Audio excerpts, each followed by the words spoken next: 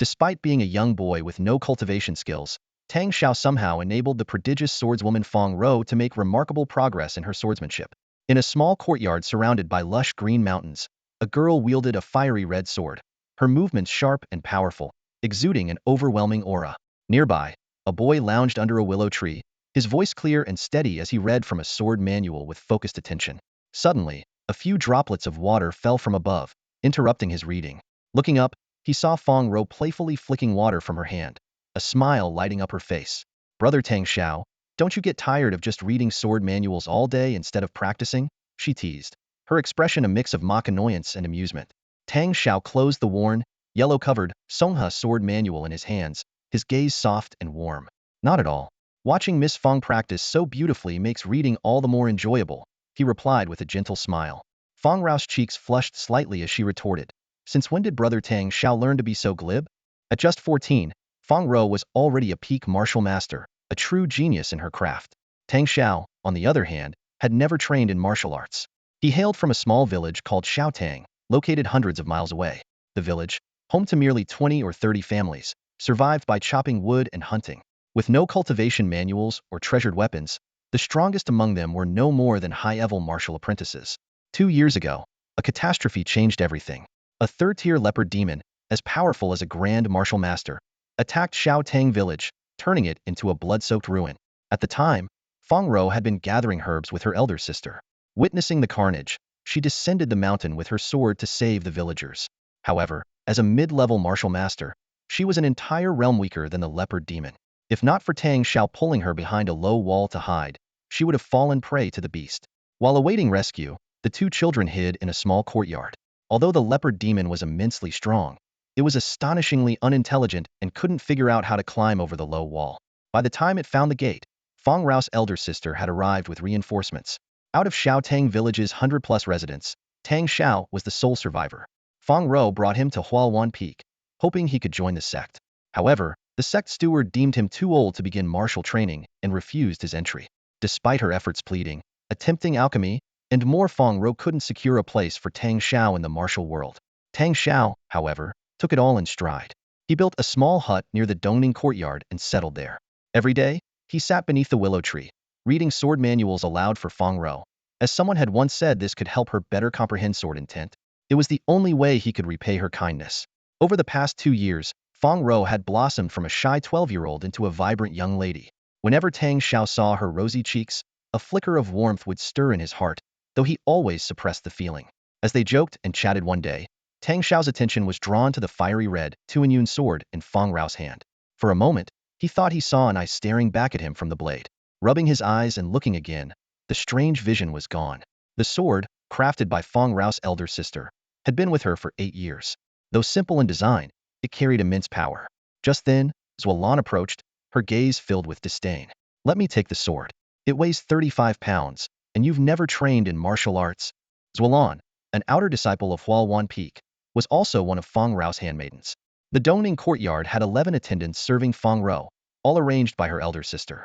According to sect rules, martial masters could become outer disciples, grand martial masters could become inner disciples, and only those at the master level could become personal disciples. Although Fong Row was only a peak martial master, her elder sister's influence allowed her to be an exception, granting her inner disciple status and a private courtyard. As they spoke, a voice announced from outside the courtyard, "The sect leader has arrived." 2 elegant figures entered the first, a woman in a violet robe with a face as radiant as a lotus and hair cascading like a waterfall, was Fong Rao's elder sister, Fong Li, the leader of the Yinshu sword sect. Beside her stood a young man in a cream-colored robe, his confident smile radiating charm. Her fiancé, Kong Feiliang. Fong Row greeted them warmly. "Sister-o, brother-in-law is here too?" Kong Feiliang's gaze lingered on her, making her feel as though needles were pricking her skin, causing her to frown slightly. Fong Li cast a brief glance at Tang Shao, who promptly excused himself. Before he left, Fong Row reminded him to come back for meals. Fong Li coldly instructed Fong Row to visit the Thousand Lotus Pond the next day to collect a budding, heart-nourishing lotus seed, adding that she would test her sword skills in a few days. After her sister departed, Fong Row secretly planned to gather an extra lotus seed to refine a heart-nourishing pill for Tang Shao. Excited to share the news with Tang Shao, Fong Row hurried out, only to run into Kong Feiliang, who had returned alone. His demeanor had changed entirely, his words became lewd, and he even attempted to grope her. Fortunately, an inner disciple passed by, forcing Kong Feiliong to leave in frustration. After he left, Fong Row crouched on the ground, sobbing quietly. The gentle spring breeze caressed her hair, but it couldn't soothe the pain in her heart. The Tuanyun's sword lay silently by her feet, its fiery blade seeming to emit a cold, watchful glare. Yet, like the fickle weather of summer, her mood shifted quickly. Upon seeing Tang Shao, she immediately brightened, her face lighting up with a smile. The next day, as they ventured to Baihua Valley, her excitement was palpable, her eyes sparkling like a hopeful little rabbit. For this trip, Fong Row brought only Huawan and Ling Mei, two outer disciples. Baihua Valley, the herbal garden of Huawan Peak, was shaped like a gourd with a crescent-shaped lake at its narrowest point, known as the Thousand Lotus Pond. After verifying Fong Li's token, the plump steward at the gate reminded them of a third-tier ice python lurking in the inner valley. Passing through the scattered herb gardens, the air grew thick with the intoxicating scent of medicinal plants. When they reached the edge of the Thousand Lotus Pond, Tang Shao marveled at the lush lotus leaves thriving in early spring. Fong Row explained that the pond was warmed year-round by underground fire. They split up to search for a budding heart-nourishing lotus seed, with Fong Row pulling Tang Shao along a moss-covered stone bridge. After about 15 minutes of searching, Tang Shao spotted a budding heart-nourishing lotus. Overjoyed, Fong Row praised him as her lucky charm. Just as she was about to pick it, a startled cry rang out. Zualan fell into the water. About 10 zhang away, Ling Mei was frantically plunging her arm into the steaming pool water, her movements frantic and desperate. Zualan was nowhere to be seen. She had clearly fallen into the scalding pool. Brother Tang Shao, be careful. Don't run around recklessly. Fong Row warned in a low voice as her slender figure darted forward like a flash of lightning. Sister Zua, reach out your hand. Tang Shao stood there, stunned for a moment, his gaze sweeping ahead. They had reached the bottom of the Thousand Lotus Pool, just 3 zhang from the shore, where the inner valley's entrance lay. Remembering Steward Li's warnings, his heart skipped a beat. Without hesitation, he followed Fong Row's lead. Though he had no formal training, years of climbing mountains and crossing rugged terrain had made him adept, even on the slippery stone bridge. Just as he caught up to Fong Row, a flash of icy blue light appeared in the corner of his eye. Fong Row had managed to grab Zualan's arm, but the latter clung to her with such force that Fong Row was nearly dragged into the water. Her brows furrowed as she suddenly heard Tang Zhao's alarmed cry. The ice python is here. Looking up, less than 5 zhang away, an enormous ice-blue serpent head emerged from the water. Its crimson tongue flickered menacingly, and the bone-chilling cold it exuded seemed to freeze the very blood in their veins. The scalding pool water and the freezing venomous air created a stark, almost unbearable contrast, and Fong Row felt as though her body was being torn apart. The ice python had spotted them. Letting out a low growl, its massive body, as thick as a human thigh, rose upright. Its cold, emotionless eyes fixed on its prey. Gritting her teeth, Fong Row shouted, Ling Mei, protect her. With all her strength, she dragged Zualan out of the lotus pool. Zualan's body arced through the air, landing beside Ling Mei, her face and arms scalded bright red. The commotion startled the ice python. It hissed violently and slithered rapidly along the stone bridge, closing in on them. Fong Row had barely regained her footing when Tang Shao stepped in front of her. His legs trembled, yet he stood firm, a desperate growl escaping his throat. Get back! Stay away! Enraged, the ice python opened its massive jaws and lunged at Tang Shao. Brother Tang Shao, watch out! Fong Row's face turned pale as she hastily threw the cloud-swallowing sword. The full-force strike of a peak martial artist managed to drive the beast back, but the sword was deflected, hurtling back and striking Tang Shao Heden. He spat blood as he was sent flying backward, crashing into Fong Row's arms. The impact left her coughing up blood as well. Strangely, the blood from both of them vanished the moment it touched the sword, as if it had been absorbed. The two of them cried out in shock as they slid across the stone bridge, teetering dangerously close to the edge. Tang Shao managed to grip the sword's hilt to steady himself, while his other hand held tightly onto Fong Row's. Fong Row, in turn, clung to his shoulder, and together they barely managed to stabilize themselves. Fear was etched across their faces. Just a single collision had nearly cost them their lives. The ice python, however, was not faring much better. The slippery stone bridge caused it to slide several chi, and its tail dipped into the scalding pool water, eliciting a series of agonized hisses. It shot off like an arrow, retreating toward the inner valley. Fong Row was just beginning to breathe a sigh of relief when a figure suddenly descended from above, grabbing her by the shoulder. Instinctively, she held onto Tang Shao, and the two of them were flung to the shore. It was Kong Feiliong, who had arrived just in time. With the strength of an early-stage grandmaster, he effortlessly threw them to safety before returning to ask, Rower, How did you end up in the water? Fong Row was momentarily stunned, answering reflexively, I didn't fall in. It was Sisters who fell, and I went to save her. Kong Feiyang frowned, his gaze briefly sweeping over Xuelan, who was being supported by Ling Mei. The look alone made Xuelan shudder. Ignoring her, he spoke to Fong Row in a gentle tone. Look at you, all disheveled, and your clothes are soaked. In truth, only the hem of Fong Row's clothes was damp. Aside from the blood at the corner of her mouth and her slightly pale complexion, she was otherwise unharmed. Kong Feiyang's expression was exceedingly insincere, as if he were reciting rehearsed lines. Fong Row noticed the unnaturalness and whispered to Tang Shao, brother-in-law, let's head back. My sister's waiting for us. She carefully supported Tang Shao as they made their way out of the valley. Compared to Kong Feiyang's composed demeanor, Tang Shao was in a far worse state. His face was as pale as paper, his lips were tinged blue, and a tear in his chest area revealed the aftermath of the cloud-swallowing sword, its sharpness evident as blood seeped from the wound. That legendary sword truly lived up to its reputation. Kong Feiyang hesitated, as if wanting to say something, but ultimately stepped aside in silence.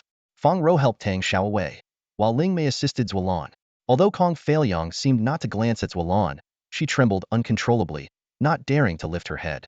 It wasn't until they reached the valley's edge that she managed to calm herself slightly, though a single tear still escaped down her cheek. After they had left, Kong Feiyang clasped his hands behind his back, staring at the lotus leaves on the pond for a long moment before letting out a cold snort. Trying to play the hero and save the damsel, only to let that guy steal the spotlight and act like some righteous knight. With a snap, he flicked open his folding fan, a smirk curling at the corner of his lips. Looks like you'll need to make him disappear first. Fine, you'll give him 3 moves.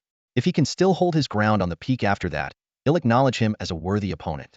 Closing the fan, he muttered to himself, first, he'll go find Fong Li Himph, that foolish woman. Back at the Dongning courtyard, Fong Row left Xuelan to handle herself. Although Xuelan wasn't injured, she had narrowly escaped being scalded by the heated pond water.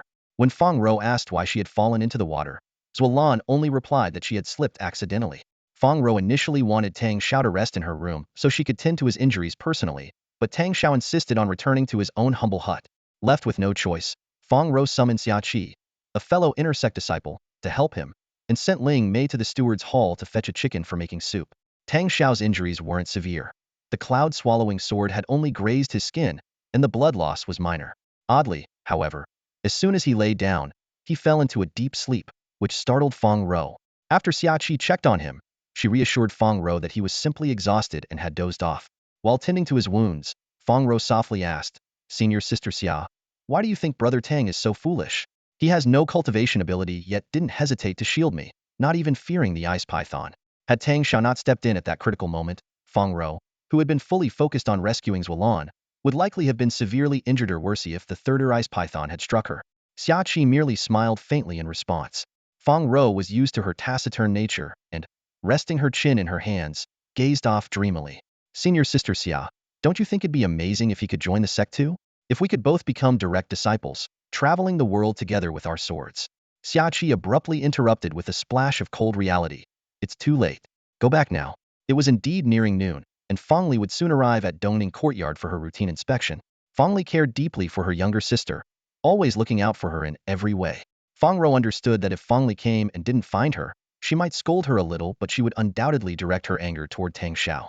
Tang Shao's presence on the mountain was unofficial, essentially a black mark, and it was only under Fong Li's protection that no one questioned his existence. Fong Row couldn't risk upsetting her sister. Pouting in reluctance, Fong Row followed Xia Qi and left. She didn't return that afternoon, instead sending Xuelan and Ling Mei to deliver a meal to Tang Shao, lotus chicken soup and spirit rice porridge. Both were prepared from rare spiritual plants and creatures found on the mountain, substances that could be toxic to ordinary people. However, after consuming spirit rice for over 2 years, Tang Shao's constitution had improved significantly, even though he couldn't cultivate. Fong Row believed the nourishing soup and porridge would aid his recovery. Xuelan and Ling Mei, however, didn't share Fong Row's concern for Tang Shao. Although Tang Shao had saved Xuelan's life, she showed no gratitude towards him. At this moment, Xuelan roughly shook him awake, shoving a bowl of porridge toward his mouth without a word of explanation. Drink up, she barked. Even Ling Mei, observing this, couldn't condone such rudeness. She quickly took the bowl from Xuelan, carefully scooped up a spoonful of porridge, blew on it to cool it, and gently offered it to Tang Shao. Here, drink this. The second miss just got scolded by the pavilion master. She didn't even have time to feel upset before rushing to make sure we brought you this chicken soup. The pavilion master scolded the second miss. Why? Tang Shao asked after taking a sip. In the Yinshu sword pavilion, Fong Li was the pavilion master, while everyone referred to Fong Row as the second miss. Ling Mei pursed her lips. It's all because of young Master Kong. He said the second miss spends her days associating with improper people and even shelters idle strangers on the mountain. Now, some in the sect are gossiping about her. Oh no, young Master Tang, I wasn't referring to you. Please don't take it the wrong way. Tang Shao fell silent, lost in thought. Improper people? Idle strangers on the mountain? Who else could that mean but him? If Fong Row had been reprimanded, it must have been because she stood up for him, perhaps even daring to defy her elder sister. Did this mean Fong Li no longer wished to protect him and wanted him off the mountain? Should he leave? If he stayed, would he only bring trouble to Fong Row? Noticing his somber expression, Ling Mei decided not to say more. She simply helped him finish most of the porridge before collecting the dishes with Zuiyu and leaving the room. As soon as they were gone, Tang Shao tried to get out of bed. It was just some superficial injuries. Why should he need to stay in bed? But the moment he moved, he felt as though a mountain was pressing down on him. He couldn't even lift his head. Gritting his teeth, he stubbornly attempted to prop himself up, only to stumble and nearly fall off the bed. The motion sent a searing pain through the wound on his chest, as though a blade had sliced through it again. He couldn't help but groan in pain and was forced to collapse back onto the bed in defeat. By dusk, Fong Row and Xia Qi came to visit. Tang Shao, still enduring waves of sharp pain, managed to exchange a few words with him before his head felt unbearably heavy, and he could only lean against the bed frame, struggling to catch his breath. Fong Row immediately noticed something was wrong and had Xia Qi check on him. Yet, Xia Qi could find no clear cause, merely attributing it to exhaustion, and advised him to rest well. As the two left, Tang Shao lowered his head with a quiet sigh. He had intended to ask Fong Row about leaving the mountain, but the words remained unspoken. If he truly had to go, could he even bear to leave? Just as his thoughts grew heavy, his gaze fell on something by his pillow, and his sigh came to an abrupt halt. It was a sword. How could Fong Row be so careless as to forget her Tun Yun sword? This was the mid-grade spiritual sword that Fong Li had specially crafted for her younger sister 8 years ago. In the Sacred Flame continent, weapons were ranked as mortal, spiritual, profound, earth, heaven, and sacred. While a mid-grade spiritual sword was not the pinnacle, it was considered a divine weapon among the younger generation of the Huawan Peak and was one of Fong Row's most prized possessions. I can't let it stay here. She'll need it for her sword practice tomorrow morning, Tang Shao thought. Forcing himself to grab the sword's hilt, he was surprised to find that the oppressive weight he had felt earlier was gone. Though still slightly dizzy, the pain in his chest had vanished. He leaped out of bed, suddenly overwhelmed by an urge to wield the sword. Without hesitation, he drew the blade and flicked his wrist. Lone Pine on the cliff, he exclaimed. This was the opening move of the Songha sword technique. Though he had only ever seen it in sword manuals, he executed it as if he had practiced it 1,000 times. With one strike, the sword's momentum flowed seamlessly, transforming into a stream of light that danced effortlessly in the twilight, fluid and graceful. Such mastery of swordsmanship might be expected from a grandmaster, a martial arts master, or at least a skilled swordsman. But for Tang Shao, who had never trained in swordsmanship, performing it with such proficiency was astonishing. After all, swordsmanship wasn't simply about swinging a blade, required a deep understanding of every aspect of the sword and the ability to grasp the elusive concept of sword intent. If one recklessly practices swordsmanship without understanding its intricacies, it not only leads to failure in mastering the art, but might also result in self-injury.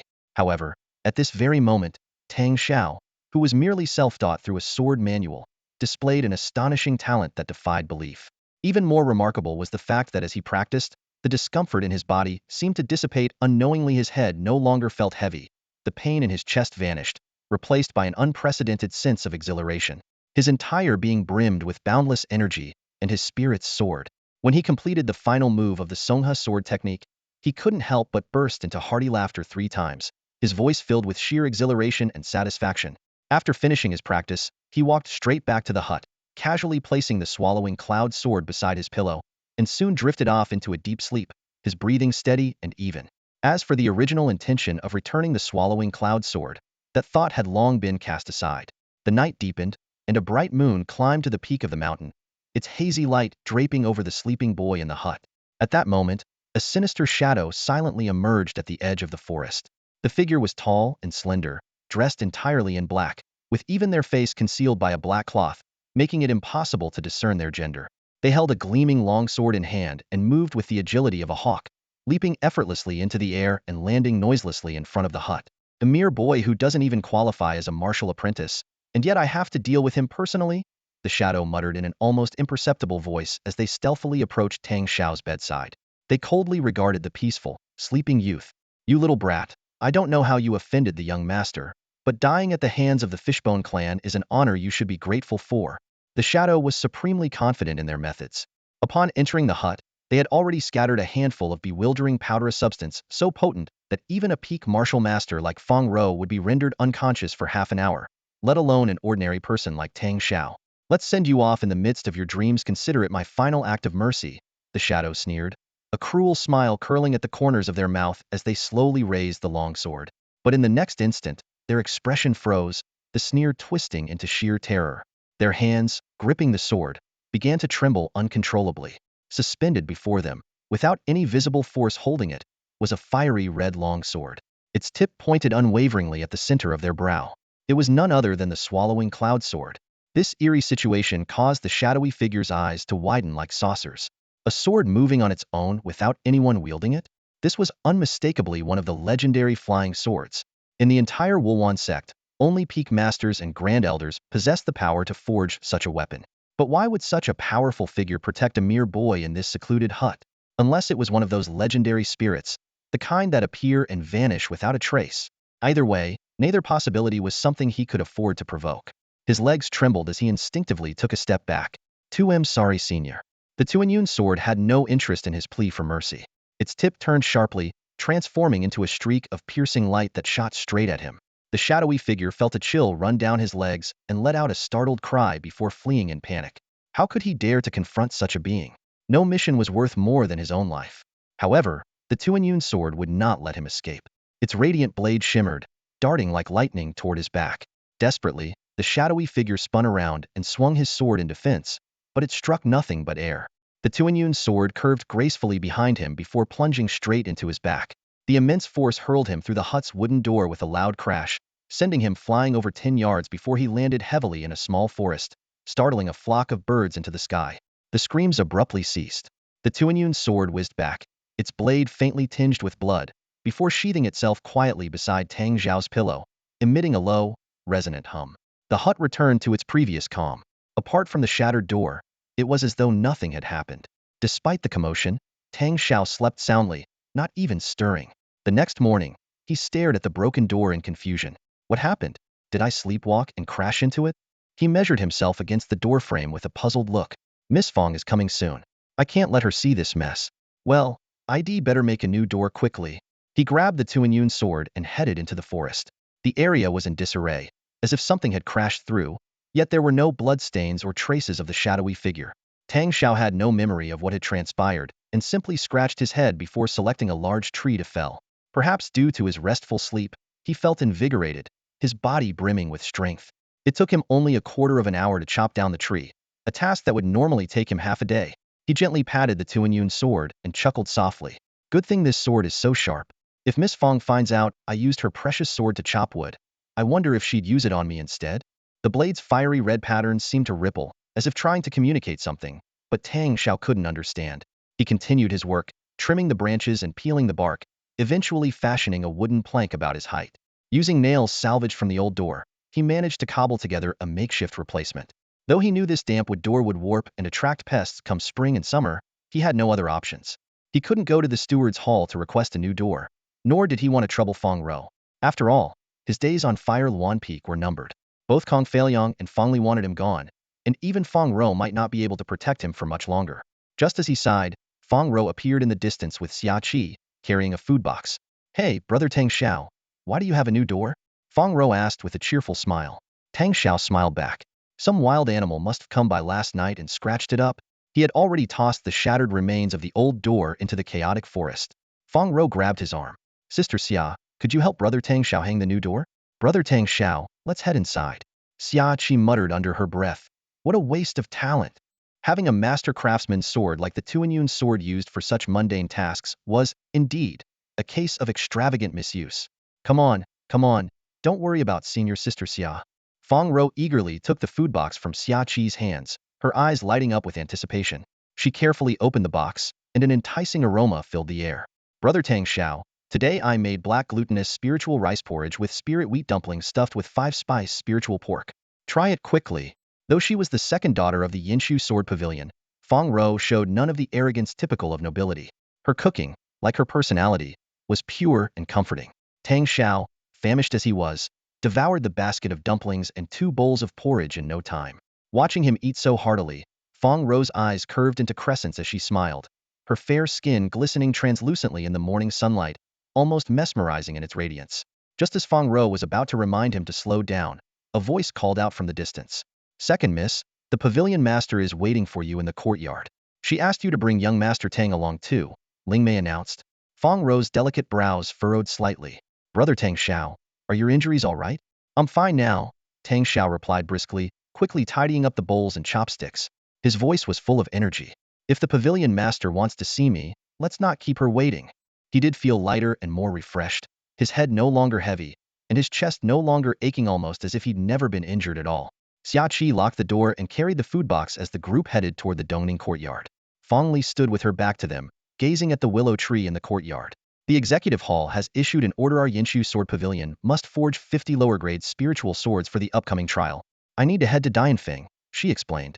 Forging swords required more than ordinary flames. Only high-level cultivators' spiritual fire or earth fire could suffice.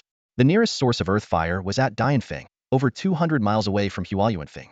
The Huawan sect had established an earth fire field at Dianfeng specifically for forging, with one of the fire pits reserved for the Yinshu Sword Pavilion.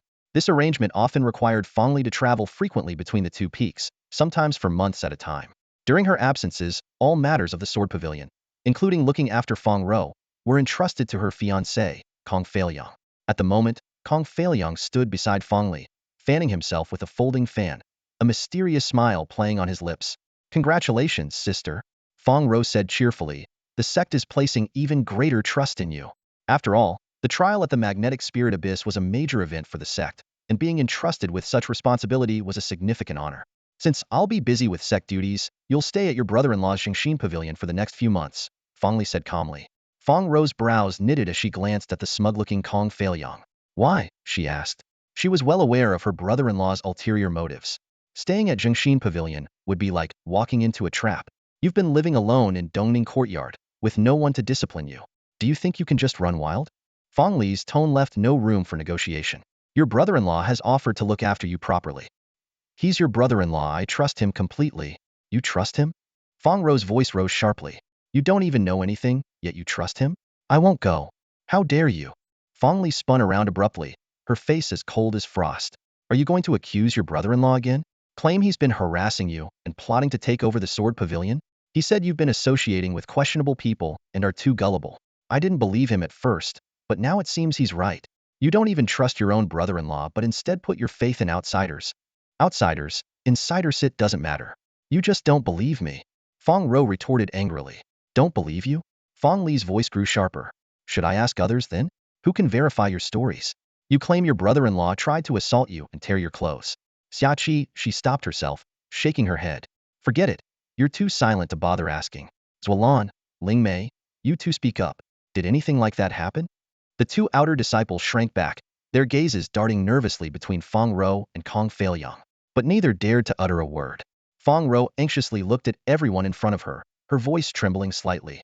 "Say something. You all know what happened." Zualan lowered her head, her voice barely audible. "Actually, none of this happened." She paused, then added, "But Second Miss warned us. If we dared to say otherwise, she'd break my legs." Ling Mei didn't dare to lift her head either, softly echoing, "Second Miss is really fierce. She even traced a sword along my leg." Her voice grew quieter and quieter. "Master, I'm sorry. What are you all talking about?" Fong Row's face turned crimson with panic, her voice rising in pitch. "Enough." Fong Li's sharp voice cut through the tension, her eyes cold as ice. "Do you still think you can fool your elder sister? Humph.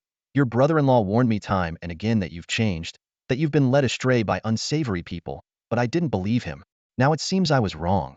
There's no place for outsiders from the foot of the mountain here." Fong Row's heart clenched.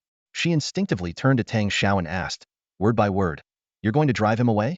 This is the sect's sacred ground. How can unrelated people stay here for long?" Fong Li responded coldly, waving her hand dismissively.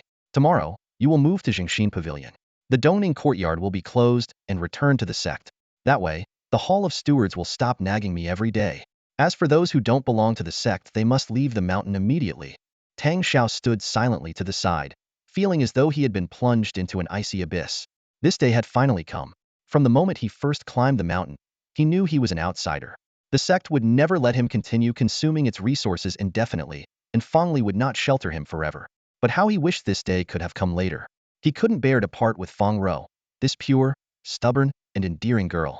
Just to be near her and study the sword manuals, he had endured the disdainful glances of the female disciples in Dongning courtyard. But now, the situation filled him with dread. He could clearly see Kong Feiliang's intentions toward Fong Ruhi's so-called hero saving the damsel act at the Chilean pool had made that obvious enough. Even more concerning was that the female disciples of Dongning courtyard had clearly been bribed. Even Xia Qi remained silent. Such calculated scheming could only mean sinister motives. Tang Shao pressed his lips tightly together, saying nothing. Though he had no cultivation skills, he wanted to stay by Fong Row's side. Even if he couldn't protect her, he would repay her kindness over the past 2 years with his life if necessary.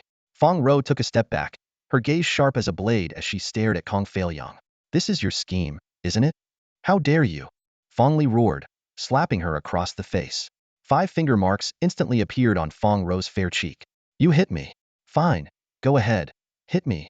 Fong Row cried as tears streamed down her face. You just want to drive Brother Tang off the mountain, don't you? Fine. I'll leave too. I'll go back home. Will that make you happy? Fong Li hesitated, a trace of regret flashing across her face. But Fong Row's words only fueled her anger. Fine, go back. I'll write to father right now, and have him lock you in the ancestral hall, so you can't cause any more trouble. Go ahead and write. Lock me in the ancestral hall if you want. I'm going to pack my things and leave the mountain right now. Fong Row shouted, crying as she stormed toward her room. Kong Feiliang quickly stepped forward to stop Fong Li, feigning a gentle tone. Why are you arguing again? And even hitting her? Do you really have the heart to do that? Let it go. Rower wasn't easy to raise and ruin her path of cultivation. Let her go to Jingshin Pavilion instead. Don't worry, I'll make sure to discipline her properly and keep her away from any bad influences. She's not inherently a bad person. I'm sorry for troubling you with all this, Fong Li said apologetically, looking at him. Kong Feiliang smiled nonchalantly. Come on, no need to be so formal between us. Doesn't that make things feel distant? Enough with the fake kindness. Fong Row's sharp voice interrupted. I will never go to Jingshin Pavilion, no matter what. You can forget about it. You don't have a choice. Fong Li snapped. I'll be leaving tomorrow morning. Once I'm gone, you'll go to Jingshin Pavilion. With that, she stormed off in a rage. Kong Feiliang smirked triumphantly, mouthing silently, you can't escape. As he passed by Tang Shao, a flicker of murderous intent flashed in his eyes. Tang Shao instinctively took a step back. Kong Feiliang sneered, shaking his folding fan as he left. At the doorway, he paused and said coldly, What? Still planning to cling on here? Tang Shao lowered his head and silently walked out of the courtyard, returning to his small hut. Fong Row watched his retreating figure, biting her lips so hard it drew blood. Tears rolled down her flushed cheeks, the sting matching the ache in her heart. After a long while, she sighed and turned to look at the female disciples in the courtyard. None of them dared meet her gaze. Zuolan and Ling Mei stared at their feet, not daring to make a sound. Fong Row understood all too well she couldn't even bring herself to strike these two.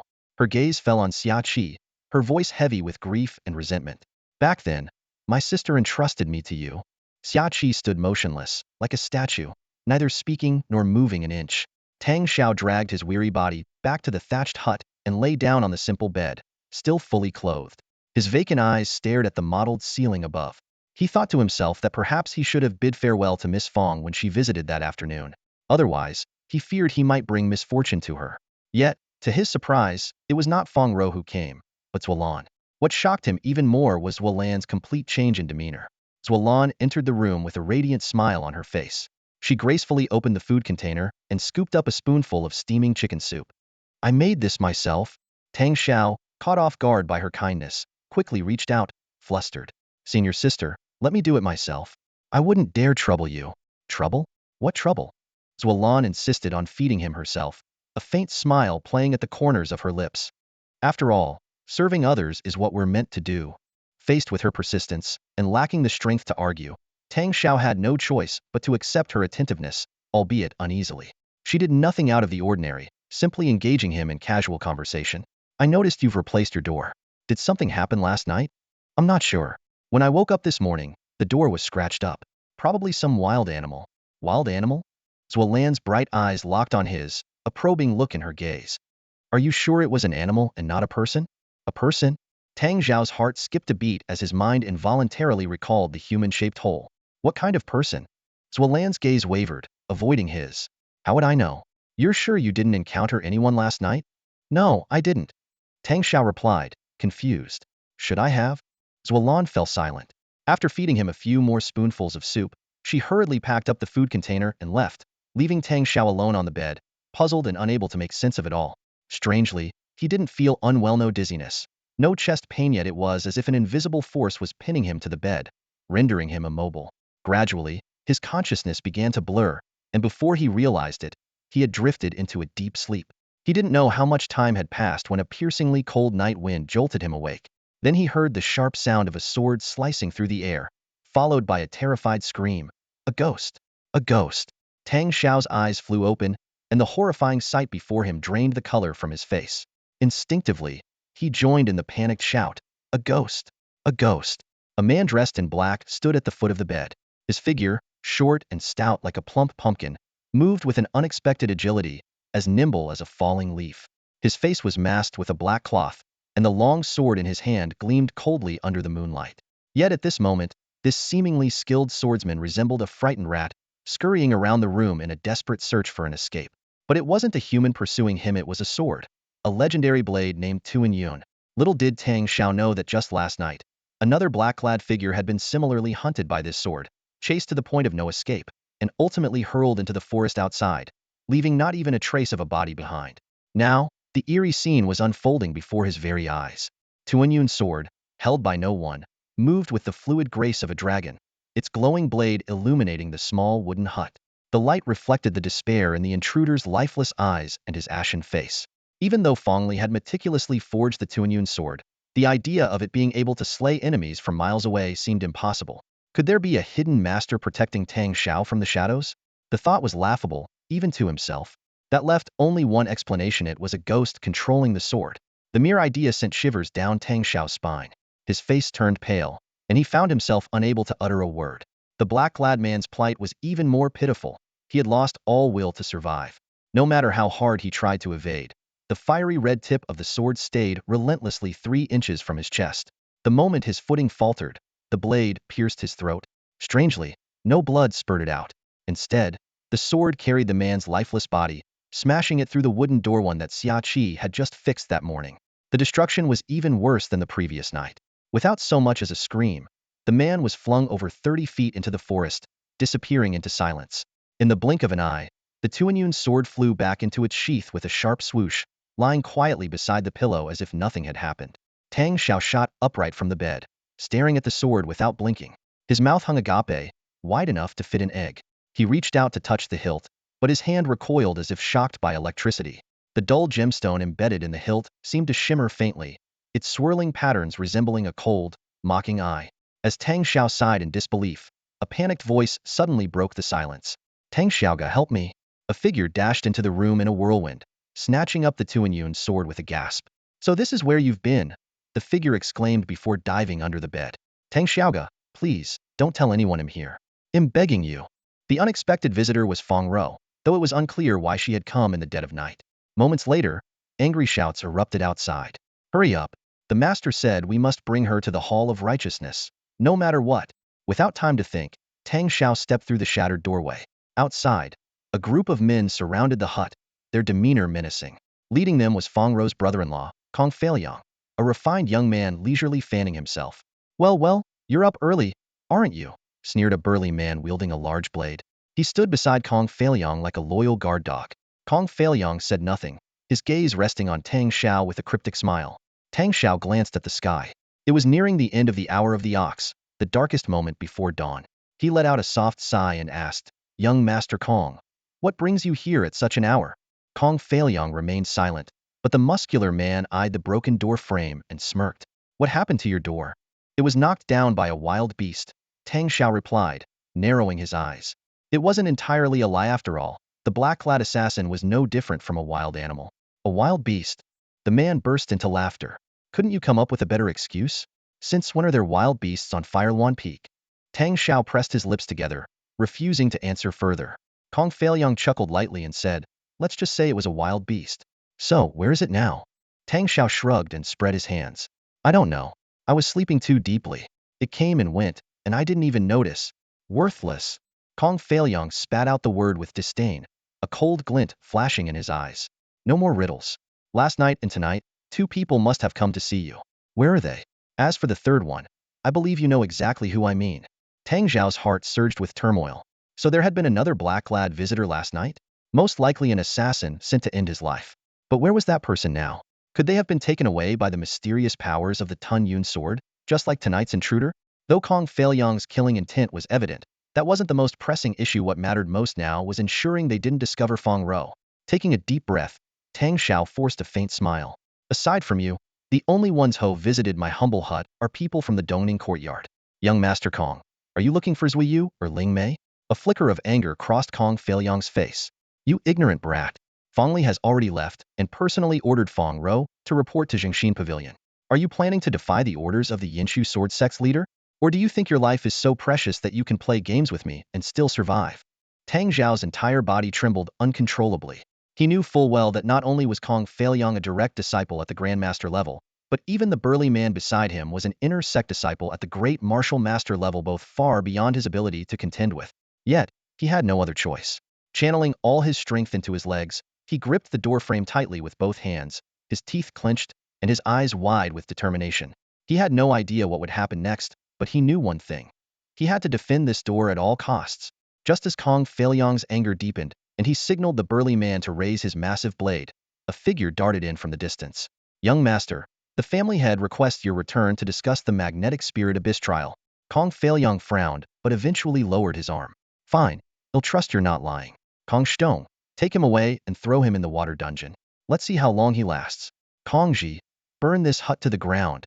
The burly man, Kong Shtong, grabbed Tang Shao by the shoulder and hauled him out of the hut. 2 outer sect disciples quickly restrained Tang Zhao's arms, pushing him up the mountain path. Moments later, a flicker of firelight rose from the hut, illuminating the early dawn sky. Tang Shao stopped in his tracks, his face filled with despair. His hut was gone, and soon, he would be no one had ever survived the Kong family's water dungeon. Fong Row, too, seemed doomed. If she didn't want to be burned alive, she would have to crawl out from under the bed, but how could she possibly evade Kongji and the others? Once taken to Jingshin Pavilion, she would undoubtedly become Kong Feilyang's plaything, with no hope of escape. Closing his eyes in anguish, Tang Shao felt overwhelmed by guilt. He had failed to protect Fong Row and let her down completely. Kong Xiong gave Tang Shao a shove from behind. Quit gawking and move. One of the outer sect disciples holding Tang Shao's arms grinned obsequiously. Senior brother Kong Xiong, once we passed through Black Maple Forest, well-reached Stone Fork. Could I stop by home for a bit after that? Kong Xiong chuckled darkly. Kong Haitan, you think I don't know what you're up to?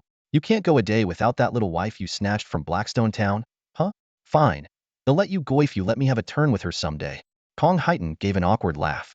Senior brother must be joking. You're always full of humor. As they entered Black Maple Forest, a sudden flash of light streaked toward Kong Xiong. At that moment, Kong Haitan had fallen slightly behind while chatting, and the other disciple was leading Tang Shao a few paces ahead. The sword light descended from a black maple tree just after Tang Shao and the other disciple had passed by.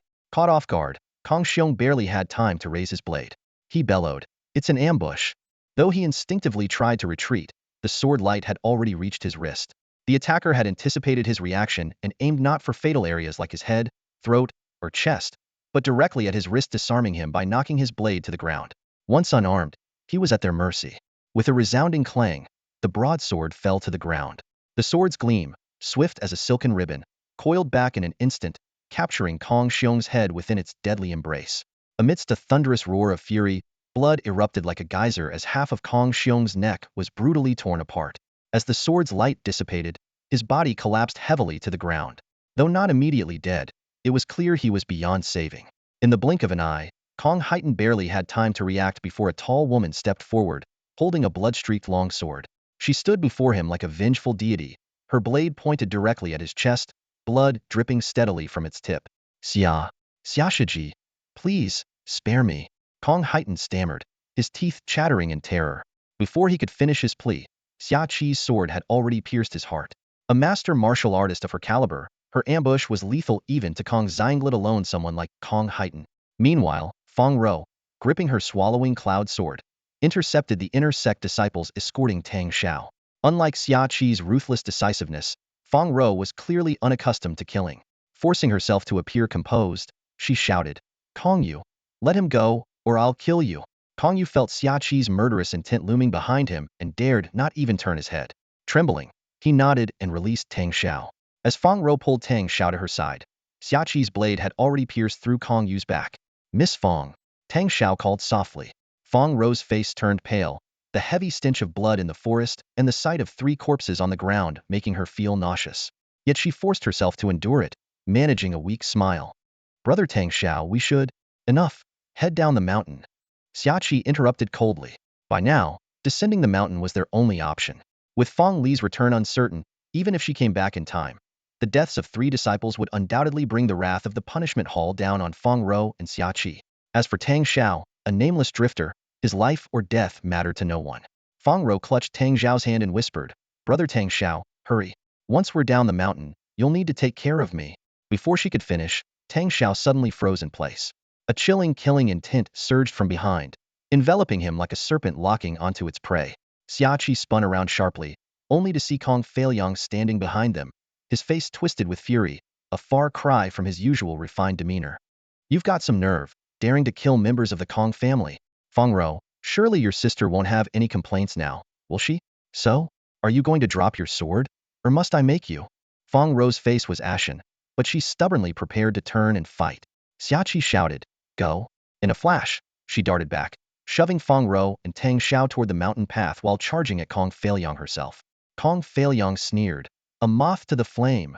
With a flick of his folding fan, he effortlessly deflected Xia Qi's desperate strike. It was indeed a futile effort, and all 3 of them knew it. Though Xia Qi had managed to kill Kong Ji and Kong Xiong earlier, those victories relied on surprise attacks. Even against someone of equal strength, she would struggle to win quickly, let alone against Kong Feilyang, a personal disciple of the Grandmaster realm, 1 level above hers. With a deft twist of his fan, Kong Feilyang disarmed Xia Qi, sending her sword flying. The fan's handle struck her, sending her hurtling several meters away to land heavily on the mountain path, coughing up blood. Fong Row cried out in horror, "Shiji Xia," and moved to rush to her aid. Xia Qi screamed hoarsely, "Tang Shao, take her and go." Ignoring her sword, she charged at Kong Feilyang barehanded. Fong Row's anguished cries echoed as she struggled to break free, but Tang Shao held her tightly, dragging her down the mountain. He knew all too well that Xia Qi's fate was sealed. Her sacrifice could only have meaning if they escaped. He and Xia Qi could die, but Fong Row had to survive. The morning sun had begun to rise over the eastern peaks. If they didn't flee quickly, discovery by the punishment hall would leave them no chance of survival. Fortunately, the mountain path was smooth. After sprinting down the stone steps for 2 or 3 minutes, they reached level ground. A short distance further lay the mountain gate, beyond which was the main road leading down to the foothills. At this hour, the gate was just opening, and the gatekeepers were preoccupied with their duties. But he didn't know if, in the mere 100 distance ahead, he and Fong Row would still have the chance to make it across. Xia Qi's lifeless body lay sprawled behind them, soaked in blood. Her eyes were wide open, pupils frozen with endless longing and regret. Kong Feilyang's fan had left over a dozen fatal wounds on her body, each one deep enough to expose bone. "Go," Tang Shao shouted, using all his strength to push Fong Row toward the mountain gate. She struggled desperately, trying to turn back, but he couldn't let her see the horrifying scene behind them. He had to look back. An invisible thread seemed to pull his gaze towards Xia Qi's lifeless eyes. But he forced himself to look away almost immediately, for Kong Feilyang was already closing in like an arrow loosed from its bow. Tang Shao grabbed the swallowing cloud sword from Fong Row's back and held it across his chest. That instinctive motion suddenly filled him with courage, and he shouted at Kong Feilyang, "Come on, I'm not afraid of you." To his surprise, Kong Feilyang actually stopped in his tracks, his brows furrowing. He raised his folding fan defensively in front of him, but for the moment, he didn't attack. "Tang Xiaoga." Fong Rao's panicked scream came from behind. "Go. Get down the mountain. We'll find you soon." Tang Shao barked back at her. "Find her?" Kong Feilyang sneered coldly. "You really think you'll live long enough?" Before he could finish, Tang Shao had already gripped the sword tightly in both hands and thrust it forward. Startled, Kong Feilyang raised the ribs of his fan to block. A sharp clang echoed as the swallowing cloud sword was sent flying into the air. "Pathetic insect," Kong Feilyang sneered, lunging forward. His fan struck Tang Shao square in the chest, as effortlessly as swatting a fly. Blood sprayed into the air, forming a crimson mist mixed with fragments of shattered ribs. As the direct disciple of a grandmaster, Kong Feiliang faced the mysterious cloud-swallowing sword with a calmness that starkly contrasted with the black-clad figure's unease. Through keen observation, he quickly discerned that the sword's strength was merely at the peak level of a great martial master. Its only peculiarity lay in its ability to function without a wielder. A faint smile played on his lips as he lightly tapped the sword's blade with his folding fan, sending the cloud-swallowing sword retreating several feet. Aware that the clan leader was still waiting for his return, Kong Feiliang decided to end the fight quickly. With a swift movement, he leaped forward, targeting Fong Row and Tang Shao, who had just reappeared. However, the cloud-swallowing sword, like a relentless shadow, curved elegantly through the air and shot straight toward his chest. This unexpected dilemma irked Kong Feiliang had to choose between abandoning his pursuit or taking the hit. Cursing under his breath, he blocked the attack with his folding fan. The sword struck heavily against the fan's ribs, forcing him back several steps as his internal energy surged chaotically. Just as he was about to counterattack, the sword, which had been repelled, flashed like lightning and aimed for his forehead. Damn it! Kong Feiliang finally cursed aloud. The sword was as annoying as a persistent fly not strong enough to harm him, but endlessly aggravating. Meanwhile, Fong Row had already helped Tang Shao up and was rushing toward the mountain gate. The gatekeepers, intimidated by the presence of the Yinshu sword sect's second miss, fumbled to open the gates in a panic. Losing his patience entirely, Kong Feiliang decided he had had enough.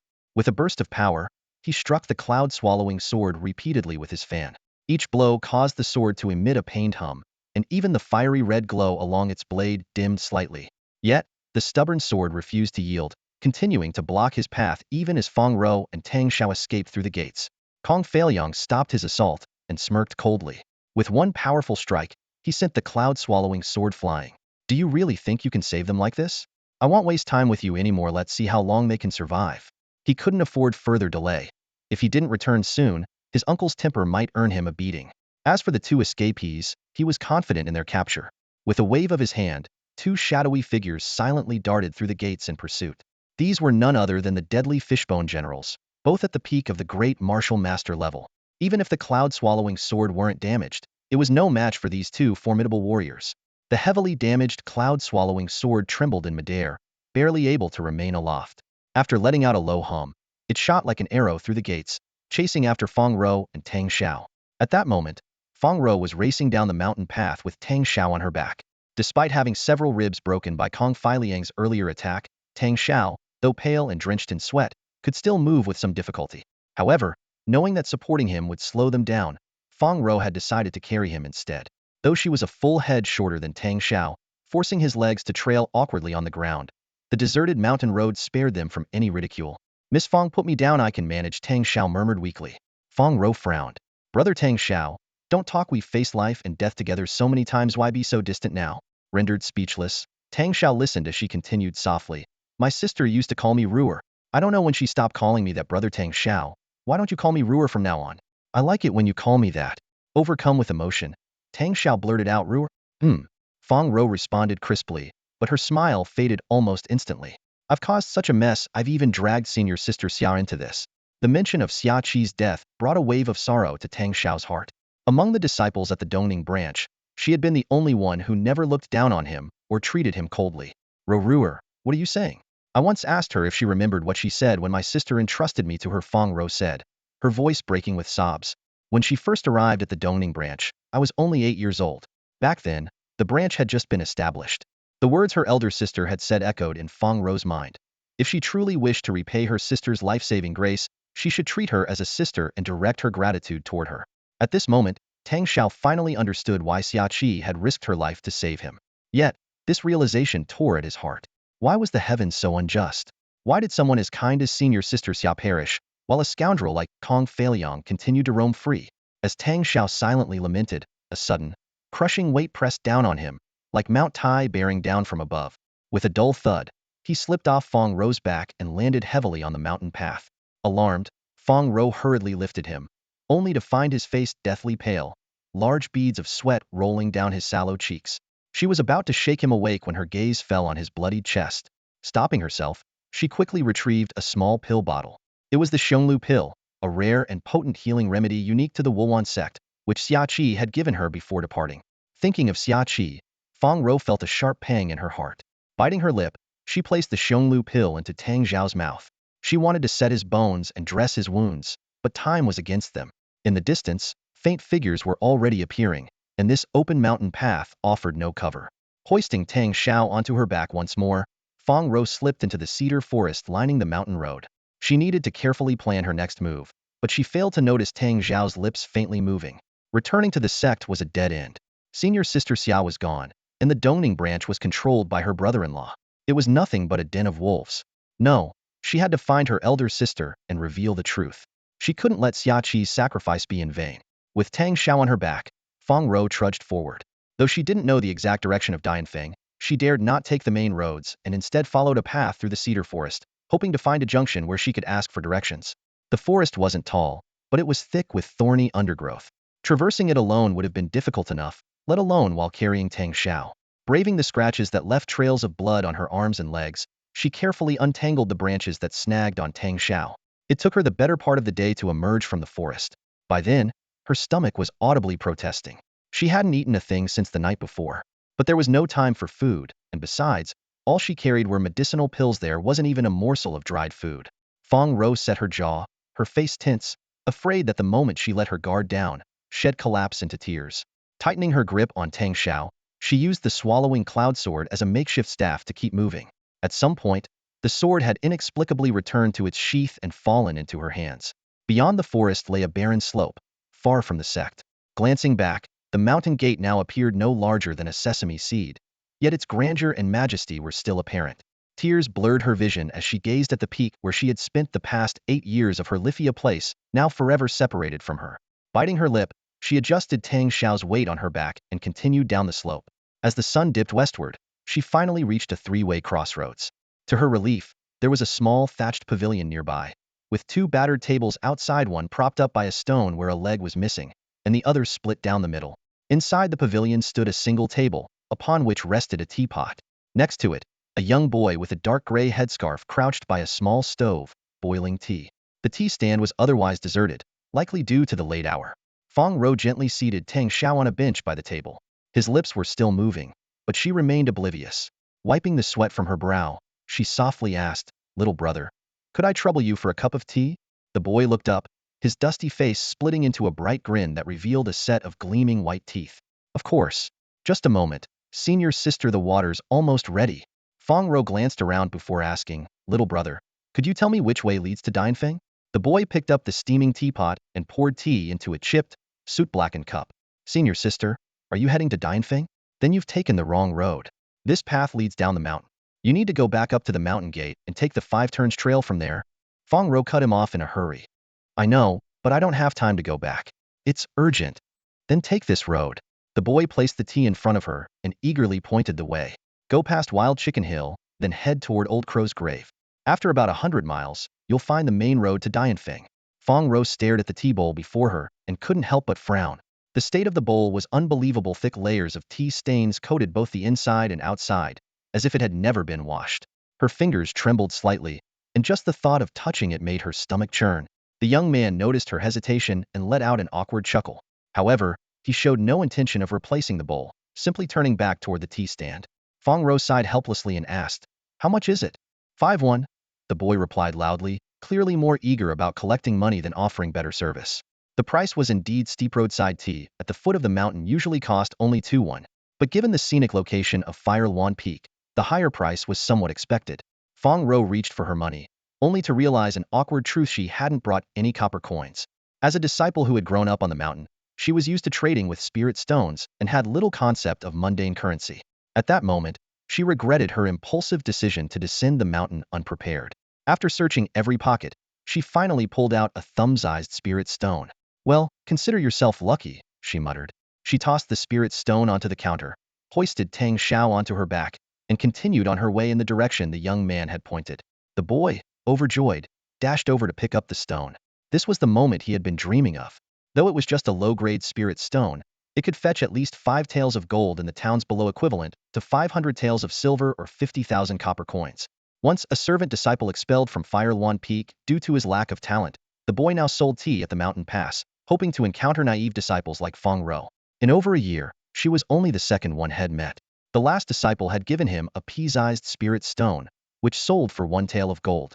With today's windfall and his savings, he now had 6 taels of gold, enough to buy a small house in the town below. While his cultivation was unimpressive, his enhanced physique meant he could easily live to 80 or 90. Starting his own sect might be out of reach, but becoming a wealthy landowner and marrying a young, beautiful wife seemed well within his grasp. Thrilled, the boy began planning his descent to the town the very next day. Meanwhile, Fong Row had carried Tang Shao to a small grove, where she was forced to stop. Though she was anxious to reach Huawan Peak, 3 reasons compelled her to rest. First, her growing hunger. Second, her concern for the still unconscious Tang Shao. And most importantly, the 2 men blocking the road ahead at Wild Rooster Ridge. Despite being located within the 5 Huawan sect, one of the 3 great sects of the Yanhan Empire, the Ridge had a rather rustic name. A more refined sect might have called it Phoenix Song Slope.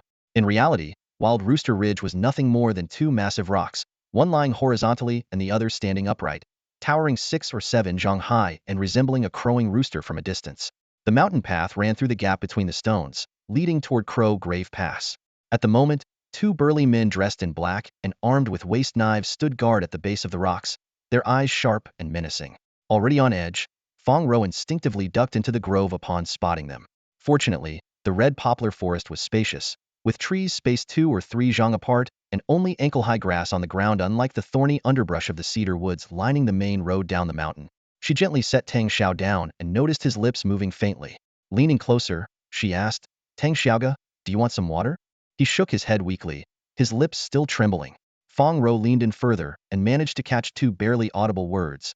"Practice sword?" Recalling how her sister had once teased her for practicing swordsmanship like a dance, saying she had yet to grasp the essence of the sword, Fong Row assumed Tang Shao was complimenting her graceful technique. Her face flushed.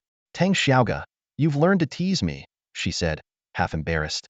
Despite her words, she unsheathed her cloud swallow sword and began to move, her waist twisting as she danced through the grove in a display of elegant swordsmanship.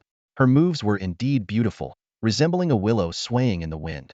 However, far from admiring her, Tang Shao's expression grew increasingly anxious. Fong Row performed a few graceful moves, then turned her head and caught Tang Xiao's gaze. She froze for a brief moment, slightly startled. Taking light steps, she approached him and leaned her ear close to his lips.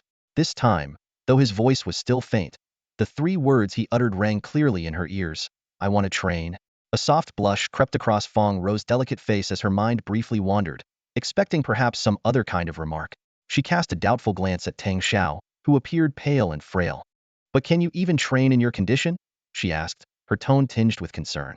Still skeptical, she handed him the swallowing cloud sword, a weapon weighing an impressive 35 pounds, ready to intervene at any moment should he falter.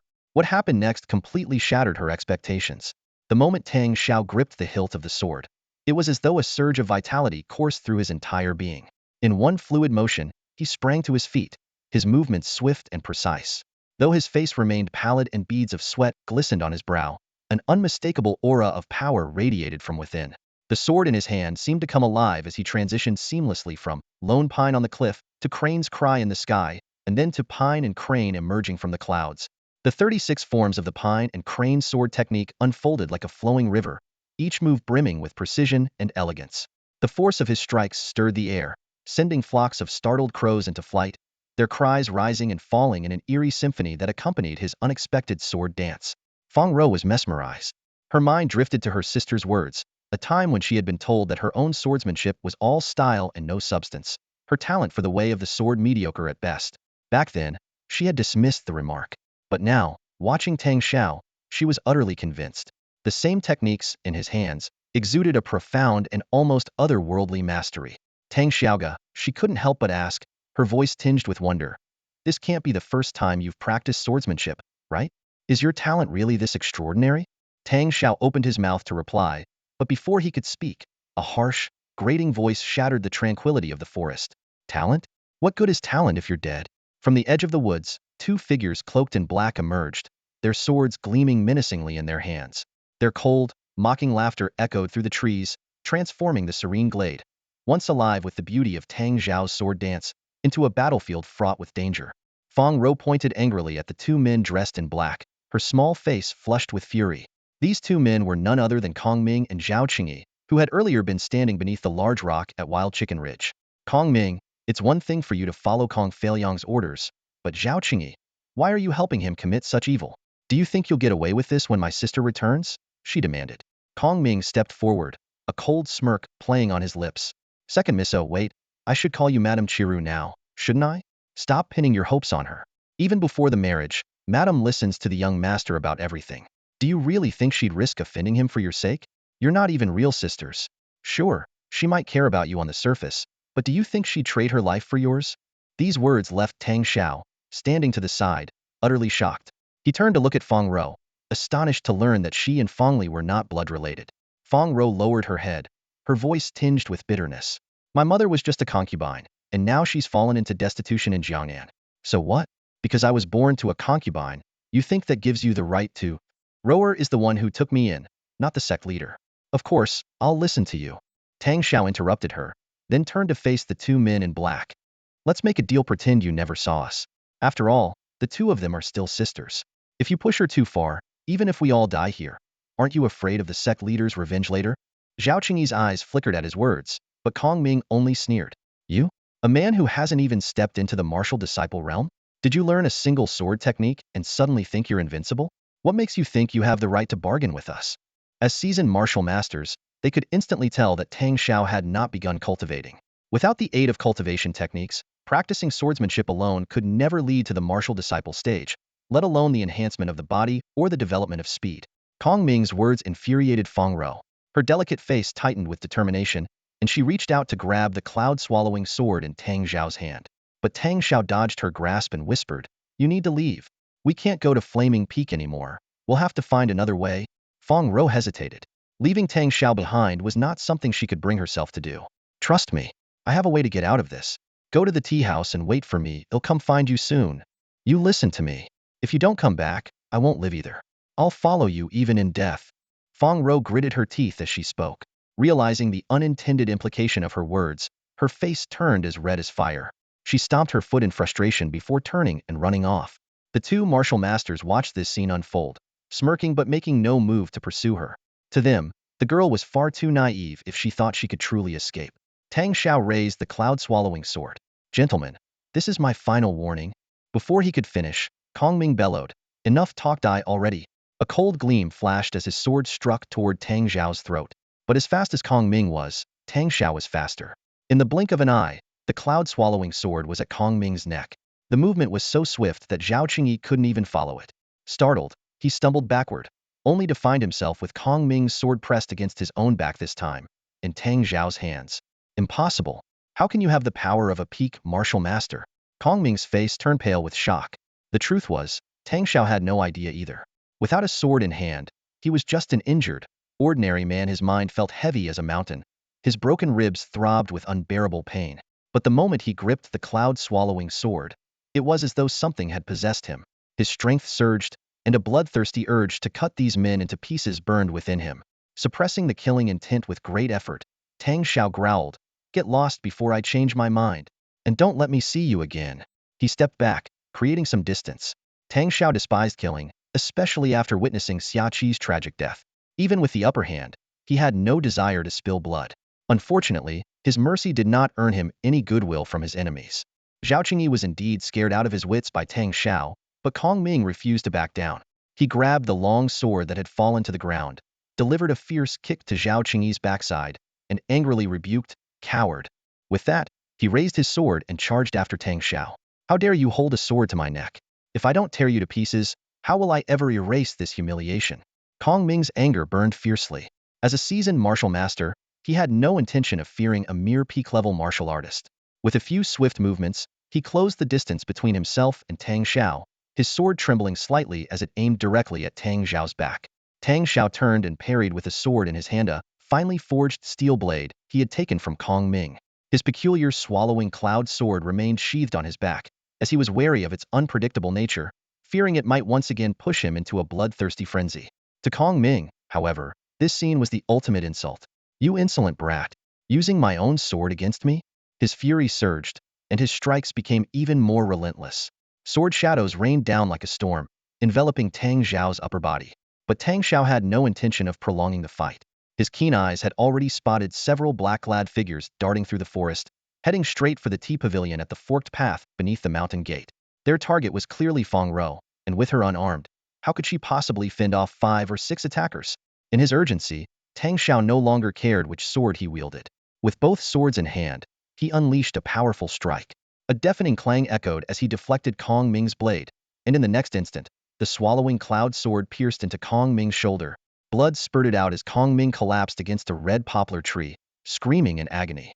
Seeing this, Zhao Qingyi crumpled to the ground, his hands flailing wildly. Don't kill me. Please, don't kill me. Tang Shao cast a blood-red glare in his direction, suppressing the murderous intent surging within him. Dragging both swords, he turned and bolted. The black-clad figures had already closed in on Fong Row, and his heart raced with panic. Please, let her be safe. Fong Row's situation was dire.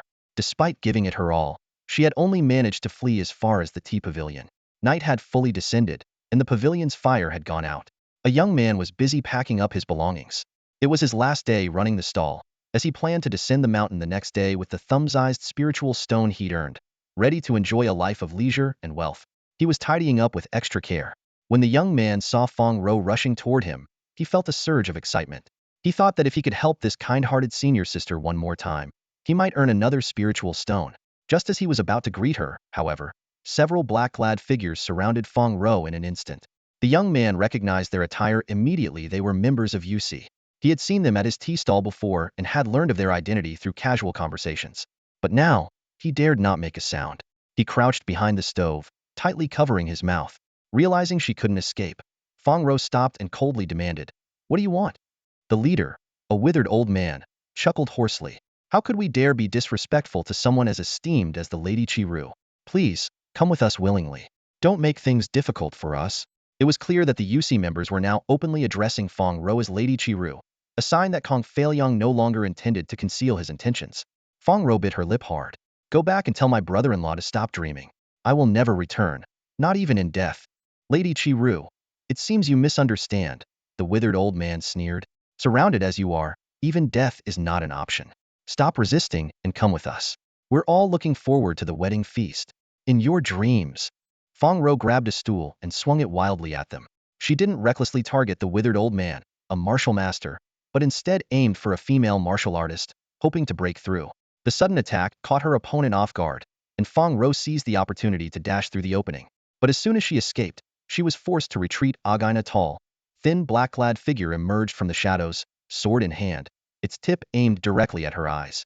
"Lady Qiru, your lack of cooperation is putting us in a difficult position," the withered old man said, his voice dripping with mockery. But before he could finish, Fong Row's figure vanished.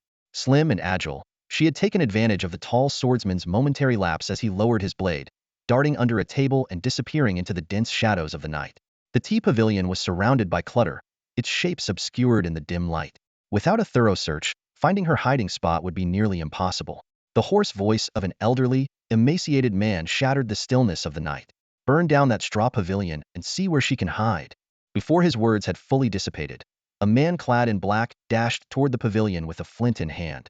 Just as the critical moment approached, a thunderous voice erupted from within the pavilion. "How dare you cause such tyranny and harm under the shadow of Huawan Peak? Are you disregarding the authority of the Five Luan sect?" The sudden outburst startled everyone present. Inside the pavilion was none other than a young man. Though he was acutely aware of the risks of impersonating a senior sect member, the imminent threat of fire left him no choice but to take the gamble. The gaunt old man cupped his hands in a respectful gesture. "May I ask which esteemed senior graces us with their presence? Might this humble one have the honor of beholding your esteemed visage?" The young man let out a cold laugh. "Forget whether my visage is esteemed or not. The rules of the Five Luan sect clearly forbid the abduction of innocent women. It seems you have no regard for our sect." His words, however, betrayed a fatal flaw. The old man's eyes darkened, and he barked harshly, "Who dares to make a mockery of me? Kongqi, kill him." In an instant, a piercing scream echoed from within the pavilion. Fong Row, witnessing the scene, was overwhelmed with urgency. Grabbing a wooden stool, she charged into the pavilion. The stool crashed heavily against Kongqi's wrist, forcing him to drop his blood-stained sword. Seizing the weapon, Fong Row launched into a flurry of strikes, driving Kongqi back and landing 2 deep wounds on him.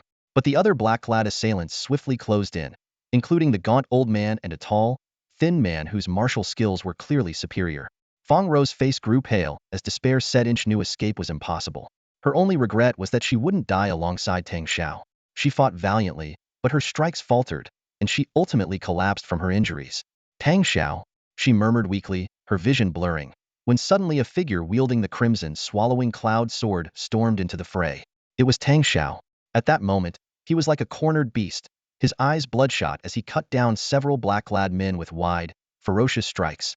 The night was soon drenched in a thick layer of blood. Tang Shao moved with the agility of a fish in water, evading the tall man's attacks and narrowly dodging a strike from the emaciated elder. With a sweeping arc of his swallowing cloud sword, he disarmed 2 more foes, then dashed to Fong Row's side. He hoisted her onto his back and made a beeline for the pavilion. Inside, the young man lay in a pool of blood, his chest slashed so deeply that bone was visible. Tang Shao sighed heavily at the sight and, with a single swing of his sword, severed the pavilion's supporting beams. As the gaunt old man and his allies rushed in, the pavilion collapsed with a deafening crash. Using the chaos as cover, Tang Shao carried Fong Row down the mountainside. Through dense forests and rugged terrain, the pair fled for 2 hours, finally losing their pursuers. Beneath the pale moonlight, Tang Shao stopped by a small stream. He intended to tend to his wounds, but when he removed his shirt, he froze. There was no blood on his chest, only a patch of ashen gray flesh the size of a bowl. At its center was a long, thin scar, the very mark left by the swallowing cloud sword at the Thousand Lotus Pool. Yet now, the scar appeared grotesque and decayed, resembling desiccated cotton. Tang Zhao's hands trembled as he splashed water onto himself, tears streaming uncontrollably down his face. In that moment, a horrifying thought gripped him. Could it be that he was already dead? Tang Shao stared blankly, tears streaming down his face. Under the moonlight, the wound on his chest looked grotesque and terrifying, yet he had no idea how to treat it. Behind him, a faint moan from Fong Row broke the silence, jolting him as if lightning had struck. He hurriedly pulled on his clothes and leapt to his feet. Seeing Fong Row struggling to sit up, Tang Shao rushed over to support her, forcing a smile. Tang Xiaoga, my wound hurts so much. Fong Row whimpered softly. The 14-year-old young lady, pampered since childhood, seemed to be enduring all the suffering of a lifetime in this single day. I'll fetch some water so you can tend to your wounds. Tang Zhao's voice trembled with emotion, his eyes reddening. I'm so sorry. Fong Row furrowed her brows, immediately understanding his hesitation. Men and women should maintain propriety, and it was inappropriate for him to assist her directly. Despite her face being drenched in sweat from the pain, a faint blush crept onto her cheeks, and a trace of sweetness stirred in her heart. She thought to herself, Tang Xiaoga is so considerate, nothing like that lecherous Kong Feilyang, who spends his days harassing others. Thinking of Kong Feilyang, her mind wandered to her sister, the Dongning Manor, and the joyful days of the past. But now, with Yusi stationed at the road, there was no way for her to reach her sister. And her sister wouldn't return for at least another month. By then, she would either be dead or have fallen victim to Kong Feilyang's schemes. No, I'd rather die than give in to that scoundrel. Sister, perhaps we can only reunite in the next life. At this thought, she recalled Xia Qi and the boy from the tea pavilion, and tears began to flow once more. Tang Shao helped her to the edge of a small stream before stepping back a few meters, turning his back to her. He lowered his head to inspect the wound on his chest. He considered using his swallowing cloud sword to cut away the decayed flesh but hesitated, worried about the pain and the possibility of alarming Fong Row. To his confusion, the flesh on his chest wasn't rotting but rather desiccating, as if it had belonged to a corpse decades old. Yet, he felt no discomfort. In fact, he was stronger than ever, capable of defeating even a grand martial master with ease. He speculated that if Fong Row learned the truth, she might not want him by her side anymore. Though he didn't necessarily need to follow her, seeing her in such a vulnerable and homeless state made it impossible for him to walk away. His thoughts grew heavier, like a mountain pressing down on his heart. Hearing Fong Row sobbing softly, he couldn't help but ask, Ruer, does it hurt a lot? His voice was hoarse. Fong Row wiped her tears and carefully undid her collar. No, I was just thinking about senior sister Xia. Her body was covered in sword wounds. Her arms, chest, abdomen, legs, and back bore at least 16 or 17 cuts. After using 5 medicinal pills and tearing up a clean shirt, she managed to bandage most of her injuries. However, the sword wound stretching from her shoulder blade to the middle of her back was beyond her reach. Tang Xiaoga, could you help me? I really can't manage on my own. Fong Row bit her lip, her face flushing crimson as her voice barely rose above a whisper. If not for Tang Zhao's newfound, unusually sharp hearing, he might not have caught her timid request. Tang Shao let out a deep sigh, trying to calm his chaotic thoughts. He was about to step forward but froze in place. Under the moonlight, The girl's skin appeared as pure and flawless as snow, so radiant it left him breathless. He forced himself to suppress the thunderous beating of his heart, clenched his eyes shut, and took slow, deliberate steps toward her. Unexpectedly, his stride was too large, and he accidentally kicked her lower back, causing her to cry out in pain. Tang Shao panicked. "I'm so sorry." Before he could finish, he slipped, his hands instinctively landing on her smooth, rounded shoulders. The soft warmth beneath his palms sent a shiver through his entire body, leaving him momentarily paralyzed as if in a dream. Fong Row let out a faint gasp, like the crack of thunder, snapping him back to reality in an instant. "Sorry. I'm so sorry. Did I hurt you?" Fong Row's voice was barely audible, trembling with a mix of shyness and pain that she couldn't hide. Her skin, as pale and smooth as lotus roots, glowed softly under the moonlight, but the ghastly sword wound stretching from her shoulder blade to her left side was jarring in its starkness. She had no choice but to remove her top for treatment, her cherry lips trembling as she bit down on them, her flushed face betraying her discomfort. "Brother Tang Shao, please hurry." Tang Shao took a deep breath, trying his best to focus solely on the wound. His hands trembled as he reached out, his fingers grazing her soft skin before recoiling as if burned. When his fingertips accidentally brushed against the wound, Fong Row's face went pale, her delicate brows furrowing as a soft whimper escaped her lips. Tang Shao carefully cleaned the wound with water from the stream. Fong Row's face was ashen, beads of sweat dotting her forehead, though she stubbornly pressed her lips together to stifle any sound. The veins bulged on her hands as they clutched the edge of her garment tightly. To distract her, Tang Shao asked softly, "Fong Rower, what do you plan to do now?" The question succeeded in diverting her attention. She frowned in thought for a moment before murmuring, her voice tinged with despair, "I don't know. I've caused so many deaths. Senior Sister Xia, the boy from Mouting. They all died because of me. Tears slid down her cheeks as she spoke. Fong Row continued, her voice heavy with sorrow. "I was 8 years old that year, just after moving into the Dongning courtyard. My elder sister brought Senior Sister Xia over and told her to repay the life-saving debt she owed by protecting me. Senior Sister Xia was only 15 at the time, but she simply said 5 words, 'I will give my life.'" She gazed at the hazy moonlight, lost in memory. "For 6 years, Senior Sister Xia treated me with more care than even my own sister did.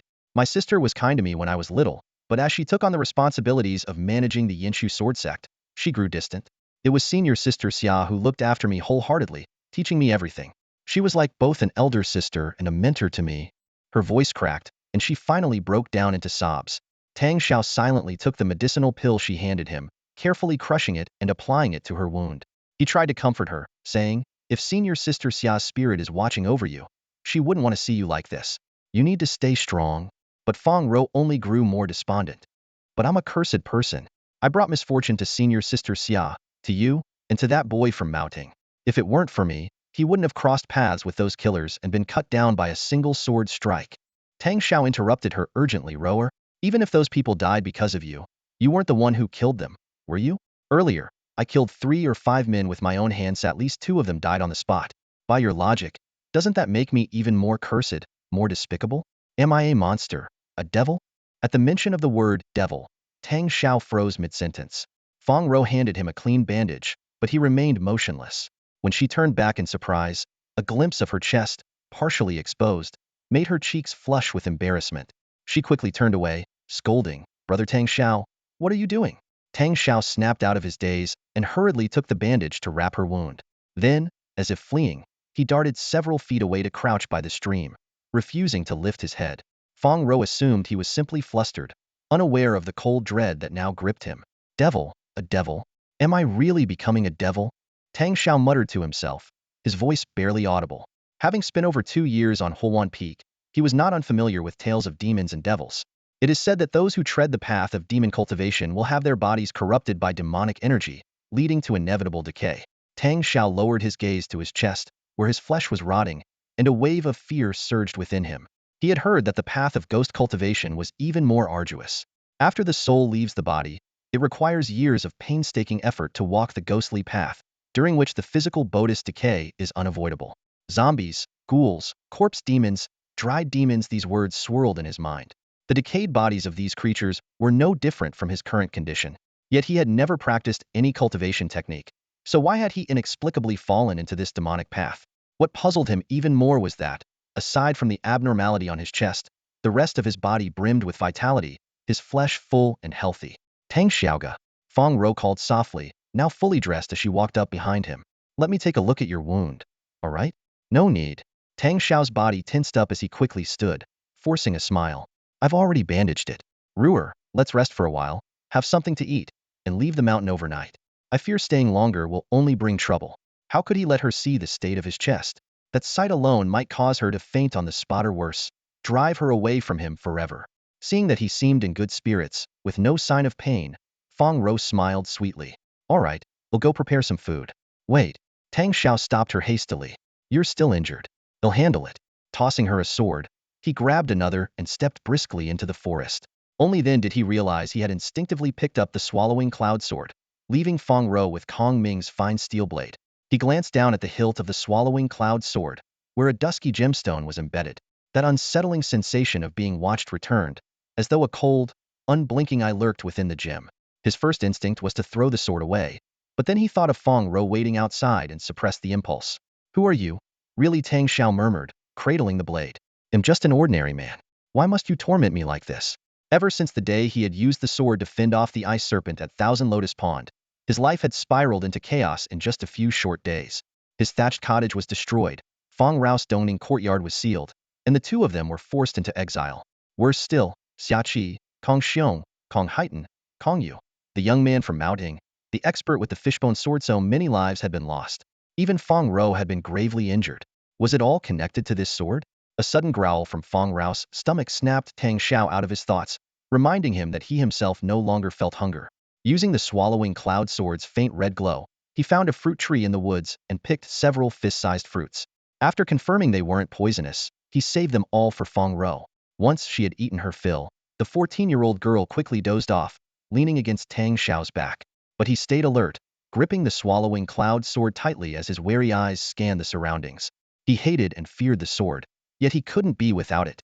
Whenever it was away from him, dizziness, searing pain from his wounds, and a sensation of his body tearing apart would overwhelm him. Well, you're still here. A mocking voice suddenly broke the silence. Tang Shao leapt to his feet, startling Fong Row awake. Across the stream stood three figures in black: an emaciated old man, a tall, thin man, and a woman with twin buns in her hair. Run. Tang Shao shielded Fong Row behind him. Watch out for ambushes in the forest. He cursed his own carelessness. In just 2 short moments of rest, these fishbone assassins had tracked them down like relentless shadows. Fong Row hesitated, worry in her eyes. What about you? Don't worry about me. They can't kill me. Tang Shao urged as he raised his sword to block an incoming strike that seemed to pierce through the air itself. Can't kill you? The emaciated elder sneered. Boy, your strength is lacking, but your confidence is impressive.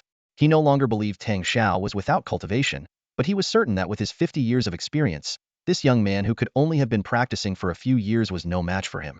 Reluctantly, Fong Row obeyed, clutching her sword as she fled into the forest. Tang Shao gripped the hilt of the swallowing cloud sword with both hands, sweat dripping down his face. He had no chance of victory, but to protect Fong Row, he had no choice but to fight to the death. The elder lunged forward like a great rock spreading its wings, his sword whistling as it sliced through the air. With a deafening clang, the swallowing cloud sword withstood the blow, but the sheer force sent Tang Shao crashing to his knees in the shallow stream, water splashing several feet high. In just one exchange, Tang Shao had been utterly defeated. He was no match for the emaciated elder at all. The frail old man had initially harbored doubts, recalling the scene where Tang Shao had broken through the blockade of the fishbone group outside the pavilion. But now, seeing Tang Shao sprawled on the ground in disarray, he burst into laughter. You two stay back and watch how I take down this brat. His sword sliced through the air, aiming straight for Tang Xiao's forehead. The strike was swift and deadly. With no time to rise, Tang Shao instinctively dove into the stream. The blade's wind grazed the top of his head, kicking up a cloud of dust. This unexpected maneuver caused the old man to hesitate for a split second. Tang Shao seized the moment, rolling on the ground, and thrust his swallowing cloud sword like a lightning bolt toward the old man's abdomen. A sharp clang echoed as the blade collided with the old man's steel sword, sending a jolt through Tang Xiao's wrist. Though his counterattack landed, it came at a cost. Thankfully, he managed to create some distance. However, from the corner of his eye, Tang Shao noticed the tall, thin man in black and the double-bun-haired woman advancing toward the stream. While they wouldn't assist the old man, their intent was to encircle him. Meanwhile, Fong Row had slipped into the forest, but there was no sign of her. I have to get out of here. Tang Shao gritted his teeth, leaping from the water with a burst of energy. He unleashed 3 rapid strikes. The old man, wary now, deflected all 3 with precision. Though the old man stood firm, Tang Shao was forced to retreat. When the old man raised his sword again, Tang Shao had already used the momentum to spring 3 meters back, breaking through the encirclement and darting toward the forest like an arrow. Think you can escape? The old man sneered, but he had missed his chance. By the time he gave chase, Tang Shao had widened the gap to nearly 5 meters. Tang Shao plunged into a thicket of brambles, ignoring the scratches and cuts on his body as he pressed forward. The black-clad pursuers, however, were more concerned with their appearance, pausing every few steps to brush away the thorns from their clothes. In no time, they lost sight of him. After a quarter hour of pursuit, the old man stopped abruptly, spitting in frustration. Damn it! The double-bun-haired woman smirked. No need to fret, Fong Lao. That boy won't get far. Of course I know that. Fong Lao snapped. But if I don't capture him myself, how am I supposed to face the young master? The 3 resumed their chase, though their pace had slowed. Meanwhile, Tang Shao, relying on his childhood experience tracking prey, followed Fong Row's trail into the depths of the forest. But what he saw there made his heart sink. Fong Row was tied up inside a hanging cage, being carried by 2 black-clad men. 2 others, swords in hand, walked ahead. Old 7, this time we've really made a name for ourselves. This catch should earn us some serious credit, right? Of course. The young master specifically ordered us to capture this one. How could he overlook us now? This girl's pretty unlucky. Just look at how the young master's other concubines are treated. Old 4, I think you're less concerned about her misfortune and more upset that she didn't end up in your hands. Haha, Old 7, you really know me too well? Their smug laughter echoed through the woods, oblivious to the dull thud behind them. It wasn't until a fiery red sword sliced through the air that Old 4 let out a startled cry, raising his own blade to block. With a resounding clang, he was forced back 5 or 6 steps. Tang Zhao's brows furrowed as he turned, deflecting another strike. He quickly realized his strength was no longer what it had been. His peak as a martial master was far behind him. Though his ambush had taken one of them down and shattered the cage holding Fong Row, he now faced 3 opponents, all skilled at the beginner to intermediate martial levels. The odds were no longer in his favor. Old Chi turned his head, a cold smirk tugging at his lips. Kid, you're walking straight into hell, aren't you? Nearly caught off guard by the ambush, Old C's fury ignited. Sword in hand, he lunged forward with a roar. Kill! In an instant, the 3 black-clad men formed a tight encirclement, their swords flashing in deadly arcs. Tang Shao was trapped, unable to fully execute his prized Songha sword technique. Without it, he was merely an average fighter. Within just a few exchanges, his movements became frantic and uncoordinated. Old Chi thrust his sword forward with precision, aiming straight for Tang Shao's center.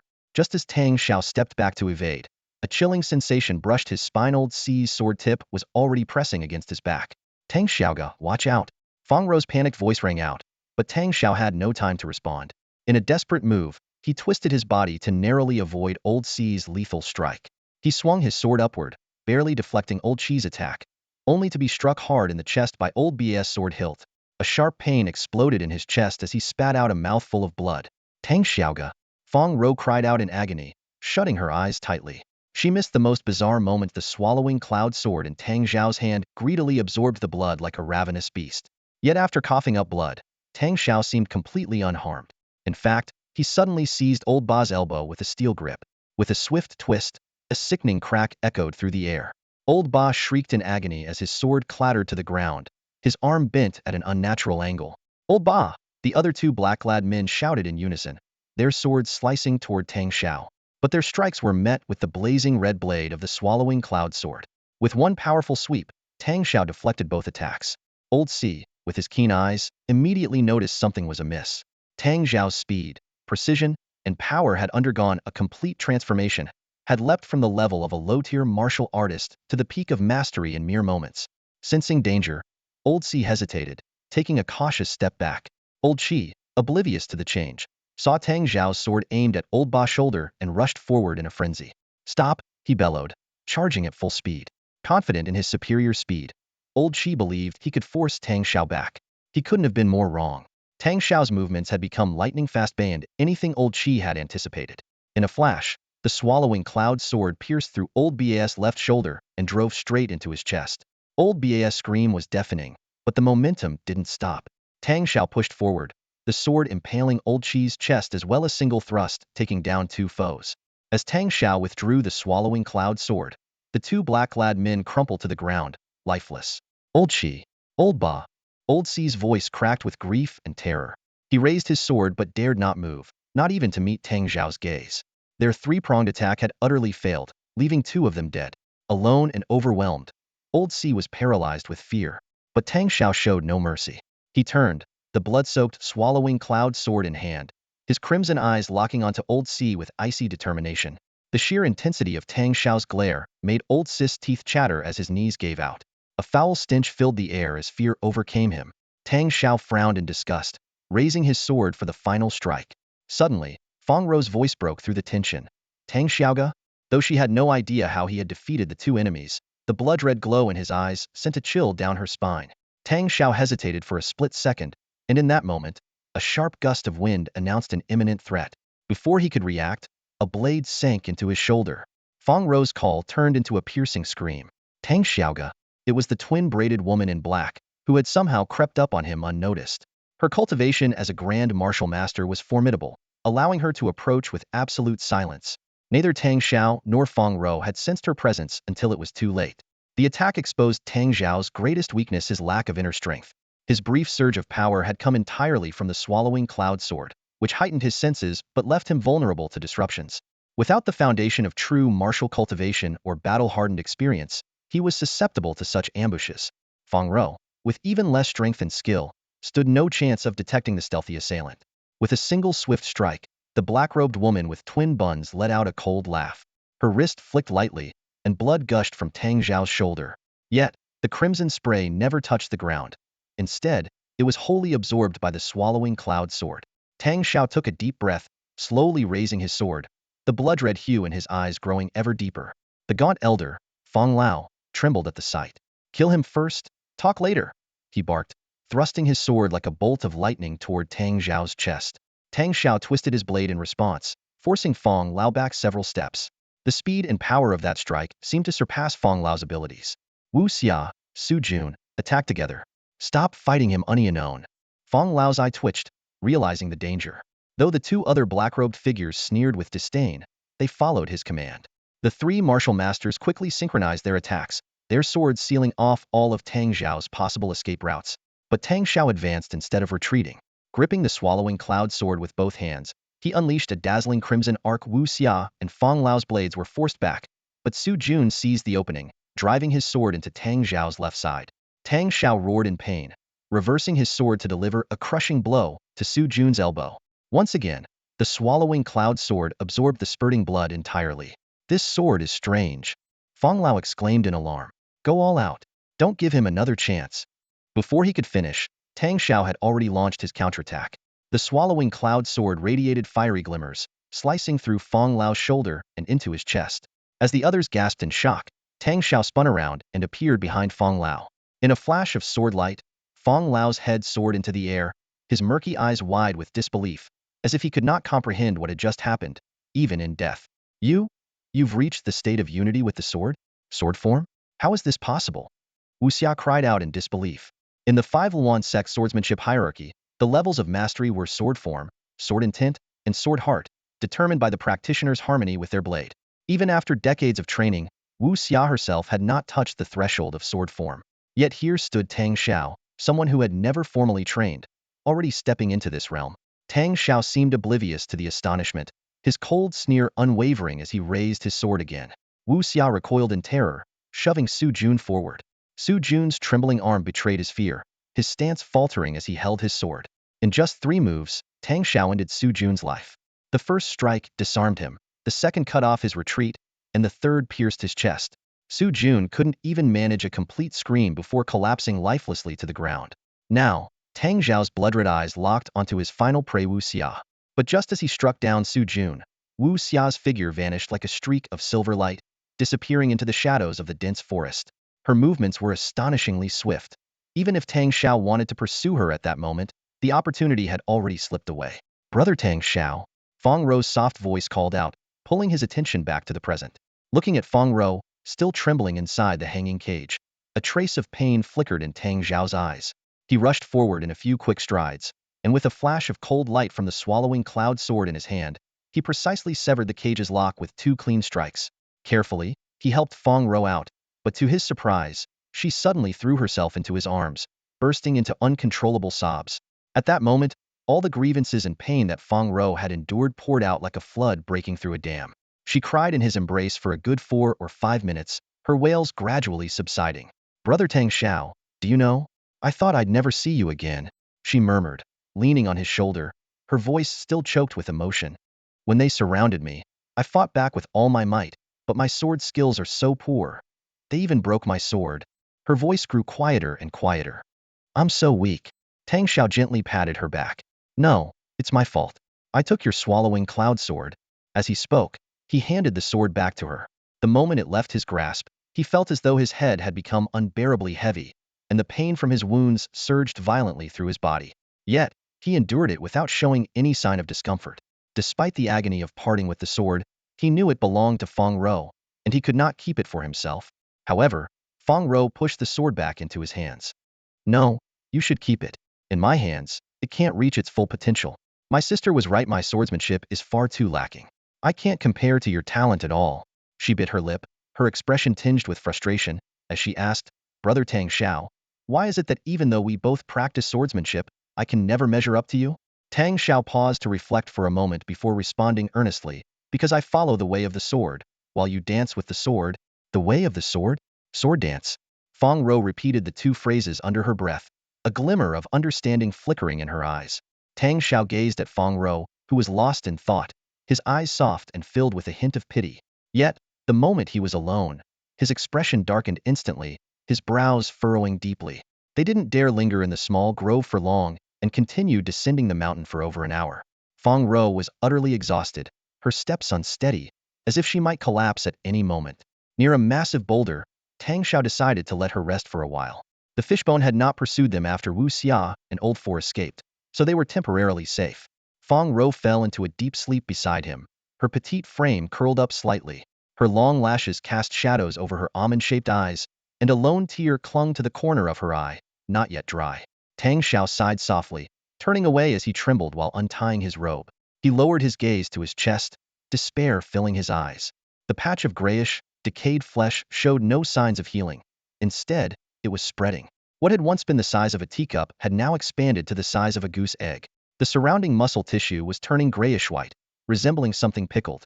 Whether he pressed or struck it, the area was completely numb, as if the blood vessels, nerves, and meridians had been entirely assimilated. The progression of the rot was painfully evident, like a relentless, unseen wind that seemed to suck the moisture from his flesh. Every second felt as though that patch of skin had been left to bake under a desert sun for an entire day. In mere moments, healthy muscle would transform into ghastly, grayish-white tissue. Tang Shao doubled over in anguish, his forehead resting against the Tun Yun's sword. Even so, he forced himself to suppress the storm of emotions threatening to erupt, afraid of waking Fong Row. In a low, trembling voice, he muttered, "What is happening to me?"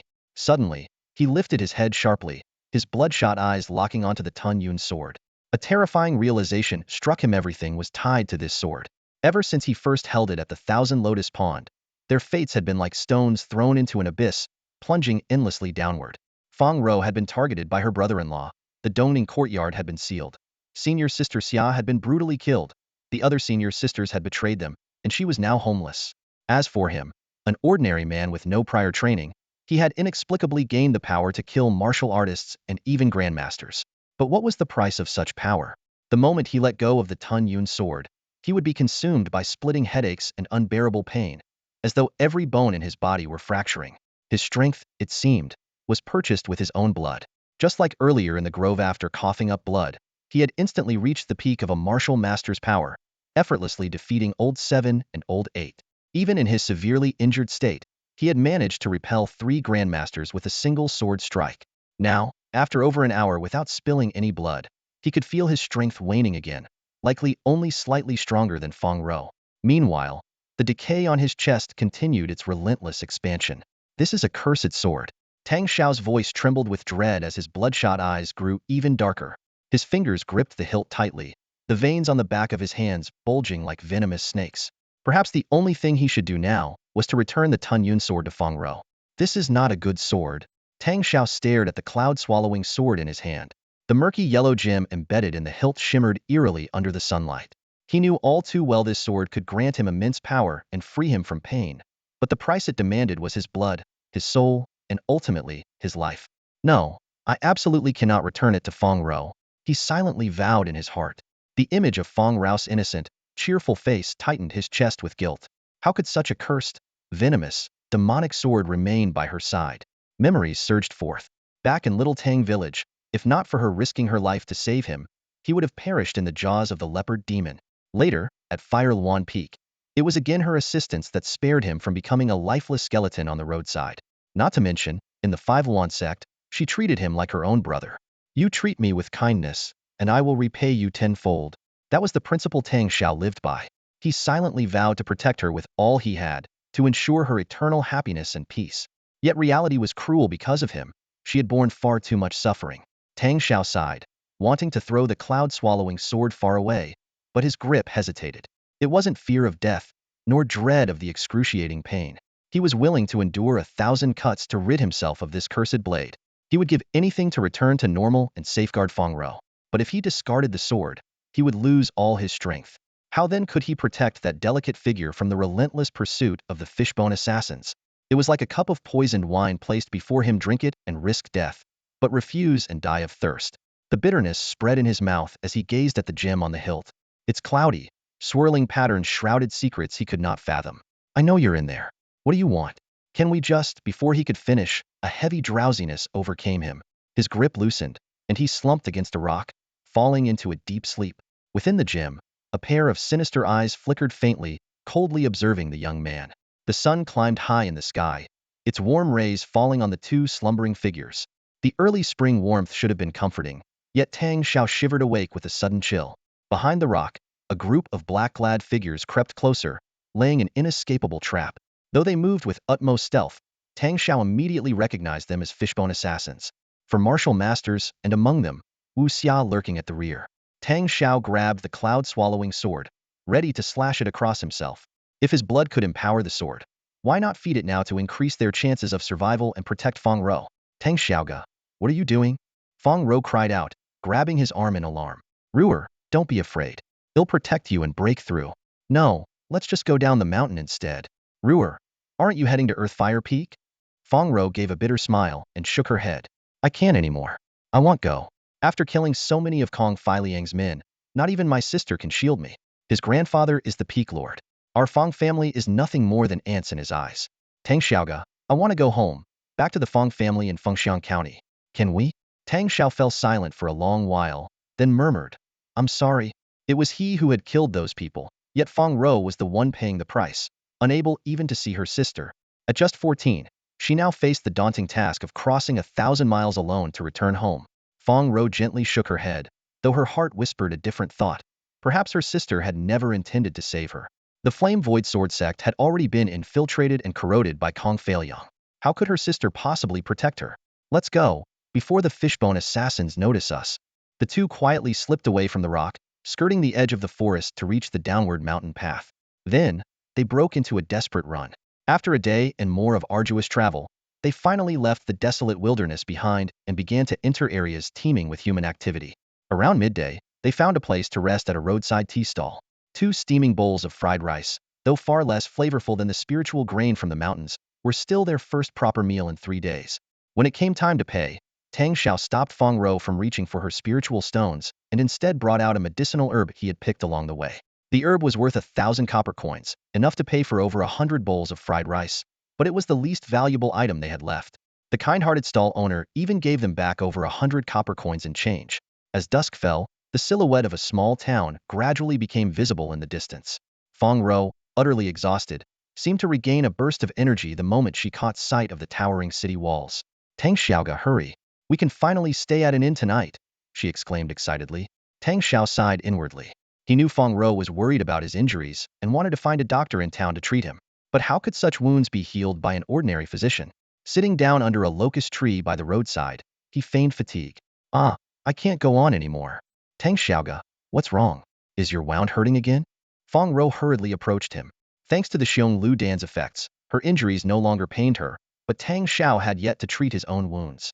I'm fine, Tang Shao replied with a smile. Just need a night's rest. Fong Row gave him a reproachful look. You can't fool me. Either you're in pain, or you're worried about me. There's still 20 to 30 li to the town. Then let's rest here for the night, Tang Shao suggested, pointing to a nearby spot. There's a tree hollow over there. I'll check if it's occupied by a bear.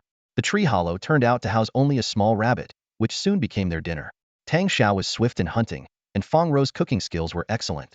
The enticing aroma quickly filled the air. Rower, do you know the way to Fengshan County? Tang Shao asked casually. I just went there last year. Fong Row replied, rolling her eyes at him. That's good. Tang Shao fell silent for a moment before continuing. When we get to town, remember to exchange some spiritual stones for gold and silver. Book an inn, take a bath, and change into clean clothes. Then buy a good sword, hire a carriage, and if possible, travel with a merchant caravan.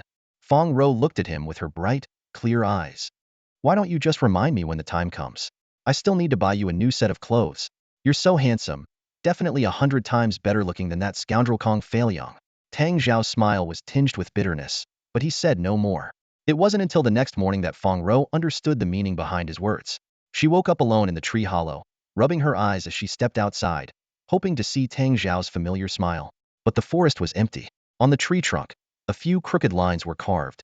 Sorry, Rower, I have to leave. Go back to the Fong family and stay there. Don't wander out again. I haven't cultivated and can't protect you. I need to find a cultivation technique. I've taken the swallowing cloud sword with me. Consider it my thanks for protecting you these past few days. Farewell. In that instant, Fong Row collapsed by the tree hollow, her entire body drained of strength. Her mind buzzed, and the thought, Tang Xiaoga is gone, echoed relentlessly in her ears. Find a cultivation technique? What a flimsy excuse. What cultivation technique did the Fong family not already possess? She leaned weakly against the tree trunk, tears streaming silently down her face. Motionless, as though her soul had left her, she remained there for a full 2 hours. For the past 30 minutes, Fong Row had been clinging to the hope that this was all just one of Tang Zhao's pranks. Her heart kept conjuring up images of him, suddenly appearing with that familiar smile and saying, Silly girl, surprised? I knew you couldn't live without me. But as time ticked by, Tang Shao never showed up. The harsh reality finally dawned on her had truly left, abandoning her. She sat there motionless, her heart numb, thinking that perhaps staying there until death claimed her might be a form of release. Hey, there's a girl over there. What's going on? Is she hurt? Old Lu, go check it out. A loud voice called from the main road. A burly man carrying a broadsword wrapped in red silk began walking toward her. The voice snapped Fong Row out of her trance. She had no desire to interact with these ordinary people. Like a lifeless shell, she mechanically stood up and walked straight toward the distant town, ignoring everything around her. The burly man froze in place, muttering after a long pause, What a strange one. None of them noticed the figure perched on the thick tree branch above them. A young man sat cross-legged, watching Fong Row's silhouette grow smaller and smaller in the distance. His eyes were filled with sorrow. I'm sorry. Leaving Fong Row had been part of Tang Zhao's plan all along. But when the moment came, the pain in his heart was far worse than the wounds on his body. It cut deep, down to his very core, leaving him gasping for air. Yet even so, he knew he had to take this step. He glanced down at the festering wound on his chest, now the size of a large bowl and still spreading. He couldn't risk staying by her side any longer. He feared the day he completely succumbed to demonic transformation, terrified that he might frighten her or worse, drag her into danger. If he became a target of the world's ire, it could jeopardize her chance to return to the Fong family. Go back to the Fong family in peace, he whispered. The enemy's on our trail. I'll take care of them myself. Tang Shao gripped the swallowing cloud sword tightly, his gaze piercing through the dense foliage toward the eastern road. His expression turned cold in an instant. 4 figures were approaching side by side, their shadows stretching down the mountain path. Among the 4 grand martial masters, Wu Xia was the weakest, yet her strength alone was enough to annihilate the entire Punko town. As Tang Shao approached them, the other 3, apart from Wu Xia, appeared utterly indifferent. Wu Xia had long been intimidated by Tang Shao. The moment she saw him, she instinctively took a few steps back, her voice trembling slightly. Senior brother Su Pei, senior brother Huang Lu, senior sister Zhu Zhenli, he's the one. Tang Shao. The man and woman standing behind her remained unfazed, not even sparing a glance. Dressed in purple, Su Pei stepped forward with a graceful yet imposing demeanor. Junior sister Wu, are you sure you're not mistaken? A mere ordinary man, not even a martial disciple, capable of killing my younger brother and elder Fong? Surely, you must be joking. He's strange. Senior brother Su, you'd better be careful. Don't underestimate him. Wu Xia's voice grew even quieter. Underestimate? Su Pei let out a cold laugh. Fine. You've already lost your courage. There's no way you'll progress further on the path of cultivation. Let me do you a favor, then. I'll take this guy's head and present it to you. Maybe that'll help you get over your fears. The crisp sound of a sword being drawn pierced the air. Without wasting a single word, Su Pei lunged forward, thrusting his sword directly at Tang Shao. The clash of their blades resonated sharply as Tang Shao stumbled back several steps, the impact sending his blood surging within. Tang Shao knew he was far from understanding his own power. All he was certain of was that his swallowing cloud sword could grow stronger when soaked in blood. Before the confrontation, he had already inflicted a gash on his own thigh. Yet now, it was clear. The blood absorbed by the sword had only elevated him to the Grand Martial Master level. While stronger than Wu Xia, he was still no match for Su Pei, let alone the combined strength of all 4 Grand Martial Masters. Still not enough blood, Tang Shao muttered under his breath, clenching his fist and striking his own chest with full force. But he froze in shock. The punch felt like hitting a cushion of cotton. Not only did it fail to draw blood, but he didn't even feel any pain. Su Pei, who had been charging forward, abruptly halted in surprise. This guy was indeed peculiar, showed no visible signs of cultivation, yet his strength rivaled Wu Xia's. Su Pei's earlier strike, which could have gravely injured even a peak-level martial master, had left no mark on Tang Shao. Even Kong Feiliang, the young master himself, regarded Su Pei, a mid-tier grand martial master, with caution. A thought flashed through Su Pei's seasoned mind. Secret arts. The 5 Huawan sect possessed similar techniques that could temporarily boost one's cultivation level, though at the cost of months of post-battle weakness. However, a method that could elevate someone from an ordinary individual to a grand martial master, capable of slaying others of the same rank, was likely a demonic art. Such arts typically required sacrifices of blood, potential, or even lifespan. Tang Shao's earlier punch bore a striking resemblance to the initial moves of such demonic techniques, which explains Su Pei's hesitation. But when nothing happened, Su Pei felt a wave of embarrassment wash over him. He didn't dare glance back at Huang Lu and Zhu Zhenlithi, must surely think he had faltered, a grand martial master afraid of an ordinary man. Furious, Su Pei swung his sword in a wide arc, the blade shimmering like the unfurling feathers of a peacock. I'll kill you where you stand. This time, his sword pierced Tang Shao's abdomen effortlessly, leaving even Su Pei momentarily stunned. But his instincts quickly took over, and he withdrew the blade immediately.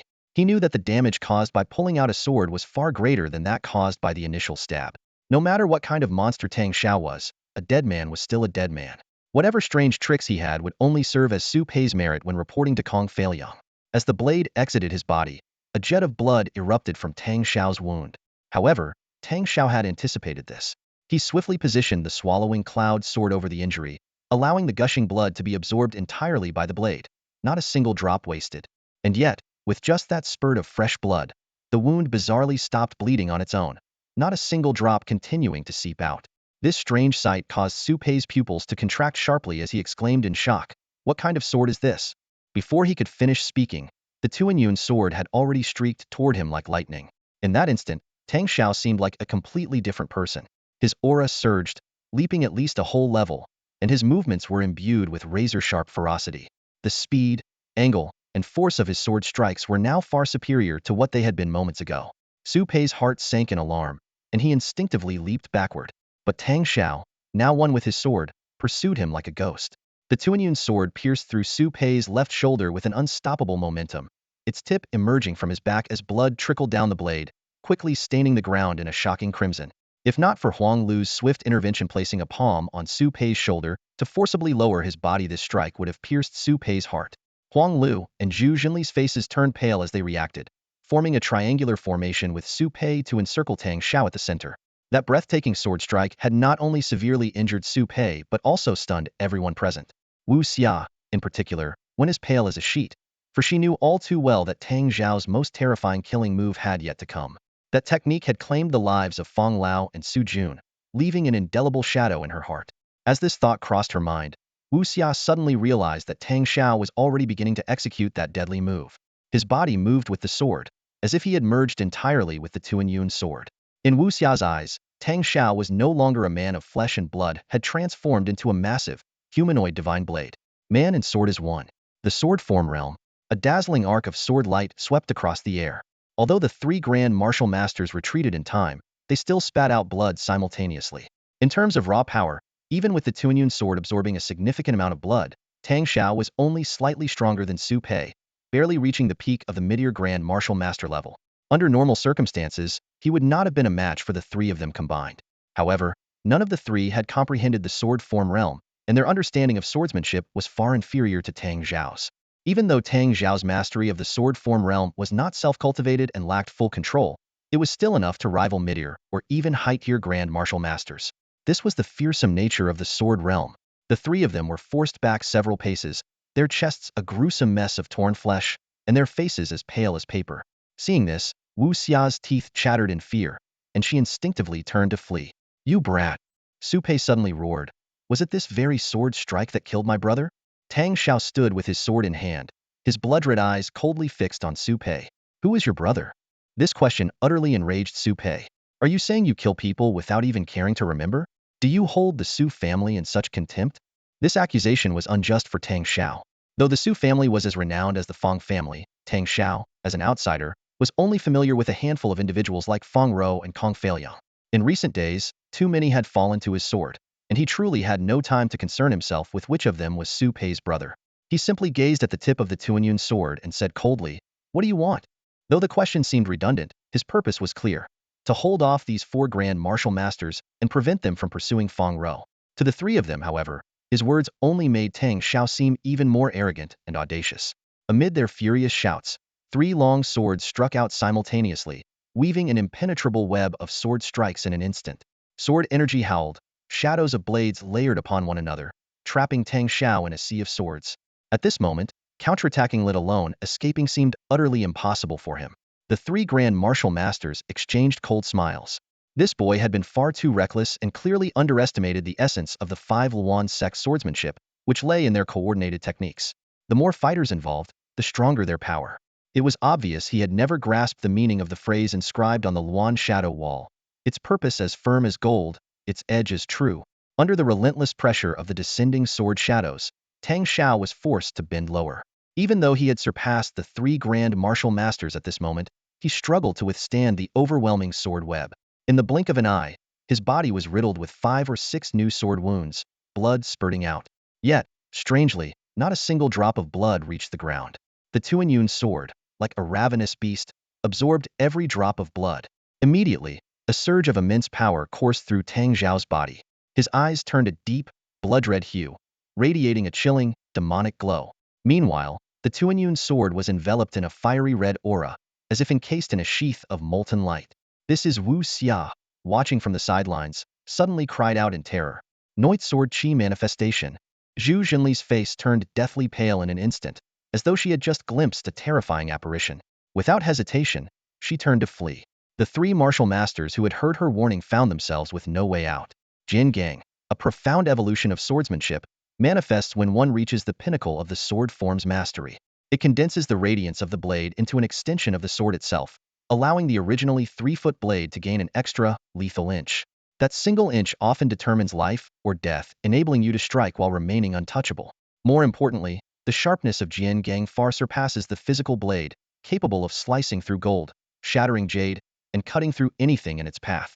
At this moment, the swallowing cloud sword shimmered with a half-inch-long Jian Gang, radiating like a divine weapon in Tang Xiao's hands. With a graceful move, he unleashed the sword technique, crane shadows among pines. The blade spun, producing 3 crisp, clang sounds. The three martial masters' swords snapped cleanly into 6 pieces. In the next instant, the Jian Gang swept across them, leaving all three coughing up blood as they staggered backward. Zhu Zhenli retreated 2 zhang away, clutching her chest with one hand, while the other trembled as it pointed at Tang Shao. "Could it be you've reached the level of a grandmaster?" She vividly recalled her family elders explaining that to achieve Jian Gang, one not only needed profound mastery of swordsmanship, but also the immense internal energy of a grandmaster. Yet, wasn't this man before her an ordinary person devoid of cultivation? Tang Shao offered no explanation. He knew he was far from a grandmaster and lacked any internal energy within his body. Instead, he stood tall and calmly slid the swallowing cloud sword back into its scabbard. Zhu Zhenli collapsed before receiving an answer, her vacant eyes fixed on the azure sky. Su Pei and Huang Lu had fallen even earlier, each with a gaping, fist-sized hole in their chest. To his dying breath, Su Pei never revealed to Tang Shao that his brother was Su Jun. Tang Shao stood silently for a long time before the three lifeless bodies. Lowering his gaze to the swallowing cloud sword, he let out a heavy sigh. He now understood why he could achieve the half-step grandmaster level and release Jian Gang. It was because of the blood. The blood spilled onto the swallowing cloud sword from the wounds he sustained, absorbed entirely by the blade. To wield such power, it demanded a sacrifice his own blood to nourish the sword. His mind drifted back to several days prior, to the small hut near the Dongning courtyard, where a corpulent man in black had been killed by the swallowing cloud sword. The man had vanished entirely, leaving not a single drop of blood behind. Tang Shao now suspected that the sword had devoured him completely. Linking this incident to what Kong Feilyang mentioned about two other black-clad men, it seemed likely they too had become sustenance for the sword. Yet now, the swallowing cloud sword chose only his blood. Tang Shao didn't know how much longer he could endure, nor what would happen when the sword could no longer draw from him. But he knew his time was running out. Still, he had one last wish to escort Fong Row safely back to her family. Swallowing cloud sword, can you grant me just a little more time? With a soft sigh, he turned and sped toward Punko town. Fong Row should have already arrived there. He needed to catch up quickly, staying out of her sight while ensuring her safety. For over 2 years, he had never left her side. Now, after just half an hour apart, he already missed her so deeply that he began seeing illusions. But it wasn't an illusion, she was truly there, standing beneath the old locust tree. Her hands were clasped together, and tears streamed down her face like rain. Tang Xiaoga, I thought I'd never see you again. Her petite figure threw itself into his arms, soaking his clothes with her tears. Tang Shao straightened his posture with a sigh, yet his hands dared not lift. In his heart, she was a celestial being, a star in the heavens, the moon's change, the radiant clouds atop Huawan Peak. She was someone to admire from afar, never to be sullied, not even by an embrace. Yet she clung to him without hesitation, holding him tightly until she noticed something amiss. It felt as though she were leaning against a pool of water. She lifted her head slightly to glance down, and her cheeks instantly flushed. I'm sorry, Tang Xiaoga. Let me help you change into clean clothes. Tang Shao quickly grabbed her delicate hand, unwilling to let her touch the blood-soaked fabric on his chest. Yet, the softness of her hand, warm and smooth like jade, sent a ripple through his heart. He could only bite his lip to keep himself grounded. It's all right, let's go. This place isn't very safe either. The two teenagers set off on the path toward Punko town. Fong Row casually glanced back, but said nothing. There was no need for her to ask, just seeing Tang Shao return safely was enough to put her heart at ease. The joy of recovering what she thought lost brought a radiant glow to Fong Row. She clung to Tang Shao like a cheerful little bird, her steps light and occasionally punctuated by playful hops. Watching her innocent and carefree demeanor, Tang Shao couldn't help but smile. After all, she was still just a 14-year-old girl. Tang Xiaoga. Fong Row suddenly stopped smiling, her voice tinged with a hint of grievance. Do you know how heartbroken I was when I read those lines you wrote this morning? She bit her lip and continued. My brother-in-law bullies me, my sister ignores me, and apart from you, there's no one who truly cares about me. Tang Shao felt a pang in his chest but couldn't help asking, what about your parents? Aren't they waiting for you at the Fong residence? Though their plan to leave had failed, he knew he couldn't stay by her side forever. His only wish now was to ensure her safe return to the Fong family.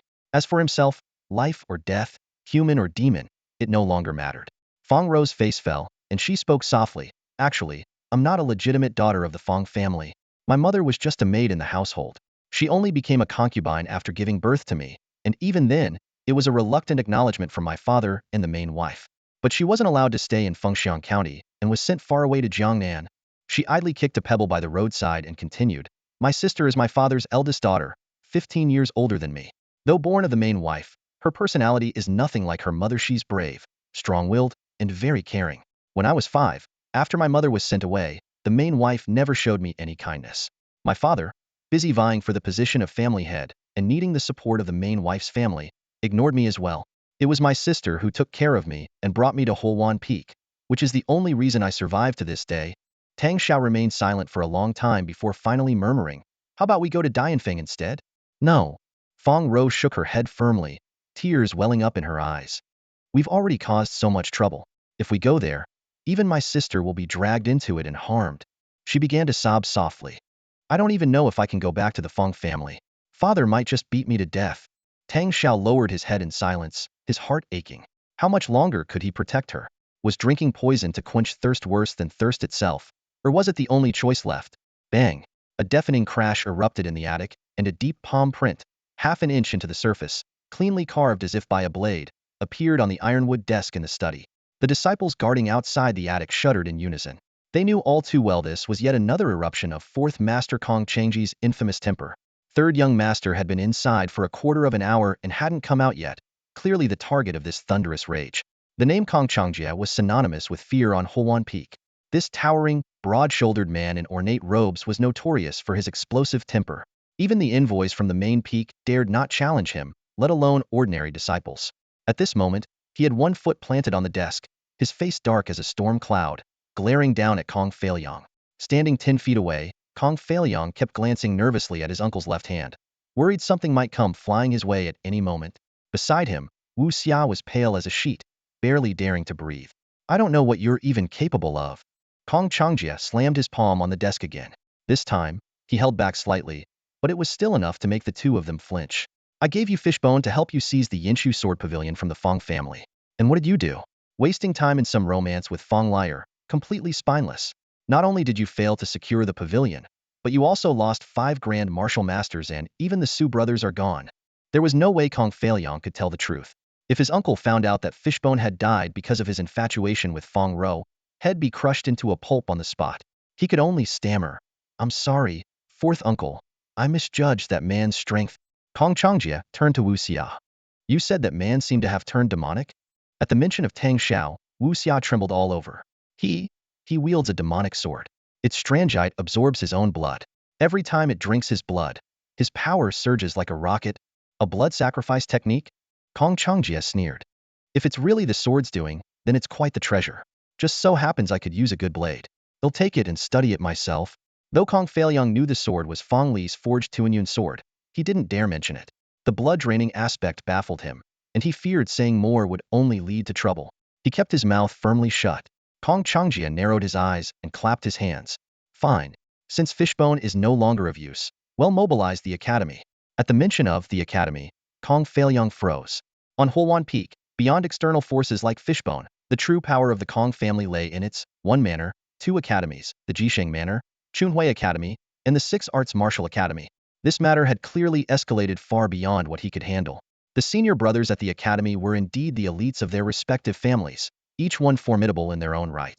Kong Changji's expression suddenly softened, a stark contrast to his earlier demeanor. With a tone of patient guidance, he said, let the academy send 3 people to assist you, and have UC coordinate with them. That man must be taken down, and that sword must be claimed. Remember, there are only 70 days left until the trial at Magnetic Abyss. Resolve this matter quickly to avoid arousing your uncle's suspicion. Kong Feilyong was overjoyed upon hearing this, and immediately knelt to the ground. Thank you, fourth uncle. Thank you. With the help of 3 senior brothers from Chunhui Academy, no matter how strong Tang Shao is, he won't be able to escape this time. Watching Kong Feilyong leave in high spirits, Kong Changjia narrowed his eyes slightly and shook his head in exasperation. Ugh, hopeless. You're so excited over something as trivial as the Magnetic Abyss trial. Why can't you set your sights on the 2 major competitions that follow? The 5 Peaks Gathering and the 100 Provinces Alliance. Whether our Kong family can rise again depends entirely on those 2 events. He frowned deeply and sighed again. Tang Shao, the cloud-swallowing sword, standing nearby, Wu Xia shuddered. It turned out that the 4th master had already seen through everything. Meanwhile, Tang Shao was at the Yinglai Inn on the eastern side of Punko Town. The cloud-swallowing sword had become his inseparable companion. So much so that even during his bath, he kept it propped against the edge of the tub. After arranging rooms for the 2 of them, Fong Row had gone to the town's money exchange to convert their spirit stones into gold and silver. She needed to pay for their lodging and buy new clothes for them both. The past few days of fleeing had left their garments tattered and their bodies filthy. Fong Row insisted that Tang Shao bathe first. Though she herself longed to wash away the dirt, in her heart, Tang Xiao's needs always came first. She silently planned to dress him in a way that would make him look refined and striking, someone who could leave an unforgettable impression. But Tang Shao couldn't enjoy this tender care.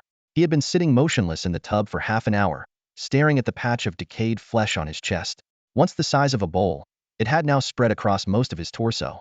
The battle earlier, though it had ended with him slaying 3 martial masters and forcing one to retreat, came at a heavy cost. The decayed area had expanded by a third, a clear sign that his life was growing shorter. Tears silently rolled down his cheeks as he whispered, Rower, it seems I might not be able to stay with you much longer.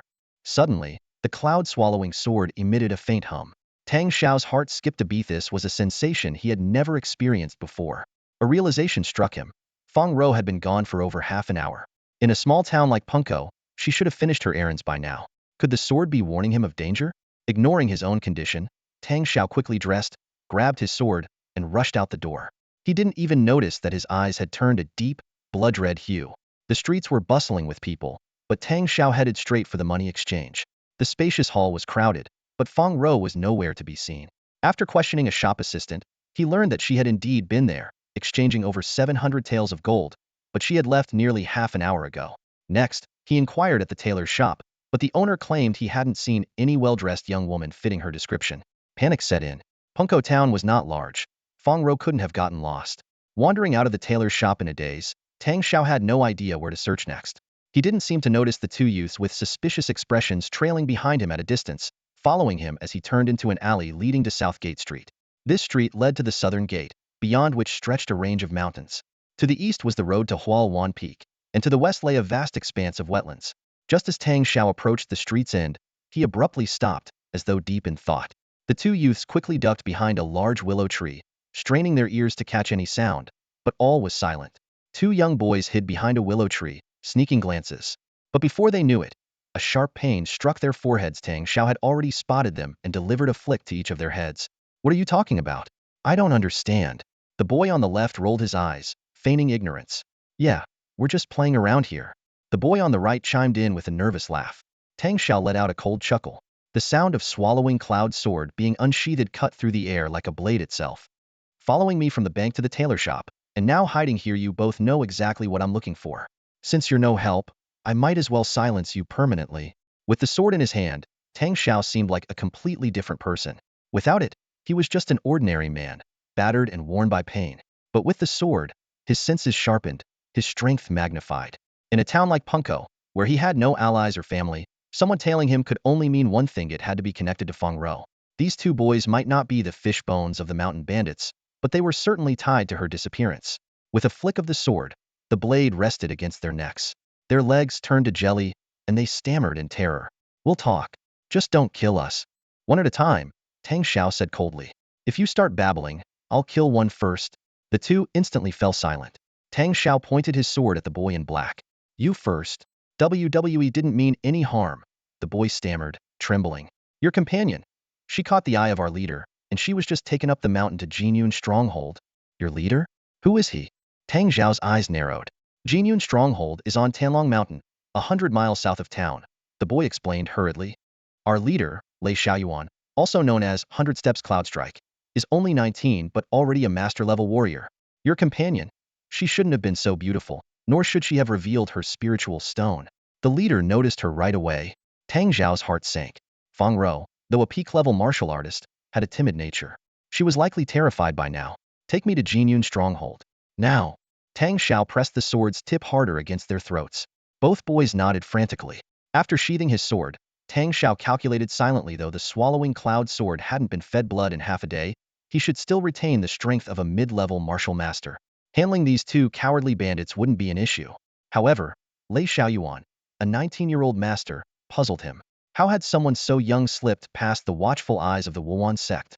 As they exited the south gate, stepping onto the wide stone-paved road, Tang Zhao's brows furrowed. The boy in black tried to appease him, saying, Young master, this is the road to Jinyun Stronghold. The leader is far ahead. We'll need to hurry to catch up, so you can lead me into a trap? Tang Shao sneered. Without hesitation, the swallowing cloud sword pierced through the boy's chest. Scheming against me? You deserve death.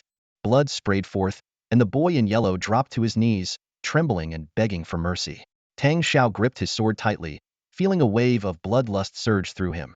The sword always made him irritable and bloodthirsty, and he'd already killed far too many on this journey. Suppressing the urge to kill, he growled, No more lies. Lead the way. The boy in yellow, shivering uncontrollably, led him back into town, weaving through the narrow alleys of the southeast slums. The area reeked of filth, with cramped houses and vermin scurrying about. Stopping before a blackened wooden door, the boy whispered, They're inside. You're not from Jinyun Stronghold, are you? Speak the truth. Tang Zhao's gaze pierced through him. No, we're not. It's Peng Xier, the so-called mountain foot tiger of this town. He made us wait by the bank to lure anyone asking about that girl toward Jinyun Stronghold. Tang Zhao's expression darkened. Take me inside. I can't. Peng Xier will kill my whole family. The boy fell to his knees, sobbing. Disgusted, Tang Shao kicked him aside and pushed the door open. Inside the courtyard, a young man in white held Fong Row in his arms. Her head rested weakly on his shoulder, and the gentle spring sunlight cast a serene glow over the scene. almost like a painting. Tang Shao swallowed the bitterness rising in his throat and stepped back into the shadows, silently retreating. Tang Shao did not stray far. He remained just outside, hidden behind an elm tree, silently observing everything happening within the courtyard. The scene before him held his breath captive. A young man dressed in white stood at the center, his figure tall and commanding in a luxurious silk robe. A scholar's elegant headscarf was tied neatly upon his head. With his left arm gently supporting the slender waist of Fong Row, he held a gleaming long sword in his right hand, its tip aimed unwaveringly at the house opposite. I hear my name, Lei, is quite renowned in Punko Town. The young man spoke coldly, his voice laced with mockery. Today, I finally understand why. It seems I have a group of friends spreading my fame. I suppose I owe you all my gratitude. From inside the house came a sharp retort. Master Lei, you and I have never interfered in each other's affairs. While I may have borrowed your name from time to time, I have done nothing heinous and caused you no harm. Why would you chase me all the way to my home? Nothing heinous? Lei scoffed, his voice dripping with disdain. Drugging this young woman, bringing her here, and attempting to strip her of her dignity, is that not heinous? If I hadn't noticed something amiss and followed you all the way here, what would you have done to her then? His expression darkened. Tarnishing my name, and you dare claim no harm was done? Do you take me for a fool? A tense silence fell. Then, a deep voice from within the house broke it. I misspoke. I, Pong, offer my apologies to Master Lei. Tell me, how would you like to settle this? I will accept whatever you propose. But the girl, she cannot leave with you. Lei gently helped Fong Row to sit beneath a willow tree, his voice soft and calm as he addressed her. Please wait here for a moment. It seems I have no choice but to fight today. It was only then that Tang Shao got a clear look at Fong Row's condition. Her eyes were shut tightly, and a faint bruise beneath her brow stood out, starkly clear evidence of the drug she had been given. Her clothing was slightly disheveled. The top button of her collar had come undone, revealing the pale curve of her collarbone. The sight confirmed the truth of Lei's words. Had he not intervened in time, the consequences would have been unimaginable. Lei stood tall, sword in hand, a faint, icy smile on his lips. I, Lei Xiaoyuan, am no saint. But even thieves have their code. If you dare commit such vile acts and attempt to frame me, then let my sword decide whether you deserve mercy. After a brief pause, a burly man emerged from the house. I am Peng Xier, head of the Peng Butcher's Gate. The gate is not mine. I merely oversee it on behalf of the town master. Master Lei, I believe you are not unfamiliar with the town master's background, are you? Lei's gaze remained fixed on the tip of his sword. If that's the case, then accept 3 strikes from my blade, and this matter will be resolved. I admit my fault, Peng Xier replied solemnly.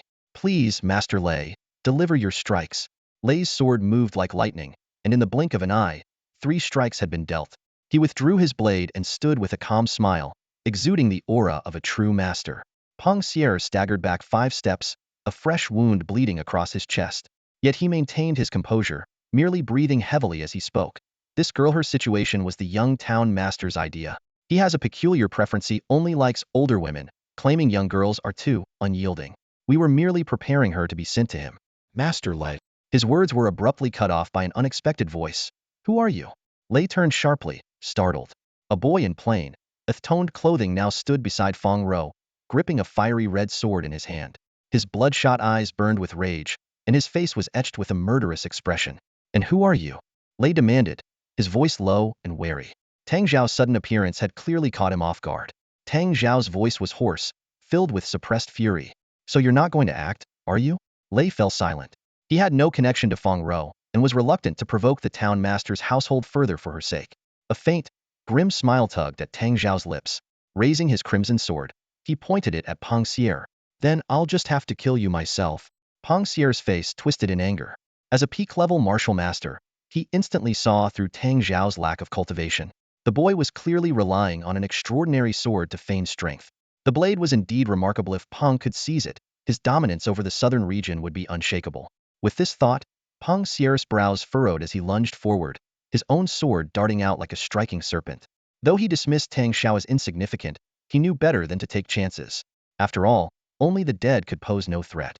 Confident as he was, Peng Xier's strike was precise and deadly, a testament to his skill and experience. A sword pierced into Tang Zhao's waist, and a trace of wild delight flashed across Peng Xier's face.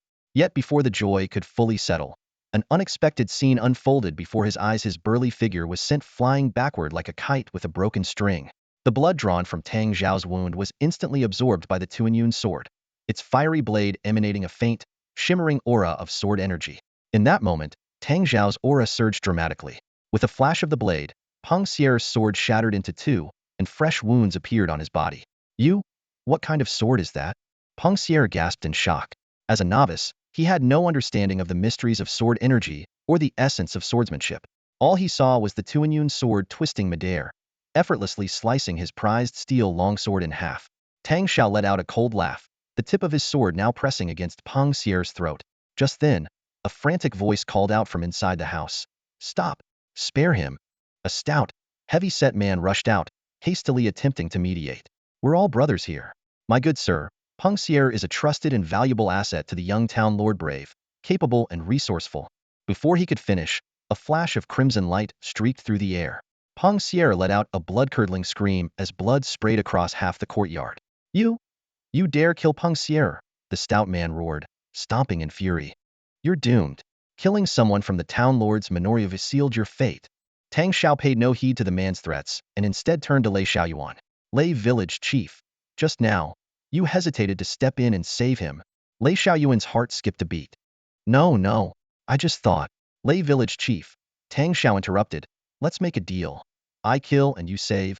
Before the words had fully left his lips, Tang Shao had already lunged toward the stout man with his sword. Though the man was more skilled than Peng Sierra, his fists were no match for the Tuanyun sword. Seeing Tang Xiao's disdainful smirk, he tried to evade, but it was too late. The blade pierced through his chest and emerged from his back. As the stout man's agonized cries echoed, Tang Shao turned once more to Lei Xiaoyuan. Do you know what kind of poison they used? Lei Xiaoyuan, still shaken, replied cautiously. Though a seasoned martial artist himself, he dared not underestimate Tang Shao, who had mastered sword energy. It should be misinformation powder.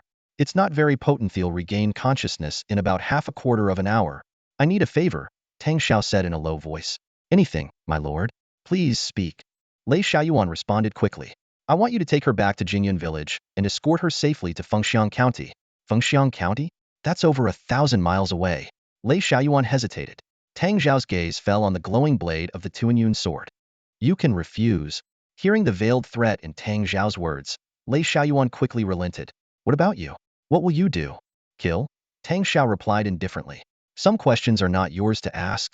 Though unwilling, Lei Xiaoyuan glanced at the fiery sword in Tang Xiao's hand and finally nodded. Fine. I'll tell the young lady that I was the one who saved her. No, Tang Shao cut him off sharply. You must only say that you saved her. You are not to mention a single word. If she asks about her brother's whereabouts, tell her you don't know. If she insists on coming back to search for him, do everything you can to dissuade her and ensure she heads straight to Fengxiang County. Lei Xiaoyuan wanted to protest but froze under Tang Xiao's piercing gaze. His heart trembled, and he silently bent down to lift Fong Row.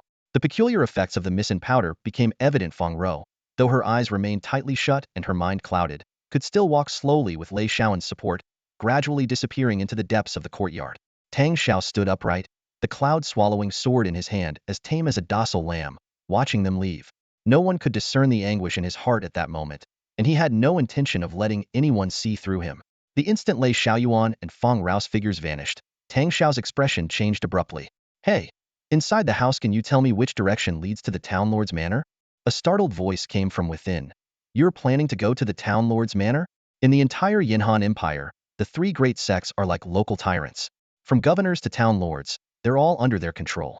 Pengkou Town's lord hails from the Peng family of Fengxiang County, a family as renowned as the Fong family. More importantly, even a minor town lord represents the face of the Five Phoenix sect. Anyone daring to harm a town lord would be challenging the sect's dignity. The Five Phoenix sect has stood for 10,000 years. No one has ever dared provoke them like this. Tang Shao frowned slightly, unwilling to waste time here. With a cold snort, a chilling intent quietly spread. He was aware of the presence of someone inside the house, but refrained from barging in, not wanting to leave a trail of blood unnecessarily. However, if the person inside failed to cooperate and delayed his plans, the murderous intent he was suppressing would soon be impossible to contain. It's in the northwest of town. Exit this alley, take Laoxian Road to the central access street, and head north for 2 or 3 miles. There's a guard post there, sir. Young master. Before the person inside could decide on the proper form of address, Tang Shao was already striding away. The town lord's manor, the most imposing structure in Pengkou Town, towered above the surrounding buildings. Its crimson lacquered double doors beneath the eaves soon came into view. Instead of entering through the main gate, Tang Shao circled halfway around the perimeter wall and scaled it to slip inside. He had already discovered that separating from the cloud-swallowing sword caused him excruciating dizziness and unbearable pressure, as if a towering mountain weighed upon him. Keeping the sword within reach alleviated these symptoms, but within a single day, his strength would plummet from the peak of a grand martial master to that of an ordinary martial master. Gripping the sword hilt slowed this decline. To avoid unnecessary bloodshed, he held the hilt firmly at all times. In this state, his senses were sharper than most. He could detect and accurately interpret the faintest disturbances dozens of meters away. Without such heightened awareness, he wouldn't dare infiltrate the heavily guarded town lord's manor. Evading more than a dozen guards stationed openly and covertly, he slipped into an elegant courtyard. Though the courtyard wasn't large, more than 10 maids bustled about. In a glass-tiled pavilion at the far end, several well-dressed men and women were gathered near budding lotus flowers, engaged in some unknown activity. Tang Shao realized that it would be nearly impossible to continue sneaking around. After a brief moment of thought, he shifted the cloud-swallowing sword to rest under his arm, took a deep breath, and strode boldly toward the pavilion. If stealth wouldn't work, he would force his way through. "Hey, who's there? What are you doing?" a maid shouted loudly. Just as Tang Shao prepared to leap forward, a woman in the pavilion turned her head, her gaze meeting his. Despite the 6 or 7 zhang distance between them, his keen eyesight allowed him to clearly see her face: delicately arched brows, starry eyes, a sculpted nose, hair like a cascade of black silk, and skin as smooth as jade. Her vision seemed equally sharp, for she saw him clearly as well. Yet, instead of panicking, she smiled faintly. Tang Shao's mind buzzed as his previously surging momentum melted away like an iceberg under the morning sun. Instinctively, he turned and darted onto the roof like a flash of lightning. "Miss, who was that?" A man in yellow sitting beside the woman frowned and asked. "I don't know." Her voice was as melodious as a songbird in a valley. "But he seems like an interesting person, doesn't he?" She lowered her head and gently plucked the strings of her zither. The instrument quivered, producing a series of clear, resonant notes that gradually drowned out the maid's cries of, "Catch the intruder." Tang Shao stood motionless on the rooftop, momentarily entranced as the music reached his ears. After a brief pause, he leaped away from the courtyard. In the small courtyard, a maid exclaimed indignantly, "Young miss." Her tone was filled with evident astonishment. The girl, however, merely smiled faintly, her expression calm and composed. "It's nothing," she said lightly. "Just a little wanderer who took a wrong turn. There's no need to bother with him." The maid was left dumbfounded. Someone had trespassed into the eldest daughter of the town lord's private courtyard, yet she dismissed it as a mere mistake. Adjacent to this refined courtyard was another, slightly larger one. While the smaller courtyard exuded an air of delicate elegance, this larger compound radiated authority and power. Grounds paved with blue stone, towering columns in the courtyard. The people moving about were mostly male servants in blue uniforms and small hats, with only a few maids in sight. A young man dressed in luxurious robes lounged lazily in a reclining chair on the blue stone terrace, basking in the warmth of the winter sun with his eyes half closed. Hidden among the flower bushes nearby was Tang Shao, who overheard a servant hastily approach and report in a low voice, "Young master, Peng Xier is dead." The young man neither lifted his head nor opened his eyes, his tone indifferent. "What happened? Did Lei Xiaoyuan make a move?" Lei Xiaoyuan did show up, but he didn't act. It was a brown-clad youth who did I-tone strike. Instant death. The young man clicked his tongue, still appearing utterly nonchalant. What a shame. If Lei Xiaoyuan had acted, I could have used it as an excuse to deal with him and bring him under my command. He paused briefly before asking, "Has any background been uncovered about this brown-clad youth?"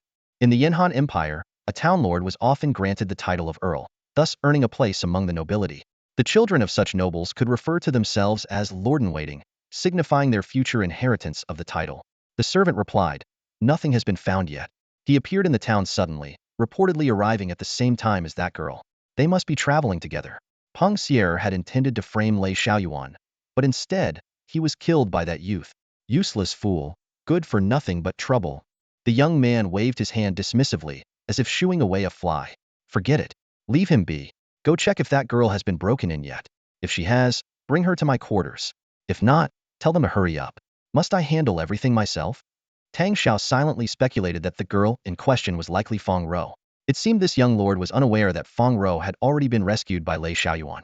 The servant complied and left, while Tang Shao quietly stood. It was time to act. He wasn't planning to kill the young lord, only to issue a warning, enough to ensure he wouldn't dare target Fong Row again. As long as this young lord stayed out of it, Fong Row should remain safe under Lei Xiaoyuan's protection. But just as he took his first step, a soft hand suddenly grabbed his arm. Turning around, Tang Shao froze in shock. Standing before him was none other than Fong Row herself. Tang Shao made the decision to send Lei Xiaoyuan to rescue Fong Row, a choice fraught with deep helplessness and pain. Behind this decision lay his clear understanding of his own predicament. Every swing of the swallowing cloud sword, every drop of blood sacrificed, pushed him closer to the abyss of demonic transformation. He could feel the dark power within him spreading, like thorns growing relentlessly in the darkness, entwining his flesh and soul. He had already glimpsed his fate to inevitably become a soulless, monstrous being. Lei Xiaoyuan, as a young grandmaster, was not only exceptionally talented and powerful, but also extremely protective of his reputation. Such a choice at least ensured Fong Row's safe arrival in Fengxiang County. Meanwhile, Tang Shao could focus on dealing with the relentless pursuers. His original plan was to retreat into the desolate mountains alone after Fong Row safely returned to the Fong family, quietly awaiting the arrival of death. However, fate had other plans. Fong Row unexpectedly appeared in the town lord's mansion.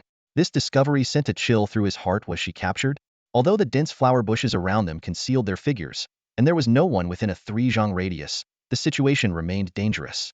Tang Shao acted decisively, grabbing Fong Row's pale wrist and whispering, "Let's go, and don't alert anyone." Carefully, they navigated through the garden, bypassing rock formations and evading both visible and hidden sentries, until they reached the back gate of the mansion. Since the back gate was guarded, Tang Shao led Fong Row to a concealed corner. It was then he noticed a change in her. "Huh, you've advanced to Grand Martial Master already?" Fong Row proudly replied, "Yes, Tang Xiaoga, I can finally be of help to you now." This revelation filled Tang Shao with a mix of surprise and heartache. But there was no time for detailed conversation. He firmly gripped her belt and helped her scale the wall. The two of them swiftly darted through streets and alleys, soon escaping through the west gate of Punko Town and hiding in a small grove by the roadside. Throughout the entire escape, even though Fong Row was now a grand martial master, she kept gazing at Tang Shao with a blissful smile on her face. Even while concealed in the grove, her eyes never left his face. When Tang Shao inquired about Lei Xiaoyuan's whereabouts, Fong Row's expression turned furious. She raised her hand and delivered a sharp slap. "That scoundrel? I killed him. He dared to take advantage of me while I was unconscious. Hugging and touching Mei deserved to die." Tang Shao awkwardly rubbed his face, trying to defuse the tension. "But I also held you just now." His words immediately made Fong Row's eyes widen in anger. She gritted her teeth and said, "Tang Xiaoga, since when did you become such a scoundrel?" Tears streamed down her face. "Tang Xiaoga, what do you take me for? A gift you can casually give away? When you're in a good mood, you accompany me down from Huawan Peak, braving life and death. When you're not, you just find some random guy to take care of me. What am I to you?" Seeing her so heartbroken, Tang Shao panicked, fumbling to explain, No, Fong Rower, you've misunderstood. How could I treat you like that? I was afraid. I was afraid." His voice trailed off. He couldn't bring himself to voice the truth. He feared that revealing everything would make Fong Row view him with fear and disgust, driving her away. Though he wanted her to leave, not like this. Fong Row clenched her fists and said firmly, "You want to storm the town lord's mansion alone, don't you? To make the young lord there stop threatening me? You think I don't know? You're afraid you might not come back, so you arranged for Lei Xiaoyuan as a backup. But Tang Xiaoga, do you know that in my heart, you're irreplaceable? If you die, I'll follow you to the grave. If you don't want me to, I'll train hard and wipe out the town lord's entire family for you before joining you in the underworld." What does finding someone like Lei Xiaoyuan even mean? Midway through her rant, she seemed to realize something. Wait, that's not the point. The point is, you can't go alone, and you can't take such risks. Tang Xiaoga, remember this. Whatever you do, I'm going with you. Whether we live or die, we must never be separated. She grabbed his ear and twisted it. Did you hear me? In that moment, Tang Shao felt a surge of complex emotions, a mix of bitterness and sweetness, like a gentle ray of spring sunlight, soft, warm, and comforting. This blissful moment didn't last long. A figure hurriedly approached from the main road. It was none other than Lei Xiaoyuan. At this moment, all traces of his youthful composure as a martial prodigy were gone. His expression was frantic, his lips trembling as if murmuring something under his breath. Fong Row, seeing someone approach, quickly released Tang Zhao's ear and instead clung tightly to his arm. Leaning in close to his ear, her tone was fierce yet carried a hint of playful coquettishness. "If you dare leave me behind again, I'll end my life and haunt you as a ghost every single day." Her words left Tang Shao with a mix of emotions, an indescribable blend of bitterness and sweetness.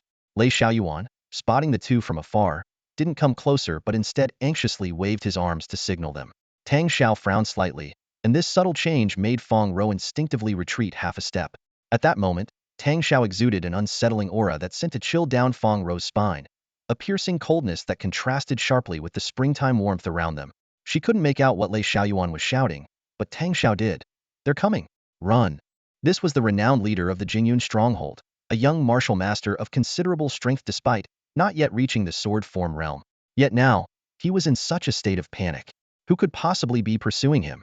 Tang Shao grabbed Fong Row's hand and strode towards the main road. Ruer, do you trust me? Of course I trust you, brother Tang Shao. Fong Row replied with a sweet smile. As long as you don't try to leave me behind again. Good. In the blink of an eye, Tang Shao intercepted Lei Xiaoyuan. The latter grew even more flustered. Why haven't you run yet? They're here. They're after Miss Fong. Tang Shao smiled faintly. I must ask a favor of you, Master Lei. Please don't refuse. Lei Xiaoyuan glanced at Fong Row, as if understanding something, and let out a bitter laugh. Brother, are you really going to do this? I'd like to ask Master Lei to take my sister to Jingyun Stronghold as a guest for 2 days. Once I've dealt with the pursuers, they'll come to the stronghold to fetch her. That shouldn't be too much trouble, right? Pursuers? Lei Xiaoyuan was startled. Do you even know who's after you? Tang Shao shook his head with a calm smile. That's not something Master Lei needs to worry about. Please, just take my sister and go. Fong Row turned, her expression serious. Brother Tang Shao, you're not planning to abandon me again, are you? Tang Shao looked at her deeply. Ruer, if I don't deal with these pursuers, how can we make it to Fengshan County? But, Fong Row tried to protest, but he interrupted her. Ruer, trust me. I promise, they'll come back for you. All right. Fong Row nodded firmly. If you don't come back, they'll hate you forever and even as a ghost, they'll never forgive you. She gave Tang Shao one last, lingering look before turning to leave with Lei Xiaoyuan. As they walked away, Tang Shao stood rooted to the spot, a trace of desolation on his face. Ruer, I'm sorry. I can't stay by your side, so I had no choice but to do this. With a heavy sigh, he clenched his fists and turned to face the direction of Punko Town. Suddenly, a burst of maniacal laughter echoed through the air, so loud it made his ears ring. Haha, 3 of us were sent to stop you, and you still managed to hold on? Quite impressive, young man. But it seems fortune smiles on me today. This credit will undoubtedly be mine. A man in a crimson scholar's robe landed in front of Tang Shao, gesturing with mock courtesy. Well, boy, will you surrender quietly, or tie yourself up for the journey? Surely you wouldn't want me to make a move? My martial skills are still a bit rough, and I might not hold back. Tang Shao stood motionless, seemingly unfazed by the veiled threat. Who are you? I am Di Shiji, the 69th disciple of Chunhui Academy. I've come here today with 2 objectives, the sword in your hand and the person behind you. As a scholar, I dislike unnecessary violence, so if you... Before he could finish, a fiery red sword light shot straight at him. If someone dared covet the swallowing cloud sword and Fong Row, they were an enemy, and Tang Shao never wasted words on enemies. How crude. Not even a word of courtesy. Di Shiji frowned, leaning back as he dodged.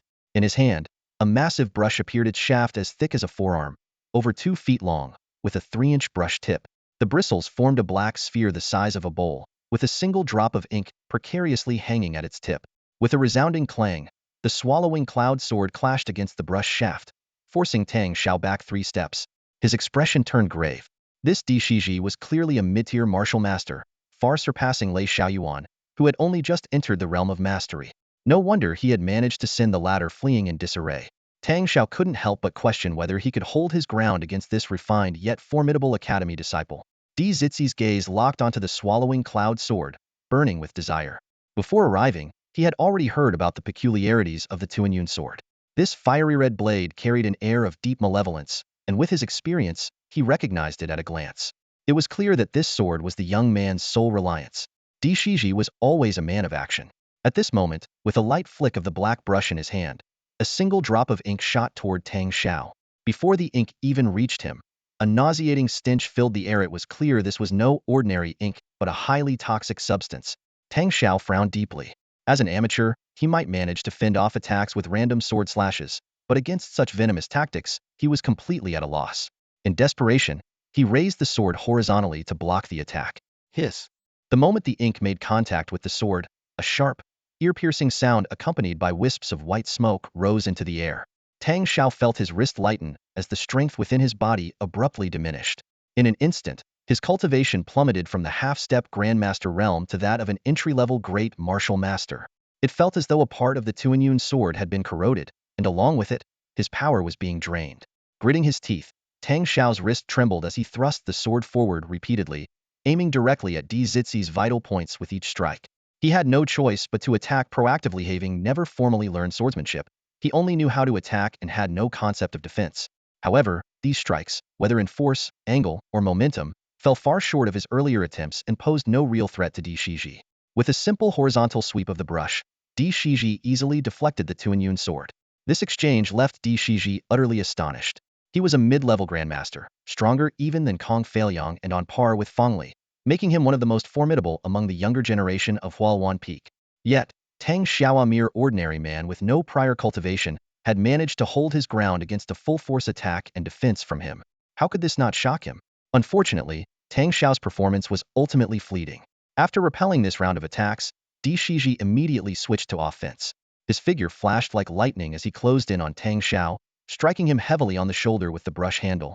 A loud ugh escaped Tang Shao's lips as he spat out a mouthful of blood. Due to the force of his strike, Di Shiji overshot and landed behind Tang Shao, missing the peculiar sight that followed. The blood Tang Shao had just spat out was completely absorbed by the Tuanyun sword, every last drop. The sword's blades suddenly glowed, as if ignited by a flame. The previously diminished sword energy, reduced to the size of a fingernail, instantly surged back to half an inch in length. A rush of warmth coursed through Tang Xiao's body, and in the blink of an eye, his cultivation was restored to the half-step grandmaster realm. But he knew all too well that his current strength was far from enough to contend with Di Shiji. Like a raging tiger, Di Shiji lunged back, his long brush slicing through the air. Instantly, black mist surged forth, enveloping Tang Shao entirely. The ominous fog bore an uncanny resemblance to the sword aura of the swallowing cloud sword, a clear indication that Di Shiji had already unlocked the mysteries of the brush form realm. A sword has its form, as does a brush. Though blades, spears, axes, and halberds differ in shape, their essence converges. Gritting his teeth, Tang Shao swung his sword to deflect the attack. A sharp clang echoed as the impact sent a numbing shock through his wrist, nearly causing him to lose his grip on the swallowing cloud sword. Di Zizi's brush tip struck like a venomous serpent, piercing Tang Shao's left side before retreating swiftly. Blood gushed forth like a spring, prompting Tang Shao to press his sword against the wound, desperate not to waste a single drop. To think you've managed to last this many rounds against Mayor's strength is indeed commendable, Di Shiji sneered coldly. But alas, my time is limited, and I cannot afford further delays. Prepare to die. With both hands gripping the brush, he unleashed a devastating downward strike, as if cleaving a mountain in two. Suddenly, a burst of fire erupted. Di Zizi's eyes twitched, and he instinctively leapt back. The swallowing cloud sword flared with crimson light, its aura swelling from half an inch to over one. The blood-red glow illuminated their faces, and the sword's shadow danced like lightning, its momentum unstoppable, its energy as fierce as a storm. Impossible. Di Shiji abandoned his offense, coughing up blood as he hastily withdrew. Yet the icy sting in his chest told the tale Tang Shao's sword had already struck. The swallowing cloud sword pierced through and withdrew in a flash, its power surpassing Di Zizi's defenses, radiating the majesty of a high-level grandmaster.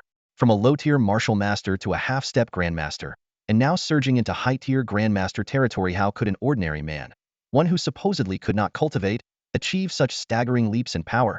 Di Shiji knew it could only be the work of that cursed sword, but it was too late for him to claim it. As the swallowing cloud sword exited, the wound showed no blood, only the acrid stench of scorched flesh, as though the sword's aura had seared it shut. Tang Shao stood firm, his expression cold and resolute. Though shorter than Di Shiji by half a head, he exuded an imposing presence, as if towering like a mountain. The flickering sword aura sent chills down Di Zizi's spine. Letting out a shrill cry, Di Shiji clutched his brush and retreated dozens of feet, fleeing in the direction of Punko Town. Tang Shao moved to give chase but stumbled, nearly collapsing. He sighed deeply, turning back into the forest and settling beneath a willow tree. There, he unfastened his shirt to inspect his chest. What had been a patch of decaying flesh no larger than a teacup just days ago now spread across his entire chest. Worse still, his hand gripping the swallowing cloud sword conveyed a grim truth. Despite all the blood he had sacrificed, the sword's aid seemed to have reached its limit. A dreadful realization crept over him: the swallowing cloud sword could, at most, help him contend with mid-tier grandmasters, opponents like Di Shiji. But Di Shiji was not his only enemy. Though he knew little of the academy's origins or the intricate power structure of one prefecture and two academies due to his previously low cultivation level, he understood this much. Neither Kong Feiliang nor the Lord of Punko Town would let him go. With the strength of a mere mid-tier grandmaster, He could never protect Fong Row. If he couldn't stay by her side, so be it. But if he couldn't even protect her, then what was he to do? Gazing at the swallowing cloud sword, tears welled up in his eyes. Swallowing cloud sword, what am I supposed to do? A faint sigh drifted into his ears. Tang Shao sprang to his feet, his whole body tense. His first instinct was to scan his surroundings warily, fearing that either UCI or the town lord's soldiers had caught up with him. His face was pale, and the hand gripping his sword trembled slightly. Was clearly in no condition to fight anymore. Looking around, he saw only two villagers, both martial apprentices, passing by on the main road. The small grove nearby was eerily quiet, not even a bird in sight. He licked his dry lips, trying to convince himself that the voice he heard was just an illusion. Yet, the sound had already disrupted his state of mind. He took a step forward but stopped again, hesitating. The choice before him was a difficult one. Fong Row had gone with Lei Xiaoyuan to Jingyun's stronghold, giving him the perfect opportunity to escape unnoticed. If he went to Tanlong Mountain now, wouldn't all his previous efforts be in vain? But if he stayed by Fong Row's side, what would happen to her if he succumbed to the demonic transformation or met his end one day? Though Tang Shao didn't fully understand everything, his instincts told him that cutting ties sooner rather than later would cause less pain. However, leaving like this felt unbearably cruel to Fong Row. As he bit his lip in indecision, a sharp, high-pitched voice suddenly echoed in his mind. You're on the verge of death yourself, and you're still worrying about others? Men, honestly, who's there? Show yourself. Tang Shao leaped up, raising his cloud-swallowing sword and shouting in alarm. The only response was the gentle spring breeze, and even the passers-by from earlier had disappeared. The voice persisted in his mind. Are you sure you want to know who I am? Who are you? Are you human or ghost? Come out. I'm not afraid of you. Tang Zhao's words were defiant, but his trembling body betrayed his fear. Beads of sweat gathered on his forehead, forming a glistening sheen. Fine, I guess it's time for me to make an appearance. There are some things you need to know. The voice chuckled sinisterly. Look down at the cloud-swallowing sword. You see an eye in it? Tang Shao lowered his gaze, and sure enough, on the sword's faintly yellow hilt, beneath its subtle patterns, an eye seemed to open. Could it be you're living inside this sword? Precisely, the voice answered with a laugh. This little yellow stone here is my home. Tang Zhao's head throbbed with confusion. Then what exactly are you? Human or ghost? Human? Ghost? The voice sounded melancholic. No, I'm neither. I am a spirit. A spirit? Tang Shao looked even more perplexed. The voice explained. A spirit is a soul entity. Whether human, demon, celestial, devil, or Buddha, when they die, their physical bodies decay, and their souls enter the cycle of reincarnation in the underworld. But there are exceptions. Some souls linger in the mortal world, most becoming wandering ghosts, eventually destroyed by sunlight, fire, or lightning. Others, however, inhabit objects and become artifact spirits. I am the artifact spirit of the cloud-swallowing sword. The voice carried a hint of pride. There are innate spirits and those born later. Though I am a later-born spirit, my strength rivals that of innate spirits. With me here, this sword is a true spiritual weapon. Hearing this, Tang Shao recalled that treasures were categorized into mundane, spiritual, profound, and earth-grade levels. Spiritual weapons were the entry-level grade, yet even at Huawan Peak, few disciples owned one. Even Di Shiji himself seemed to lack one. Now understanding its origin, Tang Shao felt less afraid. Leaning back against the willow tree, he asked, So you've already died? How did you end up in this cloud-swallowing sword? At this question, the voice turned venomous. You'd have to ask your dear sister Fong Row about that. She has a wonderful elder sister, you know? About 8 years ago, when she had just ascended to the rank of Grandmaster and became a disciple of Huawan Peak's elder Kong Xianqi, she wanted to forge a treasure sword for Fong Row. From within the sword came a series of ragged, disdainful breaths, each exhale dripping with arrogance and scorn. Forging a sword? Fine, I can tolerate that. But to choose a sword spirit? All right, whatever. But to choose me? The voice roared, filled with fury. If Fong Li were here right now, I'd break out of this swallowing cloud sword and show her what's what. The voice paused for a moment, a hint of smugness creeping in. Let me tell you something, I am no ordinary being. I'm from the immortal cat demon clan. Every tail I grow grants me another life. I already had 3 lives, 3 tails. If it weren't for that wretched Fong Li abusing Kong Xueqi's power and sending a dozen masters and grandmasters to hunt me down, wearing away all 3 of my lives, do you think I'd have ended up in this pitiful state? Then, suddenly, the voice erupted into a burst of manic laughter. But you know what? That vile woman Fong Li could never have predicted that I'd turn misfortune into fortune. During the forging process, something went wrong, and a strand of demonic light seeped into the sword. Demonic light? Are you talking about the kind that leads everything into madness? Tang Shao sprang to his feet, his voice sharp and accusatory. It's you. You're the one who turned me into this, aren't you? Spare me the you this, you that nonsense, the sword spirit sneered. I have a name, it's Demon Cat Sword Spirit. If you're going to address me, call me Demon Cat Lord or Master Cat. And besides, didn't I help you? Without me, your little sweetheart would have long been reduced to her brother-in-law's plaything. Tang Shao froze, his face flushing with embarrassment. Don't spout nonsense. What sweetheart? But deep down, he knew the Demon Cat Sword Spirit spoke the truth. Though the price of gaining power through blood was a path of no return, had it not been for this strength, Fong Row would have been taken away at the Dongning estate, and he himself would have died countless times over by now. The Demon Cat Sword Spirit seemed to scoff. They'll never understand you humans and your bizarre notions of love and affection. But listen up, I'm genuinely worried about you. Do you realize you're at your breaking point? It let out a cold laugh, its voice laced with mockery. Do you seriously believe throwing your life away will protect that girl? Let me tell you something, you cannot die. If you die, where am I supposed to find another host as perfect for demonic energy as you? And trust me, if you go, that little girl won't last 3 days.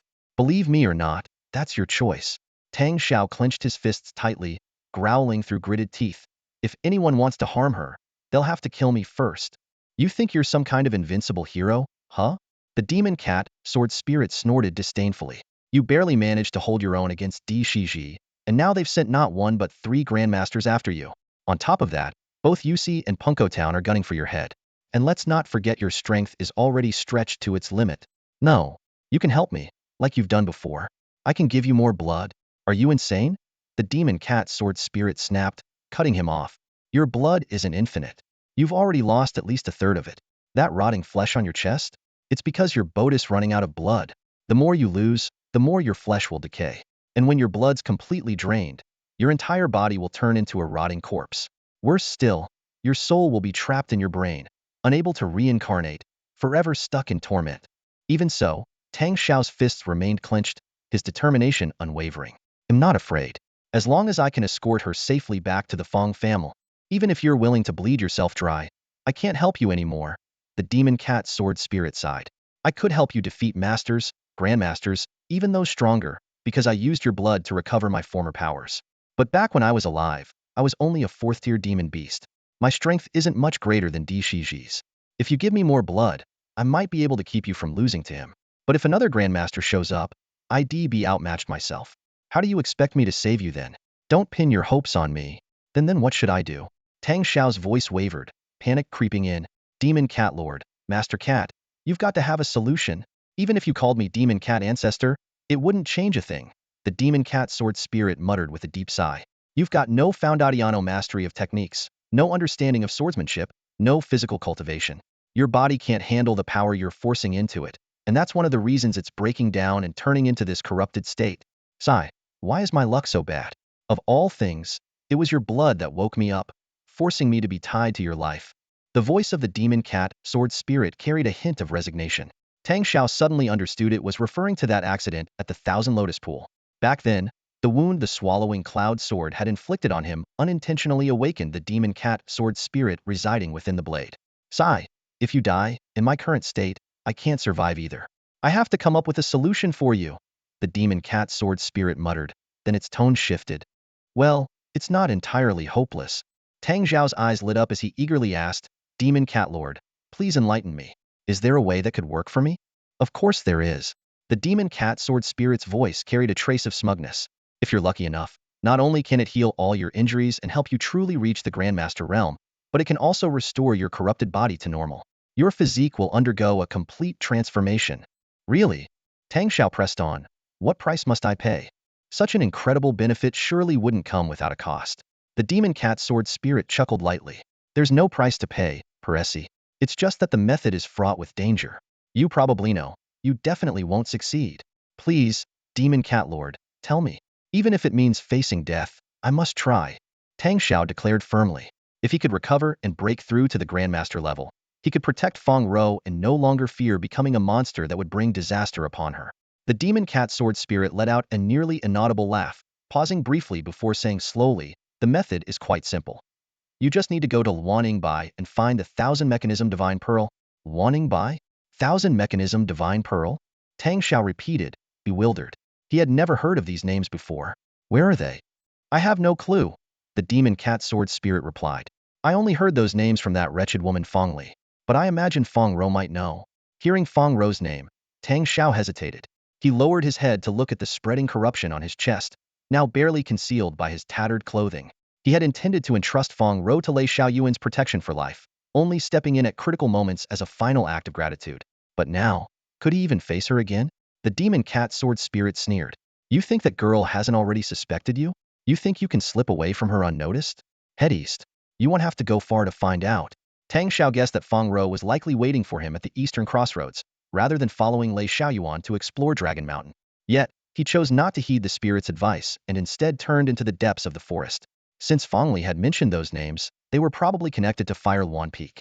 He had made up his mind to leave Fong Row behind only after finding Luaning Bai and the thousand-mechanism divine pearl to restore himself would he reunite with her, ensuring her happiness. The demon cat sword spirit made no further comments on his decision. From the moment he entered the forest, it fell silent. Meanwhile, over 10 miles to the east, behind a zigzagging mountain ridge, Fong Row and Lei Xiaoyuan were indeed waiting. Lei Xiaoyuan appeared calm, but Fong Row was anxiously scanning the direction of the ridge. Why hasn't Brother Tang Shao returned yet? She asked, her voice tinged with worry. Lei Xiaoyuan shook his head. It's been an hour. If he intended to come back, he would have been here by now. I think either he doesn't want to return, or more likely, he can't return. You have to remember, we're dealing with people from Chunhui Academy at Huawan Peak. Shut up. Fong Row snapped, raising her chin defiantly. I don't care if it's Chunhui Academy, or even the Peak Lord's personal guard. No one can harm Brother Tang Shao. If you're impatient, leave. But stop cursing him. Lei Xiaoyuan's face darkened with anger. Have you forgotten who I am? I am a young grandmaster. Before he could finish, Fong Row flipped her hand, revealing a black sphere the size of a fist, its surface covered in honeycomb-like patterns. What? Do you want to test me? Lei Xiaoyuan immediately fell silent. Back in Punko Town, Fong Row had used this very sphere to make him release his captives though. Admittedly, he had also been unwilling to risk a life-or-death battle with her. He didn't know the sphere's name, but its power was undeniable, capable of threatening even those at the Grandmaster level. Fine, fine. Stay here as long as you like. I'm done with this. Lei Xiaoyuan waved dismissively and turned toward Dragon Mountain. He hadn't wanted to get involved in this mess in the first place. Now, he had the perfect excuse to leave it behind. Fong Row stood on the mountain path, her slender neck craning as she anxiously glanced toward the mountain pass. Her eyes flickered with worry. After waiting for a quarter of an hour, she could no longer suppress her restless thoughts. That Tang Shao, she murmured, biting her lower lip. Lately, he's been avoiding me. Is it because, now that we're in Fengxiang County, he feels unworthy of me, a noble lady, with his humble background? Her feelings for Tang Shao were unwavering. Over the past couple of days, not a single pursuer had appeared, clearly because he was protecting her from the shadows. Despite the mysterious strength Tang Shao had recently acquired, she chose to trust him unconditionally, without a shred of doubt. Enough! They'll go find him. Fong Row sighed softly and turned to head back. At that very moment, Tang Shao had already returned to the Dongning courtyard on Huawan Peak. The two of them, separated by about 15 minutes of walking, were unknowingly traveling the same winding mountain path. Fong Row couldn't help but wonder. Tang Shao had never been to Punko Town before, so how could he be so familiar with the route up the mountain? By the time the first light of dawn broke the next day, Tang Shao had already reached a fork in the road, about 10 miles from the mountain gate. Not far to the east lay the thatched pavilion where a fierce battle had taken place just days ago. After a brief moment of thought, he chose not to take the path leading to the mountain gate, but instead turned toward a dense forest trail to the west. Master Demon Cat, Tang Shao called out to the sword spirit in his mind. Are you sure this path will get me up the mountain unnoticed? Oomph. The demon cat sword spirit scoffed. If you don't trust me, don't ask me. I've walked this path countless times. I know every rock, every blade of grass here. Do you really think I'd get you lost? Suddenly, Tang Shao stopped in his tracks, turning around to peer behind him with a slight frown. What's wrong?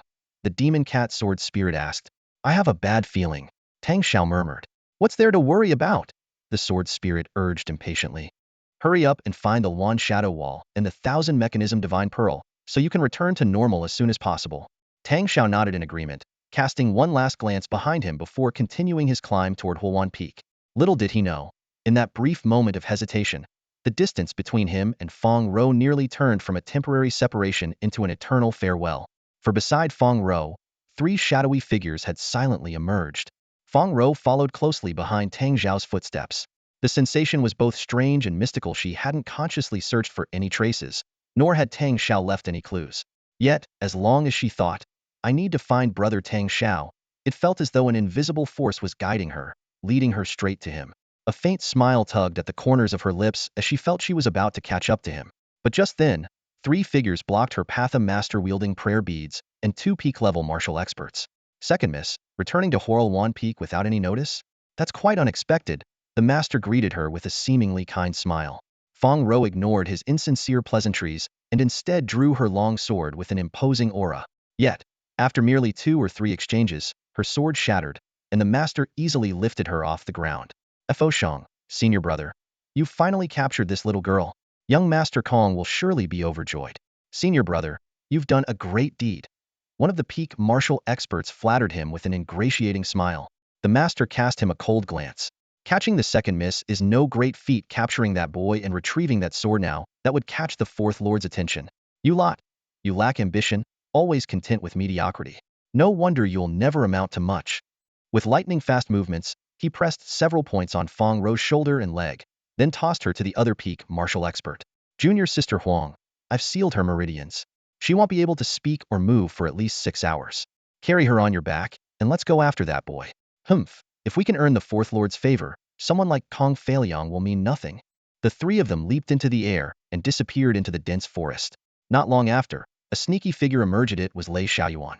This is strange. Why did I even come here? He muttered to himself. There's no way I could have feelings for a 14-year-old girl, especially one who's so hostile toward me. But why do I have this ominous feeling, like if I didn't come, something terrible would happen? Maybe even I'd end up dead. He shook his head while pursing his lips, yet still decided to venture into the forest. This forest stretched from the base of Huawan Peak to its midsection. Though unguarded, it was teeming with demonic beasts ranging from 2nd to 4th tier, making it nearly impossible for ordinary people to pass through. The tiers of demonic beasts corresponded to the ranks of martial artists. 1st tier akin to martial apprentices, 2nd tier to martial experts, 3rd tier to peak martial experts, and 4th tier comparable to masters. However, demonic beasts were born with sharp claws and fangs, superior speed and strength, and thick hides, coupled with their ferocious nature. In equal-tier battles, martial artists were often outmatched. Strangely, as Tang Shao ran through the forest, though the area was filled with the growls and roars of beasts and the air reeked of their pungent odor, not a single one was disturbed by his presence. Master Demon Cat, how are you so familiar with this forest? Tang Shao couldn't help but ask. The Demon Cat sword spirit sighed. How could I not be? Back in the day, this forest was my stomping ground. Tang Shao immediately shut his mouth. It seemed this was where the Demon Cat sword spirit had fallen, its place of sorrow. Sensing his thoughts, the Demon Cat sword spirit let out a cold snort and said no more. Under its guidance, Tang Shao not only avoided the forest's demonic beasts, but also evaded Huawan Peak's patrols upon exiting the woods. They quietly made their way onto the broad path encircling the mountainside. However, instead of heading upward, they veered west, following the terrain until they left Huawan Peak altogether. Arriving at the base of another steep mountain, this was the main peak of the 5 Luan Peaks, Huawan Peak. The 5 Luan Peaks consisted of Huawan Peak, Jinwan Peak, Qingwan Peak, Xianwan Peak, and Huawan Peak, corresponding to the 5 elements. Legend has it that countless ages ago, a great immortal raised a fire Luan here. After the immortal ascended to the heavens, the fire Luan, yearning for its master, cultivated bitterly within the 5 Luan Peaks. It eventually opened the gates to immortality in search of its master, leaving behind 3 treasures. Originally, Huawan Peak was the main peak, but 1,000 years ago, Huawan Peak rose to prominence and took over as the dominant peak. Times change, and there's nothing in this world that remains eternal. The Demon Cat sword spirit remarked wistfully, as if reminiscing about the past. Kid, work hard. Believe you can change things too. Tang Shao pressed his lips tightly together. Change sounded easy in words, but he knew how difficult it was to achieve. The mountain wind ruffled his hair. Though it was early spring and the air was warm, he felt a chill of desolation. Resolutely, he lifted his leg and stepped toward the towering mountain. According to the Demon Cat sword spirit, if he wanted to change himself, his only hope lay in finding the Luaning Wall and the 1,000 Mechanisms Divine Pearl. The demonic cat sword spirit had learned from Fong Li that both the Luan Shadow Wall and the 1,000 Mechanisms Divine Pearl were located somewhere among the 5 Luan Peaks, but their exact locations remained unknown. It speculated that the rear Luan Peak, situated at the center of the 5 peaks, might hold some clues. Tang Shao decided to investigate the rear Luan Peak. Armed with the Swallowing Cloud sword, he possessed heightened senses, enabling him to perceive his surroundings from a distance. He cautiously restricted his movements to areas frequented by lower-level disciples and managed to remain undetected for 3 consecutive days. While he failed to uncover the whereabouts of the 2 treasures, he did gather 2 significant pieces of information. First, the sect would open the 5-sword divine wall for disciples to train in preparation for the magnetic spirit abyss trial, which was set to take place in just over 2 months. It was said that the 5-sword divine wall was a rare artifact of the sect, capable of greatly enhancing the swordsmanship of those who entered it. Second, a gruesome murder had occurred beneath the rear Huawan Peak, where 2 peak-level martial masters were killed, and the identity of the perpetrator remained a mystery. Since the victims were not from the rear Huawan Peak, the incident had become little more than a topic of idle gossip among the disciples there.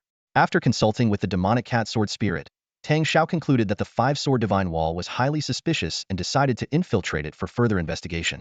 The wall would be open for a month, and its opening was scheduled for the hour of Chun the following day. Tang Shao rested with his sword in hand, perched on a birch tree by the roadside. According to the demonic cat sword spirit, practicing sword techniques at this point would be futile. Although he had studied numerous sword manuals, without a proper cultivation method or a master's guidance, his efforts would amount to nothing. His ability to wield a sword relied entirely on the shared swordsmanship of the demonic cat sword spirit.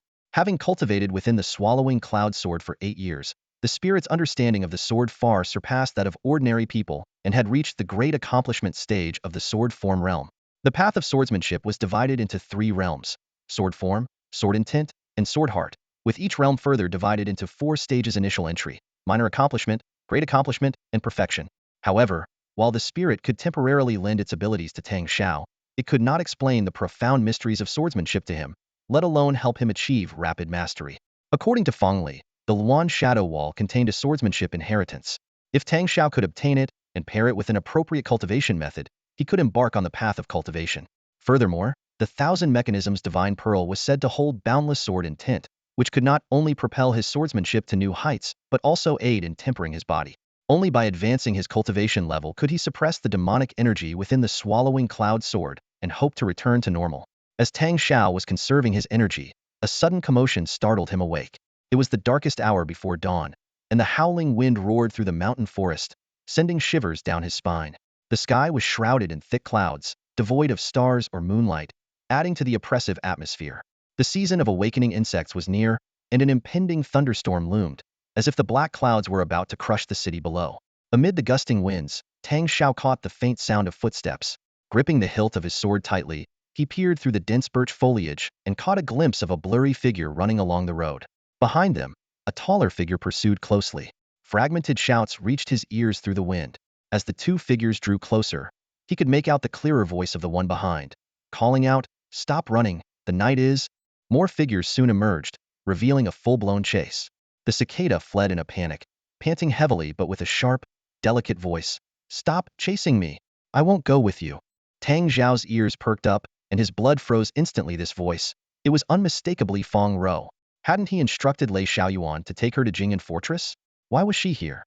His fingers tightened around the hilt of his sword, veins bulging, as he crouched like a leopard on the tree branch. "I mean no harm. Why don't you ever believe me?" came the voice of the golden oriole from below. "Huh." The cicada let out a cold laugh. "You want to drag me up to Jing'an Fortress and still claim you mean no harm?" The figures below became clearer. It was indeed Lei Xiaoyuan and Fong Row. Just as Tang Shao was about to leap down, he saw Fong Row cry out in alarm, stumble back after colliding with a tree trunk, and nearly fall. Lei Xiaoyuan was in hot pursuit, but Fong Row suddenly turned, clutching something tightly in her right hand. Her voice was sharp and resolute. "Take another step, and I'll detonate this thunder god bomb. If it comes to it, we'll both perish together." Lei Xiaoyuan froze in his tracks. "Why won't you believe me? I'm telling you, your brother asked me to..." Before he could finish, a thunderous voice roared from behind them. "You too. Surrender at once." Tang Zhao's heart sank. These pursuers were no ordinary foes, and the one who spoke had an aura so powerful it rivaled even Di Shiji. He urgently called out in his mind, "Demon cat, I need your help. Take all my blood if you must." "Why the hell would I want your blood?" The demon cat sword spirit snapped angrily. "You idiot, just run for your life already."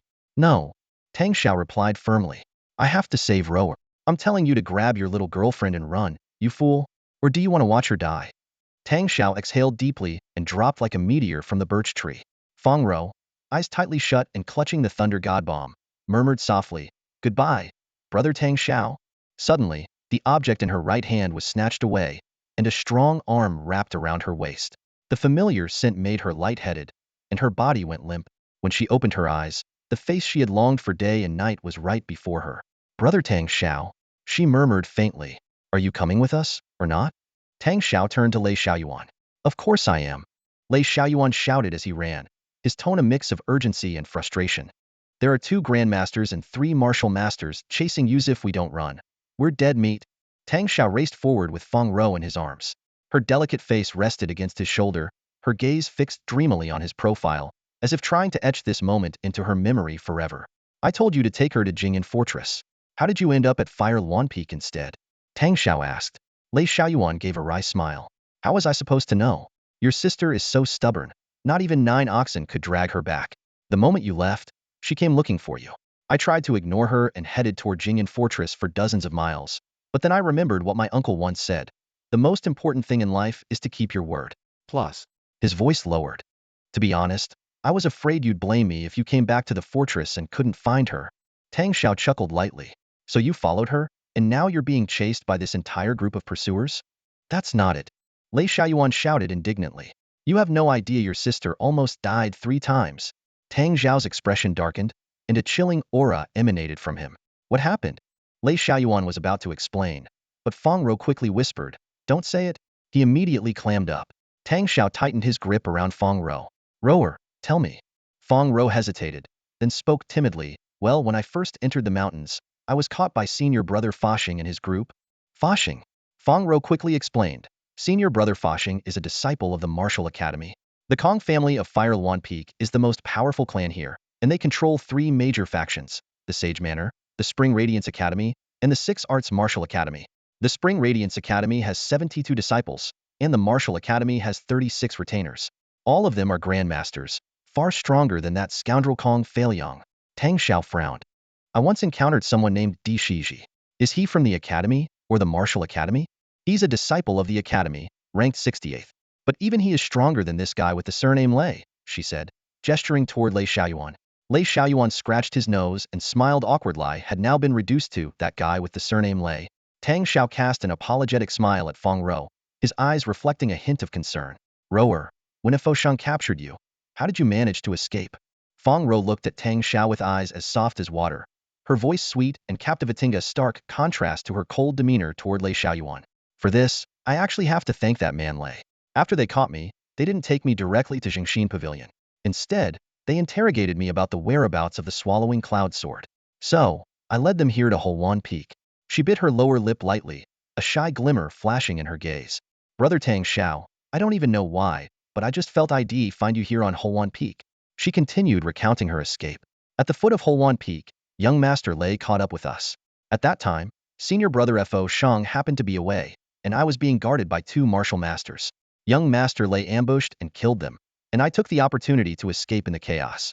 But that Lei fellow kept chasing after me, and later senior brother Fo Shang and the others joined the pursuit as well.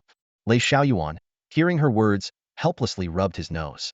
The double standard couldn't be more obvious when it came to saving her. It was young Master Lei, but during the chase, he suddenly became that Lei fellow. Tang Shao shook his head slightly and asked, So, the one leading the pursuit is Fo Shang? Exactly. Lei Xiaoyuan chimed in. We've been fleeing around Huawan Peak for 2 whole days, trying everything to shake them off, but we've only barely managed to avoid being caught. Luckily, we ran into you today, young Master Tang. What do you say? Should we turn around and strike back? Tang Shao's heart stirred. After all, both he and Lei Xiaoyuan were grandmasters. If they joined forces, they might not necessarily lose to Fo Shang. However, the demon cat sword spirit snorted coldly in his mind. Strike back? Are you out of your mind? Run. There are 2 grandmasters behind you. Not just Fo Shang, there's another one just as powerful. Plus, they've got 3 martial masters backing them up. That little lover of yours will only hold you back. What are you going to fight with? Besides, you're in no condition to fight right now. If you start bleeding, the demonic energy in your chest will accelerate uncontrollably, and your body will collapse in less than 2 days. And don't forget, this is Huawan Peak. If you go full demon mode and the experts on this mountain notice, none of you are walking out of here alive. Tang Shao was puzzled and asked in his mind, Master Demon Cat, don't you desire my blood? I do. The demon cat sword spirit huffed. But I know when to prioritize. Besides, your blood is useless to me right now. It won't make me any stronger. Once you've cultivated to the martial disciple level, then your blood will be worth taking. Why do you think I've been pushing you to go to Luanying Wall? Realization dawned on Tang Shao. No wonder this creature had been urging him toward Luanying Wall. It all made sense now. Seeing Tang Shao remain silent, Lei Xiaoyuan asked in a low voice, "Young Master Tang, what's the plan? Do we go for it?" Tang Shao understood he was referring to the counterattack and decisively shook his head. "No, we can't win. Then what do we do? Run. Avoid the main paths. We'll take the smaller trails." As the three of them darted into the forest by the roadside, the eastern sky was already tinged with pale light. The mountainous terrain was complex, filled with dense undergrowth and jagged rocks. The trio wandered through the mountains like headless flies, repeatedly shaking off their pursuers, but the faint, looming presence of two grandmasters never truly left them. Time passed swiftly from sunrise to sunset, from thunderous storms to calm after the rain. They had long lost their sense of direction, knowing only that they were far from the architectural complex atop Huawan Peak. The wilderness was desolate, with no signs of human activity for over a day. Tang Shao grew increasingly anxious. Such remote areas often harbored powerful demonic beasts. Even a single fifth-tier beast could easily devour them in one bite. As the thought crossed his mind, a deafening beastly roar suddenly shook the air. Tang Shao instinctively slapped his mouth. What a jinx! Speak of the devil. Ahead, beneath a jagged boulder, two blood-red eyes the size of bowls glared out. The rock suddenly sprang to life, transforming into a massive stone ape over 6 meters tall, its body covered in slate-blue fur. With a thunderous roar, it sent loose stones tumbling around it. "So it's just a stone ape," Lei Xiaoyuan exhaled in relief. "I thought it was some monstrous beast." Nestled in Tang Zhao's arms, Fong Row softly explained, "Stone apes are peak 4th-tier demonic beasts. Among beasts over 2 meters tall, they're considered the lowest tier.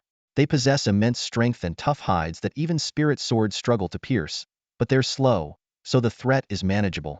Tang Zhao's mind buzzed. Peak 4th tier? That meant it was stronger than a peak grandmaster. Before he could think further, the stone ape leaped forward, its massive hand descending like a giant fan straight toward them. "Run!"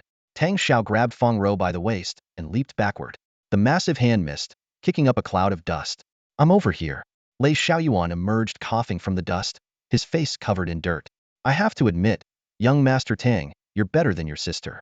We've been running together all this way, and no matter the danger I faced, she never." He trailed off as Fong Row glared at him, puffing up like an angry kitten. Wisely, he fell silent. Tang Shao was just about to chuckle when a cold voice rang out from behind him. Well, not running anymore. Damn it. It was Fashing and his men. That brief pause had allowed their pursuers to catch up. Ahead, the stone ape roared again, baring its ferocious maw and raising its massive hands. Tang Shao gritted his teeth as a crazy idea flashed through his mind. He pushed Fong Row aside. "Circle around them and don't get caught. We'll regroup on the other side of the mountain pass." "What about you?" Fong Row instinctively turned back. "Trust me." Tang Shao roared, then turned to Lei Xiaoyuan. "Young Master Lei, are you afraid to die?" "Of course." Lei Xiaoyuan answered honestly. "But if I'm going to die anyway, then what's the point of being afraid?" "Good. Follow me."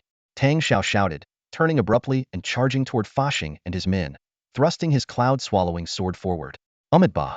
Excellent." Fashing laughed wildly, raising his prayer beads. From one bead the size of an egg, a sword light erupted, clashing with the cloud-swallowing sword in a deadlock. This display of sword energy revealed that Fashing had reached the level of sword form, a mastery comparable to Tang Zhao's. The clash sent pain radiating through Tang Zhao's chest, causing him to stagger. On the other side, Lei Xiaoyuan was barely holding his ground, his opponent none other than Di Shiji, whose very name struck fear into him. After only a few exchanges, Lei Xiaoyuan's face had turned ashen. "Move!" Tang Shao shouted sharply, suddenly pivoting and diving into the dissipating dust cloud, charging straight toward the stone ape. "Trapped between a wolf and a tiger, let's see how you escape now." Di Shiji exclaimed gleefully, giving chase. Fashing, initially attempting to block Tang Shao, missed and could only shake his head in frustration before striding after them. He couldn't afford to let Di Shiji seize the lead, not when the cloud-swallowing sword was at stake. According to the script, Fashing and Di Shiji originally planned to force Tang Shao and Lei Xiaoyuan toward the stone ape, using them as a buffer to seize the cloud-swallowing sword at the right moment. In the blink of an eye, amidst the swirling dust, the massive figure of the stone ape emerged. The stone ape pounded its chest with both fists, letting out a deafening roar that shook the heavens and earth. Its enormous palms came together, then slammed down toward Tang Shao and Lei Xiaoyuan. At this critical moment, Tang Shao abruptly sidestepped and rammed his shoulder into Lei Xiaoyuan. "Run!" The force of the collision was immense, sending Lei Xiaoyuan flying 7 or 8 feet away. Grimacing in pain, tears almost streaming down his face, he still understood the urgency of the situation. Scrambling to his feet, he staggered up the mountain path to escape. While Tang Zhao's action saved Lei Xiaoyuan, it left him with no way out. The stone ape's colossal palm struck his waist with such power it nearly broke him in half. Blood spurted from his mouth, splashing onto the cloud-swallowing sword, yet not a single drop touched the ground. Suddenly, a surge of warmth emanated from the sword, flowing into Tang Zhao's body. Letting out a fierce cry, he thrust the cloud-swallowing sword straight toward the stone ape's chest. The blade twisted and turned, eliciting an ear-splitting roar from the stone ape. It raised its massive arms and hurled Tang Shao viciously against a boulder behind him. With a resounding crash, Tang Shao hit the rock hard but seemed unfazed. He immediately rolled to his feet and darted into the distant forest. The stone ape paused in confusion for a moment, then turned to see Fashing and Di Shiji rushing toward it. With an enraged roar, it swung its massive hands like a whirlwind, engaging the two in a fierce battle. Taking advantage of the chaos, Tang Shao fled into the woods and soon spotted Lei Xiaoyuan standing alone under a tree. "Where's Fong Row?" Tang Shao asked. "How should I know? Didn't you tell her to circle around from the other side of the woods?" Lei Xiaoyuan shrugged. "Go ahead and scout the path ahead. I'll go find her and catch up with you," Tang Shao ordered. "Wait a second. Why are you bossing me around? I'm the leader of Jingyun's stronghold," Lei Xiaoyuan protested. Fine. Once things settle down, you can take charge." Without looking back, Tang Shao disappeared into the forest. He soon found Fong Row, but she was surrounded by two martial masters, caught in a perilous situation. These two were part of the trio accompanying Fashing and Di Shiji, and they had pursued Fong Row while the grandmasters were occupied. At this moment, Fong Row's face was filled with panic. She swung her sword wildly, barely managing to fend off her attackers, but she was clearly unable to break free. At this rate, she would be completely exhausted and captured within 2 minutes. Tang Shao arrived just in time, letting out a sharp cry as he struck with 2 quick sword slashes, forcing the martial masters to retreat. Yet, a bitter realization crept into his heart: his strength was continuing to deteriorate. Those 2 strikes only reached the level of a low-tier grandmaster, comparable to Lei Xiaoyuan, and failed to injure his opponents. It became clear that wielding the cloud-swallowing sword merely slowed the loss of his power. Ultimately, it was not his own cultivation, and like an illusion in a mirror, it would eventually vanish. His only hope now lay in the sword inheritance of the Luan Shadow Wall and the sword intent of the Thousand Mechanisms Pearl. However, after wandering this mountain forest for 2 or 3 days, they had yet to catch even a glimpse of the Luan Shadow Wall. Time was running out. The 5-sword divine wall had already begun. If they continued searching aimlessly like this, by the time they found the Luan Shadow Wall, it would likely already be abandoned and their efforts wasted. Suppressing his frustration, Tang Shao grabbed Fong Row and sprinted back to Lei Xiaoyuan. "Let's go." The 3 of them knew full well that while Fashing and Di Shiji were currently occupied, the stone ape was ultimately only a 4th-tier beast. If the 2 grandmasters worked together with focus, it wouldn't take long for them to break free. Their window of escape was quickly closing. But the question remained: where should they run? After fleeing for another quarter of an hour, Tang Shao came to a halt, his expression dark and grim. Fong Row anxiously grabbed Tang Zhao's hand, her voice barely above a whisper. "What's wrong?" Tang Zhao's brows furrowed deeply as he let out a sigh. "There are people ahead. Quite a few." On this secluded Huawan Peak, the identity of the approaching figures was obvious. Once again, they found themselves trapped between pursuers and a blockade. Lei Xiaoyuan surveyed the perilous situation before them, his emotions a tumultuous mix. Moments ago, despite being besieged by 2 grandmasters and the stone ape, Tang Shao had risked injuring himself to protect him. The gesture had moved him deeply. Yet, as the formidable leader of Jingyun's stronghold and a young grandmaster, how had he been reduced to skulking around like a common thief on the territory of Huawan sect? Tang Shao suddenly turned to Lei Xiaoyuan. "Brother Lei, where do you think is the least expected direction for us to escape?" "Huh?" Lei Xiaoyuan, lost in thought, was momentarily caught off guard. The demonic cat sword spirit growled in Tang Zhao's mind. "What are you thinking? Are you giving up on finding the Luan Shadow Wall?" "It's not that I don't want to find it, there's simply no chance," Tang Shao replied inwardly with a bitter smile. "But what about your body? You just drain more of your blood again. Even though I've given you everything I can, you know as well as I do that you won't last much longer. The decay of your flesh will only accelerate. I can't worry about that now. I can't let the 2 of them stay trapped here on Huawan Peak." Tang Shao pressed his lips together and grabbed Fong Row's wrist. "Let's go. We're heading down the mountain." "Down the mountain?" Fong Row and Lei Xiaoyuan both froze in surprise. A confident smile spread across Tang Zhao's face. "They think we're here for a purpose, so they'll never expect us to turn back and head down. Even as the sound of Fo Shang and the others' footsteps grew closer behind them, Tang Zhao's sudden clarity made him feel a glimmer of hope. He calculated in his mind. Even if he found the Luan Shadow Wall, what then? Could he possibly defeat the disciples of the Five Peaks and claim the sword inheritance and the sword intent of the Thousand Mechanisms Pearl?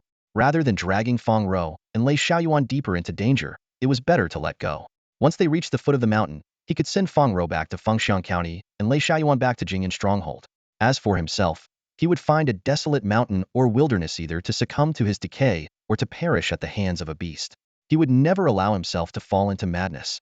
If necessary, he would end his own life decisively. Above all, he feared losing his reason and hurting Fong Row. With these thoughts swirling in his mind, Tang Shao led Fong Row through the forest, carefully avoiding both their pursuers and lurking beasts as they raced downhill. Fong Row held tightly to his hand, never questioning his decisions, unwavering in her trust. Lei Xiaoyuan chose to stick with him as well, standing firm in solidarity. If they were companions, they would share both the hardships and the triumphs together. As Tang Shao had anticipated, Fo Shang and the others hadn't considered the possibility of them descending the mountain. After all, they had been wandering around the peaks for days, clearly with a goal in mind. Under the pressure of their pursuers, it seemed unlikely they would abandon their mission, so the pursuers assumed they would remain on the mountain. However, plans rarely keep up with the unexpected. Just as they were about to leave the forest, a sharp voice rang out. "Who goes there?" Several young women, each wielding a long sword, emerged from the trees. They appeared to be around 18 or 19 years old. The leader, clad in a striking red robe, stood tall and imposing, her expression icy. Her sword tip was pointed directly at Tang Zhao's face, the gleaming blade radiating a flicker of deadly intent. She was yet another young grandmaster who had reached the realm of mastering sword form. Fully aware that his current strength had waned, Tang Shao knew better than to fight Hedon. He quickly forced a smile and said, "Apologies, we were just exploring the mountain and got lost. We didn't mean to intrude on your sacred grounds. We'll head down the mountain right away." "I beg the fairy's pardon," Tang Shao said anxiously. Fong Row widened her eyes in surprise as she looked at Tang Shao. A flicker of astonishment crossed her gaze.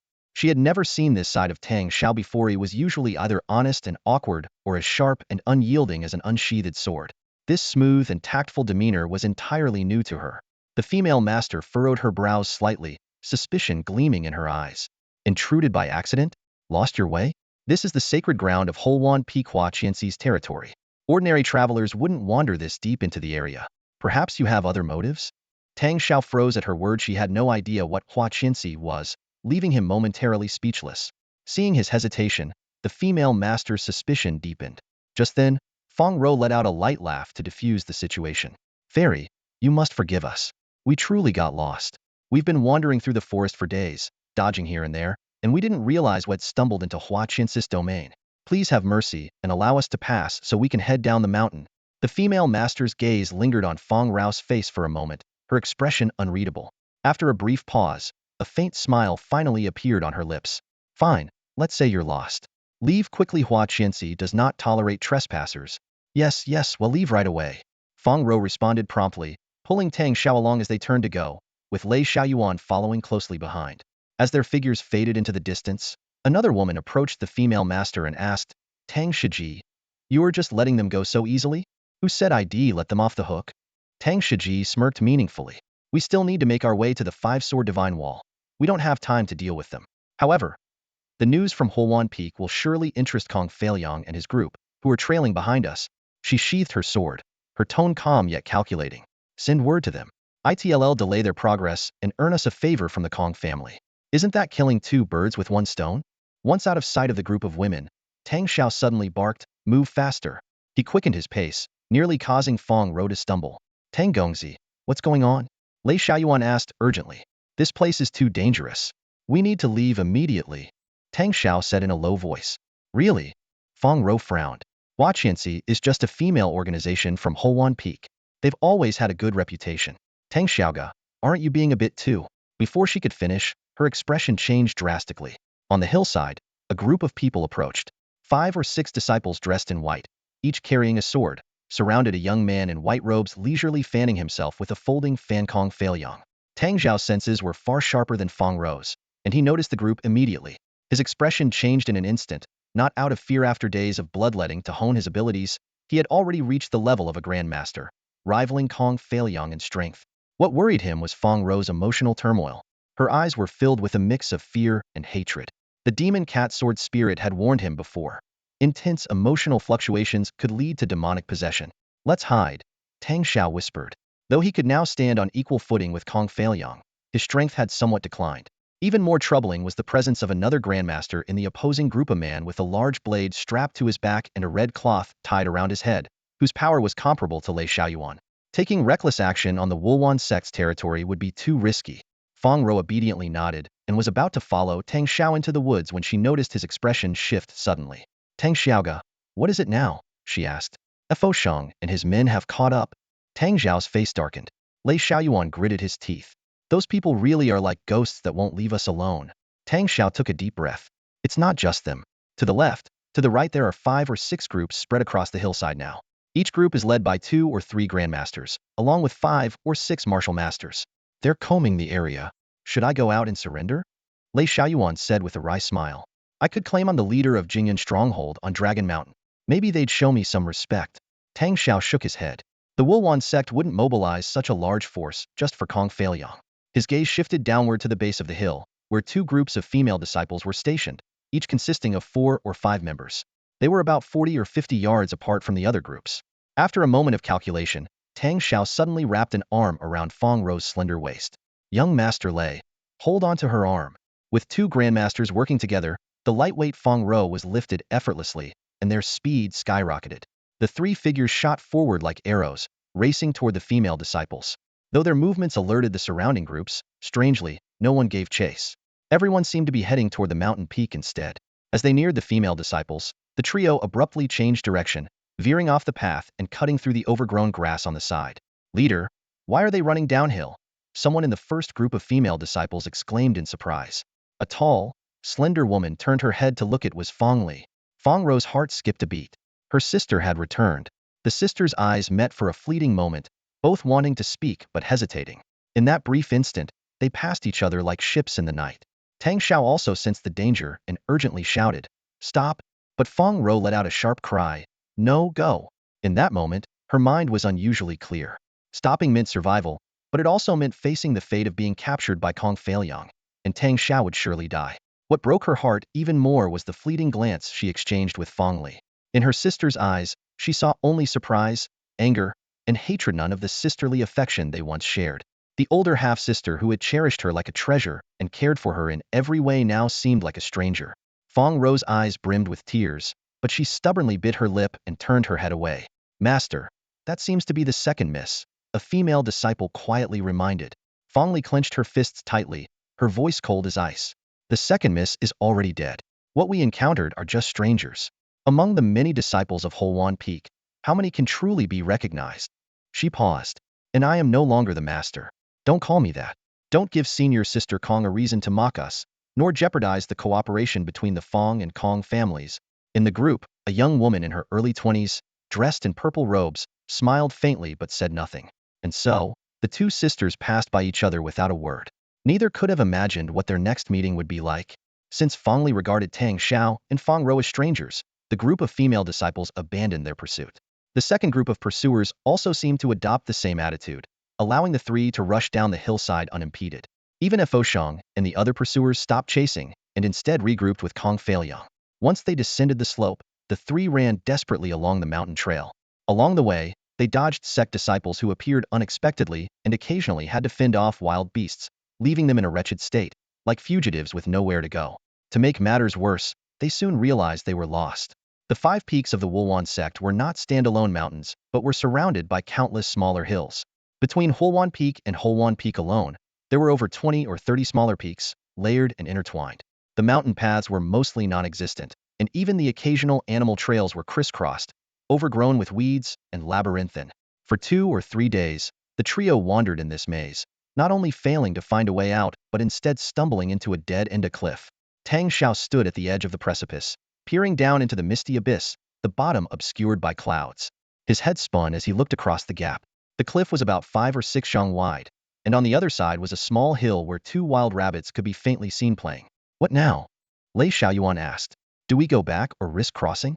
There was a potential solution. Nearby stood a willow tree with a trunk as thick as 2 people's arms. Its supple branches stretched out 2 or 3 zhang long. If they could swing across using the willow branches, they might land safely on the other side. But such a move was undeniably risky. Just as Tang Shao was about to turn back into the forest, a commotion erupted from within the trees, followed by the chaotic roars of beasts. The three of them paled. Someone had been hunting demonic beasts in the woods but failed, and now at least 5 or 6 furious beasts were charging straight toward them. Damn it! Did they do this on purpose? Lei Xiaoyuan, usually calm and composed, couldn't help but curse, his face dark with anger. The demonic beasts were incredibly fast. In just a minute or two, the thunderous sound of their footsteps grew alarmingly close, and massive silhouettes could be glimpsed through the trees. Go, cross the cliff. Tang Shao made a decisive call, grabbing Fong Row and climbing the willow tree like a monkey. Turning back was no longer an option. Both sides of the cliff were dead ends. Even if there was a way out, finding it would take time, and the enraged beasts weren't going to give them that luxury. Lei Xiaoyuan glanced at the willow tree, then at the cliff, spat on the ground, and quickly followed. It's too wide to jump across. How are we supposed to get over? Tang Shao hadn't finished speaking when a white tiger with striking stripes emerged from the forest. The once proud king of the jungle now looked panicked and desperate, barreling toward them without a second thought.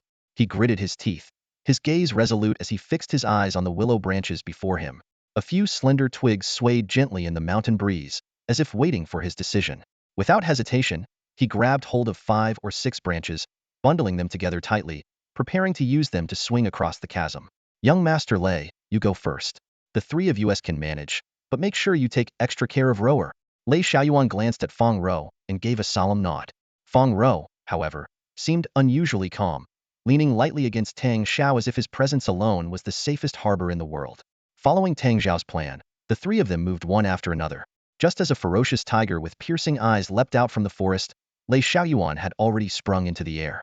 Tang Shao and Fong Row followed closely behind, the three of them soaring like graceful birds, tracing an elegant arc through the air and stirring the white clouds lingering below the cliff. Lei Xiaoyuan was the first to reach the other side, but a miscalculation left him barely gripping the edge of the cliff with one hand. In a critical moment, he grabbed hold of a wild purslane plant. Though its sharp edges cut into his palm, drawing blood, the small plant provided just enough leverage for him to pull himself up onto the cliff. At that moment, a scream pierced the air behind him. Lei Xiaoyuan turned sharply to see Fong Row plummeting several feet downward. Her skills, though formidable, were ultimately insufficient. Despite her best efforts, she failed to reach the edge of the cliff. That short distance of just a foot might as well have been a vast chasm, and she fell like a stone toward the valley below.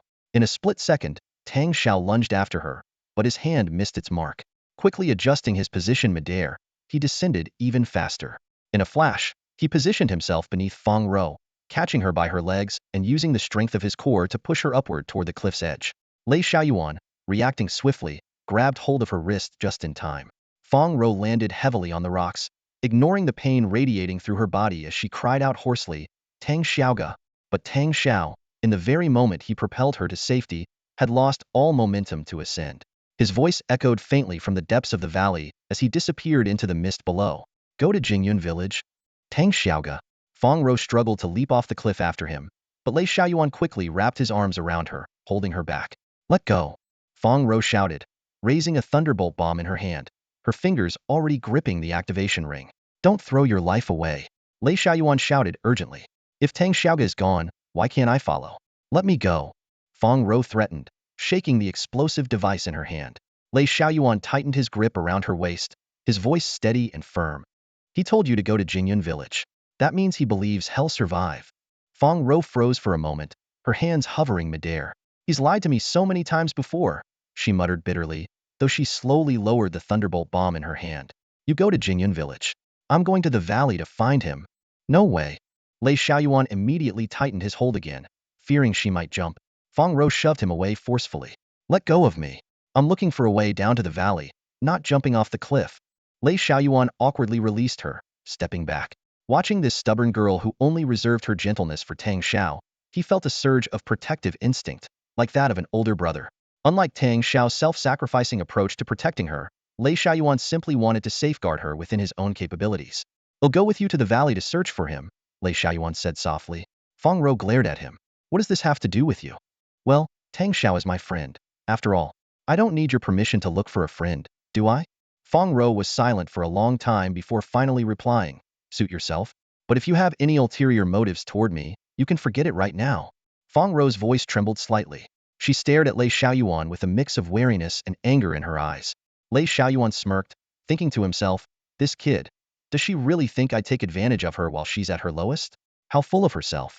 Despite her glare, Fong Row inexplicably felt a sense of relief. She glanced around and began to make her way down the slope alone. The mountain wasn't particularly tall, only about 40 or 50 zhong, but the path was rugged and difficult to traverse. It had taken them most of the day to reach the base, largely due to an unexpected battle. A fourth-tier python beast had blocked their way. By the time they finally dealt with the python and found the entrance to the valley, night had completely fallen.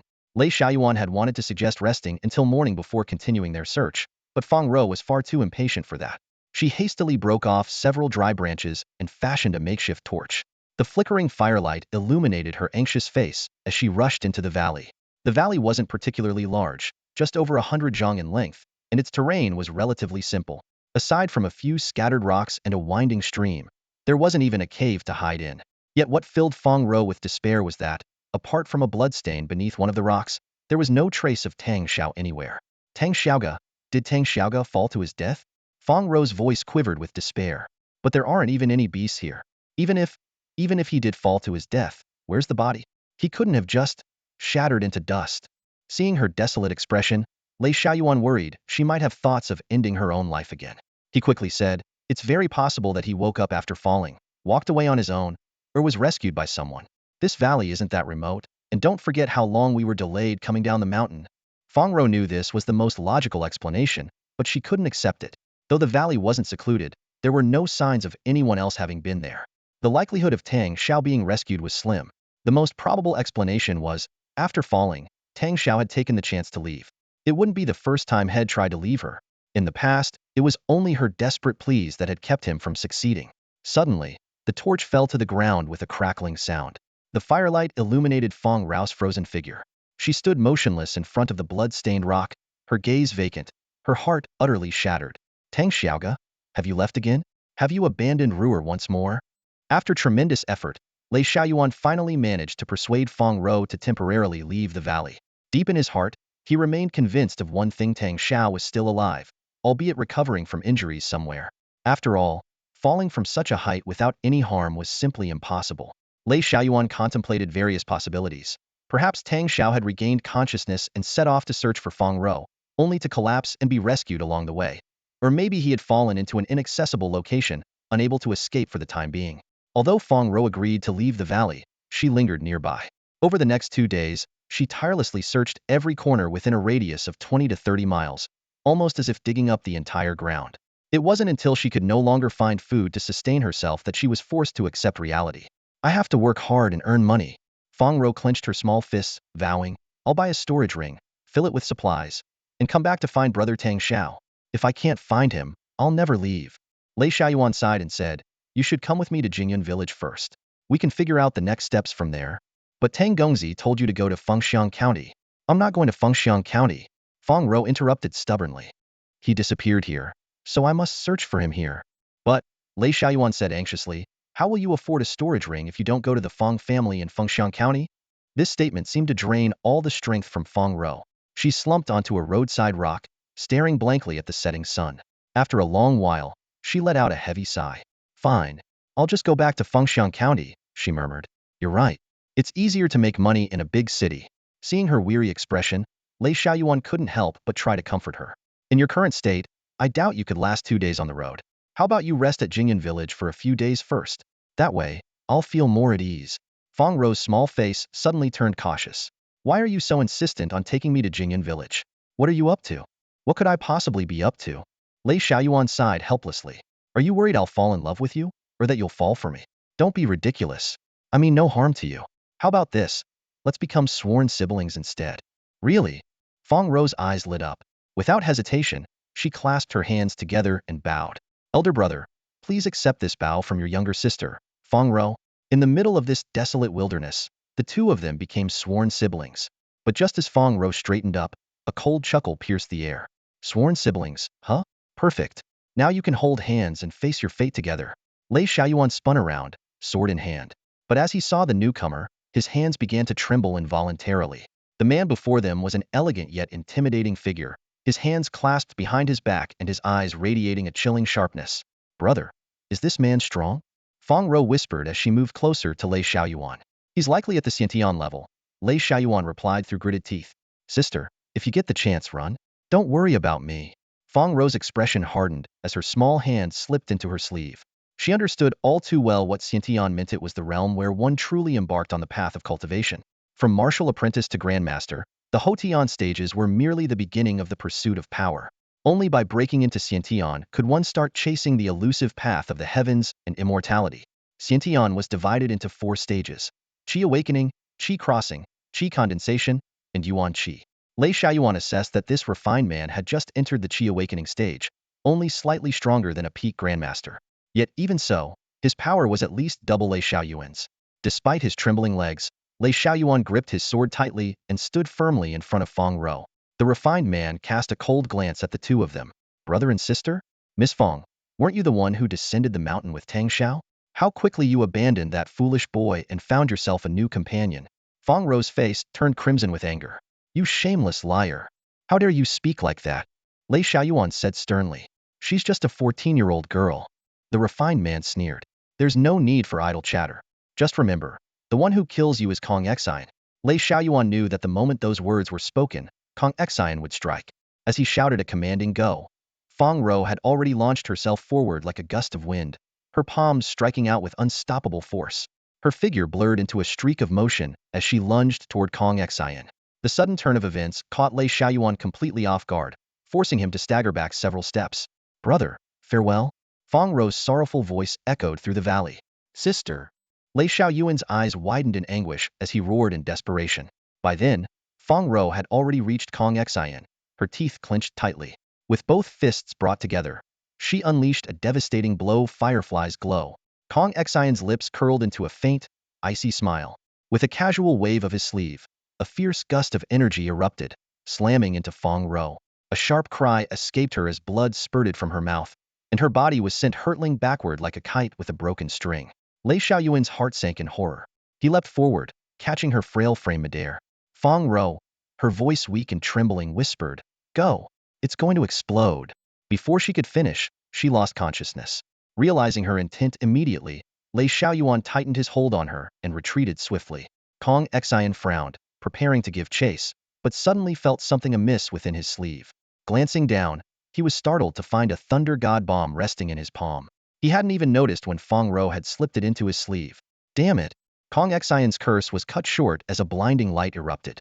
The deafening explosion followed, consuming everything in its path. Minutes later, the valley fell silent once more. The 3 figures had vanished, leaving behind only charred scorch marks on the ground and 2 pools of blood, stark and grim reminders of the battle. The explosion, while failing to alert the disciples of Huawan Peak, managed to stir something deep within a cave halfway up the cliff's idea soared. Inside the cave, a stone platform roughly 10 feet long held a young man with ashen skin and tightly shut eyes. His eyelids and lips bore a faint, bluish hue. Beside his head stood a fiery red longsworth, swallowing cloud sword, its blade faintly glowing with a soft radiance. Within the sword's glow, a translucent shadow could be seen. Upon closer inspection, it revealed itself to be a cat, no larger than a fist, with 3 trailing tails. The small creature was curled up, its eyes reflecting a deep, human-like melancholy. From time to time, it glanced toward the valley before turning back to the figure on the stone platform. Tang Shao. This was the demon cat sword spirit. Ever since Tang Shao had reached the mid-level master realm, it could no longer enhance his strength. Without further advancement, this borrowed power would inevitably deteriorate. Even possessing the swallowing cloud sword only slowed the decline. When Tang Shao arrived at the cliff, his master realm had already grown unstable. The moment he pushed Fong Row aside, blood spurted from his mouth as his strength began to unravel. Within moments, he plummeted from the master realm to that of an ordinary mortal. Stripped of his once formidable physique, the impact of his fall from the cliff caused him to vomit blood repeatedly, and the demonic corruption within his body began to spread uncontrollably. By the time the demon cat sword spirit absorbed his blood and emerged from the swallowing cloud sword, Tang Zhao's body had decayed beyond repair, exuding a pungent stench of death. It was only thanks to the partial strength the spirit had regained that it managed to barely relocate him to this cave, explaining why Fong Row and Lei Xiaoyuan had found no trace of him at the base of the cliff. 3 days and nights passed. The demon cat sword spirit remained by Tang Zhao's side, its mind racing with a plan it had long been preparing possession. 8 years ago, it had sacrificed 3 of its 9 lives to forge the swallowing cloud sword, leaving its soul trapped within. However, Fongli had been unaware that her cultivation level was far too low to create a sword with a spirit. If not for the demonic light, the undying cat demon would have perished entirely, let alone transformed into a sword spirit. Thus, it had always yearned to reclaim a physical body and return to the path of cultivation. Human bodies were the most suitable for this purpose, and ever since Tang Xiao's blood awakened it, the demon cat sword spirit had set its sights on his form. The demon cat sword spirit had been patiently awaiting the moment when Tang Shao would succumb fully to demonic corruption. According to its calculations, once his physical body completely decayed, his unprotected soul would inevitably be forced out, leaving the body an ownerless vessel. At that point, the sword spirit could effortlessly possess it. As for the fate of Tang Xiao's soul, the demon cat sword spirit couldn't care less. It was a trivial matter in its eyes. However, events unfolded in an entirely unexpected way. 3 days passed, yet the sword spirit couldn't confirm whether Tang Xiao's soul had truly departed from his body. Even more perplexing was the fact that, while it was certain Tang Xiao was dead, there were no signs of his soul leaving, and the process of his body's demonic transformation had inexplicably come to a halt. This anomaly placed the demon cat sword spirit in a dilemma. It feared that Tang Xiao's lingering soul might interfere during the possession process, leading to failure. On the other hand, time was running out. If it delayed any further, the demonic body could develop its own consciousness and turn into a zombie-like creature. Even though the sword spirit had once been a formidable fourth-tier demon beast, it lacked the confidence to defeat such a creature using only its soul's power. A sudden explosion from the foot of the mountain jolted the demon cat sword spirit out of its thoughts. It knew the time to act had come. Resolute, it extended its 4 claws and tore through the sword energy barrier as if ripping apart a curtain. The process was excruciatingly painful. Its walnut-sized face contorted in agony, but it gritted its teeth and persevered. After several minutes, it finally broke free from the sword energy and plunged unhesitatingly into Tang Xiao's head. At that very moment, Tang Xiao's body reacted violently. His hands clutched his head tightly, his once handsome face twisted in madness. Large beads of sweat rolled down his forehead, and his lips, eyelashes, and fingers trembled uncontrollably.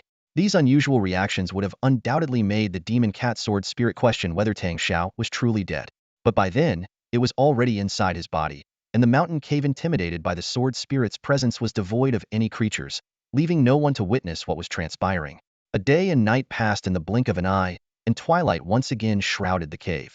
The body that had begun to decay suddenly moved as if pulled by invisible strings. Its limbs flailed, its head bobbed erratically, and sweat flowed down the stone platform like a small stream. Then, with a faint squeak, Tang Xiao's eyes snapped open, and a speck-sized figure shot out from his gaze like a frightened rabbit, fleeing the cave in a panic. It left behind only a shrill, vengeful scream. "Damn it! I'll be back, I swear. I will." The cave returned to silence. About 15 minutes later, Tang Shao slowly opened his eyes, smacked his lips, and sighed regretfully. "What a pity. I couldn't completely trap it. It's still a lingering threat." He closed his eyes for a brief moment before opening them again, adjusting to the changes within himself. In truth, Tang Shao had indeed died when he fell off the cliff. Otherwise, the complete demonic transformation would not have occurred. Life force and demonic energy were as incompatible as fire and water. They could never coexist.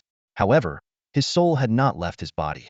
Instead, it had retreated into the Naiwan Palace deep within his mind, retaining consciousness but remaining immobile.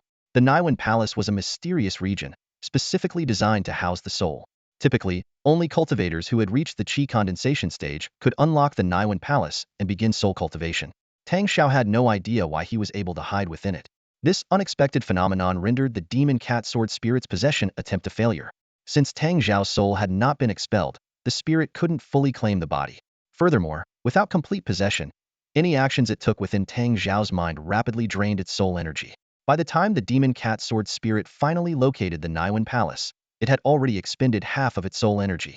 To make matters worse, the moment it entered the Naiwan Palace, it was met with a powerful force of rejection.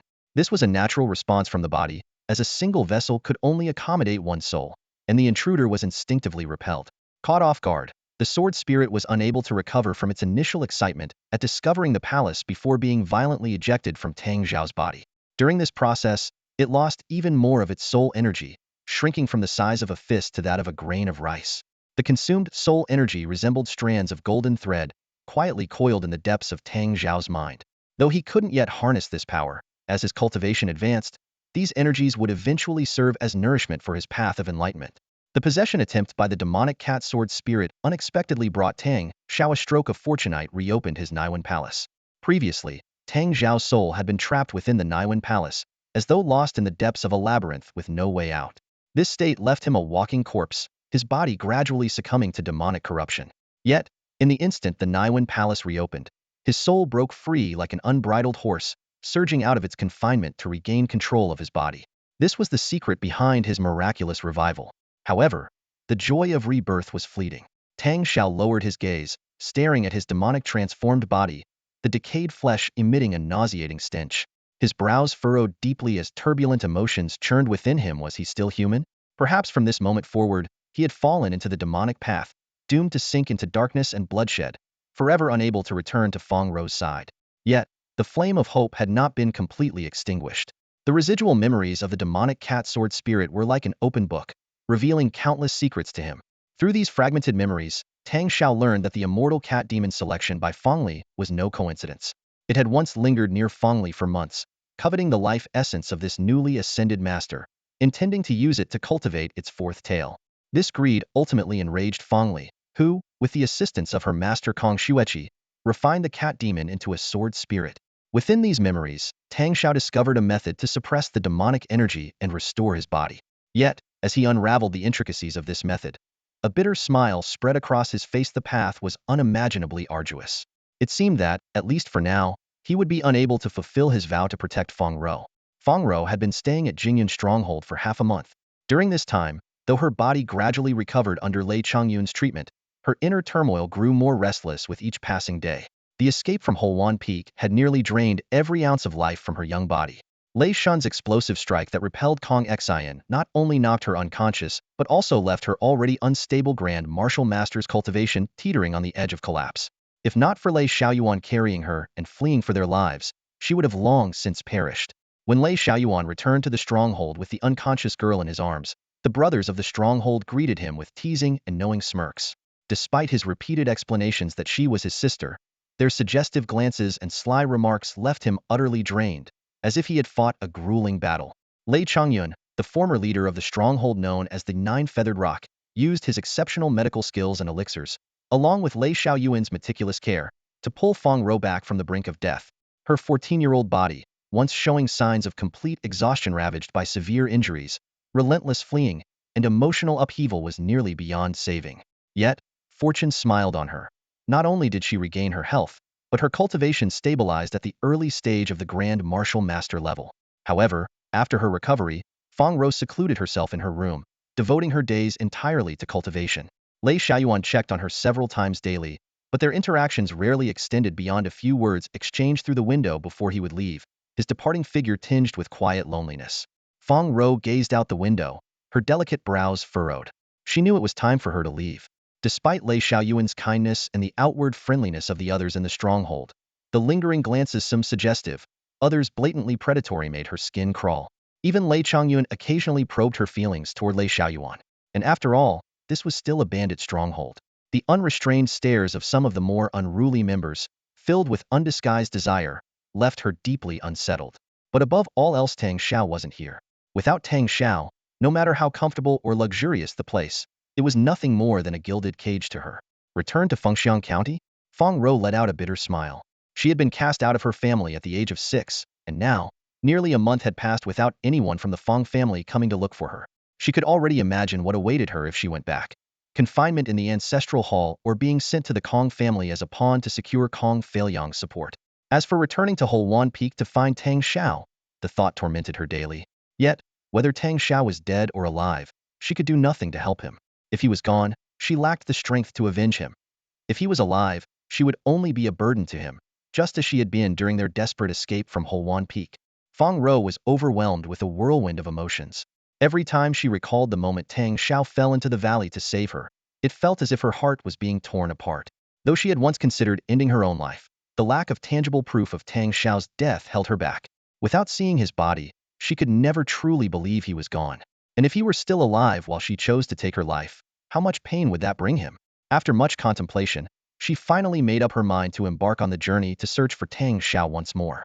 But this time, she resolved to be fully prepared. Improve her cultivation level. Gather ample supplies. Acquire a storage ring. Master more powerful techniques and swordsmanship.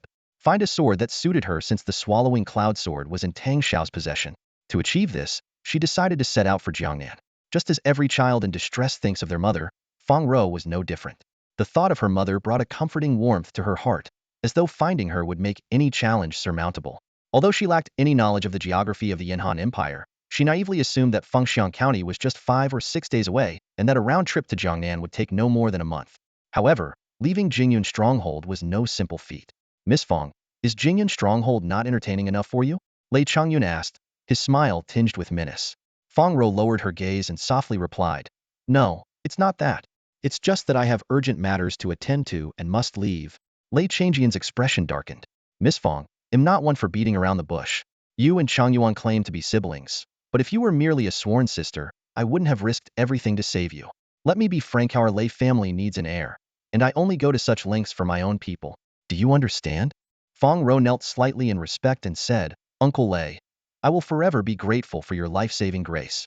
But matters of marriage are not something I can consider right now. If you regret saving me, you can take my life now, and I will bear no resentment. Seeing this, Lei Xiaoyuan quickly intervened to mediate. Uncle, what are you saying? Fong Row and I really are siblings, and nothing more. Sister, come on, let me escort you down the mountain. I refuse to believe that my word doesn't carry weight in Jingyun Stronghold. Before parting, Lei Xiaoyuan retrieved a finely forged sword adorned with red silk from the warehouse and presented it to her. Clad in a flowing violet dress, with fitted lake blue silk trousers underneath, Fong Row wore sky blue boots made for swift travel and tied her hair into a simple ponytail with a red ribbon. As she walked alone along the mountain path, she thought of the tales her senior sister Xiachi had shared with her about heroic women. Now, she too had become one of those lone swordswomen wandering the world, though her heart carried the singular purpose of finding Tang Shao. This unwavering determination gave her courage, even as she journeyed forward in solitude. She firmly believed that whether Tang Shao was trapped or in hiding, he was still alive, and she, no matter the cost, would find him. On the winding mountain path, Fong Row's figure appeared particularly solitary. The mountain breeze brushed against her hair, bringing a slight chill, yet it couldn't dispel the ache in her heart. Her eyes glistened with unshed tears, and a faint pain throbbed in her chest. She bit her lower lip and pressed on. After leaving Tanlong Mountain, the view suddenly opened up.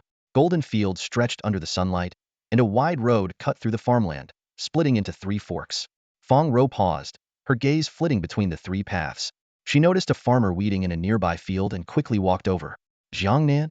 The farmer burst into laughter upon hearing her question. Miss, you must be joking. Fong Row frowned slightly. Why? Am I not allowed to go to Jiangnan? Leaning on his hoe, the farmer pointed toward the southeastern road. If you take this path, you'll have to pass through 4 or 5 counties, cross 5 or 6 rivers, and climb 7 or 8 mountains before you even catch sight of the mighty Yangtze River, which is 1,000 feet wide. Only after crossing the Yangtze will you truly be in Jiangnan. I thought I could go to Jiangnan and return within a month. Fong Row pouted.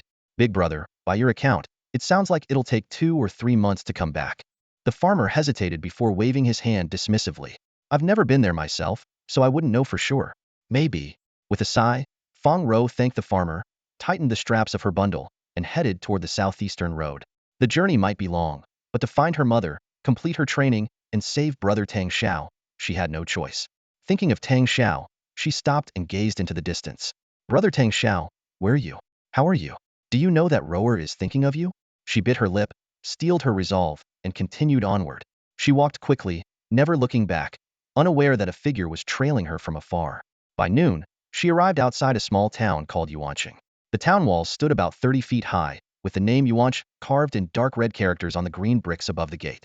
Near the drawbridge outside the gate, a small tea stall made of elm wood stood, with a few dark wooden tables scattered around. A handful of customers sat there, sipping tea.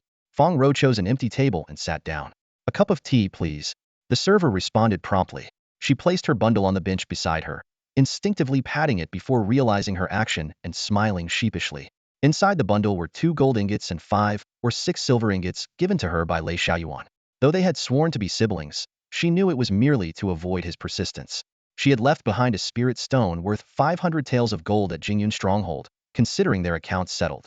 She didn't notice the 3 pairs of cunning eyes from a nearby table, watching her every move. The 3 exchanged a knowing glance, clinked their cups together, and downed their drinks.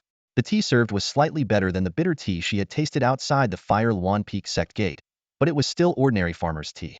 The yellowish tea was poured into a bowl stained with tea residue. Fong Row wrinkled her nose and reluctantly took a couple of sips, driven by thirst. When she pulled out a silver ingot to pay, it left the server flustered. The small tea stall barely earned 5 taels of silver in a month, but the silver ingot she offered weighed at least 20 taels. Even selling the tea stall wouldn't provide enough change. In the end, a smiley merchant at a nearby table stepped in and paid the 5 copper coins for her tea. After much insistence to no avail, Fong Row clasped her hands in gratitude and headed into Yuanqing. She found an inn to stay at, had a meal, and went to the money exchange to break down her silver into smaller coins. She also bought a new set of clothes. At the largest marketplace in town, Yuanqing Market, she spotted a storage ring that caught her eye, but its price of 500 or 600 taels of gold was far beyond her means. Although she still had 2 or 3 low-grade spirit stones, she planned to keep 1 for herself and 1 for Brother Tang Shao so they could improve their cultivation in the future.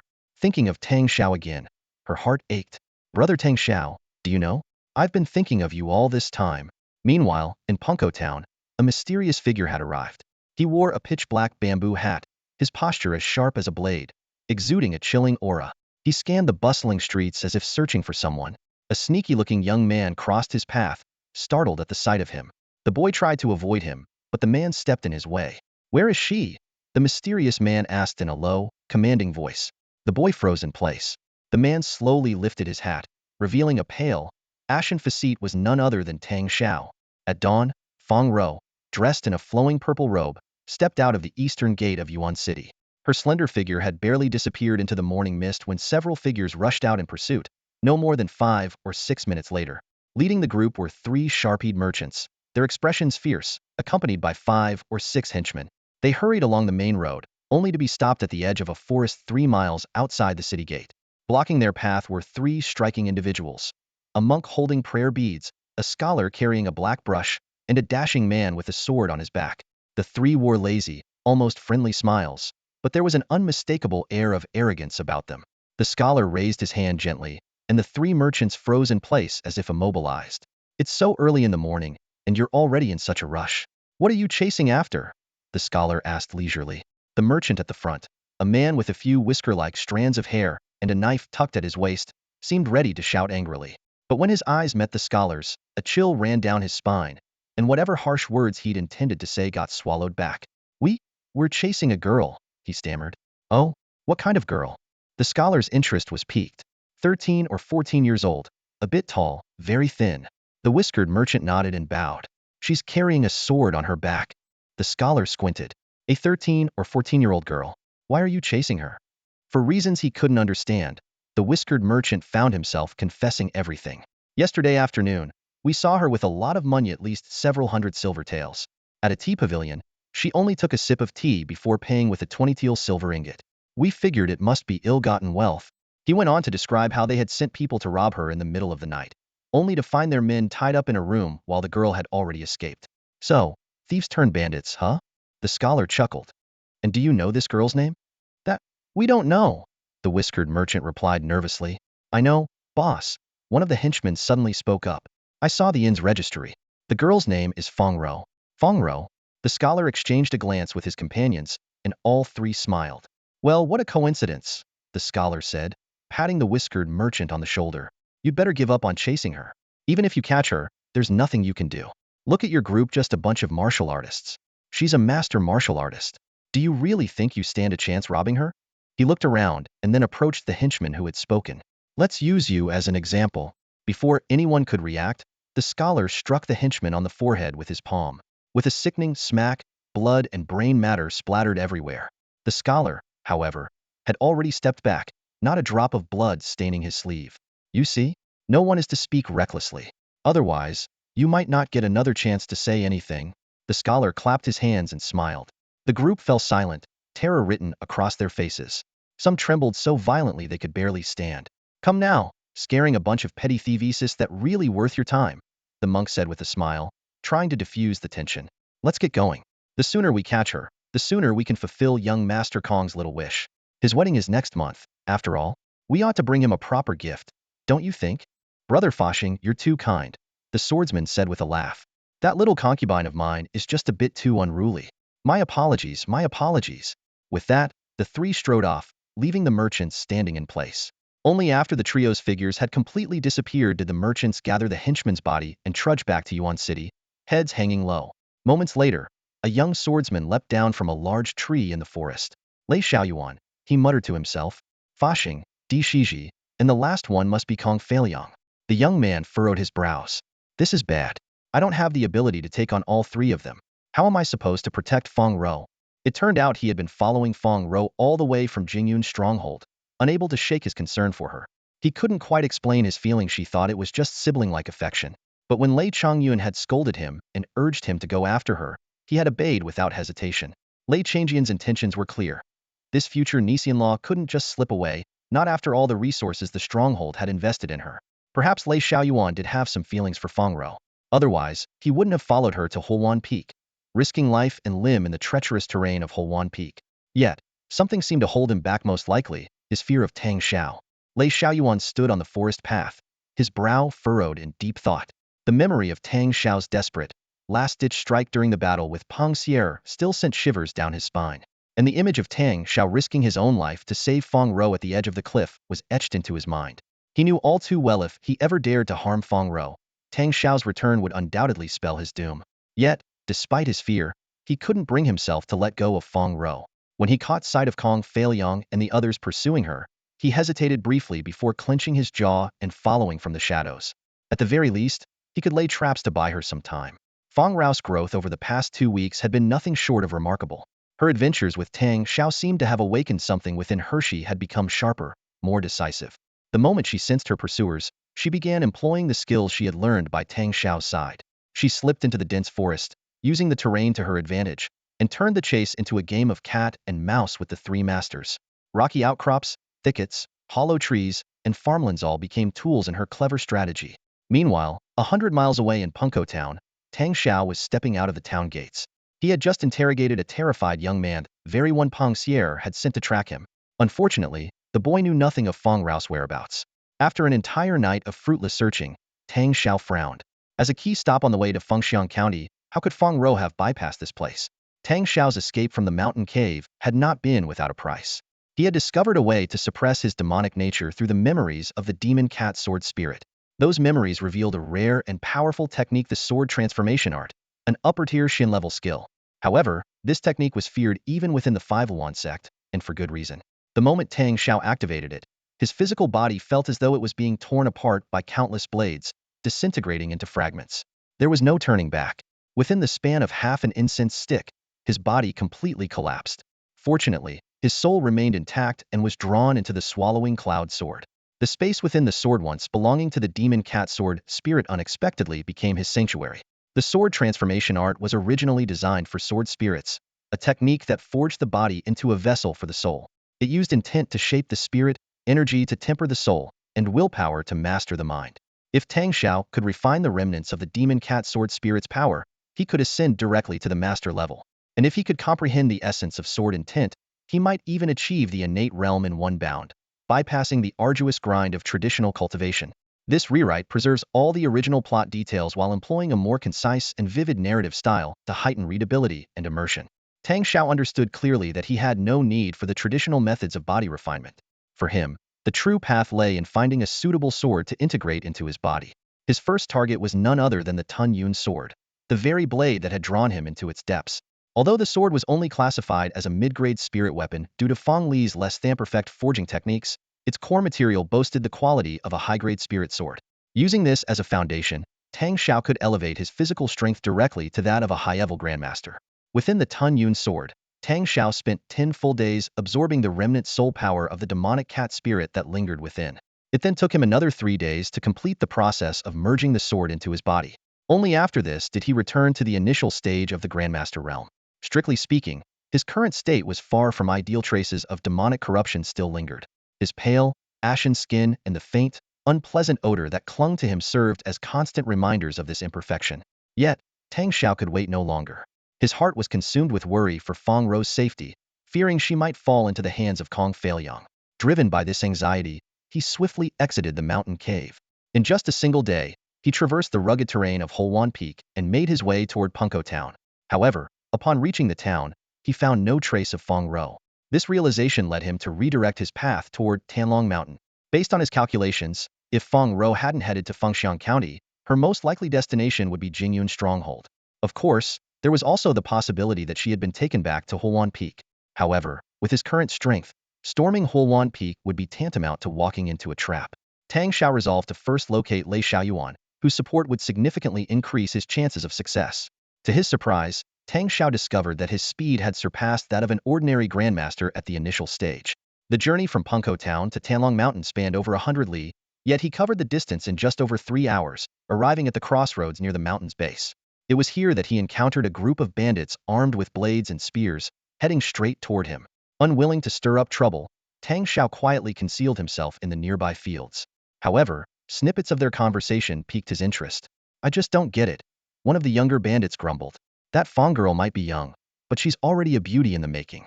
Give her a few more years, and she'll blossom." Yet the boss doesn't seem interested at all. An older bandit chuckled knowingly. "What do you know, you fool? The boss might not care about the girl, but why do you think he scurried down the mountain the moment the great chief gave the order? Let me know if you'd like me to continue with the next part." The voice was eerily clear, yet its source remained elusive. Even with the heightened senses of the 3 grandmasters, they searched in vain for the speaker's whereabouts. The surroundings were empty, with only the sound of the wind howling through the forest. Kong Feiliang's face turned ashen, though a flicker of fear flashed in his eyes.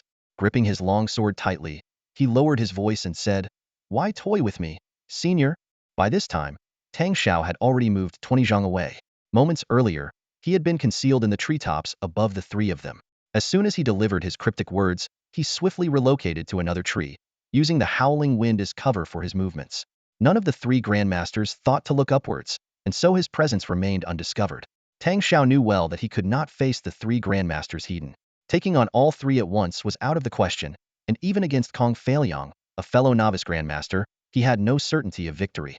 In the Yinhan Empire, challenging someone of a higher level was the stuff of legends at least. Tang Shao had never heard of anyone succeeding in such feats. Unless he could fully absorb the soul power of the demon cat sword spirit and ascend to the intermediate grandmaster level, he might stand a chance. But that would come at a cost. His days of rapid growth would end, and every bit of strength gained thereafter would require painstaking cultivation. His earlier words were merely a ploy to sow doubt in the minds of the 3 grandmasters, slowing their pursuit. Taking advantage of this opportunity, he planned to find Fong Row and shake off these relentless pursuers. After leaping past several large trees, the edge of the forest came into view. Yet, Tang Shao suddenly stopped in his tracks. A subtle intuition warned him that exiting the forest now would cause him to miss Fong Row. He quickly determined a new course of action: delve deeper into the woods. There seemed to be a peculiar connection between him and Fong Row. When far apart, he could sense her general direction. When closer, he could pinpoint her exact location. Of course, if the distance grew too great, as it had been when he was in Punko Town, the connection would disappear. Sure enough, after another quarter of an hour of searching, he found Fong Row. She stood under a towering pine tree, hands on her hips, arguing heatedly with Lei Xiaoyuan. Seeing her unharmed, Tang Shao felt a wave of relief. He was about to dart forward when he abruptly stopped. He glanced down at himself. Though his clothes covered him well, he knew that beneath the fabric, his skin was an unsettling shade of ashen gray, resembling freshly fluffed cotton, devoid of any trace of blood. Even more disquieting were his blood-red eyes, which looked especially menacing in the dim light of the forest. It was then that he realized he had been ignoring a crucial issue. Though his demonic nature was suppressed, it had not been eradicated. Strictly speaking, he was still a demon. Even if the demonic influence were completely purged, his current form, his body now fused with the sword, had undergone irreversible changes, rendering him no longer fully human. For instance, though he appeared unarmed, he could summon the swallowing cloud sword at will with a mere gesture. Was he truly fit to return to Fong Row's side? Would he frighten her? If she noticed something was amiss, how would he explain? And if others discovered his demonic nature, that he was both sword and man, would it endanger Fong Row? Tang Zhao's gaze shifted to the scene beneath the pine tree. Lei Xiaoyuan seemed to be explaining something to Fong Row with great effort, but she, in her usual stubborn manner, refused to listen. A sudden thought pierced Tang Zhao's heart like a steel needle. Judging by their interaction, Lei Xiaoyuan and Fong Row seemed like a perfect match, didn't they? The thought stirred a surge of hostility within him. He almost drew the swallowing cloud sword to confront Lei Xiaoyuan, but he quickly snapped out of it. What right did he have to question them? Did surviving his fall from the cliff grant him the authority to forbid Fong Row from being close to other men? Besides, what was his relationship with her? What gave him the right to interfere in her life?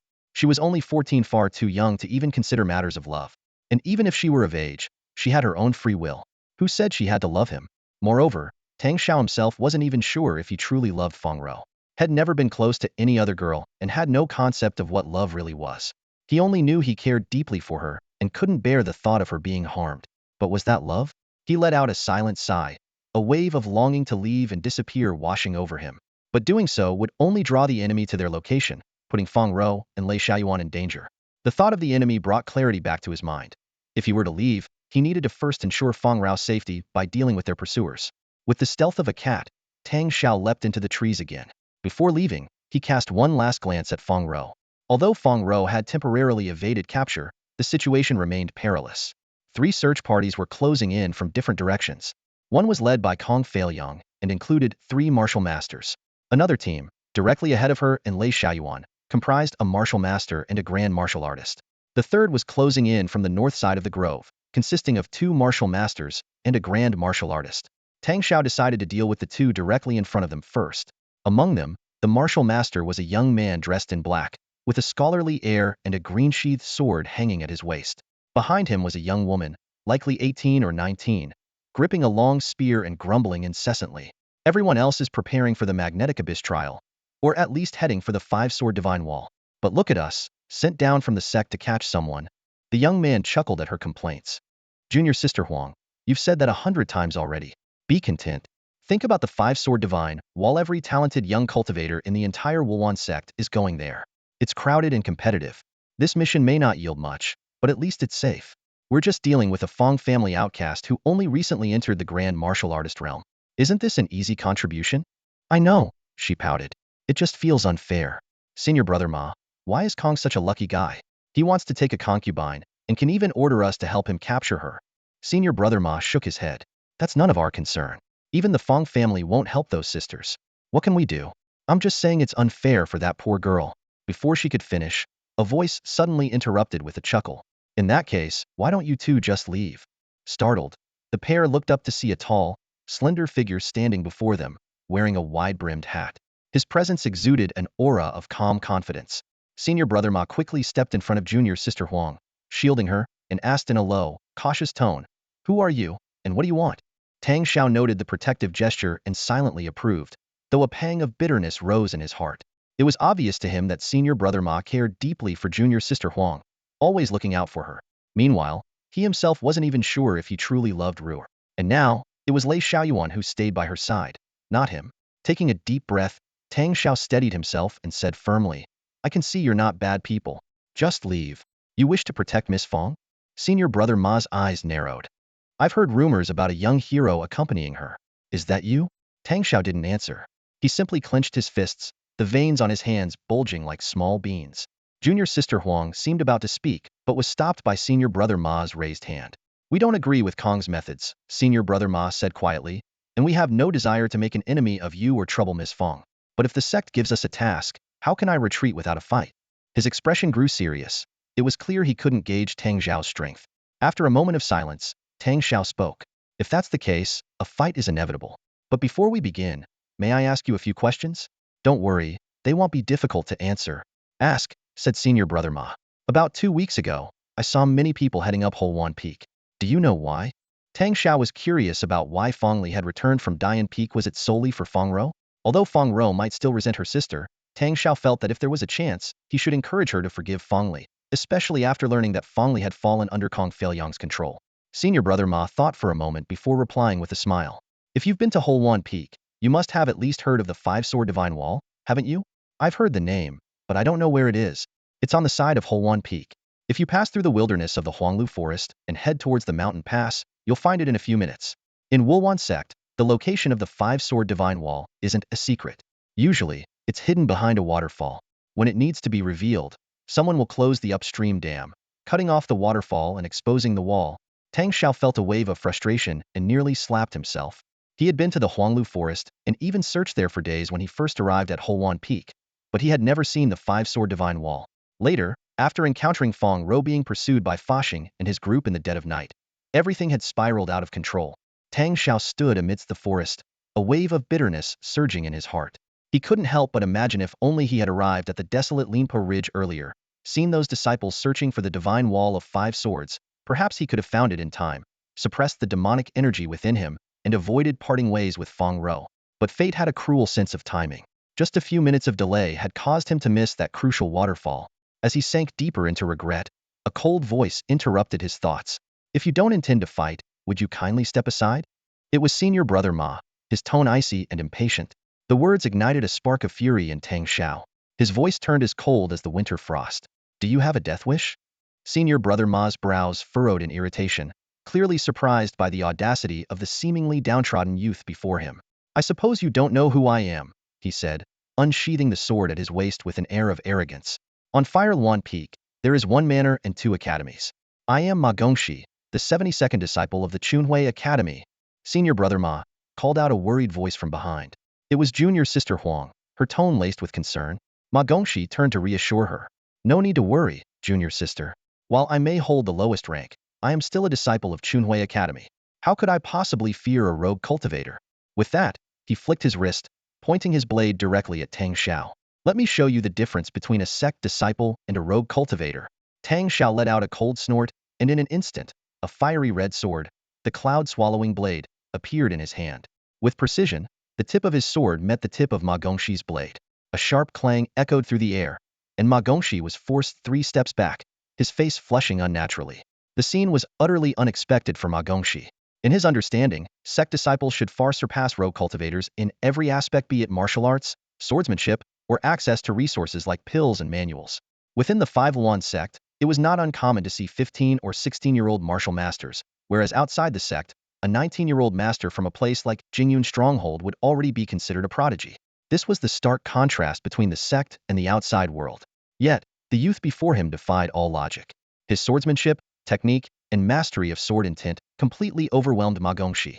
With just a light touch, Tang Shao had forced him back 3 steps, while remaining utterly unmoved himself. Before Ma Gongxi could recover from his shock, Tang Xiao's blade was already pressed against his throat. Senior Brother Ma. Junior Sister Huang cried out in alarm, lunging forward with her sword aimed at Tang Xiao's back. Though she knew she was no match for him, she couldn't stand by and watch her senior brother's life hang by a thread. Tang Shao turned swiftly, catching her sword by the hilt with his bare hand. Junior Sister Huang had intended to unleash a sinister technique taught by her master, but seeing her opponent unharmed despite gripping her blade directly, she realized it would be futile and hesitated. With a flick of his wrist, Tang Shao sent a surge of internal energy through the sword, forcing Junior Sister Huang back 5 or 6 steps. Her face turned pale as her treasured weapon fell to the ground. Junior Sister, Ma Gongxi exclaimed, instinctively moving forward, only to be stopped by the blade still at his throat. Unexpectedly, Tang Shao withdrew his cloud-swallowing blade. Forget it. I won't kill you. Go back to your mountain. Before Ma Gongxi could process what had just happened, Tang Shao leapt away into the distance. Ma Gongxi clutched his blade and shouted after him, Thank you, brother. Brother, hurry and save Fong Row. Junior Sister Huang suddenly screamed. Senior Brother Li and Senior Sister Meng have already gone after her, and they're not as merciful as we are. Meanwhile, to the north of the forest, Senior Brother Li, Senior Sister Meng, and a martial master had surrounded Fong Row and Lei Xiaoyuan. We're well aware that Lei Dezhongjia is a young grandmaster with extraordinary strength, Senior Sister Meng said with a smile, and that you have an uncle at the midstage of enlightened qi. But I suggest you don't act rashly. With both Senior Brother Li and me here, I doubt you'll find a way out. Lei Xiaoyuan remained silent, his eyes flickering with thought. Senior Brother Li's tone turned cold. Junior Brother Han, you may begin. Facing the rotund Junior Brother Han, Fong Row's expression darkened. She raised her sword close to her body, assuming a defensive stance. Han Fu wore a kind smile on his face, but his eyes glimmered with a disquieting light. I suppose Junior Sister Fong doesn't recognize me yet? My name is Han Fu, he said softly. I usually stay in the Ziyahai Hall of the Jisheng Manor, which is none other than Kong's water dungeon. His voice gradually took on a twisted excitement. I am the most feared torturer in the water dungeon. The last junior sister who fell into my hands endured my torment for 27 days. He licked his lips. Her entire body was ruined by me, yet she clung stubbornly to life. Fong Row's delicate face instantly lost all color, and the tip of her sword trembled slightly before Han Fu's eyes. Unfazed, he pulled out a large, jagged iron shear from his robe. The blade gleamed coldly under the faint light. The crocodile shears today, they'll sever another girl's head before he could finish. A furious roar split the air. They'll kill you first. Lei Shaoan's sword shot forward like a bolt of lightning, aiming straight for Han Fu's back. But senior brother Li intercepted it with a swing of his blade, nearly disarming Lei in the process. Senior sister Ming chuckled lightly. Although we don't approve of junior brother Han's methods, these are young Master Kong's orders. We must ensure he has free rein. Don't take it personally, young Master Lei. By this time, Han Fu and Fong Row were already locked in combat. Within just a few moves, Fong Row's long sword had been severed, and a corner of her sleeve was snipped away, exposing a pale, slender wrist. Han Fu let out a few lecherous whistles. What a beauty! No wonder they call you the second miss of the Fong family. Seems like I'm in for a treat. The crocodile shears in his hand suddenly moved with terrifying speed, enveloping Fong Row like a deadly web. Despair filled her heart. She had neither the strength to block it nor the ability to break free. Lei Shaoyuan, consumed by rage, was desperate to save Fong Row. But senior brother Li and senior sister Ming's swords formed an impenetrable barrier. To force his way through would mean certain death. Han Fu laughed maniacally as his hand reached for Fong Row's shoulder. Junior sister, since you can't resist then, a cold voice suddenly cut through. Die. A flash of a blade, a spray of blood. Though shrouded in layers of shadow, Fong Row stood frozen as if struck by lightning. In that instant, she saw a flash of fiery red sword light pierce through Han Fu's chest before vanishing in a blink. The metallic clatter of the crocodile shear falling to the ground jolted everyone back to reality. Senior brother Li erupted in fury. How dare you? He bellowed, drawing his sword and charging into the depths of the forest. To him, this assailant was blatantly provoking the authority of Chunhui Academy, daring to commit such a crime right in front of him and junior sister Ming, as if the two top disciples were nothing. Calm down, Ming Yuro shouted sharply, sweeping her sword sideways to block the pursuing Lei Shaoyuan. Meanwhile, Fong Row cried out, raising her broken sword, "Don't go!" But she was a step too late. Li Zilian had already disappeared into the woods, leaving her behind. Li Zilian was quick to enter, but even quicker to return. He stumbled straight into Fong Row's sword, startling her into reflexively jerking it upward, piercing his shoulder with a sickening squelch. Blood splattered as Li Zilian let out a guttural roar, spinning his sword to send Fong Row flying backward. Lei Shaoyuan rushed to help her up, only to see her pale as paper, her lips trembling but unable to utter a sound. Nearby, Ming Yuro supported Li Zilian, whose body bore 2 wounds, one on his left shoulder from Fong Row's sword, and another on his right chest, where the mysterious assailant had run him through. His blood-soaked robes were a testament to the severity of his injuries. He dared to hurt you? Ming Yuro's face was frosty with rage. As one half of the sect's renowned sword-wielding couple, seeing her beloved injured ignited her fury. Senior brother, let's join forces and kill him. No, we have to leave now. Li Zilian gasped, clutching her hand to stop her. That man's strength is on par with the top 30 senior brothers of the academy. I struck with all my might and couldn't even touch his shadow. He's already shown mercy. If he hadn't, judging by the sword that killed Han Fu, I'd be dead for sure. Ming Yuro hesitated. But the sect's order. That was Kong Feiliang abusing his uncle's influence to stir things up. We don't need to get involved. Li Zilian's face was ashen from pain. Go now, before that man changes his mind. Wiping away her tears, Ming Yuro helped Li Zilian leave. Meanwhile, Fong Row had broken free from Lei Shaoan's hold and dashed toward the woods. She turned back, swinging her sword, and shouted, "Let go of me! There might be people from the Huawan sect ahead. It's too dangerous in the dense forest at night." Lei Shaoyuan called after her urgently. What do you know? Fong Row snapped, her composure utterly lost. It's Tang Shao in the forest. Her words struck Lei Shaoyuan like a thunderclap. His heart sank. If Tang Shao had indeed returned, would he still have a place by Fong Row's side? Memories of Tang Shao's past exploits, killing Peng Xier with a single strike and driving away Di Ziza, left him trembling. Facing Tang Shao was beyond his courage. He quietly resolved to flee the moment Tang Shao appeared. But the forest remained eerily silent, devoid of any sign of life. Fong Row soon emerged, her head drooping in disappointment as if no one had ever been there. Sister, are you sure you didn't imagine it? Lei Shaoyuan couldn't help but ask.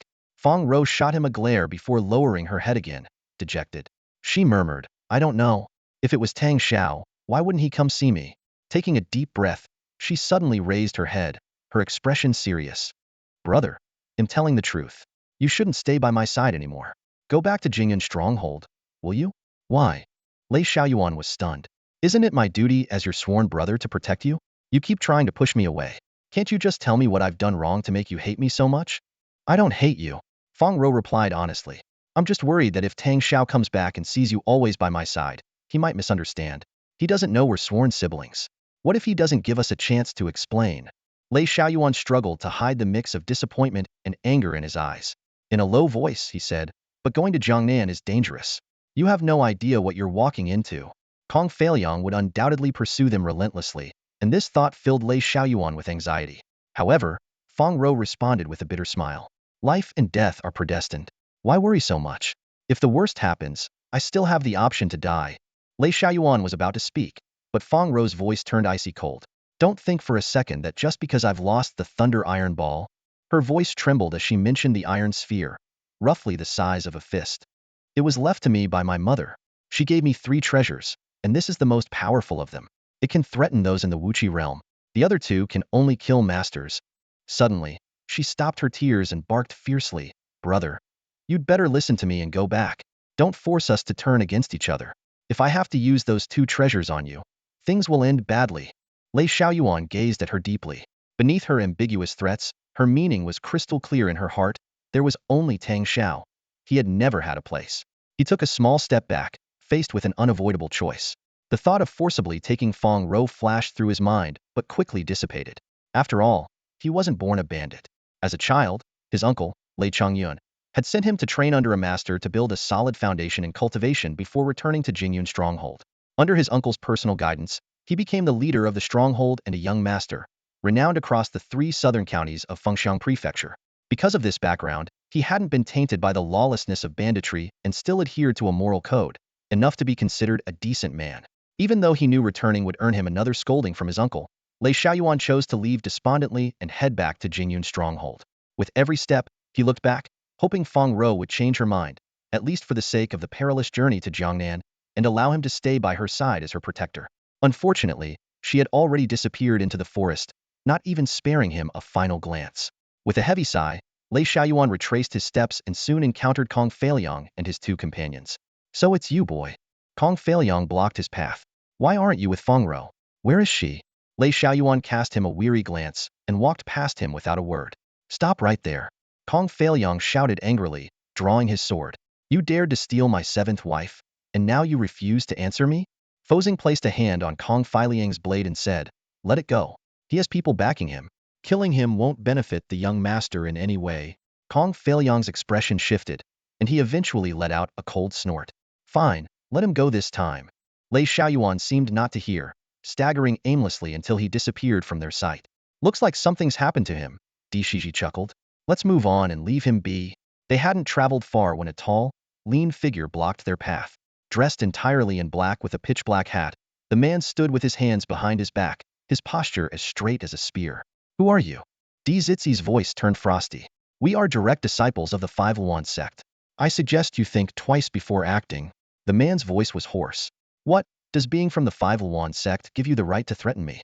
If you're not afraid of the Five Huawan sect, then you must be a senior master, Fozing said, counting his prayer beads with a dark expression. What, pray tell, is the reason you've stopped the 3 of us? Turn back to where you came from. You're not going any further on this road. Fozing's face changed, but Kong Feiliang had already shouted angrily, Tang Shao, you pretentious fool, prepare to die. As a direct disciple of the Kong family, Kong Feiliang's cultivation might not have been the highest, but his vision was sharp. Even with Tang Shao's face obscured by the hat, he couldn't escape Kong Feiliang's spiritual sense. Tang Shao was merely an early-stage master. Even if he were on par with Kong Feiliang, there was no way he could withstand the combined force of 3 opponents. As Kong Feiliang moved, Fozing and Di Shiji also saw through Tang Shao's true strength. They shouted in unison, unleashing a black brush and prayer beads. Tang Shao let out a cold snort, extending both palms as 3 faint sword lights shot toward the trio. A sword form realm practitioner? The 3 masters' expressions changed drastically. Di Shiji and Fozing had both witnessed Tang Shao's sword form realm before. Fozing himself had reached that realm, and Di Shiji had the guidance of a renowned teacher. As a direct descendant of the Kong family, Kong Feiliang immediately recognized the intricacies of Tang Shao's sword form realm. Previously, Tang Shao's sword form had been without foundation, as fleeting as a shadow, clearly obtained through some special means. But now, his sword path was clear, his techniques refined, and his foundation solid. It was evident he had achieved it through genuine cultivation. Kong Feiliang was the most shocked of all. He knew full well that barely a month ago, Tang Shao had been an ordinary person incapable of cultivation, living under others' roofs and too timid to even enter the Dongning courtyard at will. Someone like him, no more significant than an ant, could have been crushed by Kong Feilyang with a single palm. In just a single month, Tang Shao had advanced to the sword form realm, and his inner strength had reached the level of a grandmaster. Kong Feilyang was utterly shaken, his heart a storm of disbelief. Was this boy before him human or ghost? Even the most terrifying prodigy under the heavens couldn't possibly break through to the grandmaster realm in just 1 month. As the thought crossed his mind, a trace of retreat crept into Kong Feilyang's heart. When Tang Shao's sword light struck, he raised his blade to counter, but fear had already weakened his resolve, reducing his strength by a third. The clash sent him stumbling back several steps. Seeing this, Fo Shang and Di Shiji, who had already been hesitant to fully engage, decided to withdraw as well. One strike is that enough to make the three of you step back? Tang Shao let out a hoarse laugh. In truth, he had intended to cleave Kong Feilyang in two with that strike. Yet he had quickly realized he couldn't achieve such a feat. The only reason he had dared to intercept these three grandmasters was due to his earlier victories repelling Ma Gongxi and severely wounding Li Zilian. The consecutive triumphs had inflated his confidence, clouding his judgment. But now, standing before them, he finally understood. Even if Ma Gongxi and Li Zilian combined their strength, they likely wouldn't match Fo Shang alone. After all, those two were merely bottom-rung figures in Chunhui Academy, while Fo Shang and Di Shiji ranked 61st and 68th respectively. And then there was Kong Feilyang, a formidable ally by their side. Still, having come this far, retreating wasn't an option. Tang Shao decided to adopt the demeanor of a reclusive master, hoping to intimidate them. Yet, unbeknownst to him, this very act betrayed the fear in his heart. Once fear took root, his strength was naturally diminished. The sword force that had previously dealt a heavy blow to Li Zilian now merely managed to push the three back. Tang Shao's power stemmed from the demonic cat sword spirit of fourth-tier beast that had comprehended the sword form realm, surpassing mid-tier grandmasters. While Tang Shao hadn't fully absorbed the sword spirit's power, he had already harnessed 70 to 80% of it. In terms of raw strength, he was likely on par with Fo Shang. Moreover, his sword body, combined with the high-grade spiritual sword swallowing cloud, elevated his abilities even further. Paired with the refined true energy and swordsmanship cultivated through the sword transformation technique, there was no reason he should fear facing three opponents at once. In this exchange, both sides underestimated their own strength. But after the clash, they each overestimated themselves. For Tang Shao, forcing three grandmasters to retreat with a single strike caused his confidence to soar. Gripping the swallowing cloud sword, he pointed it diagonally and sneered, "Why don't you retreat?" The three grandmasters exchanged glances before letting out a synchronized battle cry. Moving swiftly, they surrounded Tang Shao in a semicircle. Fo Shang hurled his prayer beads, which transformed into a whip-like shadow several feet long, lashing toward Tang Shao from above. Kong Feilyang's sword struck like lightning, while Di Zizi's black brush exuded a nauseatingly foul stench as they attacked from both sides. The three grandmasters unleashed their full power. Fo Shang's bead whip technique bore a striking resemblance to Tang Shao's sword-light transformation, both rooted in the form realm and possessing formidable force. Meanwhile, Kong Feilyang's swordsmanship and Di Zizi's poison techniques served as strategic support. Though Tang Shao's confidence had grown, he dared not meet their combined assault heat. He stepped back twice to evade the brunt of the attack, then deftly twisted his swallowing cloud sword, its light clashing with the bead whip while its shadow intercepted the brush and blade. With a series of metallic clangs, the bead whip and sword light dissipated simultaneously. Fo Shang staggered back, blood seeping from the corner of his mouth. Although Di Shiji and Kong Feilyang were uninjured, the tip of Kong Feilyang's sword had snapped off. Tang Shao, however, remained steady, his swallowing cloud sword already sheathed without anyone noticing. The three grandmasters' expressions grew grim. When Tang Shao extended a pale, ashen hand, Kong Feilyang immediately shouted, "Retreat!" Without hesitation, the three turned and fled, not even daring to utter a single threat. Watching them retreat, Tang Shao immediately leapt into the air. From the depths of the forest came the sound of tiger roars, sending a chill through his heart. That girl, Fong Row misfortune, never seemed to leave her side. At that very moment, Fong Row was locked in a standoff with a third-tier demonic tiger. Though she was a martial master and had managed to avoid injury with her agile movements, her sword was broken, leaving her unable to land a decisive blow. After battling for a quarter of an hour, both sides withdrew momentarily. Leaning against a willow tree, she panted heavily, tears welling in her eyes. Had she not insisted on venturing deep into the forest to find Tang Shao, she wouldn't have encountered this tiger demon. But she had to come. She needed to know if Tang Shao had returned, and if he had, why he hadn't come to see her. After searching for so long without success, only to encounter the tiger demon, a wave of exhaustion overwhelmed Fong Row. Perhaps Tang Shao truly didn't care about her anymore. Should she return to Jingyun's stronghold and find Lei Xiaoyuan? Or head back to Fengxiang County? Or perhaps she should settle in a quiet place like Yuan City and live in seclusion. She was, after all, a martial master of high standing, trained in the techniques and swordsmanship of the esteemed Huawan sect. Why should she endure such hardship? As she thought of the days at Dongning Retreat, and of senior sister Xia Qi's words, love is a laborious thing, Fong Row's ears turned slightly red. She wasn't sure if what she felt for Tang Shao was love, but the hardship was undeniable. Steadying herself against the tree, she took a deep breath. Love or not, it didn't matter. Tang Shao had saved her many times. If he wasn't coming to see her, he must have his reasons. Perhaps he was trapped somewhere at this very moment, waiting for her to rescue him. With that thought, strength surged through Fong Rao's petite frame once more. She resolved to go to Jiangnan, find her mother, master her skills, and return to save Tang Shao. With this vision in mind, Fong Row started toward the main road outside the forest. Barely half a quarter hour later, she suddenly caught the pungent scent of blood. Following the trail, she parted the undergrowth and froze in Shaka massive tiger demon, over 10 feet long, lay on the ground, drenched in blood. Fong Row was taken aback by the sight of the tiger demon's corpse she stumbled upon. It was even larger than the third-tier demon tiger she had just repelled, a hulking beast with powerful limbs and a blood-red king character blazing on its forehead, a mark of its ferocity. This was undoubtedly a fourth-tier demon beast, a creature capable of ruling this stretch of forest. Its neck bore a deep sword wound, still oozing blood, though the beast itself had long since perished. Covering her mouth with her hand, Fong Row's heart raced. Who possessed the strength to slay such a formidable beast with a single strike? What troubled her even more was the overwhelming stench of blood in the air. It was bound to attract other predators. Without hesitation, she turned and swiftly headed toward the main road. But just as she was about to reach it, a chilling thought froze her in her tracks. What if, during her fight with the third-tier demon tiger, this fourth-tier tiger demon had appeared? She dared not imagine the outcome. Two tigers could never share the same mountain, unless they were kin. Otherwise, they would have surely joined forces to hunt her down as easy prey. This could only mean that someone had silently killed the stronger tiger demon during her battle, saving her life in the process. But who could it be? Lei Xiaoyuan, while well-intentioned, simply lacked the strength. No one else would go out of their way to rescue her. Unless, could it be Tang Shao? Had he returned? Fong Row couldn't help but glance back toward the forest.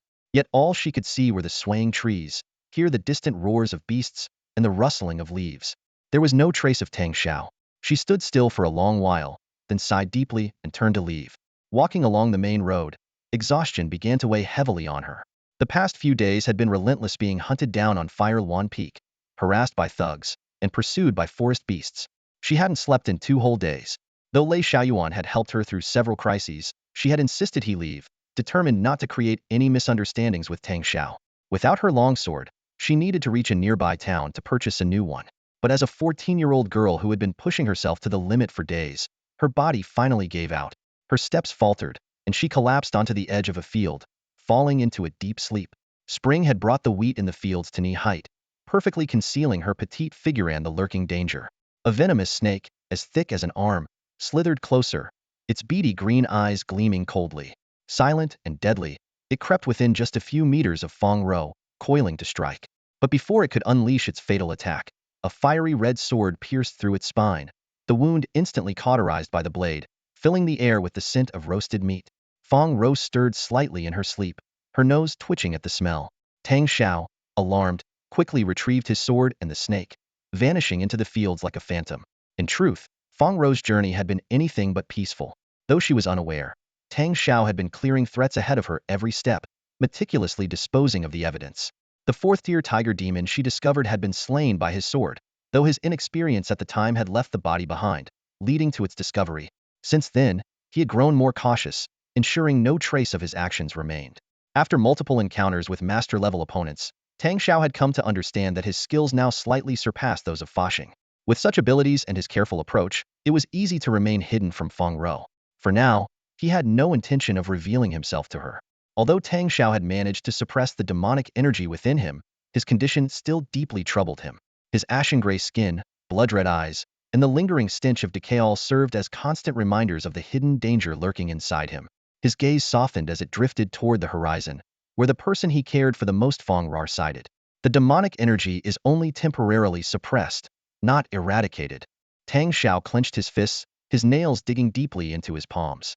He didn't dare to imagine what might happen if one day he lost control. How much harm could he bring to her?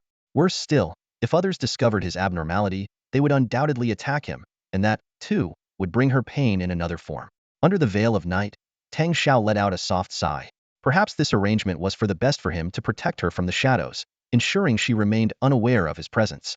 Yet, Fong Row driving Lei Xiaoyuan away worried him. Without someone by her side to protect her, what if she encountered danger? I need to find a way to bring Lei Xiaoyuan back, Tang Shao thought to himself. If I can never rid myself of this demonic energy, at least with him by her side, I can have some peace of mind. Young and tasting the bitterness of love for the first time, his thoughts were pure. He didn't wish for a lifetime together, only for her safety and happiness. A faint, bitter smile played on Tang Zhao's lips as his figure gradually disappeared into the depths of the fields. Yet, as fate would have it, trouble always had a way of finding its way to her. When Fong Row awoke from her slumber, the blinding sunlight was blocked by the shadows of a few young men standing over her. Still groggy, she was quickly jolted awake by their crude and nauseating remarks. Look, there's a girl sleeping out here in the wild. Perfect. She can be a bride for Brother Long, and we won't even need to pay a dowry. If you ask me, since we all found her together. Before the boy could finish his sentence, a rough hand reached out toward Fong Row's face. Fully awake now, her anger flared. She grabbed the offending hand and twisted it sharply, eliciting a pig-like scream from the boy. My wrist. The other boys instinctively took a half-step back, but their arrogance hadn't completely faded. They continued to circle around her, unaware of her true strength. Fong Row sprang to her feet, her expression icy. Get lost, she commanded. These boys, no more than martial apprentices, couldn't gauge Fong Row's abilities and foolishly relied on their numbers to harass her. Before one of them could reply, he found himself sent flying into a wheat field with a single kick. The rest finally realized they had picked a fight with someone far out of their league and quickly scattered. Fong Row scoffed coldly, saying no more as she strode toward the main road. 15 minutes later, she arrived at a small village. Rows of blue-tiled houses stretched into the distance, surrounded by wooden fences. The village entrance was adjacent to a road leading east. It was about halfway through the hour of the rabbit, and Fong Row was already feeling hungry. The dry rations she had bought in Yuan City the previous day were long gone. If Tang Shao hadn't taken the beast carcass, she could have roasted some meat to stave off her hunger. Strangely, she hadn't encountered even a single beast along the way. Whether that was good or bad luck was up for debate. Sighing, she decided to enter the village to buy some provisions. If possible, she also wanted to purchase a simple iron sword. Even the most basic weapon would significantly boost her combat capabilities. This village housed around 100 families. The outer ring was composed of tiled houses, while a few two-story buildings stood tall in the center. These belonged to the village's wealthiest resident, Master Sunday. In front of the Sun Estate was a wide road, about 2 zhang across, flanked by 2 or 3 dozen households that formed a small market street. The village of Suanjiazhuang was strategically located along the main road connecting Yuan City and Dan County. Its geographical importance was evident. The layout of the shops lining both sides of the street was quite distinctive. Apart from the usual inns and tea houses, every other store was one of a kind. A guest house, a tavern, a blacksmith, a general store, a tailor shop, a pill shop, and even a musical instrument store, all perfectly complementing the charm of the street. Fong Row pushed open the door of a small eatery, her stomach growling with hunger. She ordered 2 small dishes and a bowl of rice, then instructed the owner to prepare some meat pancakes. Although she had napped for 2 or 3 hours on a field ridge earlier, fatigue still clung to her. Sitting at a table, she began to nod off, her head bobbing slightly. The scene around the eatery was lively. To her left, outside the musical instrument store, 2 young women were showcasing a pipa and a yaoqin. To her right, at the window of a tea house, a gray-clad youth and a chubby boy in fine clothes were pointing at Fong Row, their eyes filled with mischief. Across the street, inside the tailor shop, Tang Shao was hiding behind a row of clothing racks, his brows furrowed in thought. He was contemplating how to discreetly deal with the 2 troublemakers without alarming Fong Row or drawing the attention of the villagers. However, before he could come up with a plan, the 2 fools made their move. The chubby boy in fine clothes, accompanied by several servants, stepped out of the tea house. The gray-clad youth, fawningly, pointed at the dozing Fong Row and said, "See? I told you she's a beauty. That Sun Dalong wants to snatch her to bear a child for his deaf and blind old mother? He should take a good look at himself in a mirror first." It turned out this gray-clad youth was one of the 4 boys Fong Row had encountered earlier that morning by the field ridge. "Show some respect in front of a lady, will you?" the chubby boy snapped, rolling his eyes. The gray-clad youth laughed awkwardly and corrected himself. "Such a beauty. Only young Master Sun is truly worthy of her." "Now that's more like it. Let's invite her over," the young master said with a grin. However, the so-called invitation turned into a rough attempt at grabbing her by the servants. Tang Shao's brows knitted tighter as his left hand moved to his sword hilt, though he held back. He thought to himself, if Fong Row can't even sense strangers approaching, she has no business venturing out into the world. Yet, just as the two servants reached out to grab her, Fong Row, still seated, shifted silently along with her stool to another table. The startled diners at that table barely had time to react before Fong Row opened her eyes, flashed them a smile, and casually picked up a pair of chopsticks. With a quick flick of her wrist, she sent one of the servants stumbling backward, effortlessly adapting a sword move to the use of chopsticks. Seeing her alertness, Tang Shao felt reassured and quietly slipped out of the tailor shop. Neither the shopkeeper nor the customers noticed his departure. In this small village, where the strongest fighters were merely mid-level martial masters, who could possibly detect his presence? The two servants, whose abilities barely reached the level of advanced martial apprentices, were sent sprawling to the ground with just 2 strikes from Fong Row's chopsticks. They groaned in pain, unable to get back up. A skilled fighter? Huh. The young master clapped his hands, laughing. Looks like I've hit the jackpot. Fong Row shot him a frosty glare. Don't force me to teach you a lesson. The young master froze momentarily, then his face twisted in anger. Do you even know where you are? He shouted, pointing to the central building in the village. I am the eldest son of the village head of Suanjiazhuang. This village has hundreds of families. No matter where you're from, even a powerful dragon can't suppress the local serpent. If you're smart, you'll agree to my terms. While becoming the first wife is out of the question, I can make you my chief concubine. You're still young. After 2 or 3 years, we can get married. If you refuse, idiot. Fong Row's face turned ice cold as she slammed her chopsticks onto the table. Where's my food? In Suanjiazhuang, who dared to defy the young master? The waiter didn't even dare to answer her question, trembling as he placed the dishes inside. Fong Row's anger flared. She grabbed a chopstick and, with a sharp thud, embedded it into the wooden cabinet beside the waiter. Your food? It's right here, miss, the waiter stammered, pale with fear. I've lost my appetite.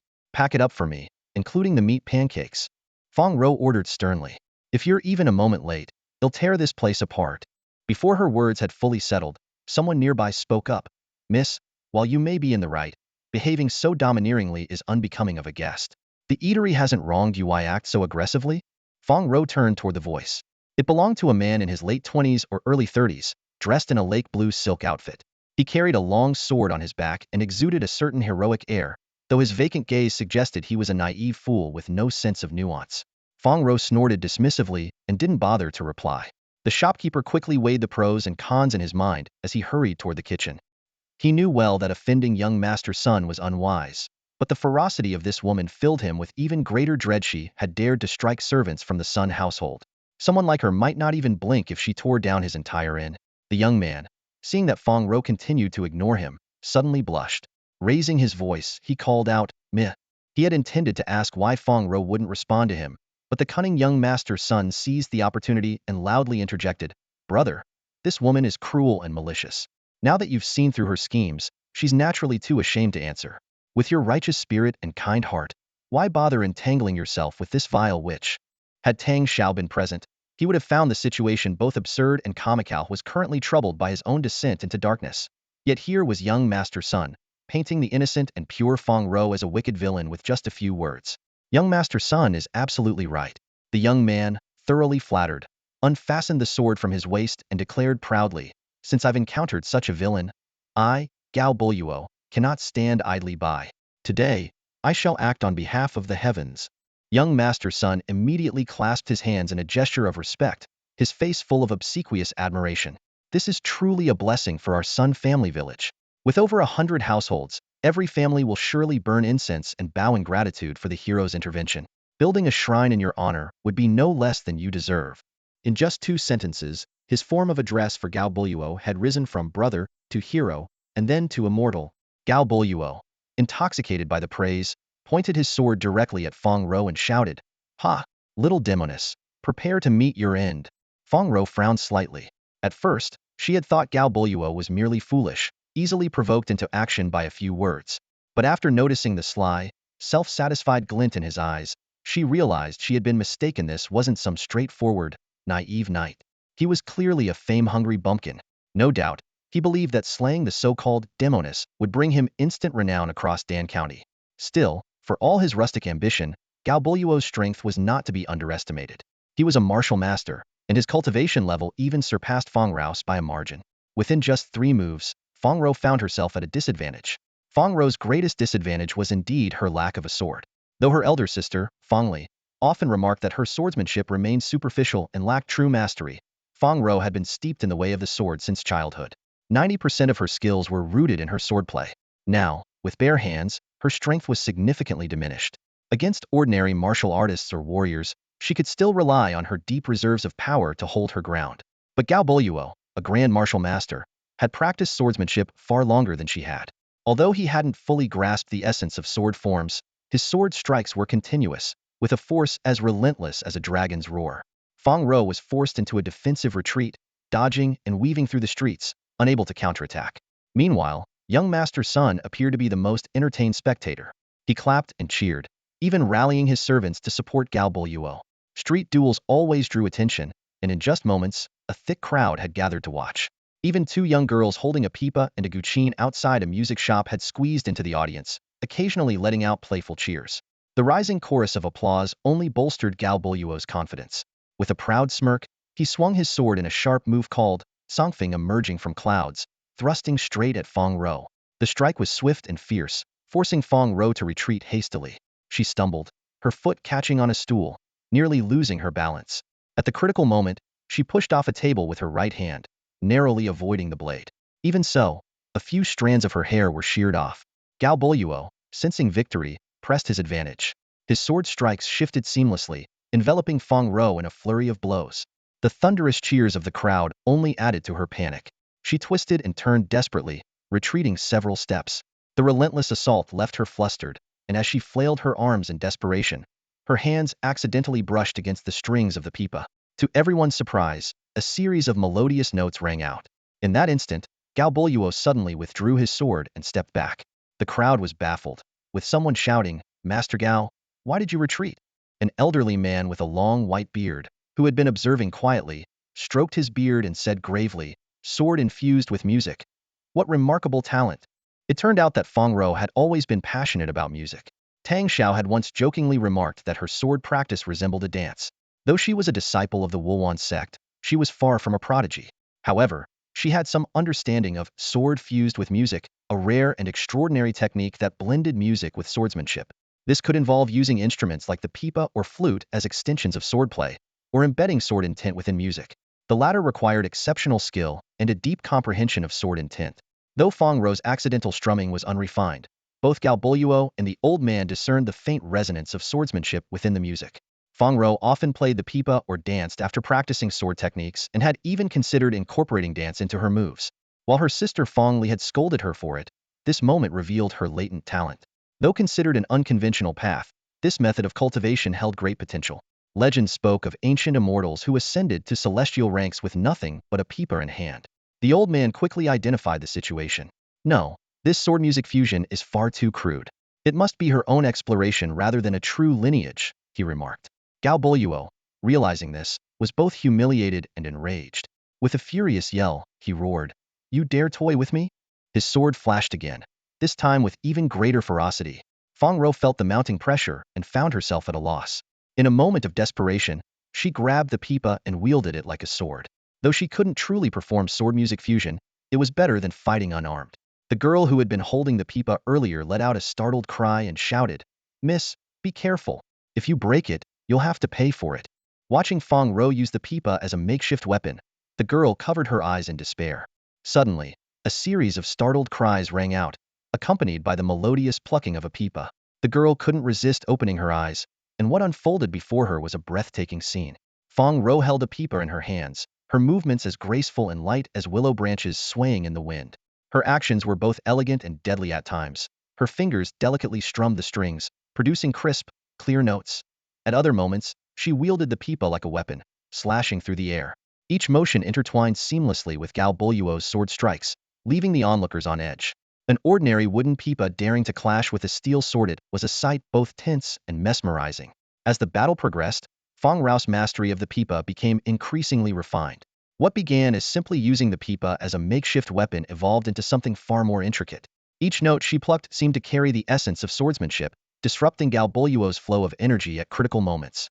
Like the precise strike of a blade, her music unraveled his sword techniques, leaving them in disarray. The longer the fight went on, the more astonished Galboluo became. To him, these seemingly random melodies were as overwhelming as a raging flood. Each wave of sound obstructed his energy, slowed his movements, and unsettled his focus. At last, realizing he had no chance of victory, he leapt back and shouted, "Enough! Bullying a young girl is no real feat, you may leave." Fong Row cast a cold glance at him, then returned the pipa to the girl. She retrieved her bundle from the hands of the innkeeper, tossed a piece of silver onto the counter, and strode away with her head held high, completely ignoring the stunned young master son nearby. Yet beneath her composed exterior, she was utterly drained. Her body ached, and her mind was hazy. Munching on a meat pie as she walked, Fong Row arrived at a bustling town after half an hour. This place was teeming with life, the streets crowded with people coming and going. She immediately found an inn, rented a room, and slept until sunset. After freshening up and changing clothes, she went out in search of a blacksmith. She had hoped to commission an iron pipa, but the blacksmith's skills fell short of her expectations. Reluctantly, she settled for purchasing a finely crafted steel sword instead. That night, she stayed in her room, experimenting with ways to merge swordsmanship with music. The light in her room burned bright until midnight. Meanwhile, Tang Shao could only lean against the city gate, counting stars in the night sky. 3 days later, as evening approached, Fong Row arrived at Danjun City. After finishing her meal, she inquired with the innkeeper about where she might buy musical instruments. Through their conversation, she learned that the city's largest royal auction house might have what she was looking for. Eagerly, Fong Row made her way to the royal auction house on Xinglong Street. The massive, luxurious building sprawled across 100 acres, and its entrance was guarded by several warriors standing as straight as spears. Each one was a martial master, and the sight of them left her quietly astonished. With her cultivation level, Fong Row entered the royal auction house, silently contemplating her situation. A woman dressed in a light green robe approached gracefully, her gaze carrying a professional yet scrutinizing look.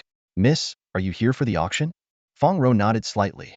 "I wonder if your auction house has any fine musical instruments for sale?" "Musical instruments?"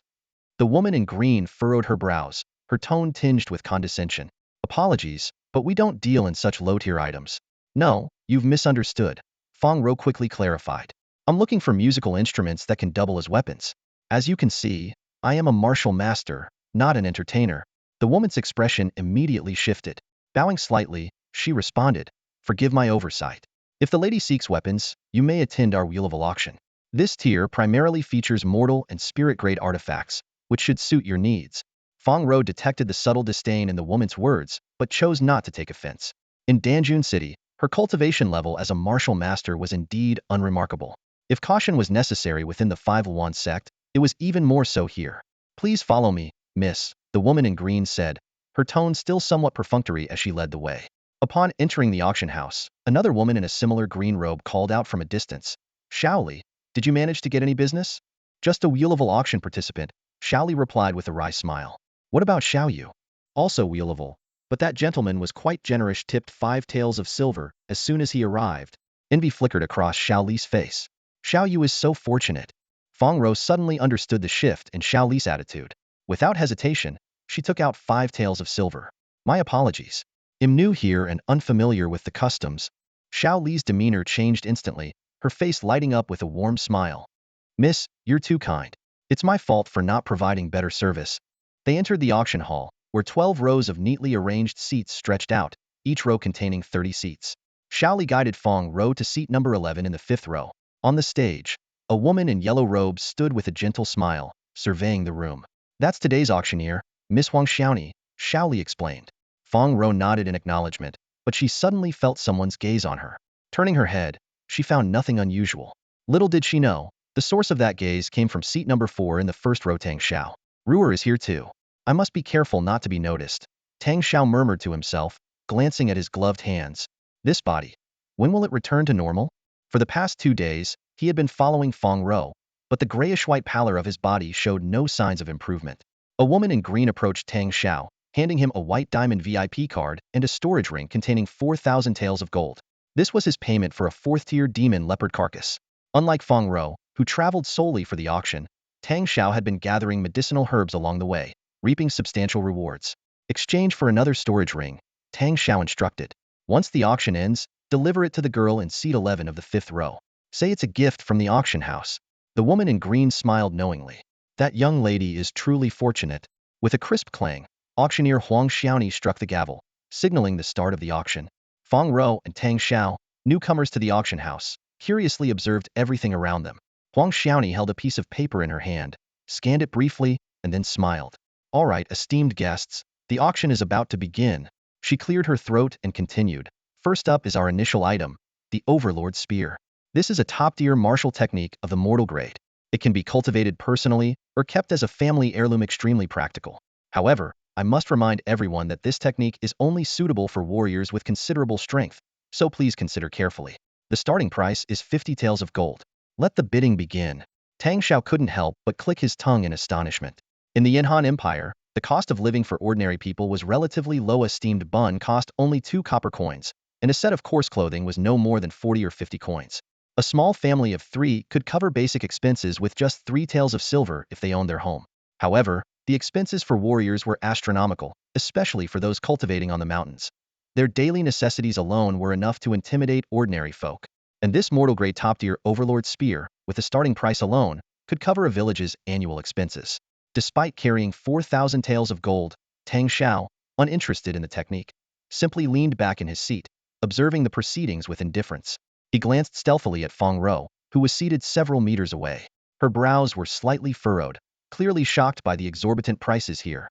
Tang Shao knew that when she descended the mountain, she had only brought a few low-grade spiritual stones, which, even if sold off entirely, would amount to just 1 or 2,000 taels of gold. It seemed he might need to help her acquire some items at critical moments. As he was lost in thought, a loud shout from a burly man snapped him back to reality. 300 taels of gold. This technique is mine. It turned out that during his brief distraction, the bidding for the Overlord Spear had reached a fever pitch, with the price skyrocketing 6-fold. The burly man's bid was promptly confirmed by a green-robed woman standing beside him. She raised a small yellow placard from the table and clearly announced, Row 1, Seat 9, bids 300 taels of gold. Strangely, despite the green-robed women and Huang Xiaoni on stage not having high cultivation or loud voices, their words carried clearly across the entire hall, overpowering the buzz of the crowd. Next, a woman wearing a yellow veil gracefully raised a light blue placard. She wore a hairpin adorned with pearls and jade, her demeanor calm and elegant, her figure lithe and poised. The green-robed woman beside her immediately called out, Row 1, Seat 7, bids 320 taels. Tang Shao glanced down at the 5 placards in front of him, each about the size of a palm and in different colors: red, yellow, blue, white, and black. The green-robed woman next to him, Xiao Yu, noticed his curiosity and explained with a smile, Young sir, these are our bidding placards. Raising a placard of a different color represents a specific increment, 200, 100, 50, 20, or 10 taels of gold. For instance, just now, the guest in Row 1, Seat 9, added 50 taels to the previous bid of 250, making it 300. What does Row 1, Seat 9 mean? Tang Shao inquired. Xiao Yu smiled and replied, It's the guest seat number. The bro is connected to the seat number with a dash, like your seat Row 1, Seat 7. And how can your voices be heard so clearly by everyone? He asked. Xiao Yu tucked her hair behind her ear, revealing a small black, circular device about the size of a thumb, with 2 buttons. This is called an earpiece, she explained, pointing to it. It collects our voices and broadcasts them from the hall ceiling, making sure everyone can hear. These 2 buttons are for turning it on and off. Press once to activate the broadcast, and press again to switch it to private mode, so only you can hear. Tang Shao couldn't help but marvel at the ingenuity of the royal auction house. By this time, the bidding for the Overlord Spear had concluded, with Row 1, Seat 9 winning it for 410 taels of gold. The burly man was visibly elated. Meanwhile, the efficient Huang Xiaoni had already picked up the next piece of paper and announced, The next item is a bottle of Yunji pills, a third-ear elixir. The starting price is 100 taels of gold, with a minimum increment of 10 taels. Please place your bids. However, this item seemed to fall flat with the audience, as most people present were unfamiliar with the effects of the Yunji pills. Tang Zhao's brow furrowed slightly when he heard the unfamiliar name Yunji pill. It was a type of elixir he had never encountered before. Sensing his reaction, Xiao Yu immediately bowed and said, Please wait a moment, my lord. I will inquire about it right away. At that very moment, a timid voice echoed from the auction hall. Can I raise the bid by 10 taels? The crowd burst into laughter. However, Tang Shao instantly recognized the familiar voice. It was Fong Row. His frown deepened. Why was she so intent on obtaining this elixir? On the stage, Huang Xiaoni maintained her gentle smile as she addressed the room. There's no need to be shy, young lady. Anyone can participate in the bidding. Currently, guest at table 511 has offered 110 taels of gold. Is there a higher bid? The hall fell silent. Many guests' green-clad attendants discreetly exited the room, clearly heading out to gather information about the Yunji pill. Moments later, Xiaoyu returned to Tang Zhao's side and reported in a low voice, "My lord, this Yunji pill is rather unique. It holds little value for ordinary people, but for music enthusiasts, it enhances their understanding of musical theory. It also has calming properties and aids in meditation and cultivation." Tang Shao thought of Fong Row and muttered to himself, "Why does she want this?" Xiaoyu, puzzled, let out a soft huh? Tang Shao quickly waved it off. "It's nothing." Since Fong Row was interested in the item, Tang Shao initially intended to observe quietly. However, a boisterous male voice soon broke the silence. "If the little lady wants to play, I'll play along. I'll raise it by 20 taels." Guest at table 325, 130 taels. Huang Xiaoni promptly announced. Would the young lady like to continue? Fong Row's face flushed red. I'll raise it by 20 taels." This scene piqued the interest of more attendees. In no time, 2 or 3 more guests joined the bidding, driving the price up to 220 taels. Fong Row was taken aback, her expression one of helplessness and confusion. Tang Shao sighed and shook his head before picking up the yellow bidding paddle in front of him. Xiaoyu was startled but professionally called out, "Table 17, an additional 100 taels." Although Tang Shao was unfamiliar with auction procedures, he was quick-witted. Upon entering the venue, he had tipped Xiaoyu 5 taels of silver to handle various formalities, which earned him valuable insights into auction strategies, including how to lower prices and intimidate competitors. An auction is often a psychological game. People are easily influenced by the crowd, sometimes joining in for the fun even if they have no real interest in the item, leading to skyrocketing prices. The starting price of an item is usually about 30% of its actual value, but with a skilled auctioneer, prices can soar 5 or 6-fold, as had happened earlier with the Overlord's spear. The Yunji pill was now following the same trajectory. Initially overlooked, it had become the center of attention due to Fong Row's shy demeanor, which had drawn others to join in for amusement. These wealthy attendees cared little for a few hundred taels of gold and were merely indulging in a moment of entertainment. However, this meant that an item that could have been secured for 200 or 300 taels might now cost significantly more worse, still be out of reach. Tang Zhao's bold one-time bid of an additional 100 taels was meant to deter those bidding for fun. Of course, this move could also discourage Fong Row, but he wasn't concerned. If necessary, he would simply purchase the item and gift it to her, had already prepared plenty of other gifts. After all, the tactic worked like a charm. Once the price reached 250 taels, the other bidders backed off. The burly man at table 325 grumbled in frustration. What a buskill. Someone's actually determined to get it. No fun anymore. A single raise of 100 taels was clearly not a casual move. Being a peak martial master, the man couldn't gauge Tang Zhao's strength and wisely chose not to provoke him. The rest of the crowd also fell silent, leaving only Fong Row, who was still hesitating. Her face turned even redder, a mix of embarrassment and helplessness that tugged at the heartstrings of those watching. Xiaoni Huang stood at the auction podium, her hand gripping the gavel as she surveyed the room with sharp eyes. A bottle of Yunji elixir, current bid at 250 taels of gold. If there are no further offers, I'm about to call it. Wait. A sudden voice broke the tension. Ro Fong, after a moment of hesitation, raised her black paddle high. They'll bid 10 more taels. The elixir, said to aid in the comprehension of musical theory, was invaluable to her. She had resolved to pursue the path of blending music with swordsmanship, and this was a step she couldn't let slip. In the crowd, Xiao Tang, who had briefly entertained the idea of bidding, folded his arms and leaned back, choosing instead to watch the unfolding drama. The auction proceeded, with one item after another being presented, sparking occasional bidding wars. Yet for those like Tang and Row, whose pockets were far from deep, most items came with price tags so steep that they could only look on, yearning but unable to compete. As the night wore on and the hour crept closer to midnight, Tang noticed Row fighting off drowsiness. But just as her head began to nod, Xiaoni's voice rang out, snapping her awake. And now, we come to the final 3 items of tonight's auction. I hope you're ready for what's next. Xiaoni set aside her previous notes and revealed a new sheet, her smile brightening. Item number 3 from the end. A replica of the legendary Jiaowei Qin, accompanied by a rendition of the lost masterpiece, Guangling San. While it lacks the divine resonance of the ancient celestial original, this lower-grade spiritual instrument is said to hold mysteries of its own. Rumor has it that some have even comprehended sword intent from it. Starting price: 100 taels of gold, with a minimum increment of 20 taels. The announcement stirred little excitement in the Hall of Hundreds. Most warriors, devoted to their martial pursuits, rarely dabbled in music. And as for the wealthy nobles or sect patriarchs who might indulge in such luxuries, they wouldn't bother attending a modest auction like this. Jiaowei Qin, a woman in the second row perked up, her eyes alight with interest. Even if it's a replica, I'll do nicely to entertain my master. She raised a white paddle to bid, but before she could relish her moment, a timid voice called out, "I'll bid 20 more taels." It was Row again. Tang wasn't surprised. Given her passion for music and her recent purchase of the Yunji elixir, it was inevitable she'd set her sights on the Qin, especially with the rare edition of Guangling San, one of the fabled 10 lost melodies. Another 20 taels. The woman in the second row countered, unwilling to back down. Only 20 taels at a time? Youngsters these days have no guts to spend big on what they desire, scoffed an elderly man in the first row, his tone dripping with disdain. He raised his yellow paddle with a flourish. "I'll bid 100 more taels." Barely had his words settled when an elderly woman chimed in mockingly, "A tutor from the Duke's manor, and yet you're acting as stingy as a child? A mere 100 taels, and you dare call it bold? I'll raise it by 200 taels." "Wonderful!" Shawnee exclaimed, her excitement palpable. The bid now stands at 440 taels from guest number 46.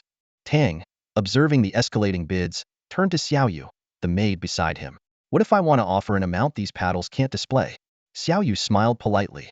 "In that case, young master, you can inform me of your bid, and I'll relay it to the auctioneer on your behalf." 600 taels.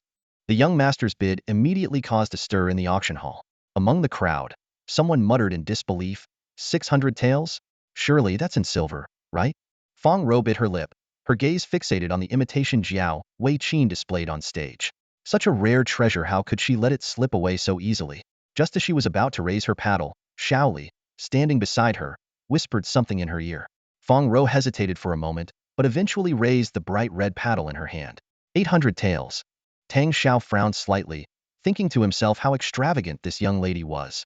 However, he was well aware that as a cultivator from the mountains, Fong Row's wealth was on a completely different scale compared to ordinary warriors. Cultivators dealt in spirit stones, and even a single low-grade spirit stone the size of a fist was worth 500 taels of gold. Though Fong Row hadn't taken many spirit stones with her when leaving the Dongning courtyard, 800 taels of gold was still within her reach. However, the idea of winning the imitation Jiao Wei Qin for just 800 taels of gold was nothing but wishful thinking. The real bidding war had only just begun. The price shot up like an arrow, quickly reaching 1,700 taels of gold. The elderly man, the old woman, and the lady in the second row were still full of determination, showing no signs of giving up. Meanwhile, Fong Row, staring at the 4 bidding paddles in front of her, looked increasingly distressed. It was clear that she was running out of funds. Watching Fong Row closely, Tang Shao sighed inwardly, grateful for the fortune he had gained earlier from capturing a 4th-tier leopard demon, which had earned him several thousand taels of gold. He leaned over and whispered a few words to Xiaoyu, who gasped in shock. After confirming his instructions multiple times, she finally called out in a trembling voice, 2,000 taels. The elderly man furrowed his brows upon hearing this and sneered, "Well, you've got money to burn, kid. Fine, I won't compete anymore." The old woman, however, remained composed and said calmly, "I'm buying this for my granddaughter. Please, show some courtesy." 2,200 taels. Suddenly, the young woman in the second row spoke up, her gaze shifting toward Tang Shao. "Would you mind turning around so I can see your face?" Tang Zhao's brows knitted slightly, but noticing that the young woman was seated in the opposite direction of Fong Row, he turned and lifted his bamboo hat. Though his face was ashen and his eyes blood-red, the dim lighting cast shadows over his features, making them appear less conspicuous. "So it's you." The young woman broke into a smile, raised her delicate hand and said, "I withdraw." Tang Shao was momentarily stunned, his gaze falling on the young girl. A flicker of familiarity crossed his mind, but he couldn't quite grasp the memory. Without overthinking, he directly made his bid. 2,500 taels. The air suddenly grew tense. The elderly woman furrowed her brows, and a sharp, imposing aura spread through the auction hall. "It seems, young man, you don't intend to show this old woman any respect?" Her voice carried a hint of displeasure. On the stage, Huang Xiaoni could no longer hold back. "Business is business. Madame Lei, please mind your conduct." She couldn't just stand by and watch the interests of the royal auction house take a hit. Madame Lei's expression stiffened.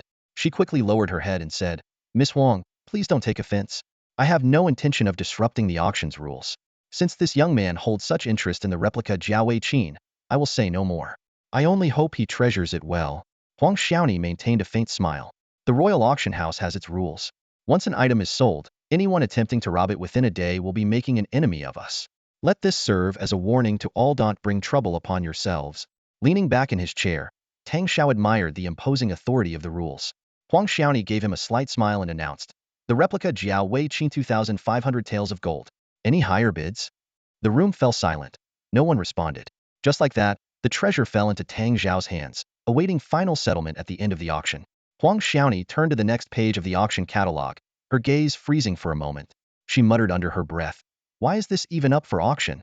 Though her voice was soft, it was loud enough for the entire room to hear. Tang Shao speculated that this might be her way of stirring up intrigue. "Next, we have a unique pill," Huang Xiaoni announced, raising her head. "To those in need, it's priceless. To those without a use for it, it's worthless. This pill protects the soul, dispels demonic influences, and is especially effective for grandmasters when breaking through to the insightful Qi realm to resist inner demons. In short, it's a life-saving treasure." The room erupted in excitement. For cultivators who had reached the innate level, even if they couldn't use it themselves, it would be invaluable as a resource for their descendants. Tang Shao felt both thrilled and uneasy. This pill seemed tailor-made for him, yet his storage ring held only 1,500 taels of gold. Would that be enough? Xiao Yu, responding to his summons, leaned in and asked in surprise, "Young master, are you sure about this?" Tang Shao gave a wry smile. "Who would have thought one of your auction items would hit my needs so precisely? I don't have much choice." Xiao Yu offered a sympathetic smile. "Young master, you do seem to have rather unfortunate luck." As she turned to leave, Huang Xiaoni added, "Everyone, don't rush. While this pill is extraordinary, it is, in fact, a failed batch. Otherwise, it wouldn't appear in today's auction." The room felt as though a bucket of cold water had been poured over it. Someone angrily questioned, "Miss Huang, how can you auction off a failed pill? Isn't that harmful?" "Please calm down," Huang Xiaoni explained. "This pill was crafted by Qi Xiushan, the master alchemist of the City Lord's mansion in Dan County. Although it's a failed batch, it remains effective for 3 days. After consumption, one must rest quietly for 3 hours to fully absorb the medicinal power. The pill was made yesterday, so it must be consumed by noon tomorrow at the latest. Beyond that, it will become harmful." The hall fell into an eerie silence. The pill was only useful to grandmasters on the verge of breaking through to the insightful Qi realm, and such individuals were exceedingly rare. Who among them would have the leisure to attend an auction at such a critical juncture? The crowd's enthusiasm quickly waned. Forcing a smile, Huang Xiaoni continued, "The 5th-tier pill, Qinglu Dan, starting bid 100 taels of gold. Let the bidding begin." The room remained silent. Though many were dissatisfied, no one was willing to waste their money on it. Tang Shao waited for a moment, sensing that the time was right. Placing a bid now, while the crowd's interest had dwindled, might allow him to secure it at the base price. Just then, Xiao Yu returned. Xiao Yu brought news of Fong Row's reply. She was willing to pay 1,600 taels of gold for the imitation Jiao Wei Qin and would write an IOU for an additional 800 taels. This was exactly what Tang Shao had hoped for. After all, he had originally acquired this Qin with Fong Row in mind. By selling it to her in this manner, he could avoid arousing her suspicion while also preserving her pride.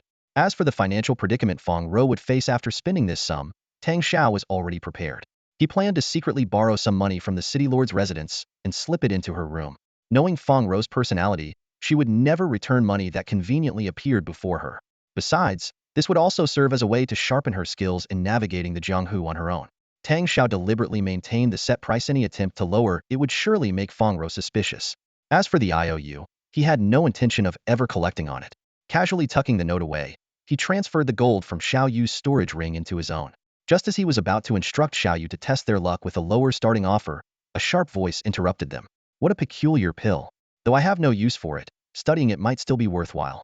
Miss Huang, how about 200 taels of gold?" Before anyone could respond, another voice chimed in. "Since Master Lu is interested, I'll offer 300 taels." "Well, if we're bidding, I'll go with 400 taels." A third voice joined. Tang Shao clenched his fists, barely suppressing the urge to curse. He turned to Xiao Yu and asked, "Who are these people? Why are so many suddenly jumping into this?" Xiao Yu chuckled. "They're the city's renowned alchemy masters. They're absolutely loaded. A single pill that costs just 1 tael of gold to make can sell for 10. To them, tossing around hundreds or thousands of taels is just a game." Sure enough, the 3 alchemists quickly drove the price up to 1,200 taels, discussing the exorbitant amounts as casually as if they were haggling over street snacks worth a few copper coins. Tang Shao had no intention of competing with these absurdly wealthy alchemists. However, this particular pill capable of dispelling demonic energy was essential to him. If he could restore himself to normal, he could return to Fong Rao's side and protect her. With this thought, he gritted his teeth and shouted, 2,000 taels. The sudden, dramatic increase caused an uproar in the room. One elderly man chuckled and remarked, "Young man, what boldness! I won't compete with you, I've got pills to refine. Farewell. With that, he departed gracefully. The remaining two elders, however, looked at Tang Shao with disdain and continued to bid. 2,200 taels. 2,400 taels. Veins bulged on Tang Zhao's forehead as he roared, 3,000 taels. The shout nearly drained the life out of him. If he actually won this Qinglu pill, he would be left penniless, even depleting the money Fong Row had just given him. It seemed inevitable that he'd have to borrow from the city lord's residence tonight. Spending 3,000 taels on a defective pill just for research? Too much for me. Amount, one of the elders muttered as he withdrew. But Master Lu wasn't ready to give up.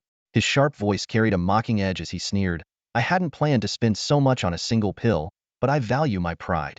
Losing to you, young man? That I cannot accept. The way I see it, you're at the end of your rope. Master Lu's eyes glimmered with a trace of disdain. I'll only raise the bid by 50 more taels of gold. If you can outbid me, this clear dew pill is yours. Otherwise, you'll just have to swallow the bitter taste of defeat.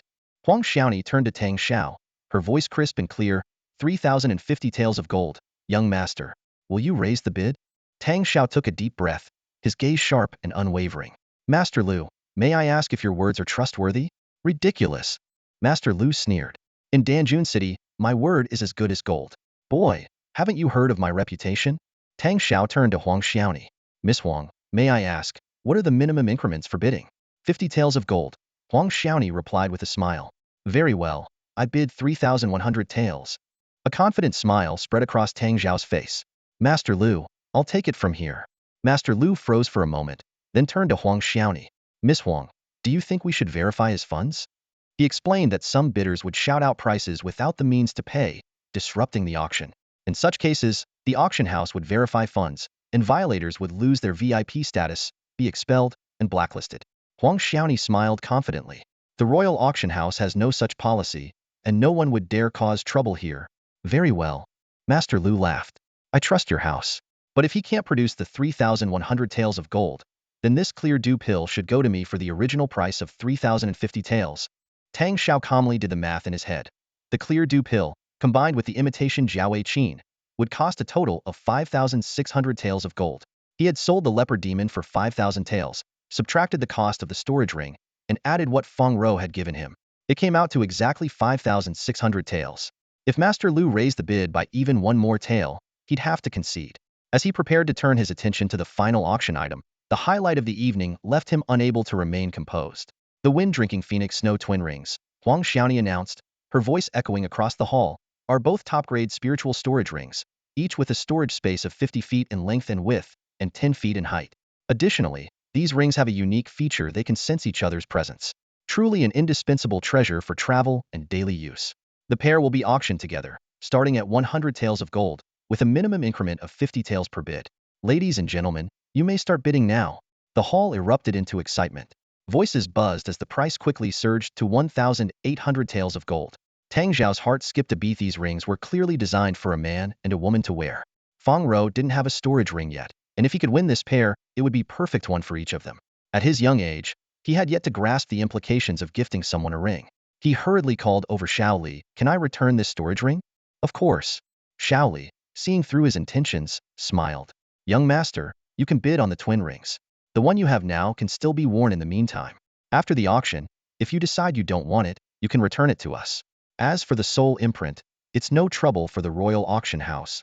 She paused, then gently reminded him. But young master, you might want to think it through before bidding. Instead, Tang Shao asked, Miss, could you help me assess if these 4th and 3rd tier medicinal herbs can be sold to your auction house? Oh, young master has herbs to sell? Shao Li's interest was piqued. Of course, we accept all kinds of goods. Tang Shao took out a bundle of herbs he had gathered along the way. 7 4th tier herbs and over 20 3rd tier ones. 4th tier herbs were worth 1,000 taels of gold each, while 3rd tier herbs were valued at 100 taels each. Are you certain you want to sell them, young master? Of course. Though these herbs were intended for healing and cultivation, he could always gather more. Missing out on the twin rings, however, would be truly regrettable. Plus, the Phoenix Snow Ring would make a perfect gift for Fong Row. And so, the bundle of herbs fetched him 9,300 taels of gold. Combined with the refund for the storage ring, he now held a fortune of over 10,000 taels, his confidence soaring. When Tang Shao checked the bidding price for the Fenghuan Snow Twin Rings, his anger nearly erupted. 600 taels of gold. The bidders seemed endless, and and the golden battle was far from over. 5,000 taels. Tang Shao gritted his teeth, determined to make a striking move in this auction.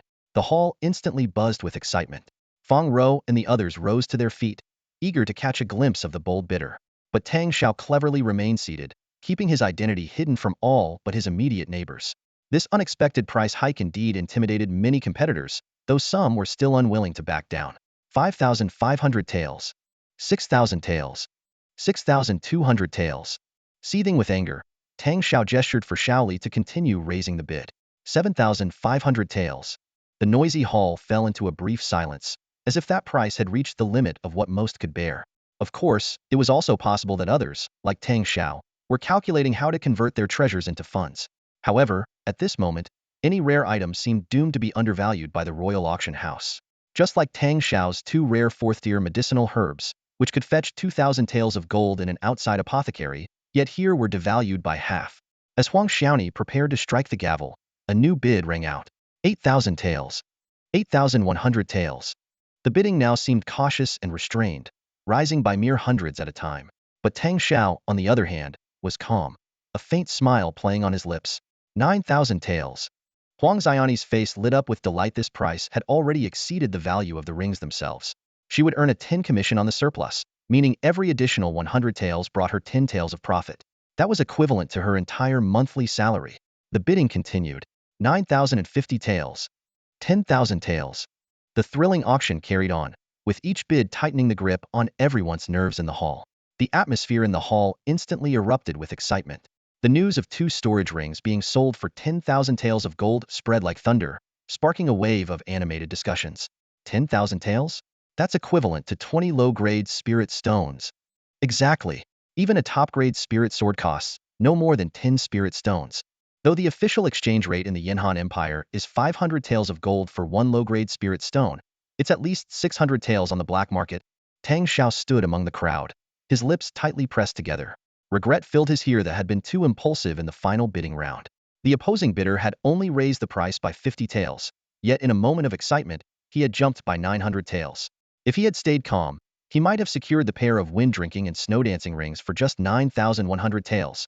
Still, the deal was done, and now his priority was figuring out how to give the Luan Shadow Ring to Fong Row without framing it as a transaction or arousing her suspicion.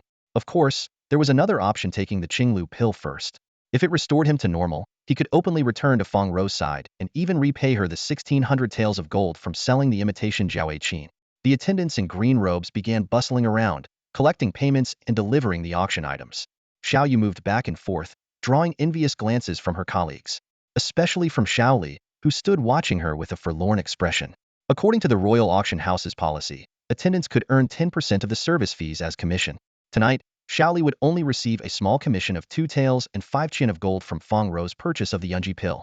In contrast, Xiao Yu's commission alone totaled nearly 150 taels, not to mention an additional 5% from the auction items premium, bringing her earnings for the night to over 200 taels of gold. And that wasn't even counting her income from assisting Tang Shao with card registration, acquiring the leopard carcass, and purchasing medicinal materials. After receiving his auction items, Tang Shao handed the storage rings and 4,000 taels of gold back to Xiao Yu before leaving the auction house. He could feel the many gazes following him, each carrying its own intent. But he only cared about 2 of them.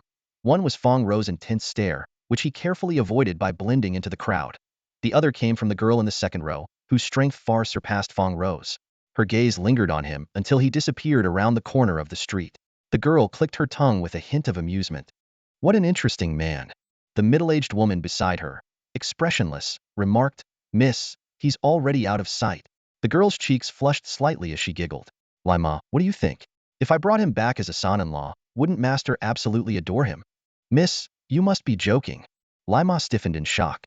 The girl gazed in the direction where Tang Shao had vanished, her tone wistful. Wealthy, chivalrous, and so cool.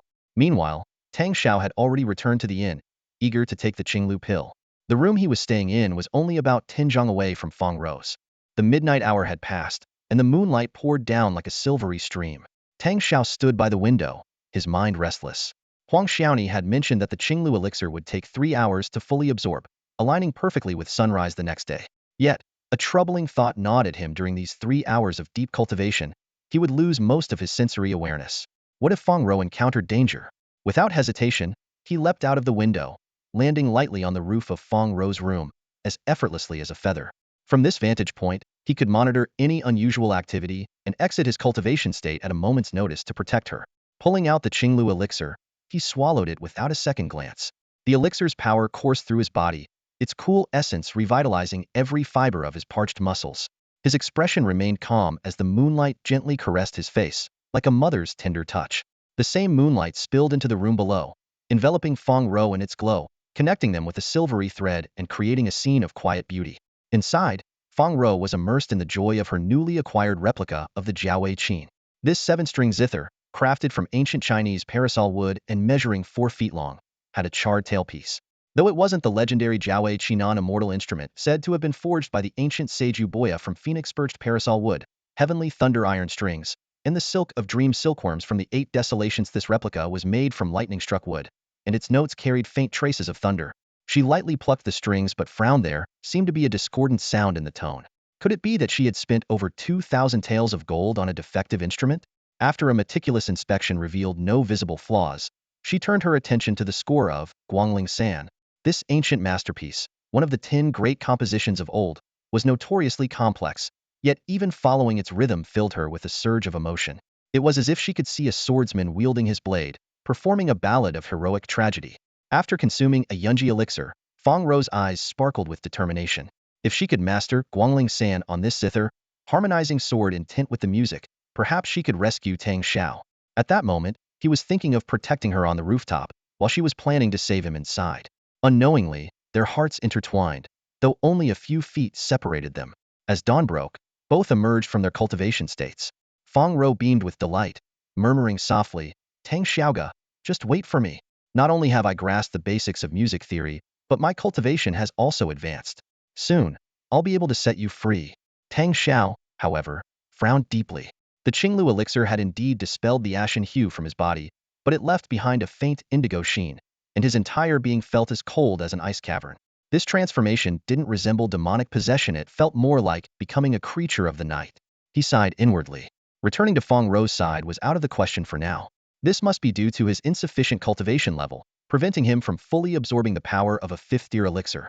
He resolved to quickly strengthen himself by harnessing the soul energy of the demon cat sword spirit, break through to the mid-level grandmaster stage, and continue his relentless pursuit of higher realms, aiming for the pinnacle of mastery. He flipped over and leapt down from the rooftop, landing lightly back in his own room.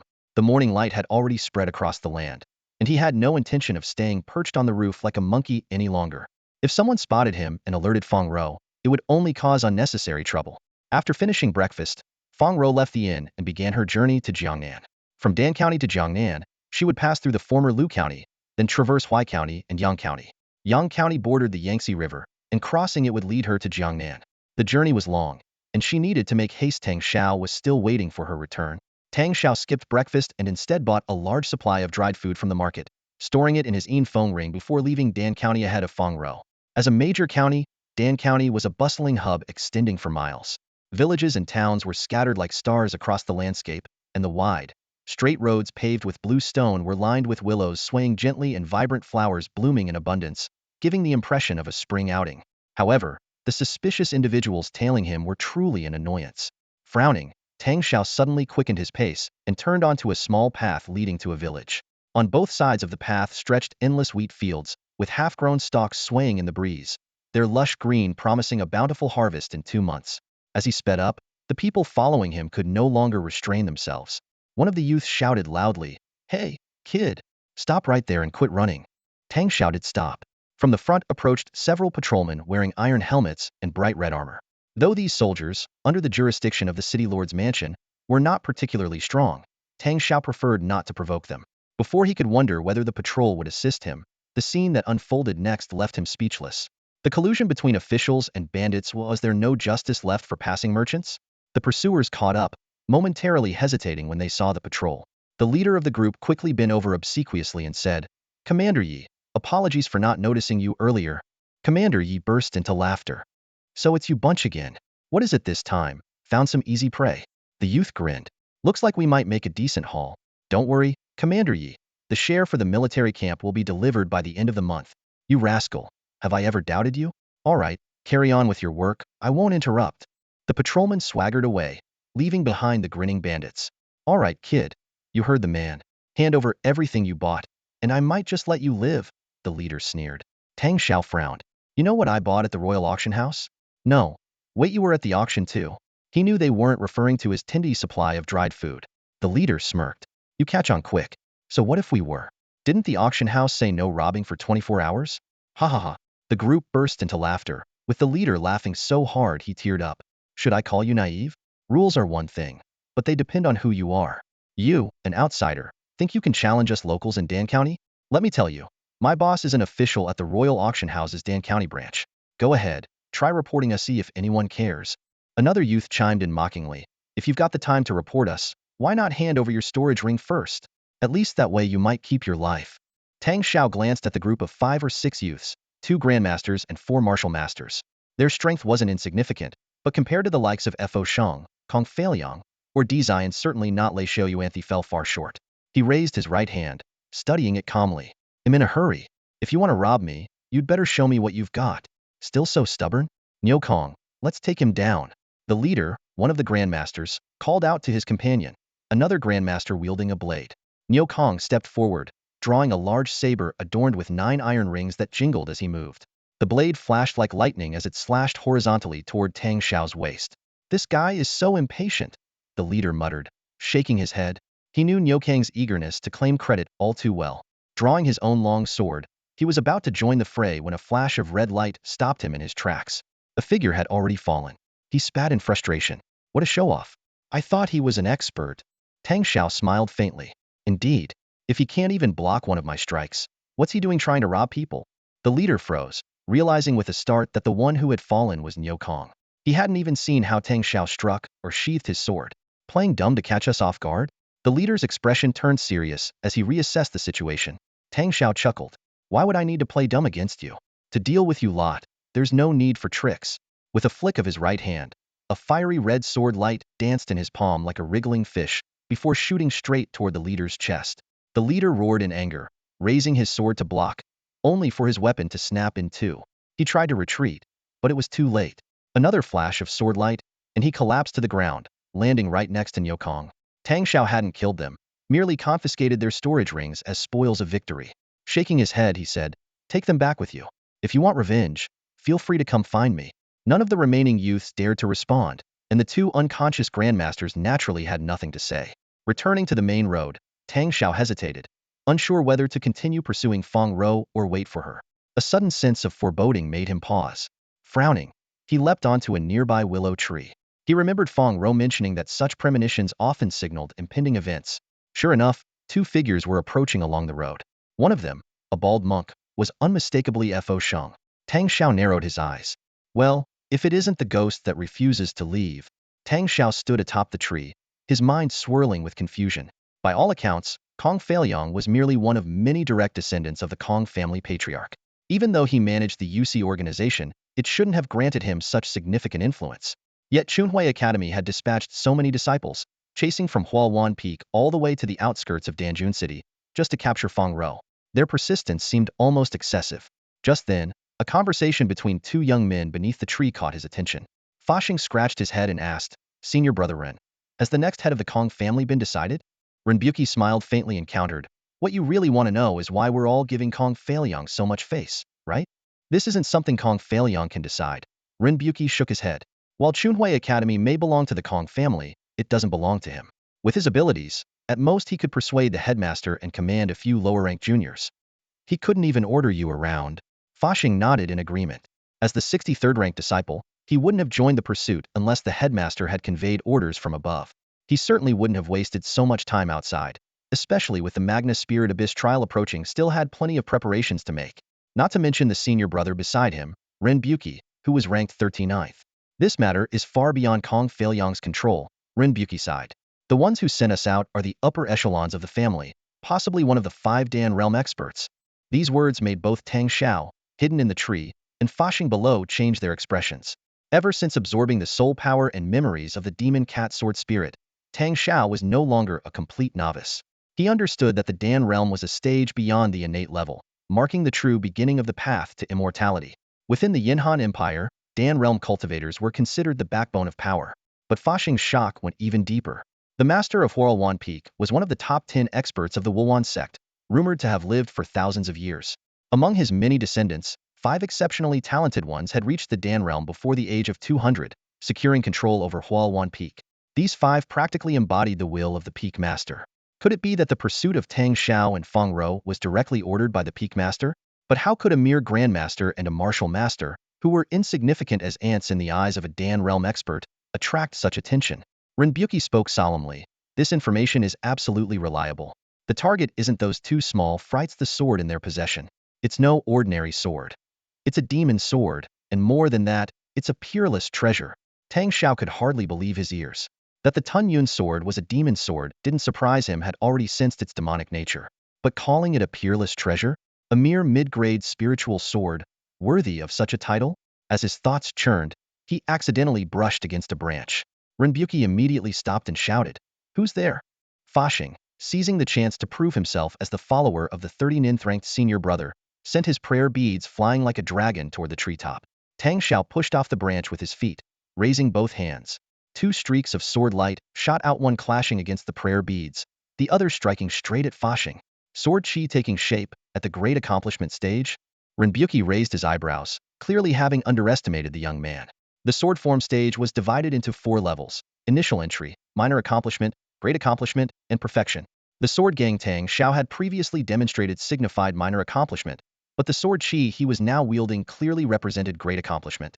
If he reached the perfection stage, he would be able to condense true miniature swords, achieving the state of sword chi manifestation. Each level up brought a significant boost in power.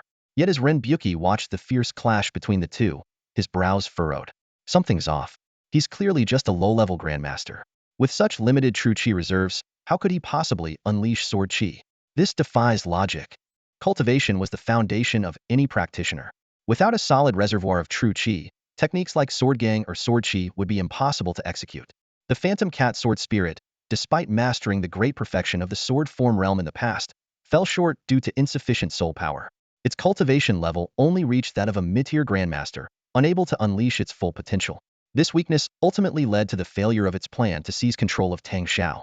However, Tang Shao now was a completely different man. His sword energy surged with unrelenting momentum, each strike brimming with boundless true energy. Astonishingly, he was suppressing Fo Shang, whose cultivation level was higher, without showing any signs of exhaustion. Renbuki watched in silent amazement, but couldn't stand idly by as Fo Shang was injured. With a flick of his steel longsword, he executed a swift and ruthless strike aimed at Tang Shao's left shoulder, the move sharp and precise. Though Ren's mastery was only at the minor completion of the sword form realm, the power of his sword aura was on par with Tang Shao's sword energy. Tang Shao had anticipated this. He raised his sword to counter the attack. Sword energy clashed with sword aura, sparks flying as their force carved 2 deep gashes, nearly a foot deep, into a sturdy willow tree nearby. "You've got some skill, boy. To evenly match me," Renbuki bellowed, his voice echoing with a mix of anger and admiration. With another swing, his sword unleashed a fresh wave of sword aura. "Let's see how many of my strikes your true energy can withstand." Tang Shao's lips pressed into a firm line.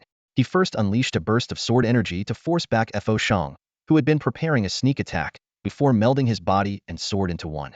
With a sudden and cunning thrust, he aimed a sharp streak of sword energy directly at Renbuki's thigh. Ren's sword aura narrowly grazed Tang Shao's waist, shattering a massive boulder by the roadside into rubble. "You sly little devil!" Renbuki roared in fury, slicing horizontally with his sword to sever the approaching sword energy in half. Deprived of its true energy, the sword energy dissipated into the air. Taking advantage of the rising dust and debris, Tang Shao vanished without a trace.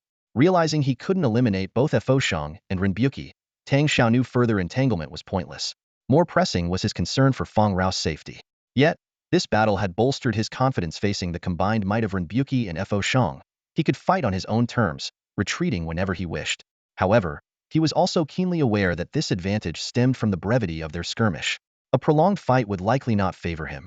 After dashing through the forest for a quarter of an hour and confirming that neither adversary was pursuing him, Tang Shao slowed his pace. Suddenly, the crisp melody of a zither reached his ears. His brows furrowed. Could Fong Row be in trouble? Leaping onto a tall tree, he parted its dense leaves to observe the scene below. As expected, in a clearing amidst the woods, Fong Row sat cross-legged, her expression calm but resolute. Before her stood 3 black-clad swordsmen, their swords drawn. Strangely, the 3 men seemed frozen in place, unable to move. Upon closer inspection, Tang Shao discerned the truth. It wasn't that these men didn't want to act. They were trapped by Fong Row's zither melody. Each time they attempted to attack, Fong Row would counter with sword energy so swift and precise that they were forced to retreat to their original positions. At that moment, one of the black-clad men gritted his teeth and charged forward against the zither oppressive sound. The melody abruptly intensified, each note sharp and piercing. The man recklessly pressed on, but after only 2 steps, the music soared to a high-pitched crescendo. He spat blood and was forced to halt. Tang Shao secretly marveled at the sight. Fong Row had truly achieved the realm of merging swordsmanship with musicality. Her zither notes now carried the essence of swordplay.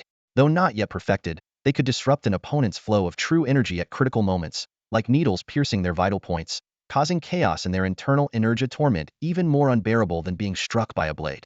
It seemed that with the addition of this ancient zither, Fong Row had gained a measure of self-defense. Tang Shao was about to leave to continue clearing her path when the situation in the clearing shifted once more. The injured black-clad man retreated hastily, and Fong Row ceased her playing, her gaze cold and unyielding as she stared down her opponents. The man in black on the left spoke coldly. "I never expected that a young girl could possess such strength."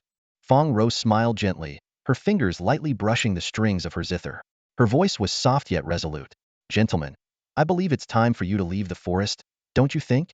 Her only desire was to drive the intruders away without harming them, especially since Tang Shao wasn't in immediate danger. In this regard, she was quite similar to him. However, her experience in the martial world was far inferior to his.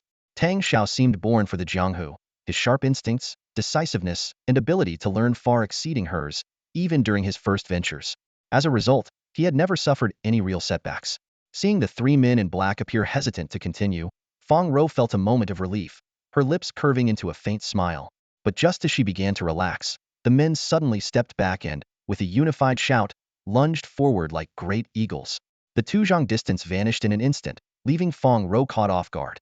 She had no time to pluck her zither again to unleash its sword resonance. In a flash, 3 glinting sword tips aimed directly at her face, their cold light reflecting her pale complexion. "Impressive for a young girl, but your experience is too," one of the men smirked, but before he could finish the word, a large mouthful of blood burst from his lips. The other 2 bellowed angrily, "Who's there?" There was no response. Instead, crimson lines suddenly appeared across their chests, and blood gushed out like a torrent. Fong Row stood frozen, wide-eyed, as she watched the 3 men collapse to the ground just 7 chi away from her. Their eyes bulged lifelessly, resembling those of dead frogs. 3 sword auras had struck from behind them. One was blunt but immensely forceful, shattering one man's internal organs. The other 2 were sharp as blades, piercing through their chests from the back and nearly tearing them apart. In the blink of an eye, 3 martial masters of high rank lay lifeless on the forest floor. Fong Row instinctively covered her mouth, fighting the urge to retch. She knew someone had intervened from the shadows, otherwise it would have been her lying there instead. "Tang Shaoji." She suddenly leaped up, convinced that aside from her mother, the only person in this world willing to help her was Tang Shao. Could he really have returned? But why wouldn't he reveal himself to her? Ignoring the corpses on the ground, she hurried to the edge of the clearing, her voice echoing through the dense forest. "Tang Shaoji, come out. I demand you show yourself right now and explain why you've abandoned me." Her cry reverberated through the woods, gradually fading into silence. Then came the sound of muffled sobs. Fong Row crouched by the bushes, burying her face in her hands as tears soaked her clothes. She called for half an hour, but Tang Shao never appeared. She wept for another half an hour, yet still felt no sign of his comforting presence. It was as if everything had been an illusion, and he had never returned. At last, seemingly drained of tears, she shakily got to her feet, using her zither for support. Her teeth bit into her lower lip so hard it drew blood. "Tang Shaoji, I don't know if you've not returned, if you've come back but refused to see me, or if you've truly abandoned me. But hear this. If you haven't returned, I'll come to save you, no matter the cost. If you're alive, I'll bring you home. If you've passed, I'll avenge you and follow you to the afterlife. And if you've come back, I'll find you, no matter what. Whether or not you still want me, you'll have to tell me yourself. If you refuse to speak, I'll haunt you like a ghost, following you through heaven and hell." With those words, she turned without looking back, her stiff legs carrying her toward the forest path. High up in a nearby tree, Tang Shao stood silently on a branch 2 zhang above the ground, gazing at her retreating figure, his face streaked with tears. After a long moment, he let out a deep sigh. "Ah, How much longer must I endure this indigo poison? Heaven, if you don't wish for me to stay by Ruer's side, why did you let us meet in the first place? Ruer, just wait for me. Let me walk ahead of you. I'll clear the path and protect you for the rest of your life. With that, Tang Shao leapt from the tree and sprinted toward Jiangnan. Thus, the two of them, one ahead and one behind, traveled along the main road for 3 days before arriving at Ruching. Ruching marked the border of Dan Prefecture. Beyond it lay Ru Prefecture. Over these 3 days, Fong Row traveled over 1,000 li, moving relentlessly except for brief stops to eat and rest. Of course, the reason she could move so swiftly was thanks to Tang Shao clearing the way ahead. He was like a sharp blade, cutting down any demonic beasts that might pose a threat to her, and occasionally turning back to fend off the pursuers behind them. Just like the 3 black-clad assassins who had suddenly appeared that day, death warriors sent by the UC sect, Tang Shao had slain them all one by one. By the time they entered the gates of Ruching, it was noon. Fong Row hadn't eaten anything all morning, and her stomach was growling with hunger. Although Ruching was more bustling than Yuancheng, it was far smaller in scale compared to Danjun. After wandering through the winding alleys for about 15 minutes, she finally found a small eatery with a few wooden tables set up outside.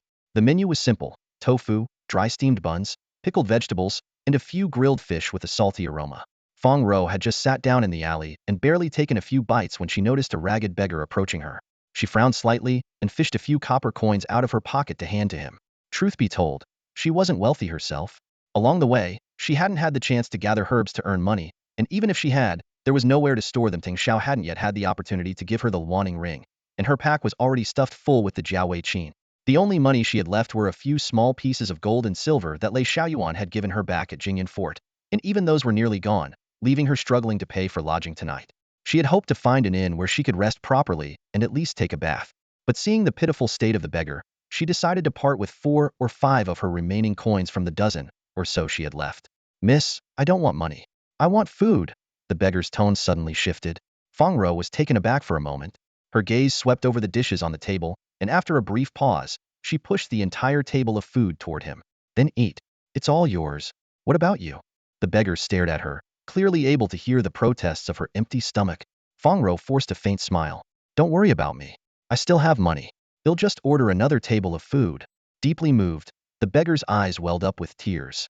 He reached into his tattered clothes and pulled out a ring. You're so kind. Here, take this as a token of my gratitude. Fong Row accepted the ring, and in that instant, it felt as though she had been struck by lightning. Her entire body trembled violently. Fong Row held the ring in her hand, feeling its heavy weight. On the light purple band, a phoenix coiled elegantly like a vine, exuding an air of grace and mystery. She brushed it with her consciousness, intending to gauge the size of its storage space. To her surprise, she discovered hundreds of taels of gold inside. Even more astonishing, the ring contained a cultivation technique called the treasure spirit art. This was unmistakably the Wanting ring. But Fong Row furrowed her delicate brows, recalling the scene at the royal auction a few days ago. Hadn't that mysterious young man purchased both the Wanting ring and the Infeng ring? And then there was the Guqin that had been sold to her at a ridiculously low price. A bold theory began to form in her mind. Tang Xiaoga, was it you? She murmured softly. Protecting me from the shadows, helping me fend off powerful foes, hunting down spirit beasts, and gifting me the Guqin and the Wanting ring. Even though her heart was in turmoil, Fong Row didn't immediately try to find him. She knew him too well. If Tang Xiaoga wanted to see her, he wouldn't have stayed hidden for so long. Yet, everything he'd done for her was proof enough that he hadn't abandoned her. Humph, she smirked faintly. Knowing you're around is enough. Just wait, they'll track you down and get to the bottom of this. As Fong Row debated whether to continue her journey to Jiangnan, Tang Shao was being stopped on a bustling street dozens of meters away. He had planned to visit the horse market to find a mount for Fong Row. After all, the journey to Jiangnan spanned thousands of miles, and walking the entire way would be too arduous. Blocking his path was a young girl in black, around 15 or 16 years old. Her brows were lightly drawn, her oval face radiant with a playful smile, and her eyes sparkled like stars. I've been chasing you for days and I finally caught up. Tang Shao recognized her as the girl from the Dan County auction who had yielded the Guqin to him, though he couldn't recall any earlier encounters. May I ask what business you have with me, miss? How dare you?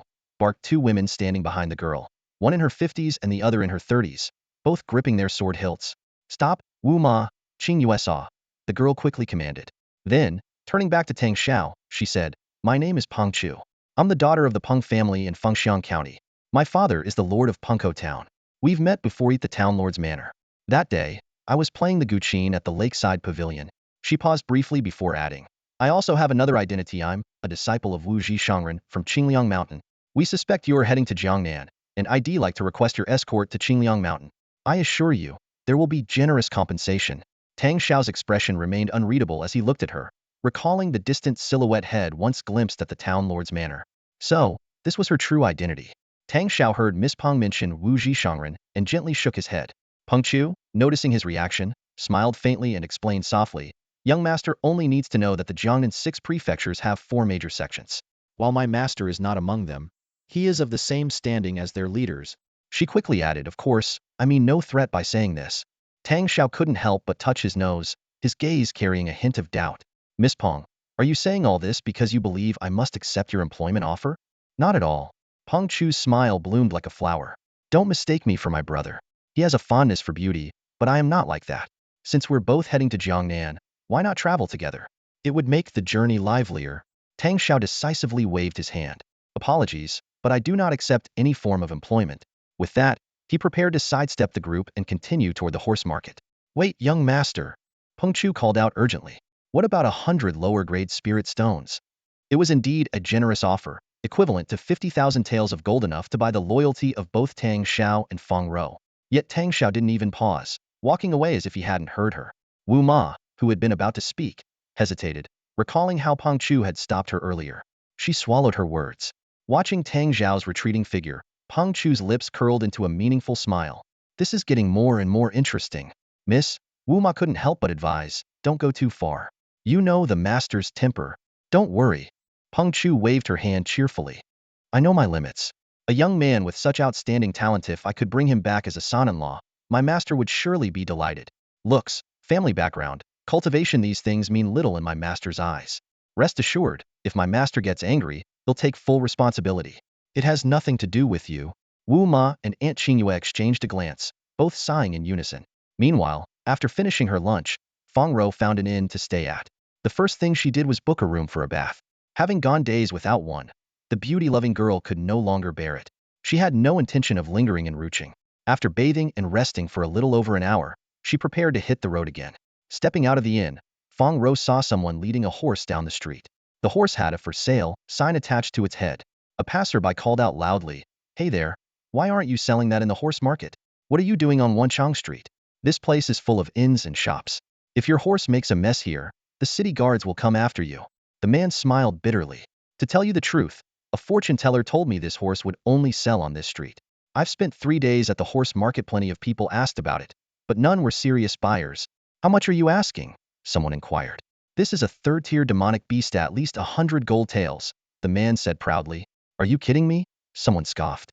Top-quality horses in the market only go for 200 or 300 silver taels. You're asking for dozens of times more. Who could afford that? The man bristled. This is a 3rd-tier demonic beast. A 3rd-tier demonic beast. The onlooker shook his head. I don't care what kind of beast it is. If you sell it for 100 gold taels, I'll personally make you pancakes. Who's rich enough to pay that much and brave enough to ride a demonic beast? Even ordinary horses can throw a martial artist off their back. Just as the man was about to leave in dejection, a clear, melodious female voice rang out. Uncle, please wait. It was Fong Row. Seeing the horse reminded her that she needed a mount. The journey to Jiangnan was long, and relying solely on her legs would leave her utterly exhausted before she even arrived. If she had bought a horse back in Yuan City, she'd probably already be in Ru County by now. The horse wasn't particularly tall but was sleek and elegant. Its ears were pointed, its coat a flawless fiery red, its hooves as black as iron, and its eyes sparkled with intelligence. It was obviously extraordinary. Fong Row recognized it as a flame iron steed, indeed a 3rd-tier demonic beast. Not only could it travel 1,000 miles by day and 800 by night, but it was also incredibly strong. Even its hooves were something most martial masters wouldn't dare face directly. A single spirit stone for such a creature was quite a bargain. The burly man turned to see a girl of about 14 or 15 and couldn't hide the disappointment in his eyes. In his mind, how could someone so young possibly afford such a price? The burly man's eyes flickered with a sharp glint. Though clearly intimidated by Fong Row's commanding grace, his merchant instincts compelled him to test the waters. Little girl, he ventured cautiously, are you interested in buying this horse? Fong Row approached the flame iron steed with an unhurried elegance. Her slender hand reached out delicately toward the horse's ear. The burly man immediately panicked, his face turning pale as he shouted, Wait, no, its ears are its most prized possession. If you touch them recklessly, it might. His words stopped abruptly, his jaw dropping in utter astonishment. To his disbelief, the flame-iron steed, under Fong Row's gentle touch, became inexplicably docile, even displaying an expression of contentment. The sight left the burly man dumbfounded. How could he have known that the flame-iron steed, as a third-ear beast, was actually at a lower level than Fong Row? Despite their limited intelligence, magical beasts have a strict hierarchy submitting to the strong and bullying the weak. Had it been someone less capable trying to approach, this fiery horse would have likely lashed out and sent them flying 2 miles away. Fong Row nodded in satisfaction. From her Luan shadow ring, she retrieved 2 gold bars. Each weighs 50 taels, she stated calmly. The burly man, still in a daze, accepted the gold. Before he could recover, Fong Row had already leapt gracefully onto the horse's back. The flame-iron steed, fully equipped with a saddle and bridle, responded to her light tug on the reins with a jubilant whinny, trotting nimbly toward the eastern gate of Ru City. It wasn't until Fong Row's figure disappeared around the street corner that the burly man snapped out of his trance. Overcome with excitement, he leapt into the air, shouting, "I sold it. I actually sold it." Nearby passers-by scoffed, "He's gone mad." But the burly man only cast a fleeting glance at the speaker, carefully pocketed the gold bars, and strode off toward the local gold exchange. Who could possibly understand his joy? He had only listed the horse for sale 3 days ago, and as a mere martial artist of modest rank, he had no business owning such a formidable third-ear beast in the first place. In truth, this was all orchestrated by Tang Shao. Tang Shao had promised him that if he managed to sell the flame-iron steed, the 100 taels of gold would be his reward. Earning such a fortune in just an hour was undoubtedly a profitable deal. Of course, Tang Shao had also mentioned that the money wasn't entirely free. There would be a favor to return later. That assurance convinced the burly man it wasn't a trap. But Tang Shao had no intention of contacting the man again. He had spent 600 taels of gold to secure a worthy steed for Fong Row. With his goal achieved, why bother involving the man any further? Let him wait. It could be considered the price of taking the 100 taels. As for the 600 taels, Tang Shao wasn't concerned. He had borrowed the entire sum from the city lord's estate in Dan County, amounting to 30 gold bars of 50 taels each. Even after this purchase, he still had several hundred taels left. At this moment, Tang Shao sat quietly near the eastern gate of Ru City, watching Fong Row ride off into the distance. In a tea house nearby, 2 men clad in black robes and wide-brimmed hats sipped tea with an air of nonchalance. Though they appeared to savor their ordinary Lu Ding tea as if it were a rare royal delicacy, their gazes remained fixed on Fong Row. Once Fong Row exited the city gates, the 2 black-clad men rose from their seats. But they only managed 3 steps before abruptly stopping. A third figure, similarly dressed in black, stood blocking their path. The 3 nearly collided. The shorter of the 2 men on the left, noticing the newcomer's attire, brightened with relief. "Ah, a brother from the family, are you? May I ask which elder you serve under?" The taller man on the right, however, was far more cautious. Sensing something amiss, he immediately drew his sword, causing nearby pedestrians to glance over in alarm. Realizing the attention he had attracted, he quickly sheathed the weapon and demanded, "You're not from the Fong family. Who are you? Speak." To be continued. Would you like me to continue with the remaining part of the story? I can maintain the same vivid and immersive style, ensuring all narrative details are preserved. Tang Zhao's true potential was something even he couldn't fully grasp. But the terrifying power of 2 Qi Awakening Realm experts was something he had experienced firsthand. During that heart-pounding chase, his Qingli steed galloped furiously through the dense mountain forests. This third-tier demonic beast, which had cost him 500 taels of gold, was a match for Fong Row's yin iron steed, and its speed was so formidable that even Qi Awakening cultivators struggled to catch up. Yet, no matter how strong a demonic beast might be, it couldn't outlast the endurance of Qi Awakening experts. Eventually, they caught up with him. Just as Tang Shao was about to fall into the hands of the Fong family, fate intervened. Peng Chu appeared just in time.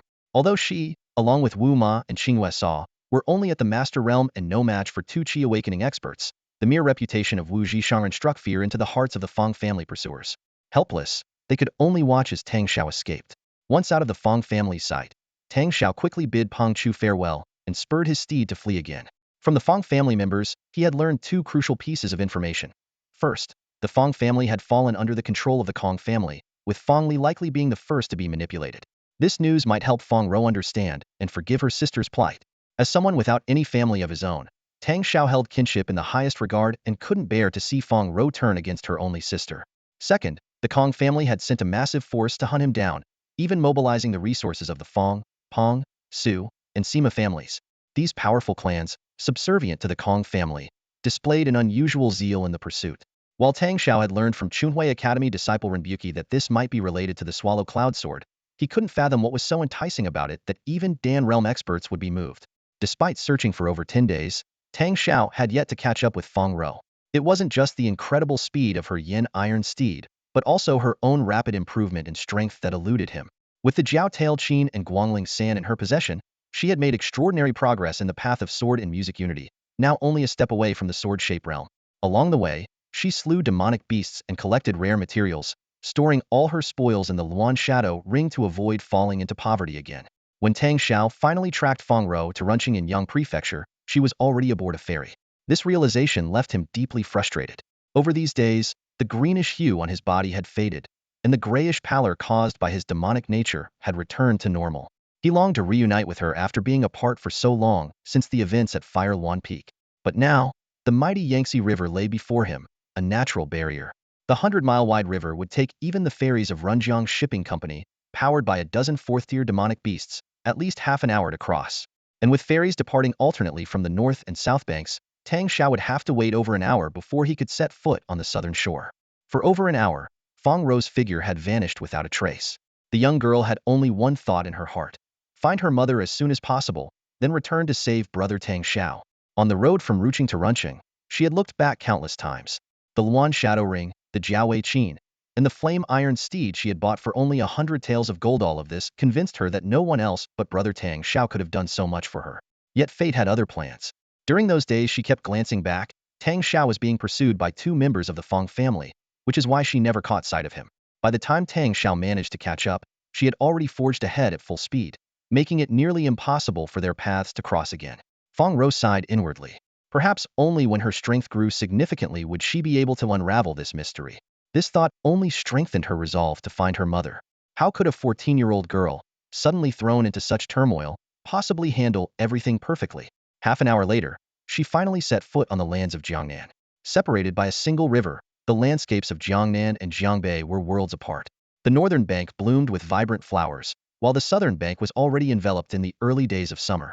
Standing under the willow tree by the dock, Fong Row felt a moment of confusion. Her memories of her mother were almost entirely blank.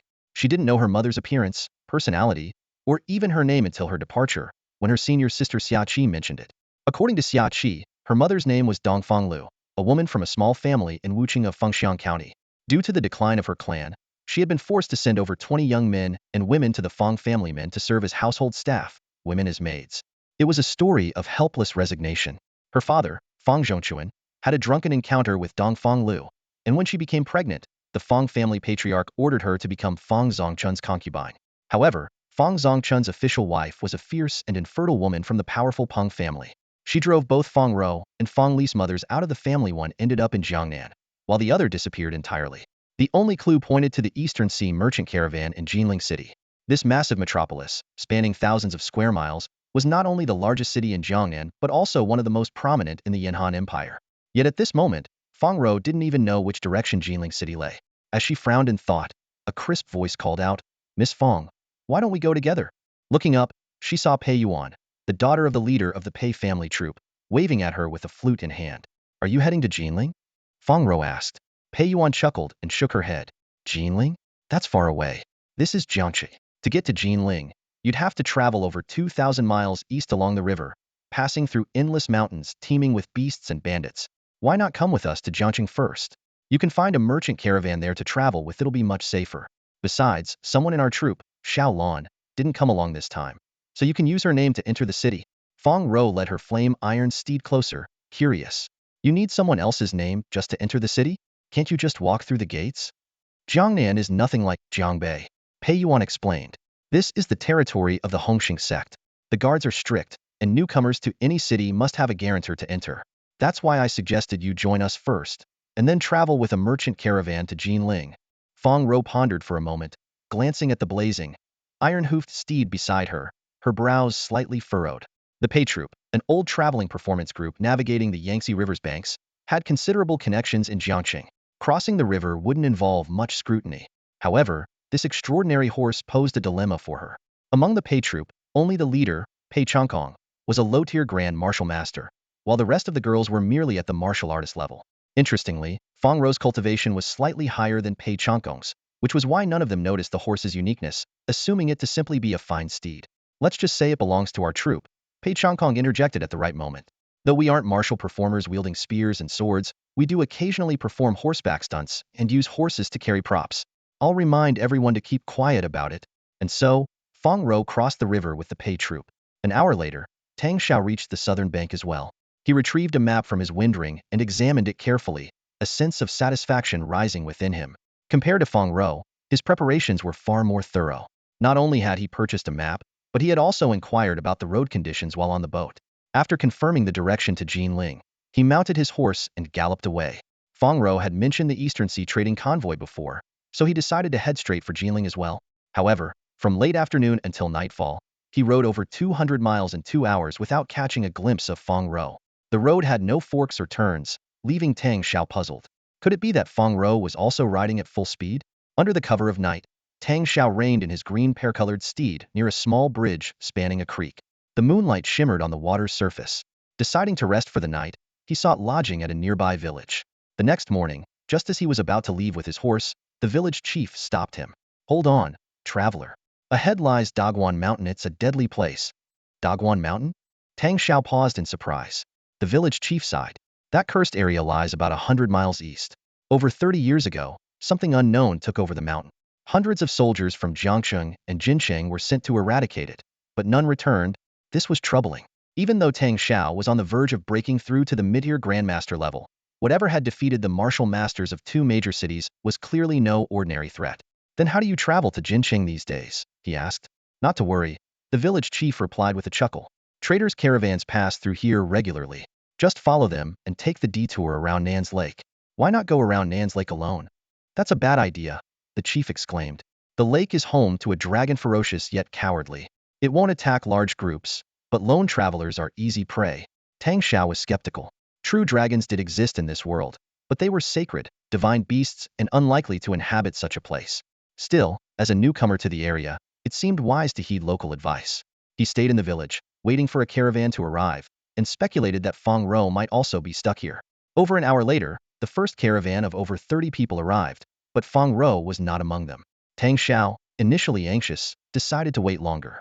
By afternoon, after 3 caravans had passed, he finally spotted the fiery red, black-hoofed horse Fong Row's remarkable steed. It was carrying 2 sacks in the largest caravan.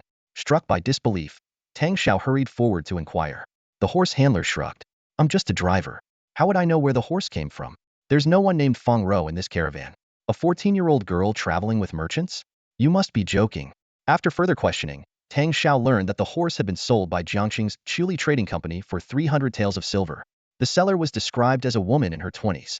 In just one day, Fong Row had completely vanished. Overcome with worry, Tang Shao forced himself to stay calm and began searching for her. However, after 3 days of inquiries in Jiangxing, he found no trace of her. Perhaps she had already left Jiangxing. Was she abducted? Or had something terrible happened to her? No matter what you've encountered, Fong Row, I swear I'll find you. Tang Shao never would have imagined that his search would last for a full 3 years. At this moment, he stood at the 9 Forts dock outside Jiangxing.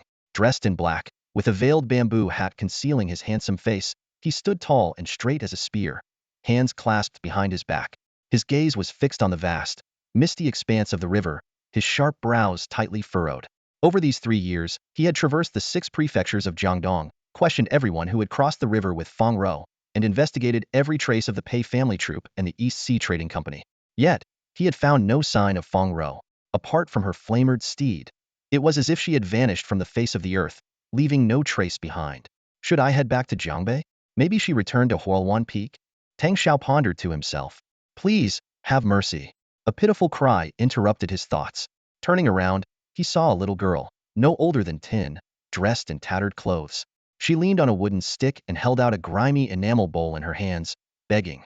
Inside the bowl were only a few scattered copper coins. Perhaps it was because of Fong Row, but Tang Shao always felt a particular sympathy for helpless young girls like this one. He took out a small piece of silver, about the size of a fingernail, gently placed it into her bowl and said softly, "Go buy yourself something nice to eat." "Thank you." The little beggar stammered her thanks repeatedly, and Tang Shao simply smiled and waved her off. But this small act of kindness soon brought trouble. "Someone's giving out silver over there," a voice shouted. In an instant, dozens of beggars swarmed toward him. Men, women, old and young. all clad in ragged clothes and filthy from head to toe, rushed to extend their hands. Tang Shao inwardly cursed his luck. Just as he was about to slip away, he found himself surrounded. With a resigned sigh, he reached for more silver, but before he could act, a loud, commanding voice cut through the clamor. "Please, kind sir, why don't you hand over your life instead?"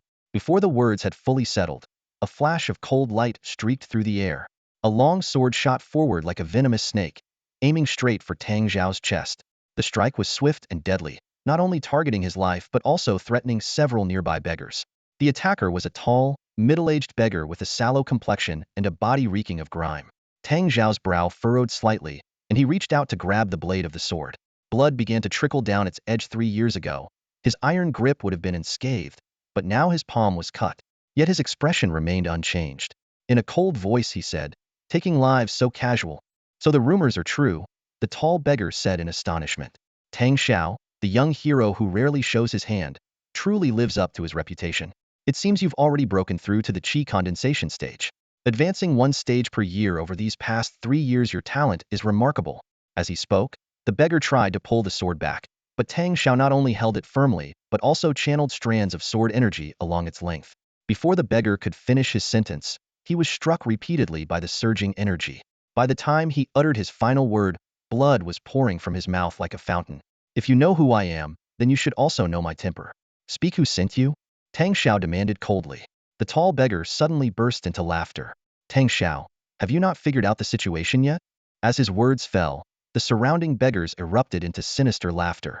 In an instant, the scene transformed like fireworks exploding in the night. Weapons of all kinds appeared. Swords, knives, spears, hammers, throwing knives, golden needles, spiked balls, and coin-shaped darts. Every beggar was armed to the teeth. These seemingly destitute individuals were all assassins. Only the little beggar girl stood pale and trembling, clutching her wooden stick as she slowly backed away. The passers-by at the docks scattered like waves retreating from the shore, disappearing in the blink of an eye. Tang Shao glanced briefly at the little beggar girl, then suddenly stomped his left foot and exhaled a sharp breath. The seemingly ordinary breath suddenly transformed into an invisible barrier, enveloping Tang Shao completely. The rain of hidden weapons clattering against the shield produced crisp sounds before falling to the ground.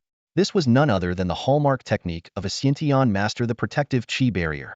Each practitioner's barrier varied depending on their cultivation path, and Tang Shao's was the sword chi barrier. Harnessing intent to channel energy, turning energy into a shield, and manifesting the sword through the barrier. Yet Tang Shao was never one to solely defend without retaliating. With a stretch of his right hand, a tiny half-inch-long sword hovered above his palm, spinning rapidly. As soon as the sword appeared, the surrounding beggars' faces paled. "That's the flaming sword chi. Retreat now," someone shouted in alarm. The flaming sword chi was a technique Tang Shao had painstakingly developed over the past 3 years. Drawing on the fiery nature of the swallowing cloud sword and combining it with the chi sword technique, which transforms energy into a sword, he forged a fiery red sword chi. This sword chi not only sliced through gold and jade like decayed wood, but also carried an intense fire attribute, making it far more powerful than the formless sword chi he had mastered 3 years prior. As the sword chi surged forth, the weapons in the hands of over a dozen beggars were instantly severed. "This isn't good, we miscalculated. Fall back," the tall beggar bellowed. As the group retreated hastily, an elderly beggar caught sight of a young beggar boy in the distance and lunged forward with his sword. "The mission's failed, we can't let any witnesses escape. You all retreat first. They'll catch up." Before he could finish his sentence, he nearly collided with Tang Shao, who had somehow appeared in front of him like a flash of lightning, shielding the young beggar. Realizing the danger, the old beggar turned to flee, only to be grabbed by the collar by Tang Shao. "You're not going anywhere until you answer my questions," Tang Shao said coldly. At that moment, a sharp gust of wind arose from behind. Tang Shao swung his left hand, unleashing another streak of flaming sword chi that sliced half a foot off the assailant's sword. In the next instant, he flashed forward and kicked the would-be attacker, a young beggar girl, onto the ground. As she struggled to get up, a blazing red sword was already pressed against her throat. The scene left the dozen or so beggars who had just rushed back frozen in place, unable to move. The tall beggar exchanged a glance with the old beggar, who could only respond with a helpless expression. The old beggar, subdued by Tang Shao, found his internal energy blocked, completely powerless to resist. "Young Master Tang, we surrender. Please release our young mistress," the tall beggar sighed. Tang Shao looked down at the young beggar girl, surprised to find that this 10-year-old girl was the young mistress they spoke of. "If you want me to let her go, shouldn't you show a little sincerity?" Tang Shao said indifferently. You dare provoke my sister? Even dying 10 times wouldn't be enough, the young girl shouted fiercely. You just want to know who we are, right? Fine. They'll tell you we're from Luojia, and every one of us would rather die than surrender. So give up. The tall beggar couldn't help but slap his forehead in frustration upon hearing this. Luojia? Tang Shao frowned. A beggar gang or an assassin organization? I don't recall hearing that name anywhere in Jiangnan. How do you know our name? The young girl exclaimed in shock. You've been plotting against us all along, haven't you? Though ruthless and sharp-tongued, the young girl was as naive as a blank slate, lacking both experience and cunning. Tang Shao studied her for a moment, and suddenly thought of Fong Row from years ago. A faint smile appeared on his lips as he retracted the flaming sword chi. The young girl immediately jumped to her feet, placing her hands on her hips. Don't think I'll thank you just because you let me go. Xiao Wu, that's enough. A soft yet stern voice interrupted her. The young girl's face turned pale, and she instantly fell silent.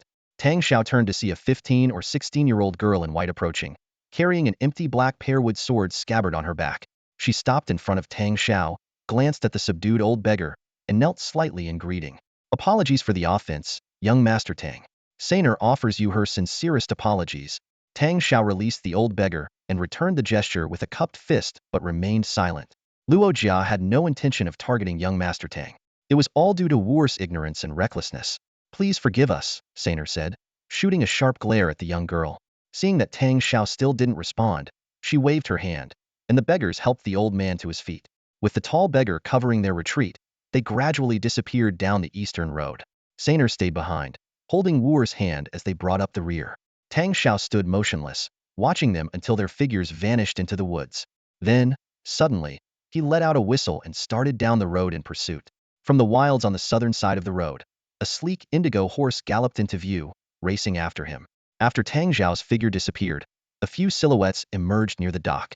They whispered among themselves about the scene they had just witnessed, their words tinged with both awe and curiosity.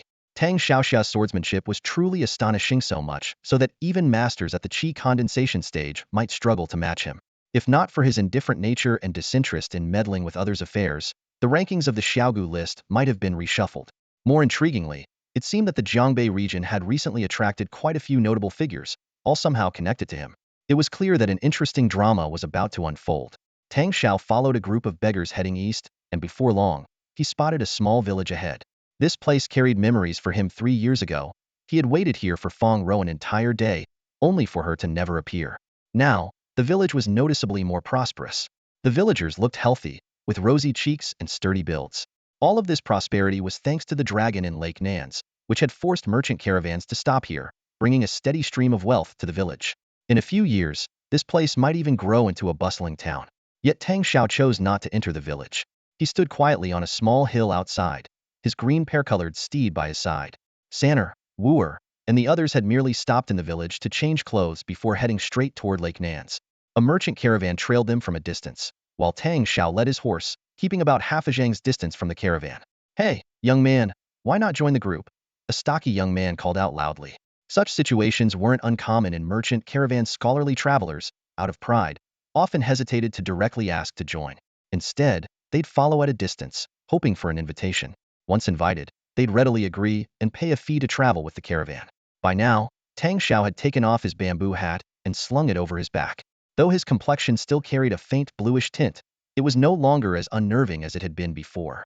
He wore the hat so Fong Row could recognize him if they crossed paths, though he rarely wore it otherwise. I won't be of much help. They'll just follow along as I am, Tang Shao replied with a faint smile. Once we cross the lake, we'll make sure to pay the appropriate fee. Ah, what are you saying? The young man laughed, patting a sack on the large cart beside him. All we do is keep an eye on these goods and help unload them at the destination. How could we compare to you scholars, who are so learned and literate? Come, join us. It'll be nice to have someone to chat with. Tang Shao chuckled. Isn't talking from here the same? Hurry on ahead, or you'll fall behind. It turned out the Luojia group had quickened their pace, and the caravan hastened to follow. The last 2 carts, delayed by the conversation, had already fallen behind. The young man and a sturdy fellow named Daniu quickly cracked their whips, urging their carts to catch up amid the neighing of horses. After traveling another dozen or so miles, the air grew thick with moisture. Lake Nans was near. This vast lake spanned 500 to 600 li, its surface as calm as a mirror. At its center was a small round island, resembling an egg resting on the lake's surface. Surrounding the lake were dense pine forests, with a main road cutting through the trees. Sanner, Wooer, and the Luojia group had already reached the lake shore. The dragon in the lake was likely aware of the group's formidable strength. Both Sanner and the tall beggar were Chi Enlightenment stage experts, while Wooer, the old beggar, and others were masters of even higher levels. The lake remained tranquil, undisturbed. Without pausing, the Luojia group traversed the pine forest within a quarter of an hour. The merchant caravan followed closely, with the carts emerging one after another from the woods. Seeing that the journey had been uneventful so far, the caravan members began to relax. If they could safely reach the Copper City ahead, this escort mission would be successfully completed. Just as the last two carts were about to exit the wooded area, a thunderous roar erupted from the depths of Nan's Lake. The lake's surface churned violently, sending towering waves several meters high crashing towards the shore like a waterfall. From beneath the surface, a pair of eyes the size of lanterns glimmered with an eerie, chilling light, slowly emerging into view. It was a colossal water jiao, over 20 meters long, its body covered in dark purple-black scales. Its four claws were razor-sharp, like gleaming steel blades, and atop its head were two horn-like protrusions, each about half a foot tall. As it opened its massive, gaping maw, rows of sharp, white teeth gleamed menacingly.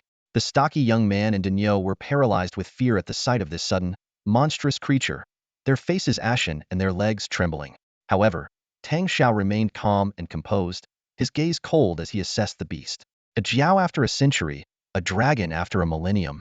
It seems you've cultivated for 800 or 900 years, with dragon horns beginning to grow. But alas, you lack dragon scales and whiskers beneath your chin. Even if you were to transform into a dragon, you'd be nothing more than an abomination. The water jiao seemed to understand his words. It suddenly turned its head, its emotionless, piercing gaze locking onto Tang Shao. That single glance was enough to send the stocky youth and Daniel collapsing to the ground, wailing, "O great dragon lord, have mercy on us." Tang Shao let out a cold laugh, patting the back of his green pear steed to steady it. His body emitted a sudden surge of sharp, invisible energy directed at the water jiao. Just a sixth-tier demonic beast. Though your level is equal to mine, if it comes to a fight, I won't back down. As expected, the water jiao, a creature that preyed on the weak, began to tremble under Tang Xiao's aura. Letting out a long, resonant cry, it abruptly plunged back into the lake, sending up waves several meters high. This scene left the members of the caravan, who had nearly been scared to death, utterly stunned. This ferocious water jiao, known for its unbridled savagery and habit of snatching people from the rear of caravans, had unexpectedly retreated without a fight. Up ahead, the people from Luojia also came to a halt. The old beggar squinted his eyes, a knowing smile playing on his lips as he remarked, "That aura. It seems we lost for good reason." The tall beggar gave a slight nod, a flicker of astonishment flashing in his eyes. Though the aura was merely at the chi gathering stage, it was noticeably more formidable than that of most practitioners at the condensing chi stage. Having encountered experts across various levels, they were particularly attuned to the presence of a strong aura, and this disparity left them deeply shaken. Wooer turned to gaze in the direction of Nan's Lake, his expression unreadable. Sanner spoke coldly, "Stop wasting time. Let's keep moving." Before her words had fully settled, her figure had already darted several zhang ahead. Tang Shao seemed to sense something, casting a final, lingering glance at Nan's Lake before his figure vanished into the forest. Over the past 3 years, he had only acted 5 times in Jiangnan, with the first 4 being to save lives. For 3 years, no one had sought trouble with him. Yet the moment he returned to Jiangxing, he faced such a meticulously planned and powerful assassination attempt. What made it even more peculiar was Wooer's perfectly timed appearance, which left him no opportunity for retaliation. Tang Shao calculated in his mind. He had no other significant ties in Jiangnan, so this matter was undoubtedly connected to Luojia and Fong Row. For this reason, he kept a close eye on Luojia's men, determined to uncover the truth behind their actions.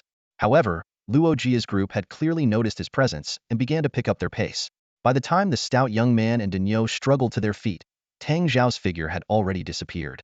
The green pair horse remained grazing on the grass, and from a distance came Tang Zhao's steady voice, "Take good care of it. I'll reward you generously when I return." Although Luojia's men had a head start, Tang Shao quickly caught up to their trail. To his surprise, instead of taking the main roads, they veered into the rugged mountains after traveling dozens of li.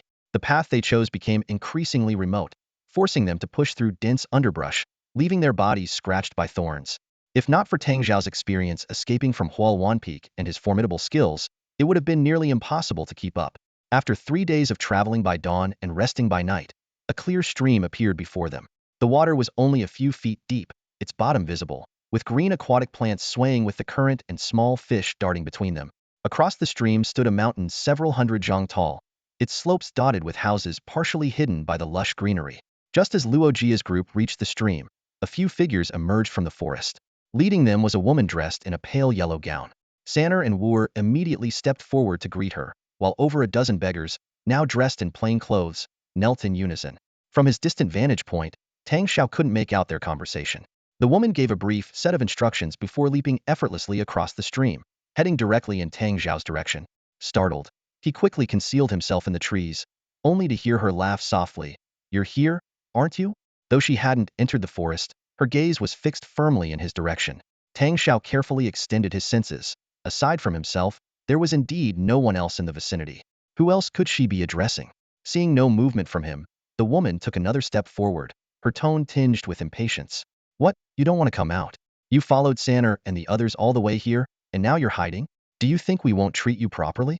Tang Shao hesitated for a moment before awkwardly stepping out of the trees, scratching his nose. Upon closer inspection, he recognized her. It was Peng Chu, the daughter of the Punko town master, whom he'd encountered 3 times before.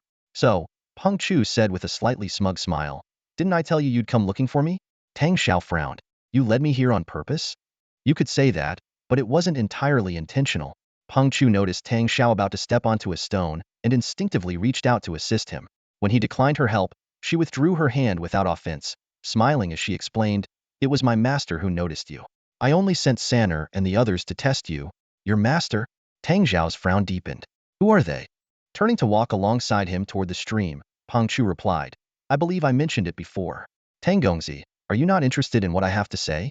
My master is Wu Ji Shangren, and this is his Taoist sanctuary, Qingliang Mountain." A Taoist sanctuary referred to the residence of a truly enlightened figure. To claim such a place as one's own implied a level of mastery far beyond the Dan stage. Tang Shao was silently calculating in his mind. If Peng Chu's master truly was a cultivator beyond the Dan realm, things could get troublesome. Given Peng Chu's unpredictable and eccentric nature, if she tried to leverage her master's influence to force him into something, with his current strength, even escaping might prove impossible. "Is the master at home? As a junior, I should pay my respects first," Tang Shao asked cautiously. "Of course they're home," Peng Chu replied with a cheerful smile. "Since you're so thoughtful, why don't we head up the mountain first?" She naturally took Tang Xiao's hand, and though his mind was preoccupied, he didn't even notice this minor detail. After crossing a small stream, the members of Luojia seemingly vanished into thin air. "Those guys," Peng Chu chuckled brightly. "The moment they're back in the mountains, they disappear like wild hares, gone in the blink of an eye." "Brother Tang Shao, what do you think of this Luojia I've put together?" Peng Chu began. Tang Shao suddenly turned his head, his expression serious. "Miss Peng, although my visit is unannounced, there is something I must make clear in advance. The name Brother Tang Shao is reserved for one person only. Please address me as Young Master Tang." Peng Chu abruptly stopped in her tracks, her eyes glistening with unshed tears. "Tang," she started, but stopped herself, as Tang Xiao's solemn expression made it clear that this title carried immense weight for him. "Then, why did you follow Luojia here to Qingliang Mountain?" Peng Chu asked, waving her hand dismissively, her playful demeanor fading. "Since you want to be proper and upright, I'll respond in kind," she thought to herself. Forcing things won't work. Better to let him come around on his own. Given my qualities, as long as I'm patient and strategic, he won't be able to resist forever. Tang Shao stood still. "Since Miss Peng is asked, I will speak plainly. I have been searching for Fong Row's whereabouts. You should know her. Your Luojia attempted to assassinate me, which led me to suspect they might be connected to her disappearance. That's why I followed you here. Since I've come this far, I thought it only appropriate to pay my respects to your master. However, I realize my words may have offended you, so I apologize and will take my leave. I won't go up the mountain." Just then, a deep, resonant voice rang out. "Since you're already here, isn't it a bit uncourteous not to visit this humble abode of mine? Or do you think my simple hut is unworthy of hosting such a distinguished guest?" Tang Shao immediately recognized the voice and clasped his hands in greeting. "Junior Tang Shao greets Master Wuji. I meant no disrespect. I merely thought—" "Ah Peng, bring our guest up the mountain," Wuji interrupted. Tang Shao sighed inwardly. If he insisted on leaving now, it would undoubtedly turn Wuji into an adversary. He had no choice but to follow Peng Chu up the mountain, ignoring her attempts at conversation until she eventually fell silent and led the way in silence. Qingliang Mountain was remote, with no sign of human habitation for hundreds of miles around. Without Luojia guiding the way, Tang Shao would never have found this place. The mountain itself was unremarkable, shaped like a cone, neither steep nor tall. Scattered across its slopes were dozens of courtyards nestled among lush greenery and vibrant flowers. Roses, camellias, crabapples, tea flowers, and even chrysanthemums and plum blossoms bloomed together in harmony, creating a breathtaking scene. The simultaneous bloom of flowers from all four seasons was so seamless that it felt almost otherworldly. If this landscape were truly natural, then Qingliang Mountain was anything but ordinary. After passing through more than a dozen sizable courtyards, Peng Chu led Tang Shao to the summit, where they arrived at a small pond. "Master," she called out sweetly. The pond's water was crystal clear, with lotus flowers growing in one corner and daffodils in another. Beside the pond were several vegetable plots, and a small thatched hut stood surrounded by a wooden fence. An elderly man in coarse brown clothing was tending to the weeds. Seeing the look of heartfelt admiration in Peng Chu's eyes, Tang Shao realized that she must regard her master with even greater reverence than a parent. The old man looked up, revealing an unremarkable, square-shaped face. With a kind and simple smile, he said, "Young friend, you've arrived? Ah, Peng, bring our guest inside. I'll change my clothes and join you shortly." Peng Chu nodded and led Tang Shao toward the thatched hut. Looking at the three thatched cottages covered with thick layers of straw, Tang Shao couldn't help but feel a pang of emotion. The cottages were low and simple, with mottled walls completely different from the celestial abodes he had imagined. "Your master is truly frugal. I understand that cultivators tend to care less about material comforts once they reach a certain level of mastery, but this level of austerity seems a bit extreme, doesn't it?" he remarked. Upon hearing this, Peng Chu's bright eyes curved into crescent moons as she responded mysteriously, "Wait until you go inside. You might change your mind." As they reached the main door, Peng Chu gestured invitingly and stepped aside. Tang Shao clasped his hands in respect and stepped forward. The moment he crossed the threshold, a sudden wave of dizziness struck him, setting off alarm bells in his mind. But the sensation passed quickly, as if it had been just an illusion. What greeted his eyes next left him utterly speechless. From the outside, the cottage appeared barely 10 feet tall and twice as wide. Yet now, it had transformed into a magnificent palace, spanning over 60 feet in length and width, and with a ceiling towering 30 feet high. The space was adorned with walls and ceilings made of pure white jade. The floor was paved with blue stone slabs, exuding an aura of grandeur and majesty. "Well, what do you think? Surprising, isn't it?" Peng Chu had appeared beside him without him noticing, smiling as she explained, "This is my master's Sumi Palace, created using spatial techniques. Think of the cottage as a storage ring, and you'll get the idea. Honestly, when I first stepped inside, I was even more shocked than you. A truly ingenious creation. Your master is extraordinary." Tang Shao praised sincerely. "Haha, it seems my work has earned your approval." A hearty laugh echoed through the hall as Wu Zhishangren emerged from behind the throne at the far end of the palace. Now adorned with a flat-topped ceremonial crown, a robe of purple silk, and holding a horsetail whisk, he walked with an air of authority and dignity. Gone was the image of the humble farmer from before. Tang Shao quickly bowed deeply. This junior, Tang Shao, pays his respects to Wu Zhishangren. Wu Zhishangren nodded with a smile. "Since you've come to Qingliang Mountain, it's only right that I, as your host, extend my hospitality. This palace is rarely opened, and I seldom meet with visitors. If not for Peng speaking on your behalf, I wouldn't have waited for you here." "Ah, thank you, Miss Peng." Tang Shao lowered his head in gratitude, fully aware of the truth in Wu Zhishangren's words. Wu Zhishangren waved his whisk with a chuckle. "I know Peng's intentions well. Initially, I had my reservations, but after observing your cultivation level, I can see you're no ordinary person. If Peng has feelings for you, I could arrange for the two of you to be together." "Master." Peng Chu's face turned crimson as she lowered her head, her voice barely above a whisper. Tang Shao, however, remained composed. "I greatly appreciate your kind offer, Shangren, but I fear it would be unfair to Miss Peng." Wu Zhishangren laughed heartily. "I've been keeping an eye on you, and know you have a close female companion. But in the world of adventurers, friendships and bonds come, and there's no need to take it so seriously. Just be honest with Peng about everything, and it will all work out." Tang Shao avoided Peng Chu's shy, expectant gaze and respectfully explained, "Shangren, I fear you may have misunderstood. What I meant is that my heart already belongs to someone else. To enter a relationship with Miss Peng despite this would be insincere and unfair to her. Firstly, I would not truly care for her and would fail to bring her happiness. How could that be fair? Secondly, I would be betraying my current feelings, becoming a man of fickle heart, a seeker of wealth and status, and a coward who lacks the courage to stay true to love. To approach Miss Peng with such a character would be even more unjust to her." Peng Chu's face alternated between red and pale as her eyes glistened with unshed tears. She bit her lip, remaining silent. All of Thatdoas, and it just boiled down to 3 words. "I refuse?" Wu Shangren's expression darkened with anger. Tang Shao stayed bowed, his voice steady. I meant no disrespect to Miss Peng, which is why I've dared to speak the truth, even at the risk of offending you. Humph. Do you think my disciple is someone you can reject so easily?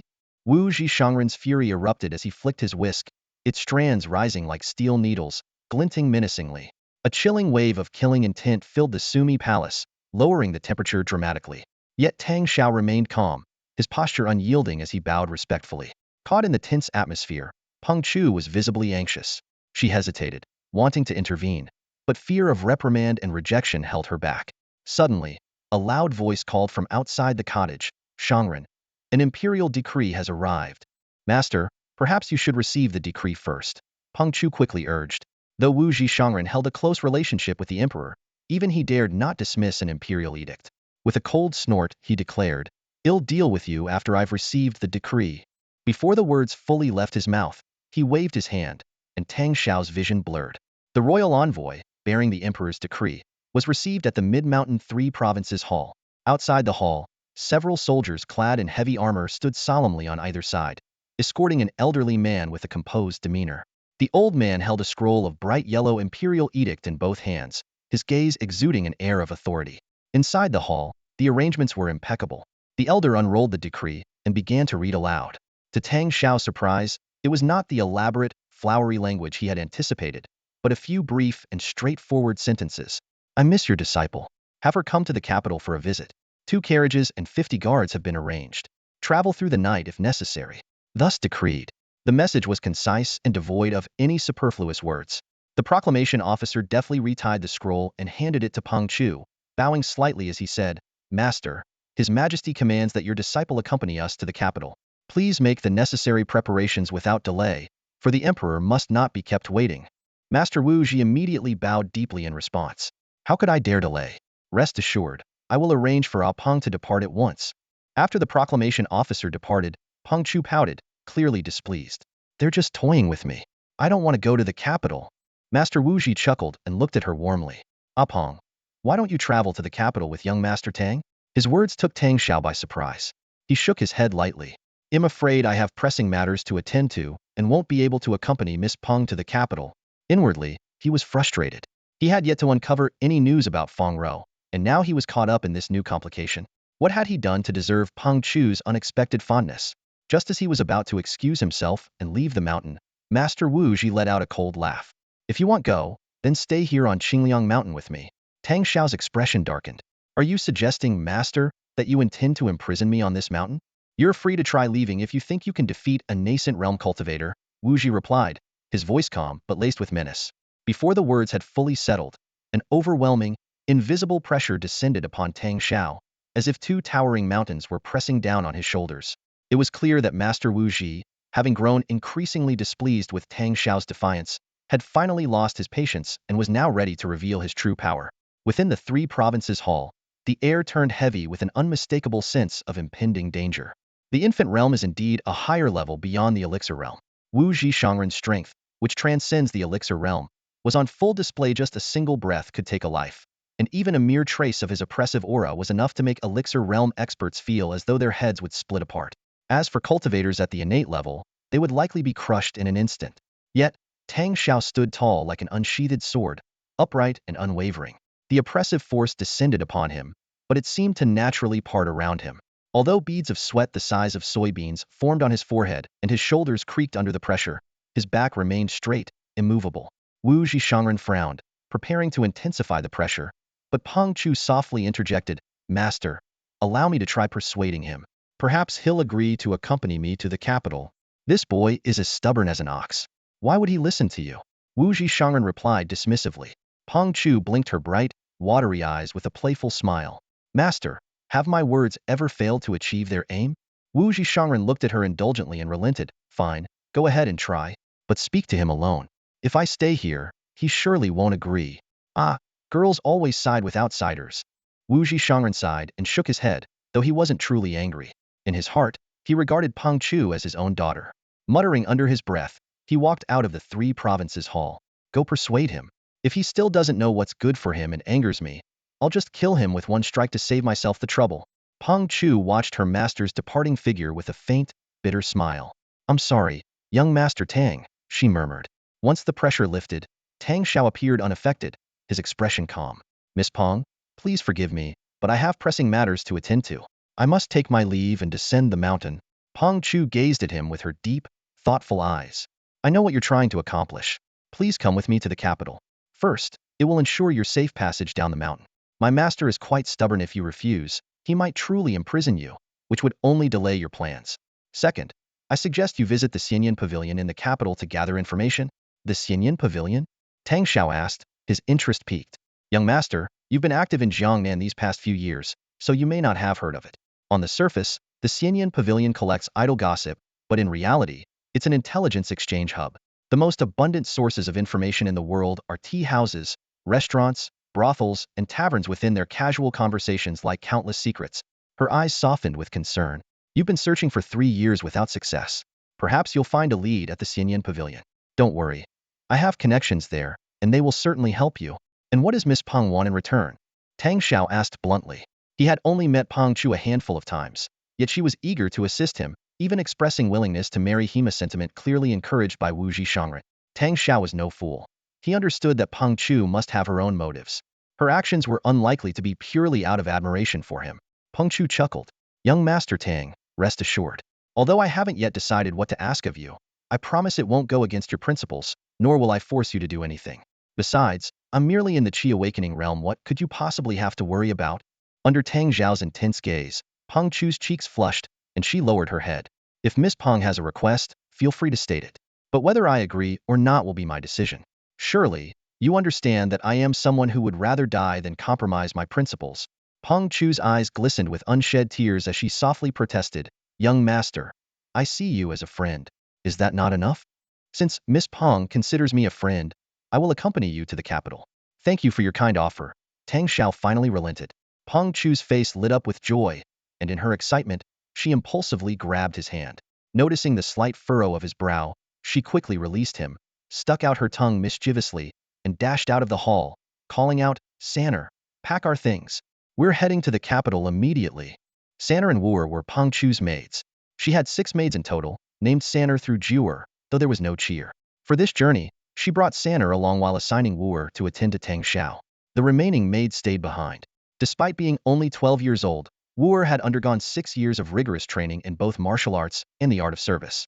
Peng Chu's decision to send Wuer demonstrated how much she valued Tang Shao. However, Tang Shao had no desire to be served. After descending the mountain, even when Peng Chu invited him to share her carriage, he insisted on traveling on foot. Upon arriving in Tongqing, Tang Shao immediately sought out the local trading house and found Hu Gao, a stout young man, and Daniel, both of whom had been taking care of his prized Qingli steed. When Hu Gao realized Tang Zhao's true identity, a glimmer flickered in his eyes. He refused Tang Zhao's payment, saying, Taking care of your remarkable steed is my honor, young master. Tang Shao saw through his intentions at once and chuckled. You're hoping for a different kind of reward, aren't you? Hu Gao scratched the back of his head awkwardly. You've seen right through me, young master. I want to train in cultivation. This burning desire reminded Tang Shao of his own past. In a world where strength reigned supreme, who wouldn't dream of becoming powerful? While brute strength sufficed for a mere warrior, advancing to the rank of martial master required far more cultivation techniques, elixirs, wealth, weapons, and other resources. The path of cultivation had always been governed by the 4 essentials: wealth, companions, methods, and location, with wealth invariably being the foremost necessity. After a brief moment of thought, Tang Shao handed Hu Gao a cultivation manual and a bottle of elixir. He cautioned, You're not young anymore, and your talent may not be exceptional. To succeed in cultivation, you'll need to work several times harder than most, and even then, the results might not meet your expectations. Are you sure about this? Hu Gao dropped to his knees solemnly. By granting me these gifts, you've become my master. I swear to devote myself fully to cultivation and never bring shame upon you.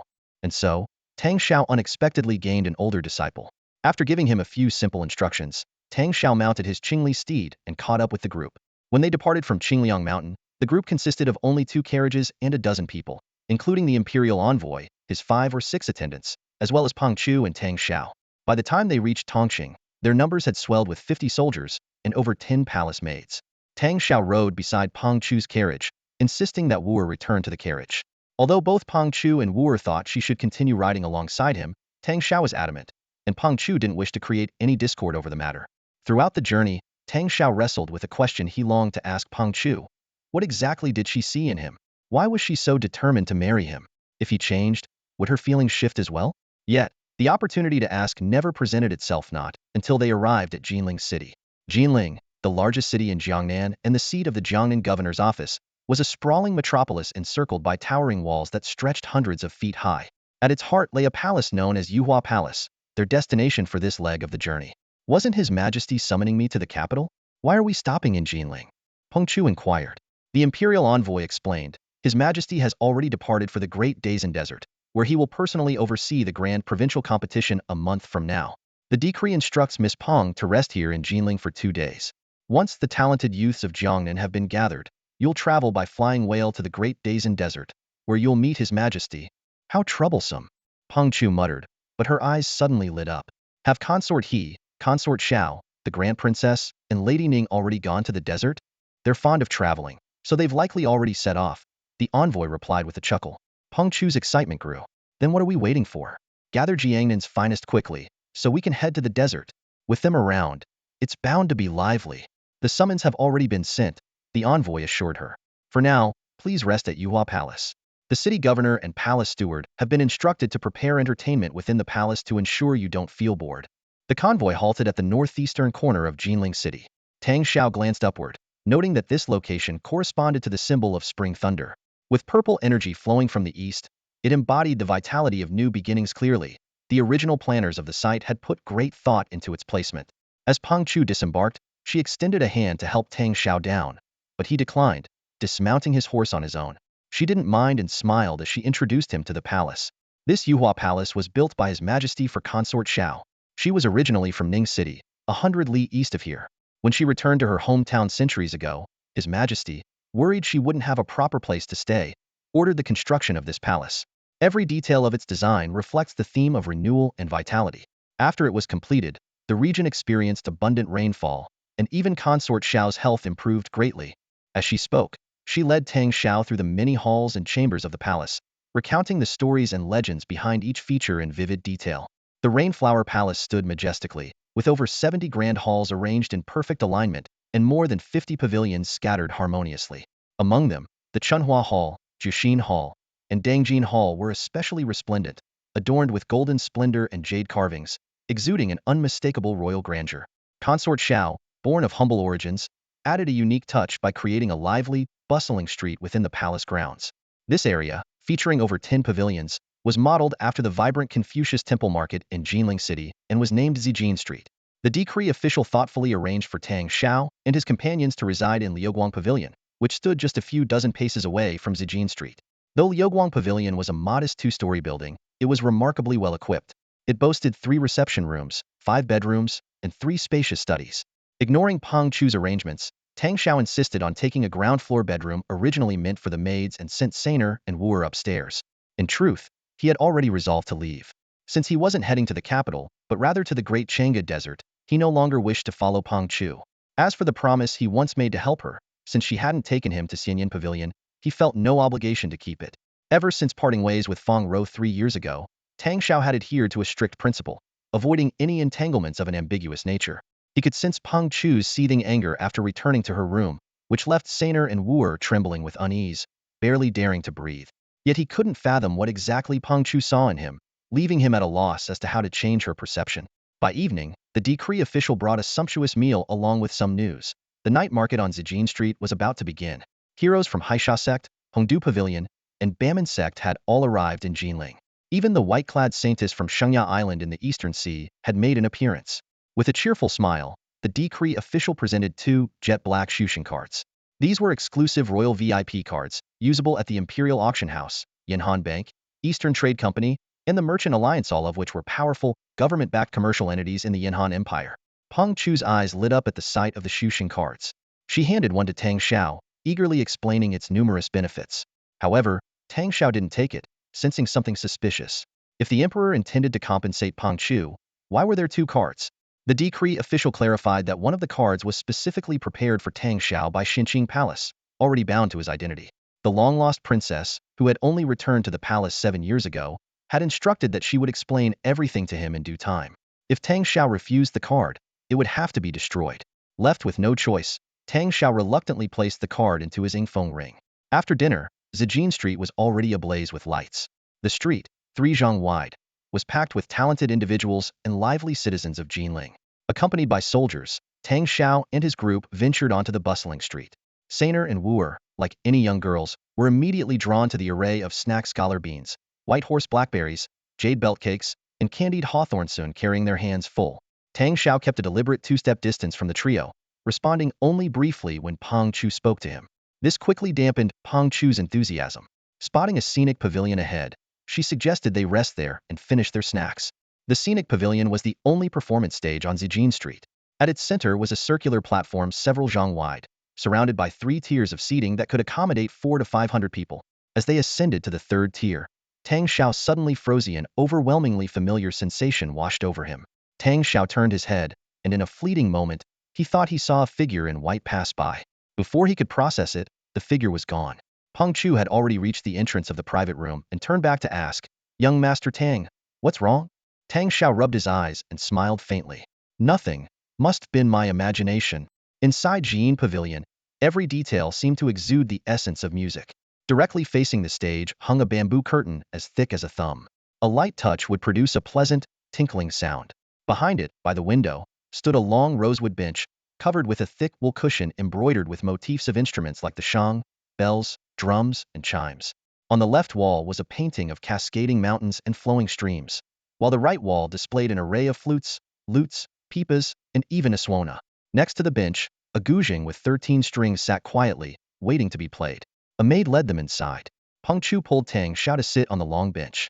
Tang Shao, intending to remain standing, noticed that Sainer and Wooer had already taken their seats, leaving him no choice but to sit down as well. The service at Jingtai Pavilion was impeccable. As soon as they were seated, maids filed in, carrying trays of assorted fruits, candied delicacies, spicy snacks, and a variety of dishes from both northern and southern cuisines, their aromas filling the room. "Young Master Tang, try this. It's delicious." Peng Chu picked up a piece of cloud cake and offered it to Tang Shao, holding it near his mouth. Tang Shao frowned and leaned away, avoiding the gesture. Sainer and Wooer immediately furrowed their brows in disapproval. Awkwardly, Peng Chu lowered the cake and sat back down, looking lost and uneasy. The atmosphere grew tense. Tang Shao stood up, speaking softly, "Miss Peng, I think I should get a separate room." "My apologies."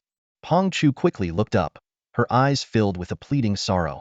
"Please, I'm sorry, young Master Tang." Just as Tang Shao was about to call for a maid, the sound of a zither filled the air from the stage. The platform, towering 3 zhang high, offered the best view in the pavilion. On stage, a woman dressed in simple yet elegant white sat alone. Behind her, 2 maids stood, one holding an incense burner and the other a sword. Amid the curling incense smoke, several beautifully dressed dancers began a graceful performance, their flowing sleeves and lithe movements captivating the audience. "That's Wan Yu, the star musician of Jingtai Pavilion, known as the finest zither player in Jinling," Peng Chu explained, pausing before adding, "Young Master Tang, why don't you sit down and enjoy the music?" Tang Shao, however, remained transfixed, his eyes locked on Wan Yu. She sat with her head lowered, her snow-white fingers gliding over the zither strings. The melody she played was poignant, each note falling like a crystalline bead, weaving into the air. It was none other than the piece Autumn Breeze Ballad. As the music reached its emotional peak, Wan Yu began to sing. "The autumn breeze is clear, the autumn moon is bright. Fallen leaves gather and scatter, startled crows take flight. When will longing hearts reunite? This night, this hour, fills me with yearning plight. Enter my door of longing, and know my sorrows wait. Long is the longing, endless the ache. If I had known such love would bind the soul, I'd rather we had never met at all." Tang Shao stood frozen, lost in the music. The autumn breeze carried the weight of longing, yet who could fathom the depth of such yearning? 3 years had passed over 1,000 days, and nights filled with an unrelenting ache for someone who might be anywhere or nowhere. At 14, at 16, they might not have understood love, but her image had long been etched deeply into his heart. Every passing day only carved it deeper. Over these 1,000 days, this yearning had grown taller than mountains, deeper than oceans. Tears streamed down his face as a sharp pain twisted in his chest. As if pulled by an invisible thread, he stumbled into the aisle, gripping the railing tightly, murmuring under his breath, "Ruer Ru." Even as the melody faded, Tang Shao remained lost, repeating that unforgettable name. Behind him, Peng Chu stood silently, tears rolling down her cheeks. On her small face, It was impossible to tell whether the emotion was jealousy or sorrow. Suddenly, a soft sound, like a crack of thunder in a clear sky, jolted Tang Shao from his trance. Following the sound, a delicate voice spoke faintly. He turned sharply, his gaze landing on Gongyin Pavilion, 3 rooms away. There, a woman dressed in white sat upright, her posture tense. Though her face was obscured by a veil, her anguish was unmistakable. She clutched a jade cup so tightly that the veins on the back of her hand bulged, as if she were about to crush it. The cup tapped rhythmically against the table, producing a series of crisp, ringing notes. Tang Zhao's gaze was immediately captivated by the purple-black ringgit, was unmistakably the Luanxue ring. His blood surged with excitement as he leapt forward, his booming shout of rower echoing across the pavilion. Wan Yu, just about to acknowledge her guests with a graceful nod, was stunned speechless by the sudden and audacious intrusion. As the most renowned musician in Jinling, she had never encountered anyone so brazenly disrespectful. "How dare you, boy?" A cold glint flashed from the opposite Huangyin Pavilion, and a sharp sword streaked through the air. "Someone's attacking. It's a fight." Chaos erupted throughout the pavilion. Some fled in panic, others shouted angrily, while most screamed in terror, as if the end of the world had arrived. The incoming sword strike was fierce, its wielder clearly a master swordsman who had reached the level of forming sword shapes, even predicting Tang Zhao's movements. Yet Tang Shao advanced instead of retreating, unleashing a burst of sword energy that met the blade Hedon with a resounding clang, sending the attacker flying back into their private booth. Seizing the moment, Tang Shao darted into the Gongyin Pavilion, reaching out toward the white-robed woman. "Rower! How insolent!" 3 others in the Gongyin Pavilion shouted in unison as 2 young men drew their swords and charged. "How dare you cause trouble in such a distinguished place? You're courting death." Tang Shao casually waved his hand, sending out 2 arcs of sword energy that knocked their swords aside. But just as he reached to unveil the white-robed woman's face, she raised her head on her own. What he saw left him stunned, a face eerily similar to Fong Row's, with identical eyes and brows, but a completely different nose, lips, and even a rounder, softer face shape. Tang Shao froze. "Is this Fong Row or not?" The woman glared at him furiously and slammed the table with her palm. Her left fist shot straight toward his face, but Tang Shao sidestepped effortlessly, sliding into the corridor. "Do you know someone named Fong Row?" he asked. "Why should I answer you?" The white-robed woman sneered coldly. Then, rising to her feet, she called out loudly, "Whoever kills this insolent fool, the Saintess of Shengya Island will reward you handsomely, swear on my honor." The words, Saintess of Shengya Island, hit like a thunderclap. Where there had been only a handful of attackers before, now 8 or 9 figures leapt from their booths, weapons drawn, surrounding Tang Shao. Daggers, swords, and throwing blades filled the air. Even a young girl in a purple robe joined the fray. Though only 16 or 17, she had already reached the gathering chi stage, her prowess not to be underestimated. With a sharp cry, her sleeves lashed out like twin pythons, coiling toward Tang Shao. "Stop!" Pang Chu came rushing in, arms outstretched in an attempt to intervene, but his pleas fell on deaf ears. Tang Shao was about to be overwhelmed by the sheer number of attackers. Tang Shao sneered coldly. Though the enemies were numerous, only 2 or 3 posed any real threat. In a swift motion, he spiraled upward, his fingers flicking as if plucking the strings of a pipa. Waves of sword energy burst forth like blooming flowers, the metallic clang of impact ringing out continuously. Weapons were sent flying, and assailants tumbled from the platform one after another. Grabbing hold of the purple-robed girl's sleeves, Tang Shao used them as leverage to propel himself downward. In midair, he suddenly twisted his trajectory in an almost unnatural maneuver, closing the distance to the Saintess in an instant. The Saintess, who had been smirking moments before, was caught off guard by Tang Zhao's sudden proximity. Her expression shifted to one of alarm as she instinctively threw a punch toward his chest. Tang Shao extended his hand to press down, but as soon as it made contact with the fist, he was suddenly jolted backward as if struck by lightning.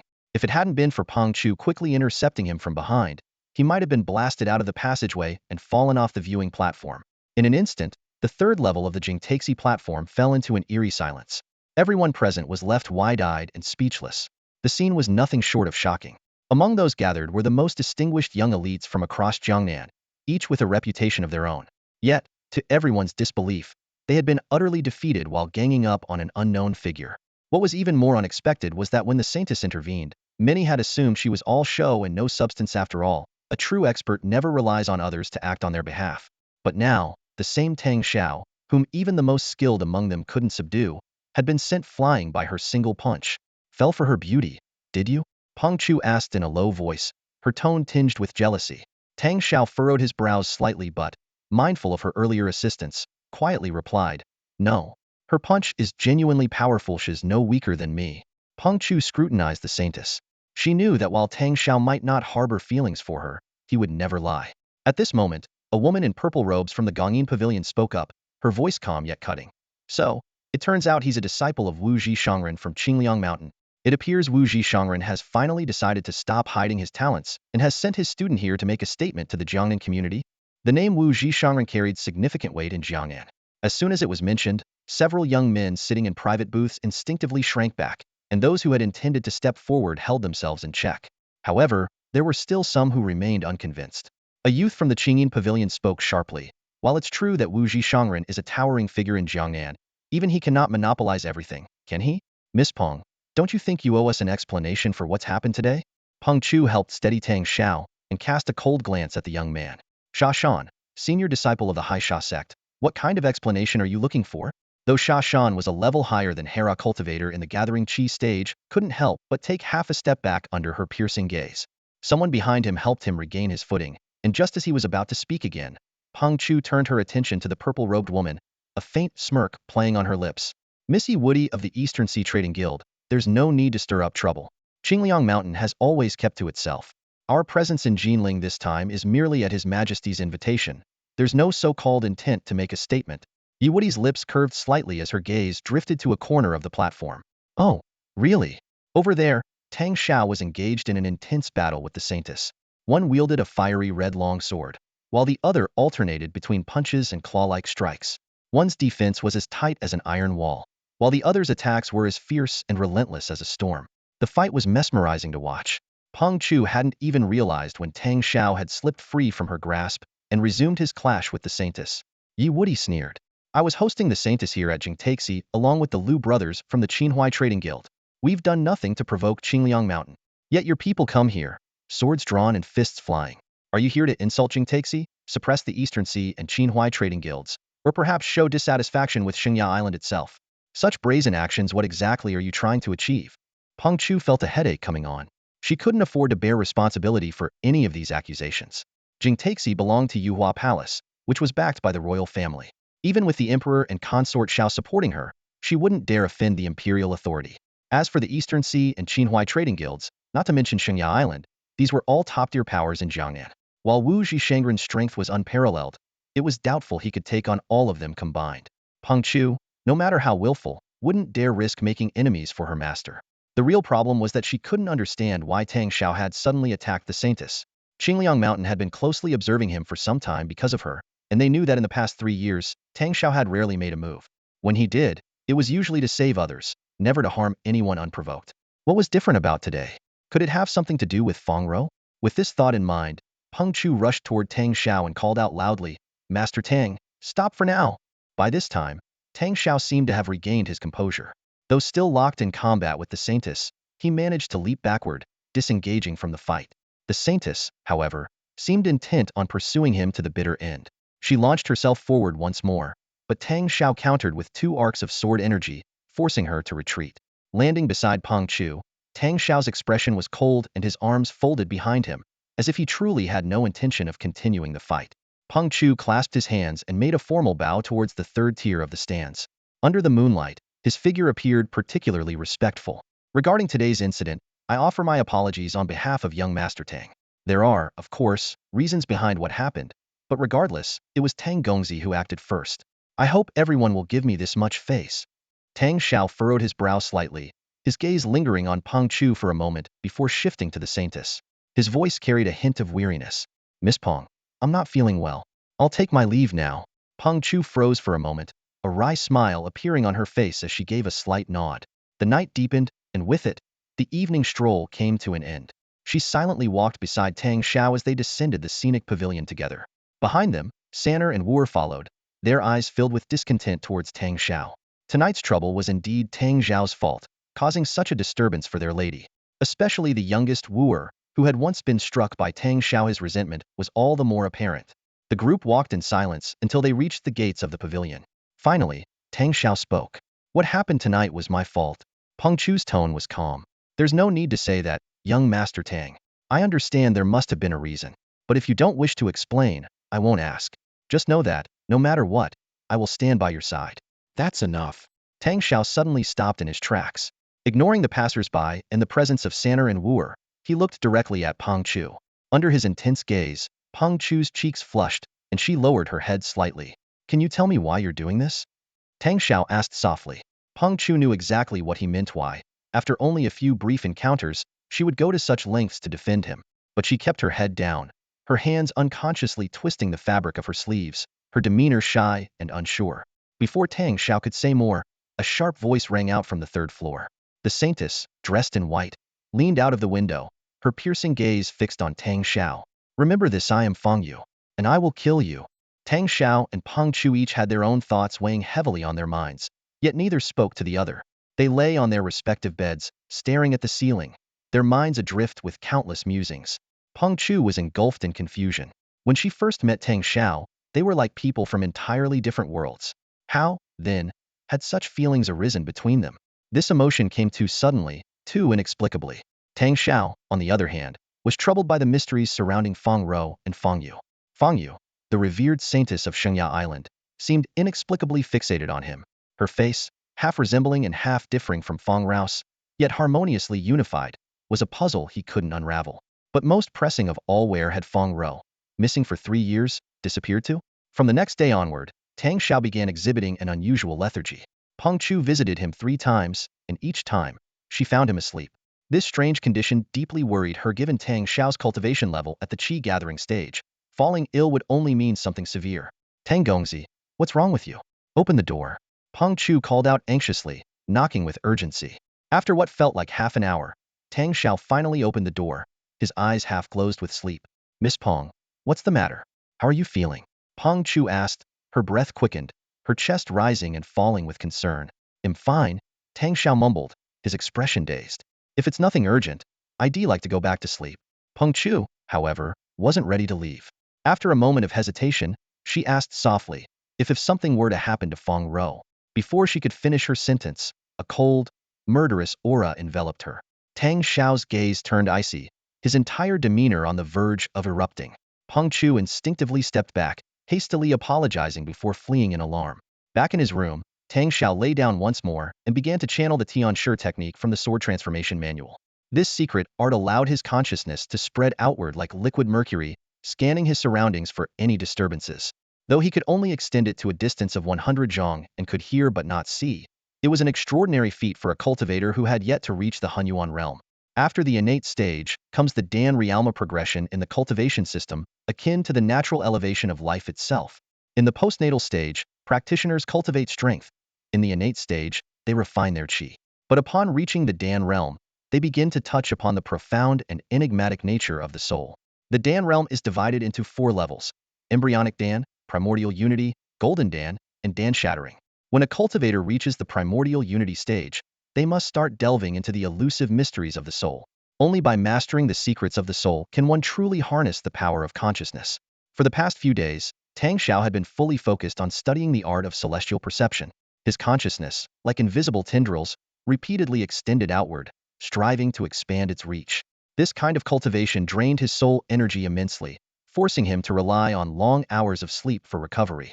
He was pushing himself so hard for one reason to uncover information about Fong Yu.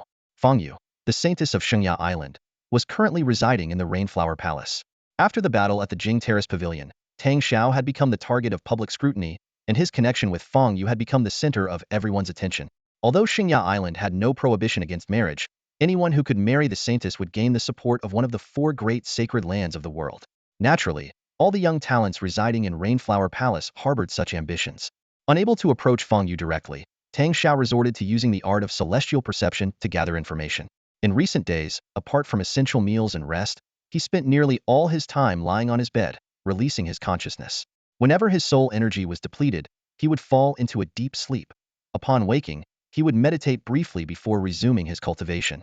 This kind of training was extremely dangerous. Overexerting soul energy could lead to severe consequences, ranging from brain damage to complete mental collapse, rendering one a cripple with no cultivation abilities left. Yet, through this cycle of depletion and recovery, Tang Xiao's consciousness was gradually growing stronger.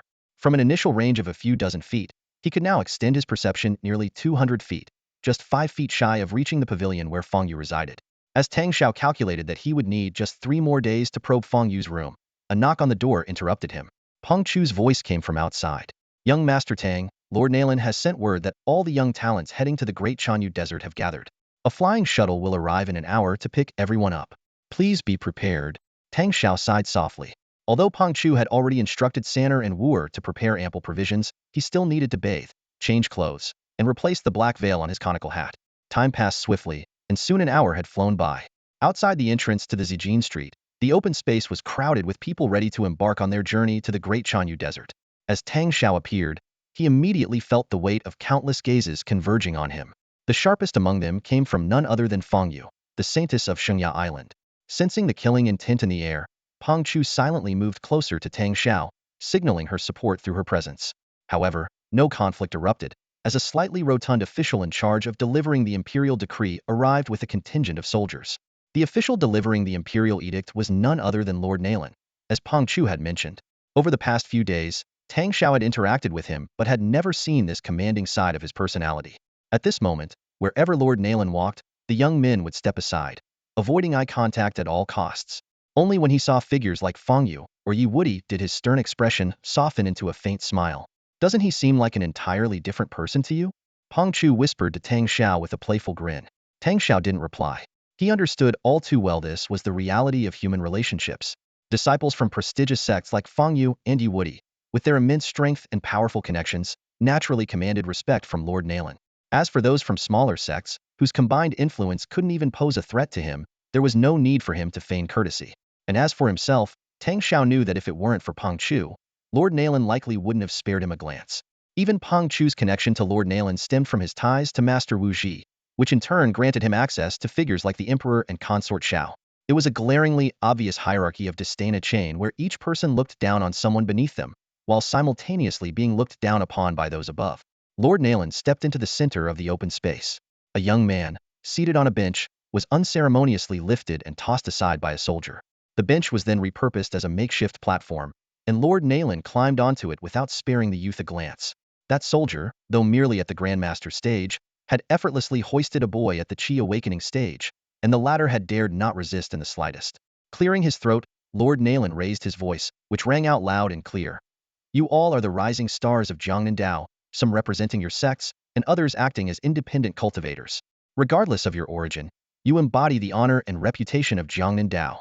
In this year's grand competition of the 100 prefectures, I, as the representative of Jiangnan Dao's millions of citizens, wish you all great success and hope you bring glory to our homeland. Applause erupted. Some of the younger participants blushed with excitement. Clearly, the phrase, bringing glory to one's homeland, had struck a chord. After all, wasn't the purpose of years of grueling training to one day achieve fame and recognition? He's quite the smooth talker, Peng Chu muttered under his breath as he gazed at Lord Nalan in the crowd. His remark drew a few curious glances from those nearby. Tang Shao smiled faintly, his gaze shifting to Fong Yu. She stood in the crowd with 2 maidservants, and, as if sensing his attention, she frowned slightly and looked directly at him. Her lips moved subtly. Though he couldn't make out the exact words, Tang Shao had no doubt about what she was saying. I will kill you. He furrowed his brows. This was only their second encounter, so why did she harbor such intense murderous intent? Was it solely because of their fight at Jingtai Pavilion, which had escalated to this level of animosity? If the Saintess of Shengya Island truly had such a narrow mindset, how could she possibly maintain her position? What puzzled him even more was her behavior initially. She had avoided confrontation, hiding in the shadows. But the moment he had used Yi Wudi's sleeve technique to approach her, she had transformed into a raging beast, intent on attacking him. She was an enigma. Tang Shao turned away, choosing to ignore this saintess who seemed to lose all composure whenever she saw him. By now, Lord Nalan had wrapped up his opening speech and was moving on to logistical matters. We've prepared 7 flying vessels, each capable of carrying over 300 people. The vessels are ready, and shortly, soldiers will guide you aboard in an orderly fashion. You'll be transported to the Grand Gobi Desert. I wish you all the best of luck. Tang Shao glanced around and noted that the number of participants present didn't seem to reach 2,000. Noticing his confusion, Peng Chu leaned in to explain, Tang Gongzi, not all participants in the grand competition of the 100 prefectures are staying at Rainflower Palace. In fact, only the top 200 or 300 of us have the privilege. That's why the vessel picking us up is the largest and most luxurious of the 7. The other 6 vessels are stationed elsewhere in Jinling City for the remaining participants. Surely, You didn't think such a grand competition was limited to people from Jinling, did you? This event spans the entire Yanhan Empire, with candidates from every prefecture and city. Each competition draws tens of thousands of participants. Didn't they say the talents of Jiang and Dao had all gathered in Jinling? Why are there still participants from other prefectures? Tang Shao asked. Peng Chu chuckled. It's not quite what you think.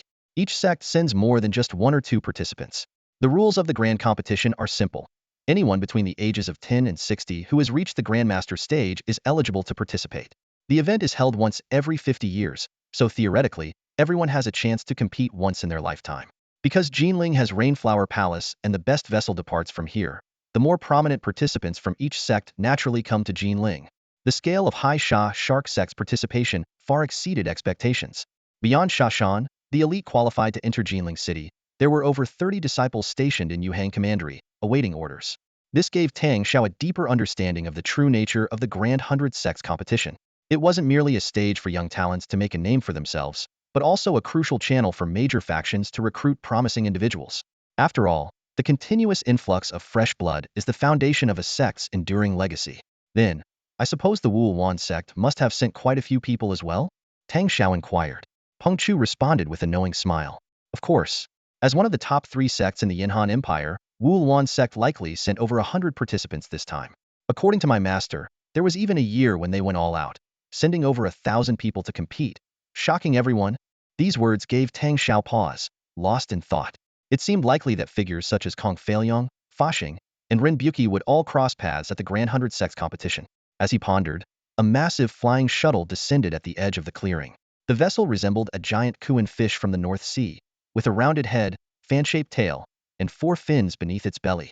It stretched approximately 150 zhang in length and spanned 50 to 60 zhang in width. Several soldiers were efficiently guiding the crowd to board the shuttle. Although the number of young talents and their escorts totaled only about 600, the interior of the shuttle was incredibly spacious, equipped with thousands of rooms. Each participant was assigned a complete suite, which included a bedroom, a reception room, a study, and even a maid's quarters, everything one could possibly need. Perhaps it was a deliberate arrangement by Lord Nayland, but Tang Shao and Peng Chu's suites were situated on the central level of the shuttle's 5-story structure, occupying the prime window-side positions. The 2 suites were connected, allowing Wu to reside with Tang Shao while still being able to serve Peng Chu at any time. As the shuttle soared into the sky, Tang Shao leaned against the window, gazing out at the vast lands of Jiangnan. A wave of longing surged in his heart. Fong Row, I've been searching for you for 3 long years. Are you still somewhere in this land? If so, why haven't you shown yourself? If not, where have you gone? Are you well? Do you know how much I miss you? Though the flying shuttle bore the word flying in its name, it was neither particularly high nor fast. From the moment it departed Yuhua Palace at the break of Chen Hour to the time it finally crossed the Yangtze River at the end of Yu Hour, it had only just managed to land. Tang Shao counted on his fingers and couldn't help but shake his head. It's only covered a little over 300 li. My Qingli steed could run 400 to 500 li in 5 hours. This thing is truly undeserving of its name. Peng Chu, with a faint smile at the corner of her lips, replied. The flying shuttle was never about speed. It's about enjoying the journey. Think about it, riding your Qingli steed for hundreds of li would leave you utterly exhausted. But here, you can sit by the window, taking in the distant mountains and drifting clouds. Or you can practice your swordsmanship in the training room, have a chat, or take a nap. And when we land, you can even stroll around town. Isn't that a far more pleasant way to travel? Before her words had fully settled, the flying shuttle descended not into a bustling city, but into a desolate wilderness amidst mountains and forests. Tang Shao spread his hands and teased. Well, it looks like your plan for a leisurely stroll around town is out the window. Over time, and through a series of events, Peng Chu had consistently sided with Tang Shao, gradually earning his trust. At the very least, their conversations were no longer as distant as before. This realization brought a quiet joy to Peng Chu, as it showed she wasn't as unapproachable as she might have feared. Just as a faint smile graced her lips, the commanding voice of Nayland Darren echoed all around. Tonight, we'll be camping in the wild. Everyone disembark and stretch your legs, but do not wander far. This is the Wind Mountain Range, home to numerous ferocious beasts. Stay alert. As soon as the announcement was made, the disembarked group erupted into murmurs of unrest. Wind Mountain Range? Isn't this the most beast-infested area in Huai and Yang provinces? Why would we land in a place like this? Are they playing with our lives? I've heard the beasts here are extremely aggressive, often charging out of the mountains. No one dares live within hundreds of li of this place. This is insane. If the beasts attack, How can our mere 1 to 2,000 people possibly survive? The group consisted of 5 to 600 young talents and their attendants, nearly 1,000 flying shuttle crew members, and over 300 guards led by Nalan Darren. The panicked young elites, many of whom were accustomed to lives of comfort, quickly became the target of ridicule. Look at you all, terrified of a single mountain range. If you're that scared, why not head home now? The Great Chan Desert is far more dangerous than this, with stronger and more numerous beasts. If you can't handle this, you'll be walking to your deaths in the Great Chan Mountain Range. And to think you're supposed to represent Jiangnan Dao. What a disgrace.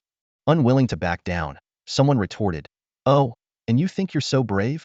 If beasts really show up, would you dare face them?" "Of course we would. It'll be the perfect opportunity to show you what true talent looks like."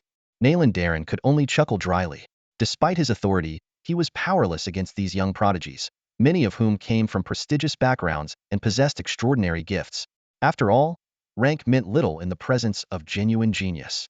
Tang Shao stood with his arms crossed beneath a pine tree, silently observing the commotion. Peng Chu was speaking with a military officer, while Sanner and Wu'er were nowhere to be found.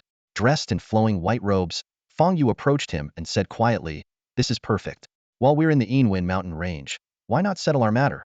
Tang Shao glanced at her and smiled faintly. "Why the rush?" Fong Yu sneered. "Don't play dumb. You joined the 100 Prefectures competition just to target me, didn't you? If that's the case, why not take this opportunity to eliminate the threat? It won't take much of your time, will it?" Seeing Tang Shao remain silent, she added coldly, "You've been probing me with your consciousness. Did you think I wouldn't notice?" Tang Shao rubbed his nose, realizing that a confrontation was inevitable. Without another word, Fong Yu strode through the crowd and toward the distant mountains. Though she was a figure of great renown, she moved through the throng as if invisible, causing no commotion. Similarly, Tang Shao, who rarely drew attention apart from Peng Chu, easily slipped away to follow her into the forest. By the time Peng Chu returned, Tang Shao had already vanished. Fong Yu moved with agile grace, while Tang Shao followed closely behind. Together, they quickly traversed a dense forest spanning several hundred zhang. By the time night had fully fallen, they stood atop a low mountain, a mere 100 zhang high, facing each other across the peak. The night wind brushed against their faces, tousling their hair and clothes, but it did nothing to dispel the growing tension in the air. "Before we start, can I ask you something?" Tang Shao clasped his hands behind his back, his demeanor calm and composed, as if he were on a leisurely outing with a beauty rather than preparing for a life-or-death battle. "Ask away." Fong Yu chuckled lightly. "Not that it matters. I'm not about to spill my secrets just because you're about to die. I know villains often meet their end because they talk too much." Fong Yu sneered, a cold glint flashing in her eyes. Tang Shao shrugged nonchalantly, his demeanor calm. "Then I won't bother asking. They'll just capture you first and ask later, it's all the same." Arrogant. Before the words had fully left her mouth, Fong Yu shot forward like an arrow loosed from a bow. Not to be outdone, Tang Shao sprang into action. Their figures clashed and darted apart in the night like streaks of lightning. In mere moments, 5 or 6 exchanges had passed, each move deadly and precise. With a thought, Tang Shao summoned the swallowing cloud sword into his hand, as if it had materialized from thin air. This mysterious blade seemed to share a connection with him, requiring no storage in his wind-drinking ring. Whenever he willed it, the sword would appear. Fong Yu, however, relied solely on her seemingly delicate hands. Those slender, pale hands transformed into fists and claws like forged steel, cutting through the air with a sharp whistle. Astonishingly, even when they collided directly with the swallowing cloud sword, her hands remained unscathed. After the fierce exchange, Tang Shao maintained his composed expression, while Fong Yu showed subtle signs of fatigue, discreetly rubbing her hands. Yet, both were inwardly shaken. Fong Yu found it hard to believe she couldn't overpower Tang Shao. Despite them both being at the qi condensation stage, she had always been capable of fighting above her level. Even formidable 7th-tier beasts like ghostmouth sharks and sword-spined killer whales had fallen to her. On the brutal training grounds of St. Cliff Island, she had hunted countless sea monsters. Tang Shao was equally astonished. Though he was only at the qi condensation stage, his mastery of swordsmanship had reached the pinnacle of the sword form stage, with rudimentary success in shaping sword energy. He should have been able to contend with spirit refinement stage cultivators. Yet, wielding the swallowing cloud sword, he could only push Fong Yu to slight exhaustion. Such talent was likely unprecedented in the history of St. Cliff Island. The two stood motionless like statues in the dark forest, the night wind howling around them. Suddenly, an unusual sound broke through the stillness. Tang Shao's ears twitched, and Fong Yu immediately sensed it as well, preparing to pounce like a cat. "If you don't want to die, you'd better stop. This is a beast tide," Tang Shao said with a cold smile. A beast tide. Fong Yes' eyes glinted with vigilance in the darkness. Tang Shao explained, it's when all the beasts in the mountains pour out. Lions, tigers, pythons, monkeys, even rabbits, pangolins, and ants. They'll engulf everything, devour everything, and not even towns can hold them back. So, it's a monster uprising. Fong Yu quickly accepted the reality. We encounter one or two of these every year in the sea. She could already hear the distant roars of beasts and smell the nauseating stench in the air. Since the beast tide is here, shouldn't we call a truce and settle this later? She suggested. Tang Shao closed his eyes in thought.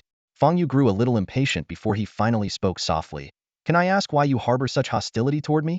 It can't just be because of that duel on the pavilion. I'm not that petty. Fong Yu replied with a mocking smirk. But why should I tell you? How about we make a bet? Tang Shao proposed. What kind of bet? Since the beast tide is upon us, why not do something for the greater good? If you're bold enough, we'll fight our way into the tide together. We'll set a time limit of half an hour. Whoever kills the most monsters, with higher levels counting for more, will be the winner.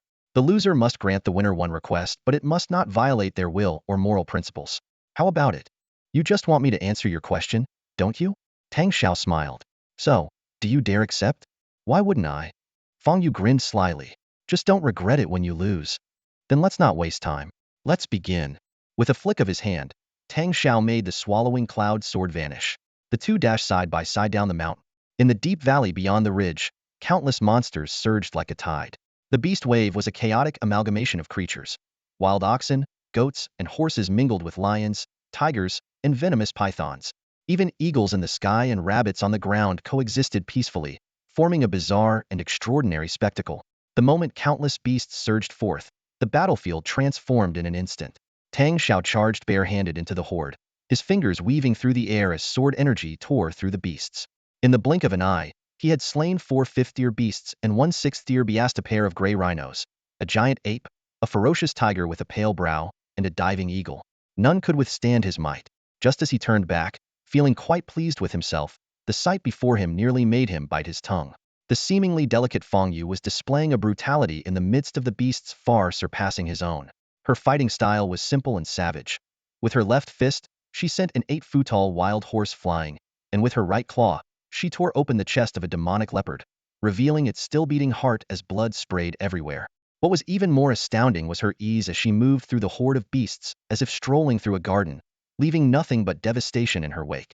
Whether it was massive creatures like tigers and rhinos, smaller beasts like scorpions and frogs, or even tiny ants, none were spared. Yet, her white robes remained pristine, untouched by the blood and carnage, as if she didn't belong in such a gruesome scene. Hey, you didn't get swallowed up by that giant python already, did you? She called back, teasingly. Before Tang Shao indeed loomed a 5's-hanglong king cobra, its body thicker than his thigh and radiating lethal menace. This 5th-tier apex predator was not only highly venomous, but could swallow an antelope whole in one bite. But Tang Shao showed no fear. With a flash of his figure, he darted under the snake's massive body, unleashing a flurry of sword strikes that brought the cobra and the surrounding beasts crashing to the ground. Over the 3 years he had spent searching for Fong Row, Tang Shao had far exceeded the reputation Pang Chu had heard oft at. He had only acted 5 times. In the depths of mountains and forests, he had hunted countless beasts, sought out various treasures, and even melted a purchased storage ring into his Feng ring, expanding its space by more than double. However, the true challenge arrived 2 moments later, fashionably late. As Tang Shao struck down an eagle, a thunderous tiger's roar suddenly erupted.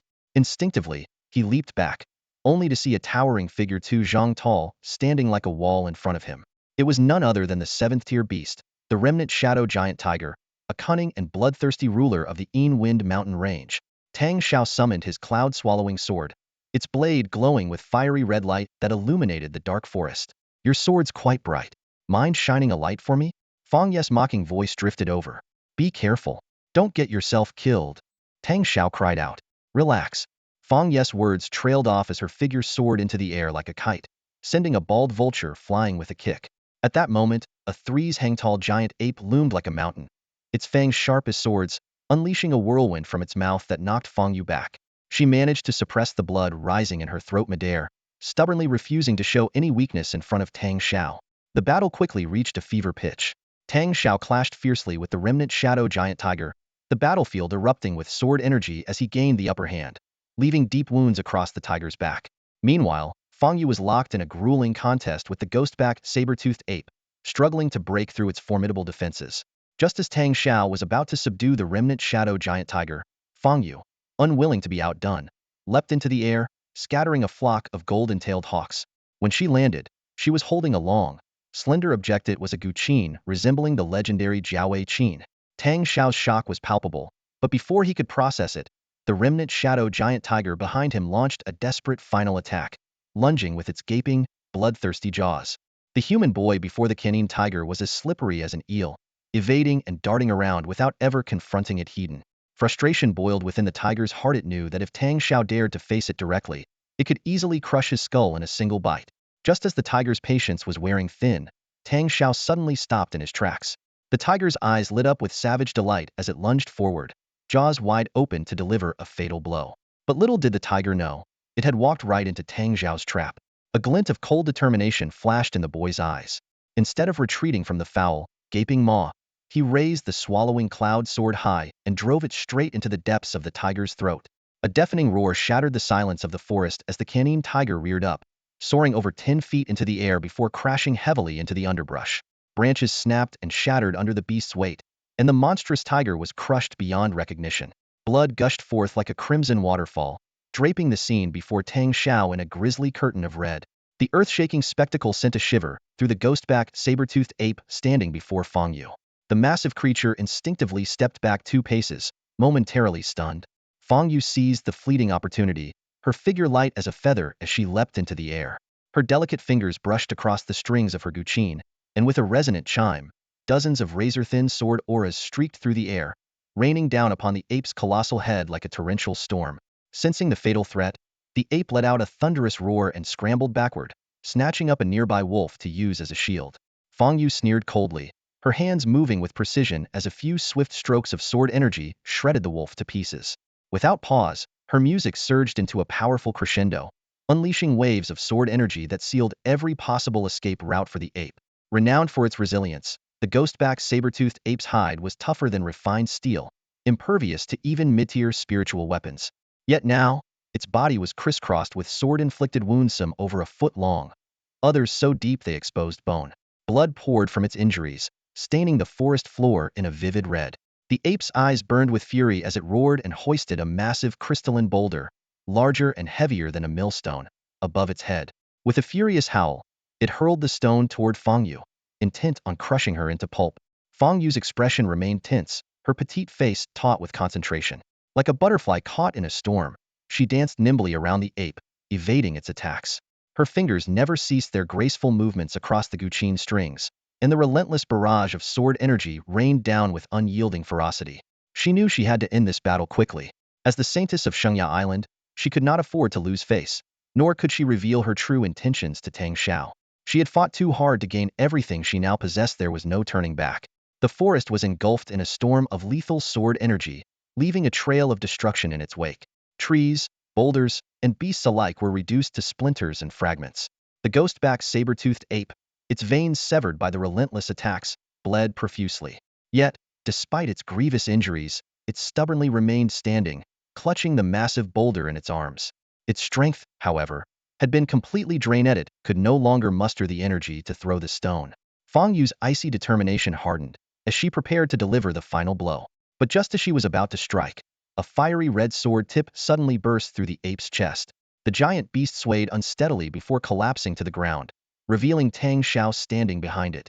For a moment, Fong Yu was stunned into silence by the sight before her. Tang Shao was drenched in blood, some from the canine tiger, some from the ghost-backed saber-toothed ape, and some his own. Wounds covered his body. His forehead, shoulders, chest, and legs all bore deep gashes, with blood still trickling from them. Some injuries were inflicted by the tiger's dying struggle, while others came from forcing his way through Fong Yu's sword energy. In the dim light of the night, Tang Shao, his blood-soaked figure and crimson eyes blazing, resembled a vengeful demon god. Fong Yu's heart trembled at the sight, and her voice involuntarily softened. You cheated."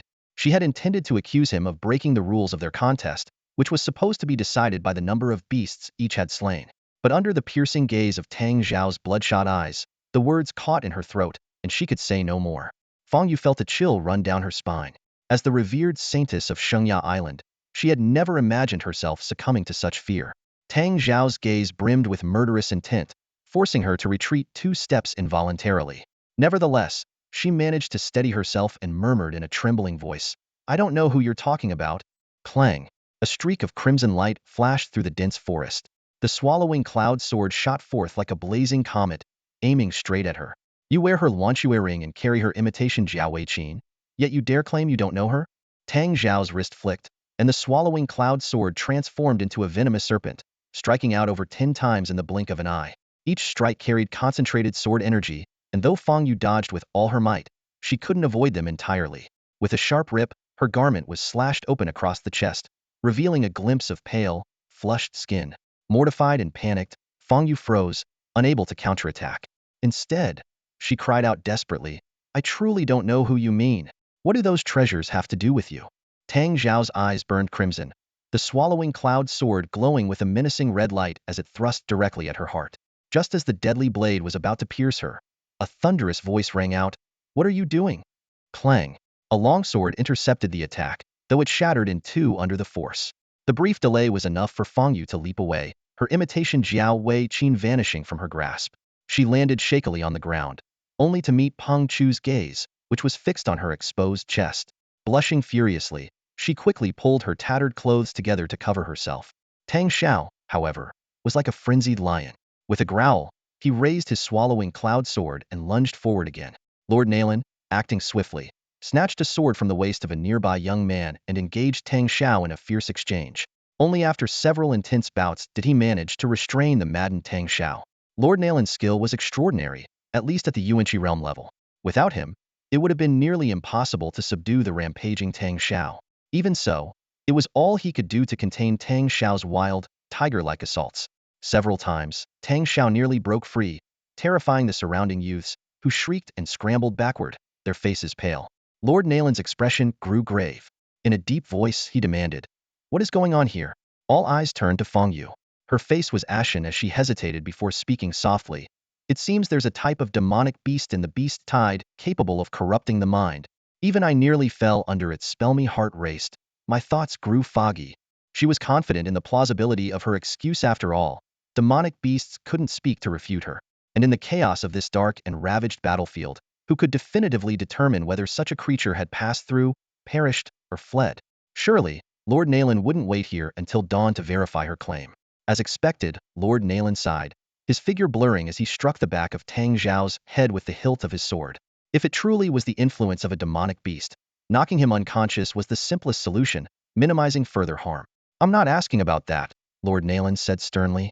"I want to know why you disobeyed orders and ventured out here on your own." Lowering her head, Fong Yu explained. Young Master Tang sensed the movements of demonic beasts and detected a beast tied deep within the Wind mountain range. He was concerned it might threaten our group, so he came to investigate. As for me, I wanted to gather some demonic blood fruits. You know they only grow in areas teeming with demonic beasts, so I decided to follow him. She had believed her explanation to be flawless. Tang Shao, once conscious, would surely go along with her story if he wanted to continue participating in the 100 Provinces competition and pursuing the truth about Fong Row. However, she had overlooked one crucial detail. Tang Shao was no longer in his right mind. Before she could finish speaking, a flash of cold steel lit the air. Tang Shao, breaking free of Lord Naylan's earlier blow, lunged again with his sword aimed directly at Fong Yu's chest. The surrounding youth screamed in terror. "You insolent beast!" Lord Naylan roared in fury. With a single palm strike to Tang Shao's chest, he simultaneously forced a pill into his mouth. Clutching his own chest with a pained expression, he muttered, "Wasting a soul-stabilizing pill. A rare 7th-tier elixir for nourishing the spirit and soul. Now, which one of you is going to pay me back?" His gaze shifted between Peng Chu and Fong Yu. The former shared a close relationship with Tang Shao, while the latter was clearly the instigator of the incident. Both seemed culpable, yet neither dared to meet his eyes, each lowering their head in silence, hoping to evade responsibility. After consuming the soul-stabilizing pill, Tang Shao finally fell still. Meanwhile, the beast tide, having lost its 2 7th-tier demonic leaders, began to falter. With the collective effort of the youths, the remaining beasts were swiftly driven back into the depths of the Wind mountain range. The hour of the rat had passed, yet the Feisua still buzzed with activity. A lively crowd gathered, their conversations revolving around the astonishing feat of Fong Yu and Tang Shao, who had slain a 7th-tier demonic beast. While Fong Yu, the saintess of Shengya Island, was expected to possess such strength. The enigmatic Tang Shao, a young man of unknown origins achieving such a feat, sparked endless speculation. Beneath the surface, hidden currents began to stir. Some had already started investigating Tang Xiao's background and lineage. A few were conspiring to unite against this potential rival, as the Hundred Mansions tournament was ultimately a competition. Others, however, had entirely different motives in mind. Tang Xiao's suite saw a constant stream of visitors. Some brought precious healing elixirs, others offered fine wines and exquisite dishes. Among them were elegantly dressed young women, and even those who intentionally brought their younger sisters or junior apprentices along to visit. However, Sanner and Wooer, standing like two immovable sentinels, guarded the door without yielding an inch. Taking advantage of this prime opportunity to curry favor, Peng Chu was determined not to let it slip away. She stationed herself by Tang Xiao's bedside, while Sanner and Wooer gladly played along, turning away every visitor one by one. Yet, there were two individuals whom they neither could nor dared to stop. After handling matters aboard the Feisua, Lord Nayland arrived promptly to check on Tang Shao. Stroking his beard, he spoke with an air of benevolence befitting an elder. Having taken the soul-stabilizing pill, Tang Shao will need at least 10 days to half a month of rest. The pill nourishes the soul, and if his foundation is strong and fortune favors him, he may even use this opportunity to advance his cultivation. All you need to do is guard him and ensure no one disturbs him. Peng Chu gave a slight curtsy. Thank you, Lord Nayland. I will report this truthfully to His Majesty and Consort Shao. Lord Nayland's lips curled into a faint smile, inwardly admiring her cleverness. Yet, he knew better than to claim credit in such a situation. Smiling, he added, "There's no need for such formalities, Miss Peng. Truth be told, our care for him is largely due to his connection with the Grand Princess. Just think about it. Even the Shuqing token was gifted to him. How could their relationship be simple?" Peng Chu's lips quirked into a sly smile. Could it be that young Master Tang is the Grand Princess's long-lost son? Are you courting death? Lord Nayland's face darkened instantly. The Grand Princess returned after years of hardship, and His Majesty holds her in the highest regard. How dare you speak so recklessly? Even with your master's protection, you wouldn't escape punishment. Peng Chu stuck out her tongue playfully. Please don't be angry, Lord Nayland. I swear I won't spread a word of this. I'd rather not risk my own head either. Lord Nayland snorted, turning to leave. I'll have some good food sent over. Not long after Lord Nayland left, Fong Yu entered the room. Even Sanner and Wooer found themselves powerless to stop her. Peng Chu immediately demanded, "Why does he want you dead?" Fong Yu arched an eyebrow slightly. "Why should I tell you?" Peng Chu's expression darkened. "Don't think that just because you're the saintess of Shengya Island, I can't deal with you. If you push me too far, not even Shengya Island's supreme elder could save you from being obliterated. Care to test me?" Fong Yu's brow furrowed ever so slightly before she smiled. "Fine. I know you're formidable, but I'm not here to argue. I just want to say a word to young Master Tang and then leave. Surely you won't stop me? Can't you see? He's taken the soul-stabilizing pill and won't wake up for at least 10 days. That's none of your concern." Fong Yu walked directly to the bedside and leaned down to whisper in Tang Xiao's ear. "Remember this. When you wake up, follow my instructions. Otherwise, don't blame me for being indifferent when the time comes." With that, she smirked, turned, and walked away. Peng Chu watched her retreating figure, her brows furrowed deeply with suspicion. As Fong Yu stepped out of the room, she collided head-on with the young man. The young man, who had been cursing under his breath just moments ago, suddenly spotted Fong Yu's figure. His expression shifted instantly, replaced by a fawning smile. "Miss Fong, you're here." Fong Yu had been wearing a faint, almost imperceptible smile at the corners of her lips, but as soon as she stepped out of the room, her entire demeanor changed. Her posture straightened, her face turned cold and expressionless, and her gaze remained fixed ahead as she walked past the young man without so much as a glance. Her attitude made it seem as though he was nothing more than a puff of air. "Miss Fong, I'm Sima Yinji from Hongdu Pavilion. Surely you remember me?" The young man quickly caught up, raising his voice slightly for emphasis. He didn't forget to highlight his credentials. Hongdu Pavilion, as one of the 4 great sects of Jiangnan, was ranked among the top 10 in the entire Yanhan Empire. And as the chief disciple of Hongdu Pavilion, Sima Yinji had reached the peak of the Wuqi realm, placing him among the most outstanding of the 300 young elites. But Fong Yu merely let out a faint snort through her nose, not even sparing him a glance. Sima Yinji, however, seemed determined to pester her. He continued, "Traveling can be dull, so a few of us have arranged a banquet. We'd be honored if you could attend, Miss Fong. I've already spoken to Missy Woody, and she said she'd definitely join if you were there." Fong Yu suddenly stopped in her tracks, causing Sima Yinji to nearly bump into her. He hastily pulled back just in time. "Do you think you have the ability to slay a 7th-tier beast?" Her voice was calm and indifferent, like still water. Sima Yinji froze for a moment before hurriedly shaking his head. No matter how confident he was, he wouldn't dare provoke a seventh-tier beast. Fong Yu's lips curved into a cold, mocking smile. Then what makes you so confident that you can invite me, the holy maiden, to your little gathering? And another thing, others address me as Miss Fong, because they've earned the right to. As for you, what do you think you should call me? Sima Yinji stood there, stunned, watching her turn and walk away without another word. He was left speechless, rooted to the spot. After a long moment, he gritted his teeth and muttered under his breath, "A nobody with no family or backing. Yet she dares to act so high and mighty in front of us?" Fong Yu, now several zhang away, heard his words loud and clear. She smirked inwardly. Poor Tang Gongzi, you already have enough troubles on your plate. A few more enemies won't make much of a difference, right? You won't hold it against me, will you? Meanwhile, Tang Shao was still lying quietly in bed, completely unaware of everything that had transpired.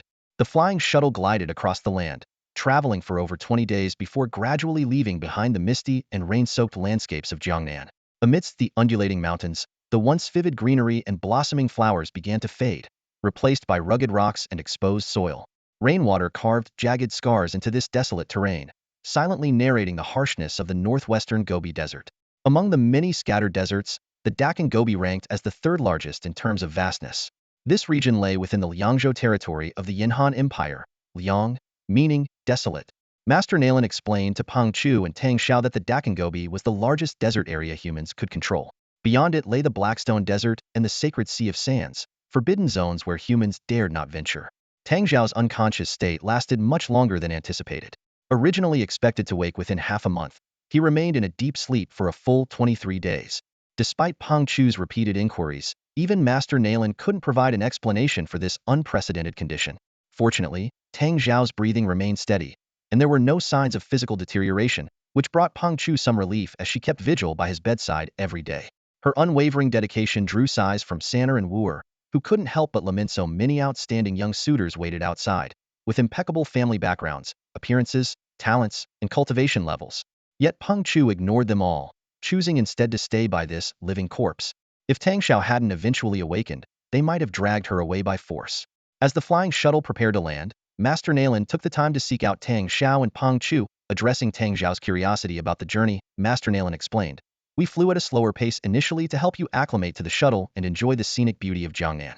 In truth, the shuttle is powered by high-grade spiritual stones and can travel up to 10,000 miles a day at full speed. For your first journey, we only activated partial power, covering 2,000 to 3,000 miles per day. Coupled with immortal techniques to shorten the distance, we managed to arrive in just over 20 days. Immortal techniques?" Peng Chu's eyes widened in amazement. This shuttle originates from the immortal realm. A true immortal realm shuttle could travel from Jiangnan to the northwest in just 1 hour, Master Nalan remarked. Seeing the spark of wonder in Tang Zhao's eyes, he added, "But aiming too high is futile. Cultivation requires a solid foundation." Though he offered guidance to other young cultivators as well, it was evident that he paid special attention to Tang Shao. When the flying shuttle finally landed, Tang Shao stepped out of the cabin, and the sight before him left him in awe. An ancient city stood towering and solemn, its gray-white walls rising 100 feet high, seemingly bearing the weight of millennia. Beyond the city stretched an endless expanse of yellow sand. When the wind blew, it obscured the sky, and the towering dunes in the distance merged seamlessly with the horizon.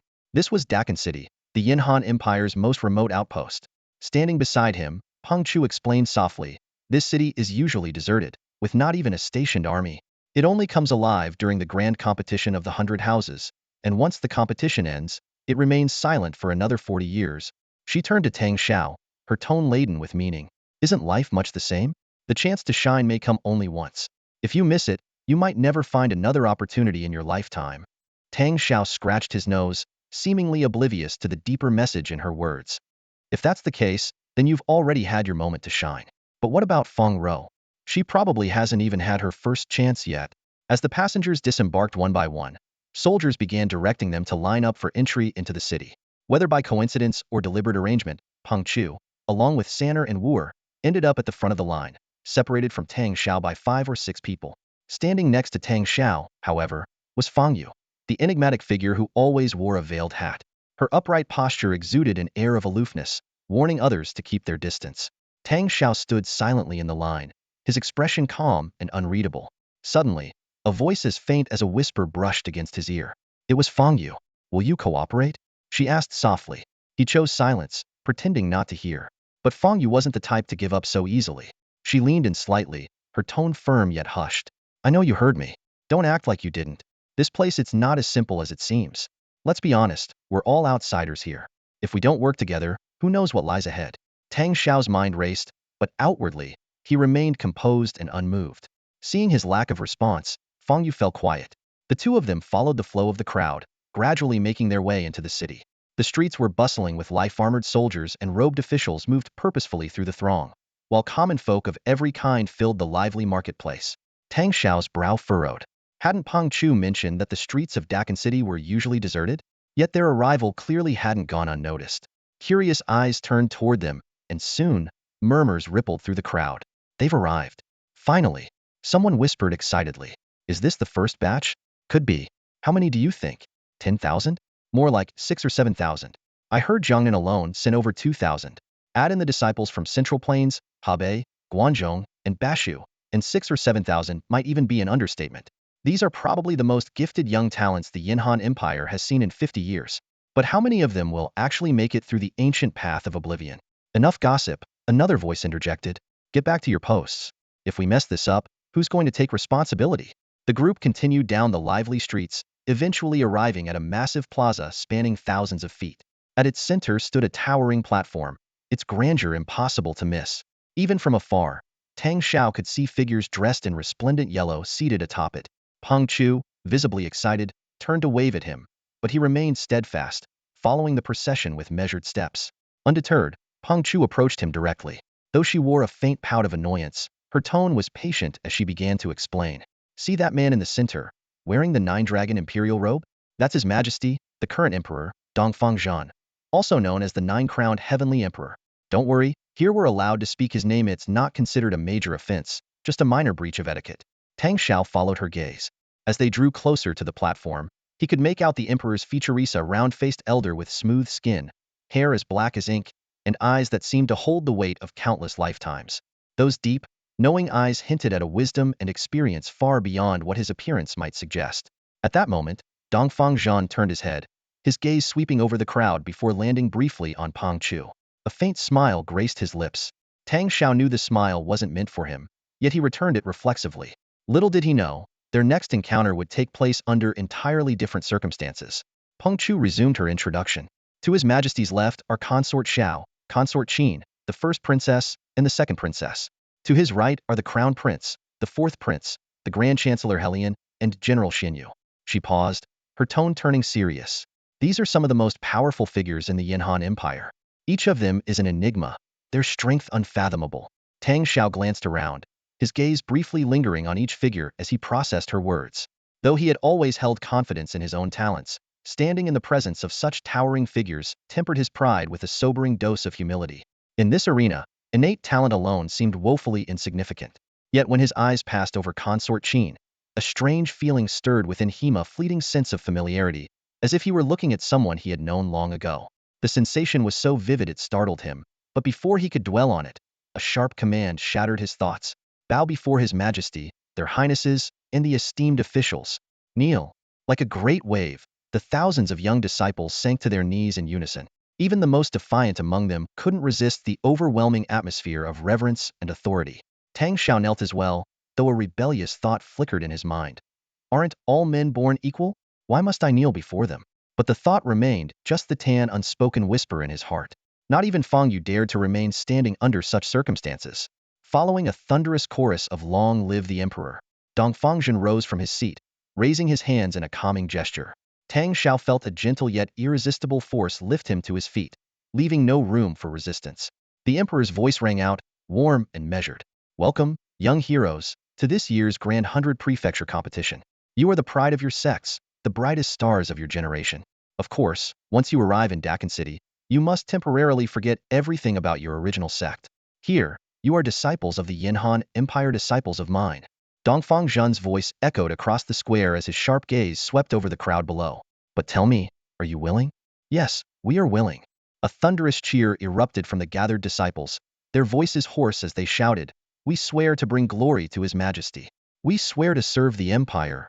Dongfang Zhan nodded in satisfaction before leading the crowd away, leaving General Xinyu on the stage to announce the rules for the grand competition of the 100 houses. The rules were surprisingly simple. From the moment participants arrived in Dakan City, they would spend a full year in the Dakan Desert. Each participant would receive a list detailing the spiritual herbs, stones, beast materials, and rare treasures they needed to collect. At the end of the competition, the items turned in would determine the final rankings. This year, all of you are the first group of explorers to arrive in Dakan City. General Xinyu's powerful voice rang out across the square. That is your only advantage. You have one extra day compared to others. Of course, supply points are stationed throughout the desert. The Empire's top 10 merchant guilds, banks, auction houses, and alchemy shops all have outposts there, allowing you to trade and resupply freely. From this square, head north. Beyond the northern gate lies the Dakan Desert. The dry moat outside the city is your line of life and death. At that moment, soldiers rushed forward and shouted sternly, all participants must leave Dakan City within the time it takes for an incense stick to burn, or you will forfeit. Upon hearing this, the crowd immediately sprinted toward the northern gate. However, Tang Shao walked calmly amidst the chaos, with Peng Chu quietly following him. Sanner and Wuer had been left behind in the city for safety, while Fong Yu flitted in and out of sight near the northern gate, accompanied by two nearly identical young men in black. These are the famous twin martial heroes of Xingya Island, Wu Yifeng and Wu Yiqi, Fong Yu whispered to Tang Shao. They're both at the late stage of the Qi awakening realm, just half a step away from entering the Qi condensation realm. Young Master Tang, the Dakan Desert allows teams to work together. With the 5 of us, we should be unstoppable, don't you think? Peng Chu chuckled. What an honor. Miss Fong, you think so highly of me.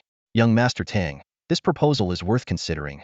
But Tang Shao, hearing the phrase unstoppable, immediately turned to leave. I'm not a crab. Why would I need to walk sideways? Miss Pong, thank you for bringing me to Dakan City. If you ever need help in the future and it's within my ability, I will assist you. But I'm used to traveling alone and prefer not to team up. Farewell. Peng Chu chased him to the city gate, but was stopped by the crowd. She could only stomp her foot in frustration, muttering, Damn it. I thought I had a place in your heart, but I didn't expect you to be so heartless. Outside the northern gate, at the end of the drawbridge, soldiers stood with gleaming weapons, their backs to the approaching crowd.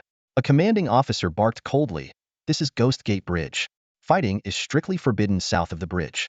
Once you cross, if you're killed, it's none of our concern. Over 100 people hesitated at the bridgehead until a lone figure leapt from the crowd, darting swiftly toward the distant sand dunes.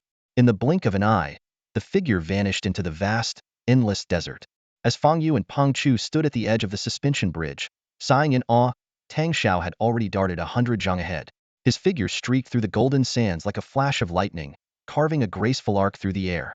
Behind him was a group of relentless pursuers, their eyes filled with murderous intent.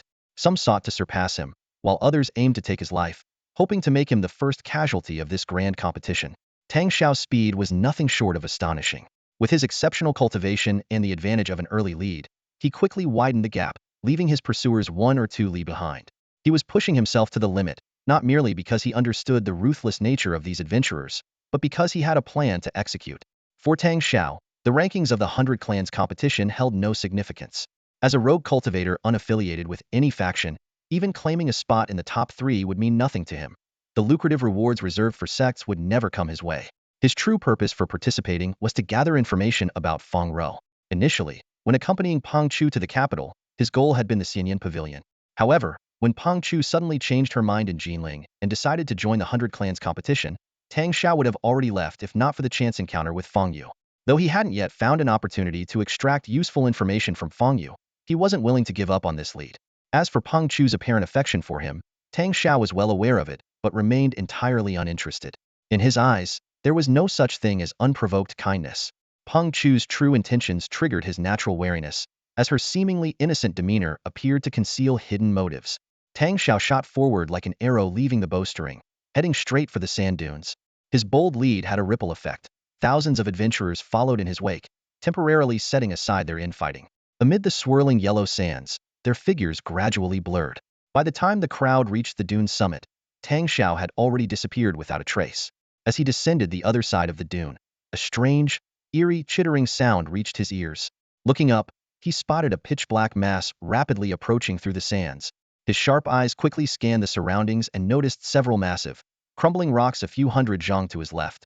In a split second, he darted behind one of the stones, just as a sharp, piercing hiss rang out. A massive, earth-toned snake with gray-black rings emerged, its gaping maw lined with razor-sharp fangs, lunging at him with terrifying speed. A sandring viper, a sixth-tier beast. Well, it seems the great Chango Desert is treating me kindly, throwing such a formidable creature at me right from the start. Tang Shao's lips curled into a faint smirk. With a flick of his finger, a fierce burst of sword energy shot forward like a howling gale. The sand viper, aware of the danger, instinctively recoiled and cunningly attempted to change its attack direction. However, it was ultimately a step too slow. Tang Xiao's sword energy pierced through its forehead in an instant. Just then, Tang Shao felt a sudden tightness in his chest and muttered, "Not good." With a powerful push of his legs, he shot into the air like an arrow leaving the bowstring. He lightly tapped the top of a boulder and soared forward like a great rock spreading its wings. Beads of sweat on his forehead had yet to dry when several dark shadows emerged from the crevices of the giant rocks. 5 or 6 scorpions, pitch black from head to tail. Though each was only the size of a palm, their ferocity was unmistakable. They ignored Tang Shao and instead lunged straight at the sand viper's corpse. Their iron-black pincers moved like lightning, slicing the 60-year sand viper into 5 or 6 pieces in mere moments. The heavy stench of blood filled the air. What was even more terrifying was the sight behind these scorpions. A dense mass of black shadows surging forward. It was the black tide Tang Shao had spotted earlier across the desert, now revealed to be hundreds, possibly thousands, of vicious scorpions swarming toward the sand dunes behind him. On the dunes, the explorers were rushing downhill in panic. Someone immediately recognized the horrifying creatures and shouted in terror, "Oh no, it's the twin iron venom scorpions. These fourth-tier beasts always move in swarms. There's no way they'd come out with fewer than thousands, if not tens of thousands." A greedy adventurer drew his sword and exclaimed, "Perfect! Running into such treasures right at the start, what luck. Their venom sacs, pincers, shells, and back tendons are worth a fortune. We'll make a killing at the trading houses." But cooler heads prevailed among the majority. "Stay cautious. These things can't be taken down in solo fights. Form small teams, cover each other, and protect all sides. It's the only way we might survive this scorpion tide." At that moment, a young woman suddenly broke out from the crowd, shouting anxiously, "The scorpion tide is here. Where's young Master Tang?" Fong Yu quickly grabbed her arm and scolded, "Are you insane? Running out there after seeing the scorpion tide? Do you have a death wish?" These girls from Jiangnan had never encountered such savage creatures before, and their fear was far greater than that of the others. Yet Pang Chu, undeterred, charged forward recklessly. Hiding behind a giant boulder, Tang Shao witnessed this scene, and his heart wavered. He almost rushed out to reveal himself to her, but suppressed the impulse. His heart was already dedicated to Fong Row, and unless he was certain she had married another or passed away, he would not allow another woman, no matter how exceptional or kind, to occupy that place in his heart. As he glanced at the massive tide of scorpions surging forward, Tang Shao felt a chill run down his spine. This wasn't just thousands, there were clearly tens of thousands of them. Hundreds of scorpions had already reached the boulder field, and the leading ones were raising their pincers to strike. He dared not leave the boulder field recklessly. Exposing his position would spell certain doom, and being surrounded by such an overwhelming swarm of twin iron venom scorpions offered no guarantee of escape. He could only hold his ground between 2 large rocks, rapidly flicking his fingers to unleash 5 or 6 streaks of sword energy. Each strike sliced through the approaching scorpions, cutting them in half. He then delivered swift kicks, sending the corpses flying along with the desert sand. These creatures were extremely sensitive to the scent of blood, and leaving the bodies behind would only attract more of them. But the sheer number of scorpions was overwhelming, and he couldn't clear them out fast enough. Soon, he was locked in a bitter struggle, with no chance to catch his breath. Meanwhile, the explorers on the sand dunes were in an even worse predicament. The area offered no cover, not even a small rock to shield them. The twin iron venom scorpion tide surged forward like a flood, quickly encircling thousands of explorers. The scorpions crawled relentlessly at their feet, and screams of agony echoed as several explorers fell, their blood staining the yellow sand. The adventurers had no choice but to form small groups, standing back-to-back in defensive stances. Those with greater strength occasionally charged into the swarm to slay a few scorpions before retreating in haste. But the scorpion tide seemed endless. Even as piles of scorpion corpses littered the ground, fresh waves kept surging forward, like an unyielding tide. The entire sand dune turned black, filled with the incessant chirping of the scorpions. One by one, explorers continued to fall, their blood seeping into the sand only to vanish without a trace moments later. The crimson of blood seeped into the endless yellow sands. A young man in white robes, now stained a grimy ochre, stood frozen as his companion fell lifeless into a pool of blood. The weight of the carnage finally broke him. With trembling hands, he hurled his sword to the ground and turned to flee. "I'm done. I'm going back," he shouted, his voice cracking with desperation. This prodigious disciple, cherished and coddled by his sect, could not bear the brutal reality unfolding before him. Whoosh! A blade flashed through the air. Lu Tianda broadsword came down mercilessly, cleaving into the boy's shoulder and slicing down to his waist. Blood and entrails spilled forth, soaking the sand in a sickening red. Desert us in the heat of battle?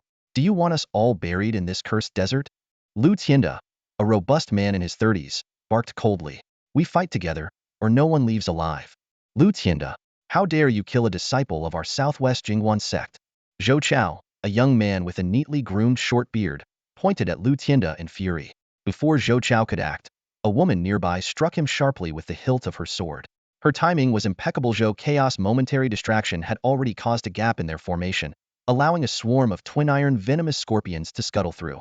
Amid the chaos, a young man let out a blood-curdling scream as two scorpions sank their stingers into him. His face turned an alarming shade of blue. I've been poisoned. Help me, he cried.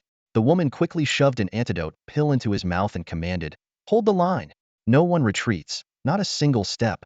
Zhou Chao, your little junior deserved his fate. Lu Tianda did what had to be done. Someone shouted amidst the fray. We're all in this together now. If anyone falters, we all die. Just look around, 3 of his teammates are already dead. Zhou Chao gritted his teeth, his anger barely contained. Fine. For the sake of the group, I'll let this go for now. But Lu Tianda, mark my words, Jingguan sect will demand justice from your Tianmu sect. Lu Tianda smirked, unfazed. Let them come. They'll be waiting. If they don't, they're cowards. Enough with the bickering, someone interjected urgently. We can't hold on much longer. Fall back. Keep the formation tight as we retreat to the dune's summit. Another voice called out. The group quickly agreed. Though many lacked experience, their training as elite disciples of their respective sects ensured they knew the basics of a tactical withdrawal. Without needing further instruction, they began a slow, methodical retreat. Their formation remained intact, denying the scorpions any chance to break through. By the time they reached the top of the dune, the sands below were littered with over 100 lifeless bodies. The once mighty group had thinned considerably, and a somber silence hung over the survivors. At the forefront of the retreat, Peng Chu stood firm, wielding her blade with relentless ferocity.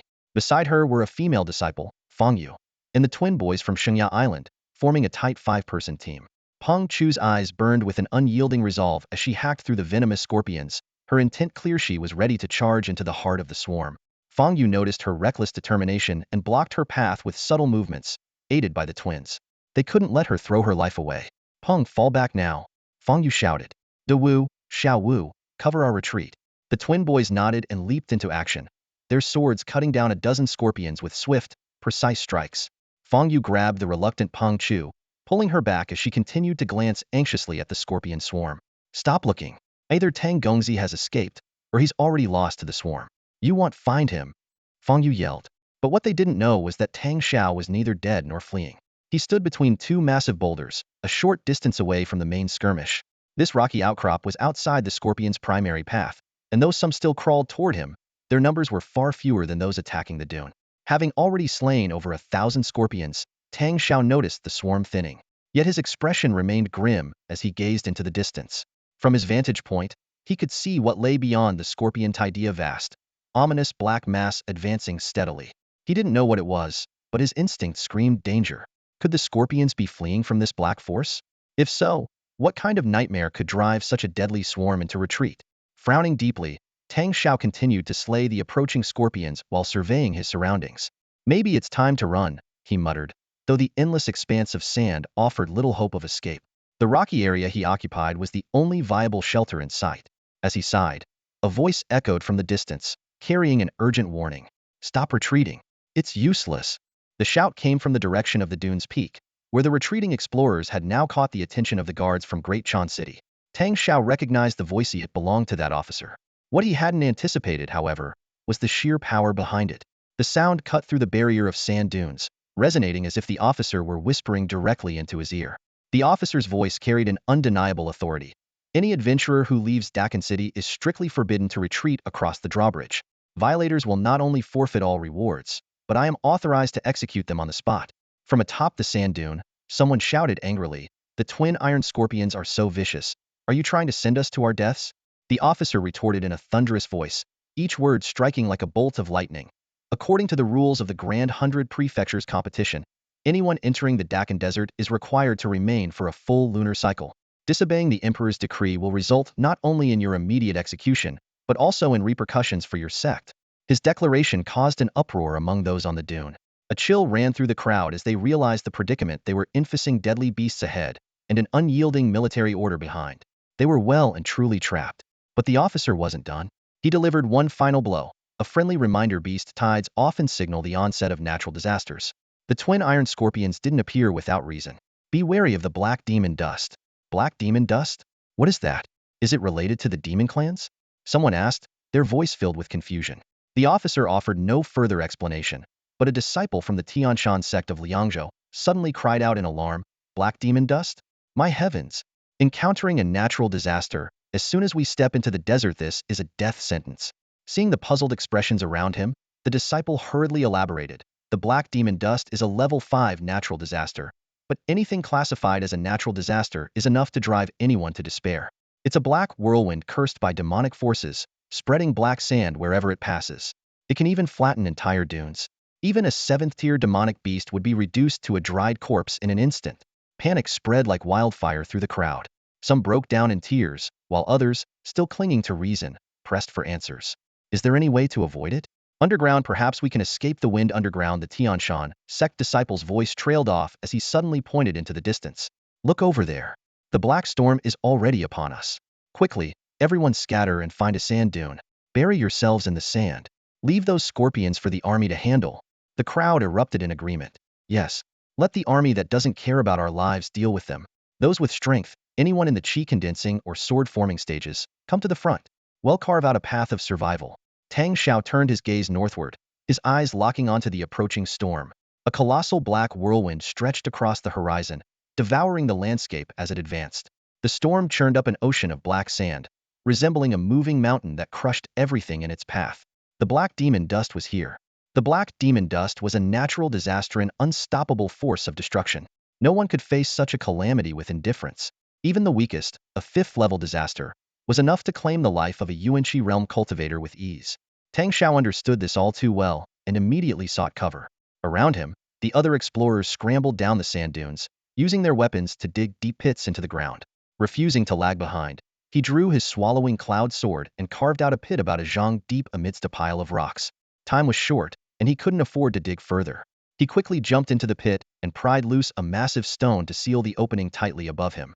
At that moment, the howling of the black demon dust surged closer, its sound transforming as it approached. What began as the faint sobs of a child gradually became the wailing of a demon, then the booming of war drums and the roar of crashing waves.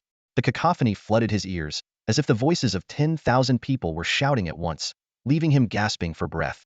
The sensation reminded him of his first encounter with the swallowing cloud sword, when he experienced its demonic transformation, a piercing pain like needles stabbing every inch of his body, coupled with an oppressive weight in his mind like a mountain pressing down. Now, that agony returned. A sinister energy crept into his chest, igniting a scorching pain throughout his body. His eyes began to turn bloodshot, and even the form of the swallowing cloud sword seemed tainted, with mottled gray-white marks spreading across its surface. It was as if the black demon dust carried a power that awakened one's inner demons. Alarmed, Tang Shao quickly retrieved a Qinglu pill and swallowed it, focusing his mind on cultivation.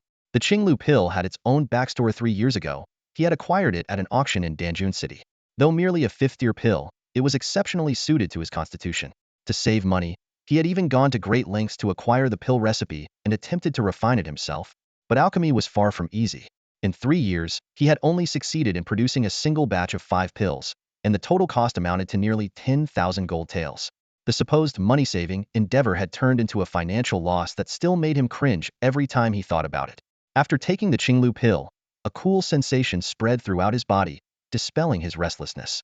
The demonic howls in his ears subsided significantly, and he gradually entered a deep state of cultivation, his awareness of the outside world fading into the background. He didn't know how much time had passed, but when he emerged from his meditation, the black demon dust had nearly dissipated, leaving only the faint sound of the wind. Though he still felt some lingering discomfort and a dull headache, it no longer hindered his movements. He attempted to push aside the stone above him, only to find it much heavier than before, likely weighed down by layers of sand. To avoid being buried alive, he acted decisively. A few strikes of sword energy shattered the stone, sending sand cascading down like a waterfall, nearly engulfing him.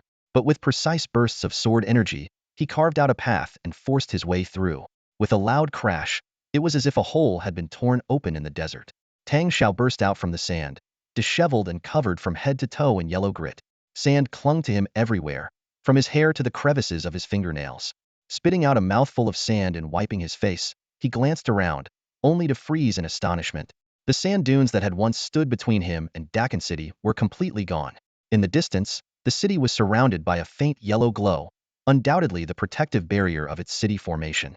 In the vast and forbidding expanse of the Dachan Desert, Tang Shao surveyed his surroundings, a sense of shock welling up within him. Without the protection of a defensive barrier, how could the royal nobles here dare to live in peace? What surprised him even more was the sight of 5 or 6 sand dunes of varying sizes rising from what had been flat northern ground, as though the dunes from the south had been entirely relocated here. This was no simple relocation, it was the work of the black magic dust. It had flattened the southern dunes and piled them anew in the north. Even as a mere 5th-level natural disaster, it displayed a power akin to moving mountains and filling seas. While shifting sand was not the same as moving massive boulders, this overwhelming force was enough to humble even a Ying realm cultivator. Tang Shao took a deep breath, and a flicker of hesitation crossed his mind. If a 5th-level disaster was this terrifying, how could one possibly survive a 4th or 3rd-level disaster? Yet, as he thought of the purpose behind his journey to seek news of Fong Row, couldn't bring himself to leave empty-handed. How could he give up so easily? Fong Row's name brought another thought to his mind, the predicament of the group of explorers. Despite his suspicions about Peng Chu, she had never wronged him. More importantly, Fong Yu might hold clues about Fong Row's whereabouts. All of this made it impossible for him to stand idly by. Without delay, he moved swiftly to where the southern dunes had originally stood, his sharp senses immediately detecting something unusual. The seemingly smooth surface of the sand was covered in fine, swirling patterns, with the yellow sand spinning rapidly. Clearly, someone below was trying to break free. A faint smile tugged at the corner of Tang Zhao's mouth. With a flick of his hands, he unleashed a dozen streaks of sword energy, piercing through the layers of sand. The swirling sand churned violently under the force, cascading downward amidst faint, angry curses. The fact that they could still curse meant they were alive. Though his method was crude, his sword energy carved a path for those below to escape. He moved quickly, his sword energy cutting through the sand as he went, breaking open over a dozen layers in no time. The area concealed nearly 2,000 explorers, but he had no time to rescue each one individually. After clearing key points, he immediately turned toward the newly formed dunes in the north. These dunes varied in shape, the tallest towering over 100 zhang, while the shortest still reached 50 or 60 zhang. From a distance, they resembled golden buns scattered across the land. The flowing sand on their peaks shimmered under the sunlight, like grains of wheat drying in the sun. Yet, as he began to climb, Tang Shao realized how arduous the task truly was. Even the 1,000-zhang-high fire Huawan Peak paled in comparison to the difficulty of these dunes. Each step sank half a foot into the sand, his feet buried to the ankles. Attempts to use lightfoot techniques were repeatedly disrupted by the shifting sands. A single misstep could send him sliding back down the slope. The most grueling challenge, however, was the heat of the sand. Constantly scorched by the blazing sun, the sand radiated an unbearable heat. It burned his soles, made his clothes feel like they were on the verge of igniting, and stung his skin at the slightest touch. A mere climb of a few dozen zhang consumed nearly half an hour of his time. By now, other explorers had begun following in his footsteps. Having survived the disaster, they were regaining their courage, scrambling to climb the dunes in hopes of seizing the first chance to find treasure. But by the time they reached the summit, Tang Zhao's figure had already vanished. To everyone's surprise, the other side of the dunes did not lead to more desert. Instead, it opened into a barren expanse of rocky wasteland. Under the blazing sun, the ground was cracked and utterly lifeless, resembling the deeply lined forehead of an old man. Even Tang Shao, with his gathering Qi realm cultivation, was drenched in sweat. Yet, even in such harsh conditions, life persisted. Every few steps, he could spot colorful creatures dotting the desolate landscape, bringing a hint of vitality to this otherwise lifeless wasteland. On this desolate expanse of the Gobi Desert, every form of life seemed to be a harbinger of death, a creature born to instill fear. Venomous snakes slithered between the cracks of stone, scolding serpents shimmered with dazzling golden bands, while silvering snakes reflected a cold, metallic gleam. The colorful spots on the starlight snake resembled a scattering of celestial bodies. The tiger-striped rattlesnake sent shivers down the spine with its ominous rattling tail. Elsewhere, a horned, menacing death viper lay coiled in the shadows, its double horns adding to its terrifying appearance. The slender, wire-thin iron thread snake glided silently, while the sand viper buried itself beneath the pebbled terrain, waiting patiently for the perfect moment to strike. These venomous creatures, graded between levels 4 and 6, carried lethal toxins potent enough to kill within minutes. Although Tang Shao did not fear them, he dared not grow complacent. A single bite, even if not fatal, could cost him precious time. Moving cautiously, he treaded lightly, acutely aware that one misstep could bring disaster upon him. But snakes weren't the only threats lurking here. The area teemed with other poisonous creatures: scorpions, spiders, worms, and centipedes. Among them, even the notorious twin-iron scorpion seemed tame, as the deadliest creatures in this perilous land were too many to count. Amidst this treacherous terrain, Tang Shao's sharp eyes caught sight of a vibrant red flower blooming between two cracks in the rocky ground. His instincts told him this was no ordinary plant, but a rare medicinal herb of significant value. According to the classification of herbs, mortal grass, spirit grass, and celestial grass, spirit grass was most common, further divided into lower, middle, upper, and supreme grades. This fiery red flower, with a bloom as large as half a human's height, radiated brilliance even under the fading light of sunset. Its thousand-year age was evident, marking it as a middle-grade spirit herb capable of crafting 7th-level elixirs. His heart racing at the sight of such a treasure, Tang Shao instinctively lunged forward. But just as quickly, he sprang back in alarm. This wasn't a flower at all, it was a massive insect, coiled and fiery red. Its body mimicked the appearance of a flower, with a face as vibrant as the petals. Two antennae atop its head lashed out at Tang Shao with alarming speed, and its gaping maw lunged straight for his head. If not for his swift retreat, he might have been devoured on the spot. Even from half a meter away, he could feel the scorching heat emanating from the creature's open jaws. Without hesitation, Tang Shao flicked his fingers, releasing 2 streaks of sword energy.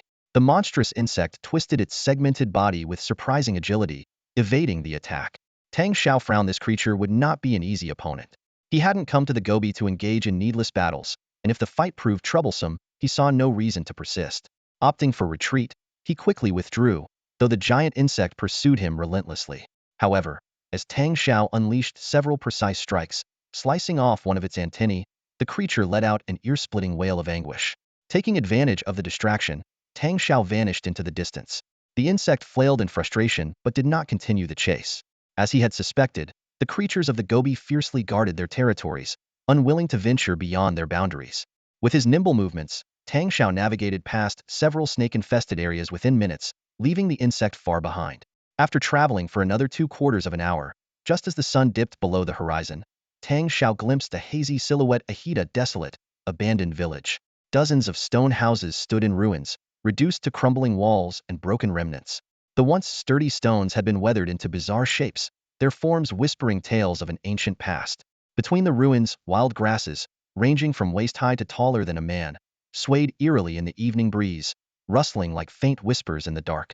As Tang Shao gazed at the thin sliver of sunlight left in the western sky, he realized that his first night in the Great Gobi was about to begin. The abandoned village seemed like a suitable place to rest, but he knew better than to let his guard down. Danger was sure to be lurking in the shadows. Sure enough, as soon as he stepped past a crumbling wall, a faint rustling sound reached his ears. Alarmed, he immediately retreated, only to see a shadow darting forward. It was a rattlesnake, striking straight for his chest. Reacting swiftly, Tang Shao drew his swallowing cloud sword and slashed at the snake's neck, but the serpent twisted its body, narrowly avoiding the blow. Worse still, as he adjusted his stance, his foot landed on another snake coiled beneath him. Without hesitation, he stomped down hard, using the force to propel himself into the air. At the same time, his left hand flicked out a burst of red energy, striking a horned viper that had been raising its head to attack. The energy left a deep wound on the viper's skull, momentarily halting its aggression. Blood splattered through the air as he spun his body and landed steadily on the top of the wall. Tang Shao barely had a moment to catch his breath before danger struck again. Instinctively, he swung his sword backward, unleashing 2 sharp arcs of sword energy. With a thunderous crash, a grotesque spider the size of a millstone fell to the ground, crushing 2 venomous snakes coiled below. In an instant, a fierce and chaotic battle between the snakes and the spider erupted beneath the broken wall. Tang Shao drew a sharp breath, cold sweat trickling down his spine. This was no safe haven. It was a deadly lair teeming with venomous creatures. Worse still, he couldn't linger behind the crumbling wall for long. The footsteps of the approaching explorers grew louder. They would undoubtedly search this area thoroughly. His plan was simple: remain hidden here, wait for Fong Ye's group to arrive, and then discreetly follow them. Only in this way could he gather information about Fong Row. But to avoid being discovered, he needed to find an even more concealed hiding spot. The irony, of course, was that the more hidden a place was, the more likely it was to be a haven for deadly creatures. After a painstaking search, Tang Shao finally found an inconspicuous section of the ruined wall. With tremendous effort, he cleared a small area amidst a writhing mass of venomous snakes and scorpions, managing to carve out a precarious foothold. He concealed himself within a patch of wild grass. Just then, the voices of the explorers carried clearly to his ears. "Stick close to me, it's no problem at all." A gruff voice rang out, laced with a hint of pride. Flattery followed immediately. "Ah, Brother Gu, you truly live up to your name. Such a generous and reliable guide. Without your knowledge of the Great Chan Desert, how could we have crossed that rocky stretch so quickly and found this desolate village?" "Exactly. I've heard the nights in the Great Chan Desert are terrifying. If it weren't for Brother Gu leading the way, would have been stuck spending the night on those rocks, and we all know how miserable that would have been." The man surnamed Gu was clearly pleased with the praise, his boisterous laughter echoing through the night. Tang Shao's lips curled into a faint smirk. He thought to himself, the real entertainment is just about to begin. The question is, will they still be laughing later? As chaos erupted in the desolate village, Tang Shao managed to find an excellent hiding spot. A patch of grass in a secluded corner became his sanctuary, allowing him to sit undisturbed and focus on his cultivation. The night deepened, and the noise gradually faded. It was an unusual evening, though the sky was clear. Not a single star was visible, as if some unseen force had obscured them. A few explorers ventured into the same corner where Tang Shao hid, but in the dim light, they could only discern that the area lacked any signs of venomous creatures. After hesitating for a while, they ultimately decided not to enter the grass and quickly retreated to where the others had gathered. Meanwhile, scattered bonfires began to light up across the village, and flickering flames dotted the rocky terrain. Even in this perilous environment, the thousands of explorers naturally formed distinct social hierarchies. The 300 cultivators who had traveled with Tang Shao aboard the flying vessel now gathered among the ruins of the village, using the crumbling walls as makeshift windbreaks. Others, apart from exceptional figures like the twin warriors of Shengya Island, had to search for shelter out on the vast desert plains. The desert's extreme temperature swings were almost beyond belief. By day, it was as if standing in a blazing furnace, while the nights were bitterly cold. Even Tang Shao, with his cultivation, could barely endure the piercing chill. He trembled uncontrollably, his blood threatening to freeze in his veins. He rose quietly, moving stealthily through the shadows cast by the walls, searching for Fong Yes' whereabouts. In the confines of the small village, it didn't take long for him to locate her. Nearby, he also spotted Peng Chu, sitting alone. Seeing that the girl who persistently clung to him, yet had never caused him harm, had survived the day's dangers unharmed, Tang Shao felt a sense of relief. However, his attention quickly shifted back to Fong Yu. Fong Yu was conversing with the Wu brothers, occasionally glancing back to comfort Peng Chu, encouraging her to stay strong. Tang Shao positioned himself downwind, sitting quietly to eavesdrop on their conversation. Fragments of their dialogue reached his ears. "That person," Master said, "cannot, left to fate. Critical, half of me." These disjointed words made Tang Shao's brows furrow. Who was the person Fong Yu mentioned? Why couldn't they be left to fate? As he recalled the striking resemblance between Fong Yu and Fong Row, a daring hypothesis formed in his mind. Could she be referring to Fong Row? The thought made his heart race and his head spin. If Fong Row was indeed alive, did that mean she was being held captive by Shengya Island? Frustratingly, the distance made it hard to hear clearly. Tang Shao carefully shifted his position, eventually hiding behind a broken wall just a few feet away from Fong Yu. Any closer, and he risked exposing himself, so he dared not move further. What he failed to notice was the faint, knowing smile that curved Fong Yes' lips. Suddenly, she raised her voice, saying, "Once we return, we must pick up the pace. We can't keep going at this half-hearted rate." She then turned to Peng Chu. "Miss Peng, you'll need to put in a bit more effort too. If we work together more seamlessly, we should be able to succeed, don't you think? Keep it up." Peng Chu blinked in confusion, then seemed to catch on, her cheeks flushing. "Miss Fong, are you perhaps referring to something involving Tang Gongzi?" "Miss Peng, you're so clever you guessed it right away." Fong Yes' voice, slightly muffled by her veil, carried a playful cheerfulness. "I, for one, enjoy helping others find happiness.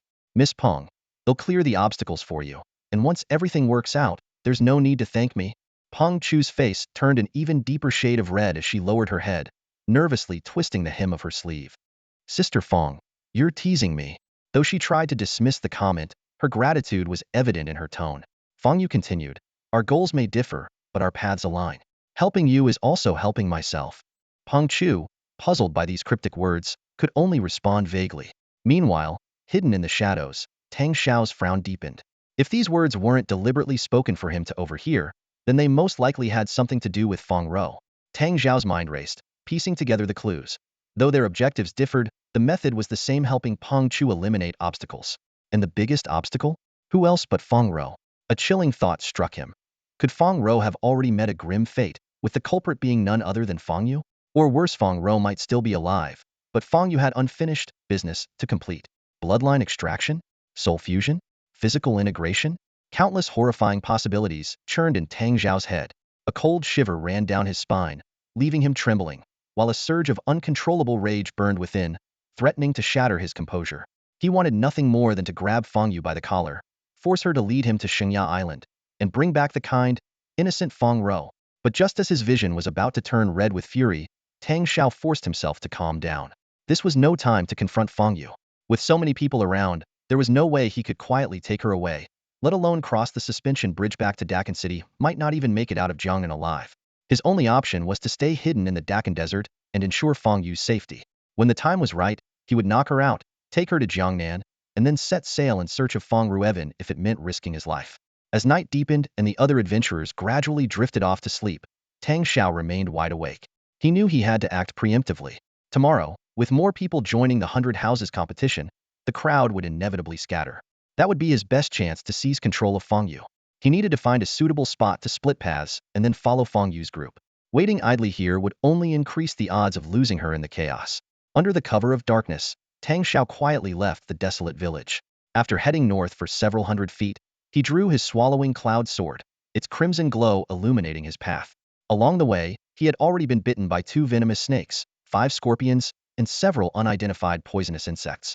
Fortunately, they were all low-level creatures. But an encounter with a 6th or 7th tier venomous beast would be catastrophic. The sword's radiant light at least kept most dangers at bay. After traveling for another hour, Tang Shao reached a 3-way fork in the road. The dusty gray-yellow paths branched out like tridents into the distance. Hiding within a cluster of thorny yanhua bushes, he waited until dawn. By mid-morning, the adventurers had indeed split into 3 groups. Fong Yu and Peng Chu led 4 to 500 people down the left path. After several more forks in the road, Fong Yu's group dwindled to just 20 or 30 individuals, all prominent figures from Jiangnan Dao, Yi Woody of the East Sea Trading Company, the Liu brothers Liu Bin and Liu Shan from the Qinhuai Trading Company, Sha Shan, the senior disciple of the Sea Shark sect, and others. Fong Yu had clearly taken the role of their leader. Unexpectedly, amidst the barren wasteland of the desert stood a towering mountain, not a mere sand dune, but a stone peak rising thousands of feet into the sky. Though sparsely vegetated, its steep cliffs and jagged edges made it a natural fortress in the harsh Dakan Desert. From their conversations, Tang Shao learned this was Siyuan Guang Mountain, spanning the southern expanse of the Dakan Desert. After climbing Yangfeng Mountain, he discovered it was circular, enclosing a basin that stretched hundreds of miles. Within the basin flowed a clear river, nourishing lush greenery.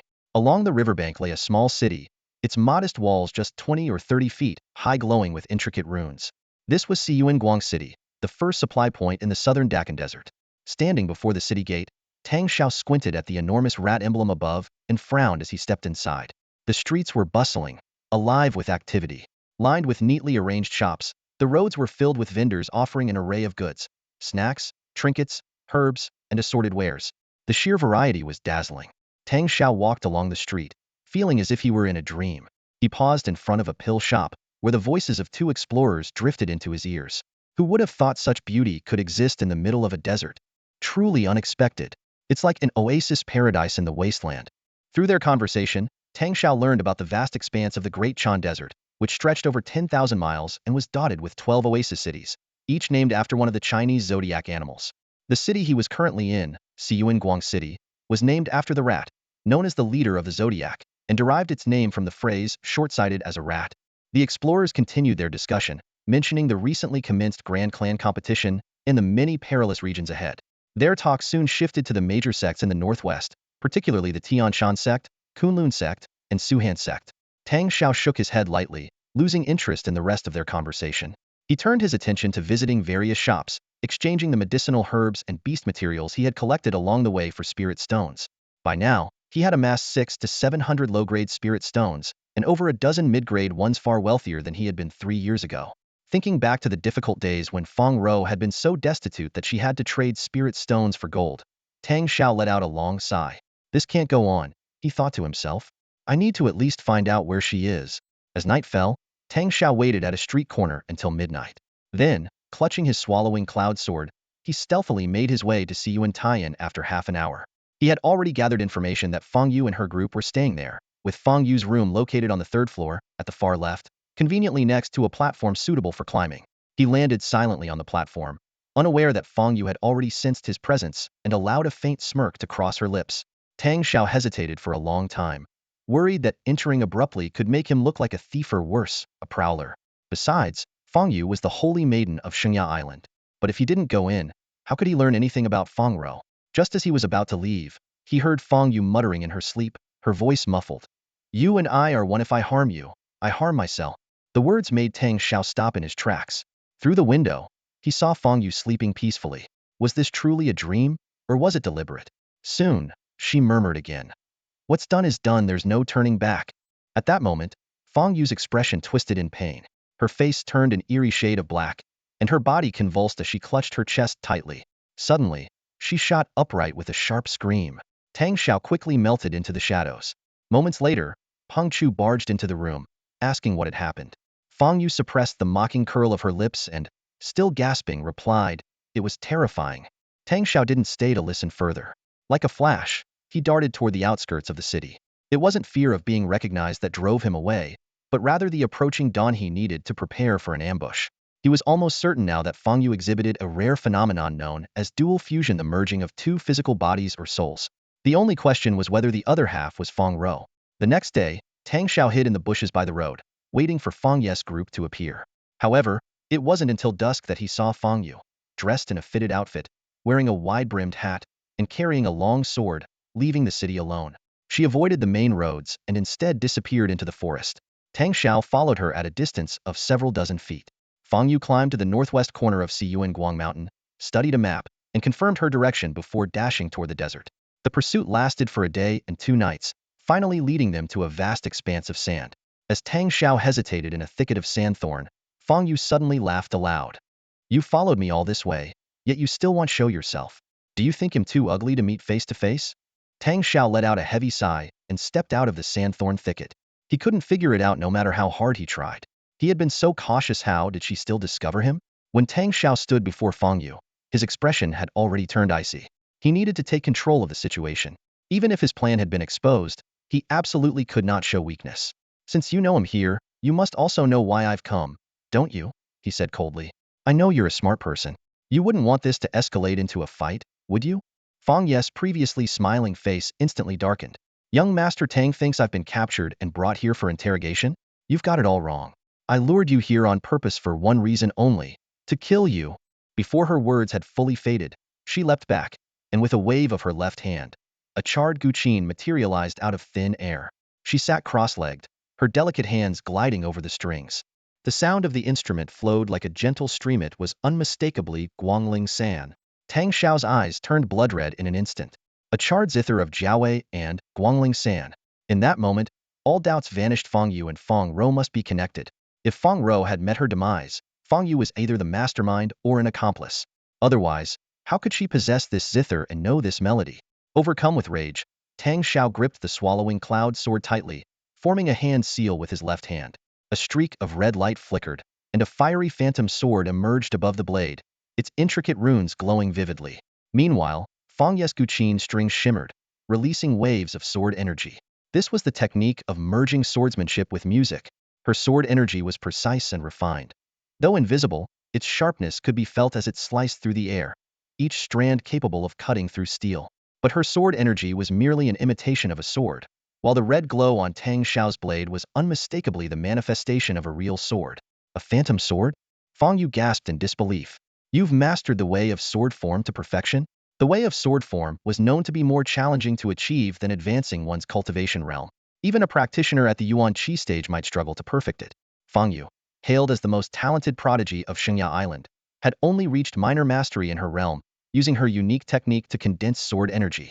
Yet here was Tang Shao, an untrained rogue cultivator still in the Qi gathering stage, who had not only understood the way of sword form but perfected it. Tang Shao offered no response. His left hand shifted the sword seal, and the fiery phantom sword detached from the swallowing cloud sword, transforming into a streak of fire that shot straight at Fong Yu. Suppressing her frustration, Fong Yu raised her hand, sending 5 or 6 streams of sword energy to intercept it. Shengya Island's sword techniques were unparalleled. How could they falter? But she was wrong. The phantom sword spun lightly, instantly dissolving the 5 streams of sword energy. Its glow dimmed only slightly, yet it streaked forward like lightning, piercing straight toward Fong Yu's chest. Fong Yu was horrified.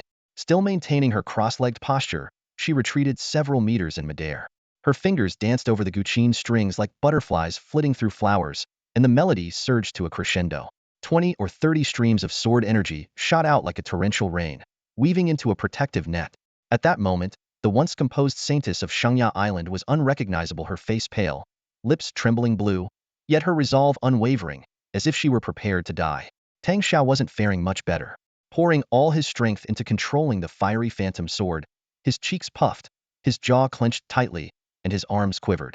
Blood seeped from the corners of his mouth, dripping onto the swallowing cloud sword. The phantom sword and the net of sword energy were locked in a stalemate, neither gaining the upper hand. Suddenly, a flicker of red light danced across the swallowing cloud sword, like a tiny serpent slithering along its blade. Tang Zhao's entire body trembled as a surge of immense energy coursed through him, reminiscent of the feeling he had when he once offered his blood to the devouring cloud sword. A faint hum emanated from the sword, and its ethereal form began to solidify. The hilt, guard, and blade, along with fiery red patterns, became vividly clear, like a miniature sun rising from the golden sands. Fong Yu suddenly spat out a mouthful of blood and was flung backward like a kite with a broken string. The intricate sword net she had meticulously woven was shattered by the ethereal blade, and one of the 7 strings of her gyukin-like weapon had snapped. Without hesitation, Tang Shao charged forward, pressing the sword's edge against her heaving chest. He forced himself to ignore the alluring curves before him and said coldly, "If you don't." Before he could finish, Fong Yu interrupted him with a piercing scream, "Do it. Kill me. After 3 years apart, I'm still destined to die at your hands. So go ahead, kill me." Her words struck Tang Shao like a thunderclap, leaving him momentarily disoriented. What did you say? 3 years apart? Who exactly are you?" Fong Yu shouted furiously, "You don't recognize me? Then surely you recognize this guqin? Or this ring?" The gyukin-like instrument and the Luanshui ring glinted ominously under the sunlight. A sharp pain gripped Tang Shao's chest, and the devouring cloud sword involuntarily lowered. In that split second, Fong Yu let out a sound that was somewhere between a tiger's roar and a shark's wail. She leapt into the air, landing a fierce punch that sent the dazed Tang Shao sprawling to the ground. From the guqin, she drew a chipped blue steel longsword and pressed it against his neck. The blade grazed his skin, drawing a thin line of blood. Tang Shao thought to himself, "Years of hunting the hawk, and now the hawk strikes my blind spot. This time, it seems I'll lose my life." Yet his face remained calm, betraying no emotion, though his eyes reflected a deep sorrow not for himself. Even at death's door, he still didn't know Fong Row's fate, whether she was alive or dead, or how she was connected to Fong Yu. Could Fong Yu be the one responsible for harming her? A single tear escaped from the corner of his closed eye. Fong Yu, who was about to retrieve a black pill from the Luanshui ring, froze when she noticed the tear. She shut her eyes, veins bulging on her forehead as she bit her lip so hard that it bled. The crimson streak ran down her pale chin as her chest heaved violently, her expression twisted in agony. Yet her hand holding the sword remained as steady as iron. When she opened her eyes again, Tang Shao witnessed something astonishing. Her pupils had transformed into 2 swirling vortices, where red and black threads vied for dominance. In the end, the red receded, and the black regained control over her gaze. "Go," she said weakly, collapsing onto the ground, gesturing dismissively. Tang Shao touched the blood on his neck and, after a moment of hesitation, walked over to sit beside her. "Don't ask me anything," she said firmly. "First, I don't know myself. Second, even if I did, I wouldn't tell you." Tang Shao rubbed his nose, silently admiring her cleverness. A frown crept across his face as countless questions swirled in his mind, especially those concerning Fong Row. But the words, 3 years apart, lingered, staying his hand from using force to extract answers. Tang Shao's mind was in turmoil, filled with unanswerable questions. Those words were so unlike Fong Yu. Could it have been Fong Rao's voice instead? How could these 2 souls coexist in a single body? Perhaps Fong Row hadn't completely disappeared. Maybe what remained of her soul was lurking in some hidden corner, occasionally surfacing. Though Tang Shao was well-versed in the art of soul cultivation, the situation before him left him utterly perplexed. If Fong Row truly resided within Fong Yu, then using force against Fong Yu might inadvertently harm Fong Row. This thought weighed on him like a boulder, threatening to crush his reason. Fong Yu seemed to sense his inner conflict. Her expression suddenly grew calm. I know what you want to ask, she said evenly. Once I've figured everything out, I promise to tell you everything I know. Her demeanor had returned to its usual serene composure, a stark contrast to her earlier intensity. Tang Shao sighed and nodded reluctantly. Since he couldn't force the answers, he had no choice but to wait. Out of nowhere, Fong Yu changed the subject. You've been thinking about a certain girl, haven't you? She must be quite beautiful. There was a trace of jealousy in her tone. She's not as beautiful as you, Tang Shao replied nonchalantly. A faint smile tugged at Fong Yu's lips. Oh, I didn't know you could say things like that. I'm just being honest, Tang Shao said, shaking his head. At the time, she was only 14, like a flower bud yet to bloom. It wouldn't be fair to call her truly beautiful. Fong Yu's eyes glimmered with amusement, though she refrained from exposing his half-truths. I know you care for her, in a very special way. You just don't want to admit it. Tang Shao chuckled bitterly. If even the audience can see it, what's the point in lying to myself? Their conversation shifted as Fong Yu made a request. She wanted him to retrieve a magical artifact known as the Little Soul Vessel. It was crafted from a rune of the ancient Soul Vessel and, while far less powerful than the original, it was still a dangerous low-grade mystical weapon. Fong Yu explained that she intended to use it to strengthen her soul, hoping it might help her untangle the mysteries plaguing her. More importantly, she wanted to incorporate it into a replica of the legendary Jiawei Qin to enhance its ability to disorient and enchant. After careful deliberation, Tang Shao agreed. Whether or not Fong Yu would keep her promise to share information about Fong Row, he figured that with his current strength, he could afford to take the risk. Then it's settled, Fong Yu said with excitement, stretching out her hand for a handshake that Tang Shao reluctantly returned. She seemed eager to say more, but upon noticing the dark look on his face, she wisely held her tongue. As he watched Fong Yu's elated demeanor, Tang Shao's frown deepened. A foreboding sense crept over him, couldn't shake the feeling that he had just set foot on a perilous path. If he hadn't experienced it himself, Tang Shao would never have imagined walking such a treacherous path. It was a wide, straight road, paved with smooth green stone slabs that gave a slight rebound with every step, making the journey feel light and effortless. After crossing a desert no more than 10 miles wide, they had stepped onto this seemingly comfortable road. On either side stretched an endless expanse of rocky wasteland, with dry, yellowed grass swaying in the wind, adding to the desolation. However, what was truly terrifying was not the barrenness of the landscape, nor the occasional venomous snakes and insects. Fong Yu was right, this was merely the outskirts of the Great Chan Desert, where even sixth-tier demonic beasts were rare. The few they encountered had all fallen to their swords. The real danger lay hidden beneath the deceptively smooth surface of the road. Watch out! Fong Yu suddenly cried out. Tang Shao felt the ground give way beneath him, and in the next instant, he plunged into a pit half a fathom deep. The bottom of the pit was lined with thorny vines, their 3-foot-long spikes effortlessly tearing through his clothes that even fourth-tier demonic beasts couldn't damage.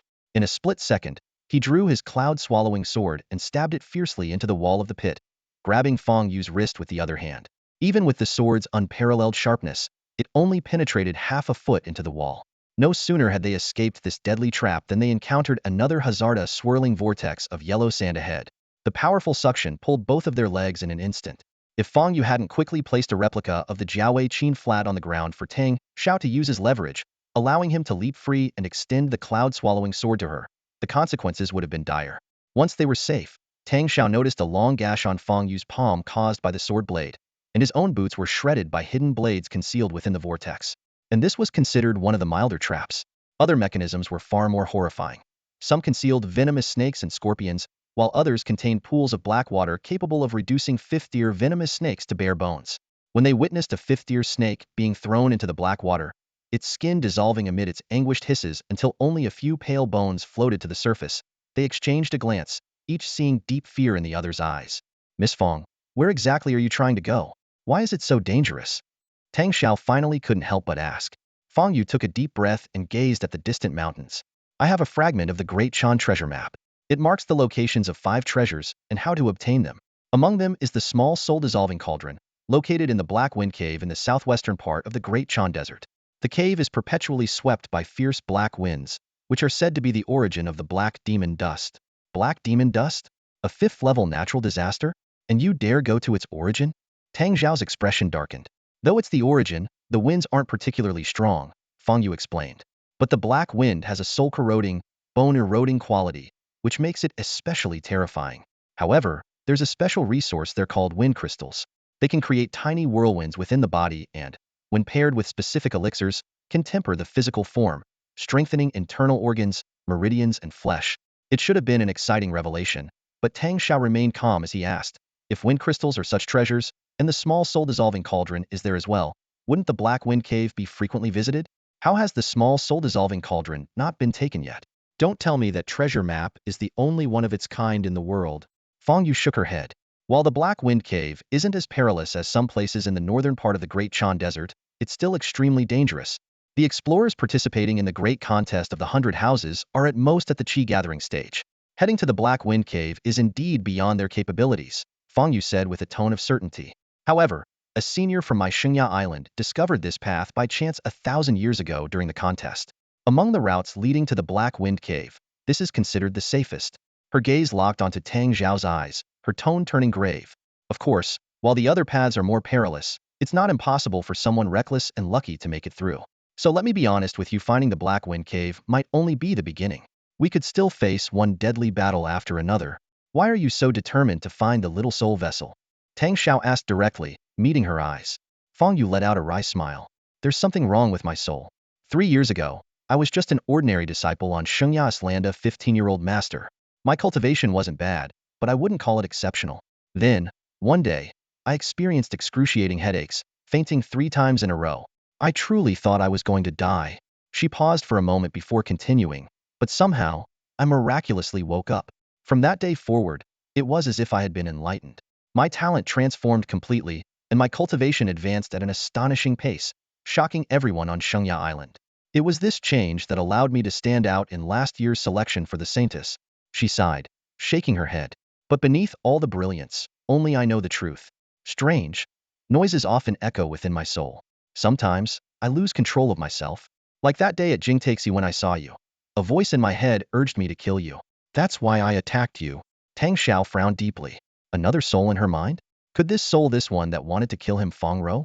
After 3 years apart, he could no longer be sure.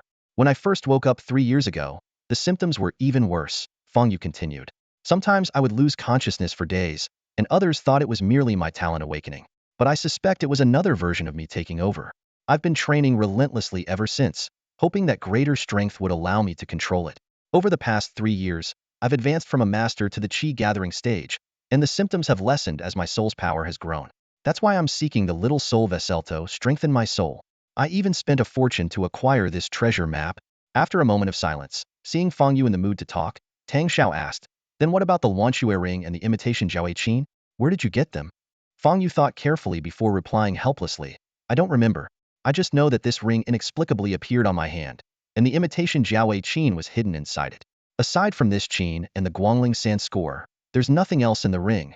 Her pure, sincere eyes left Tang Shao with no reason to doubt her words. At least you must remember when you got them, he pressed, suspecting the timing might be linked to Fong Row's disappearance. But Fong Yu only shook her head. I'm sorry. I really can't remember. Tang Shao let out a heavy sigh, still unable to uncover any trace of Fong Row. Maybe when my soul grows stronger, they'll be able to recall the information you're looking for. Fong Yu said apologetically.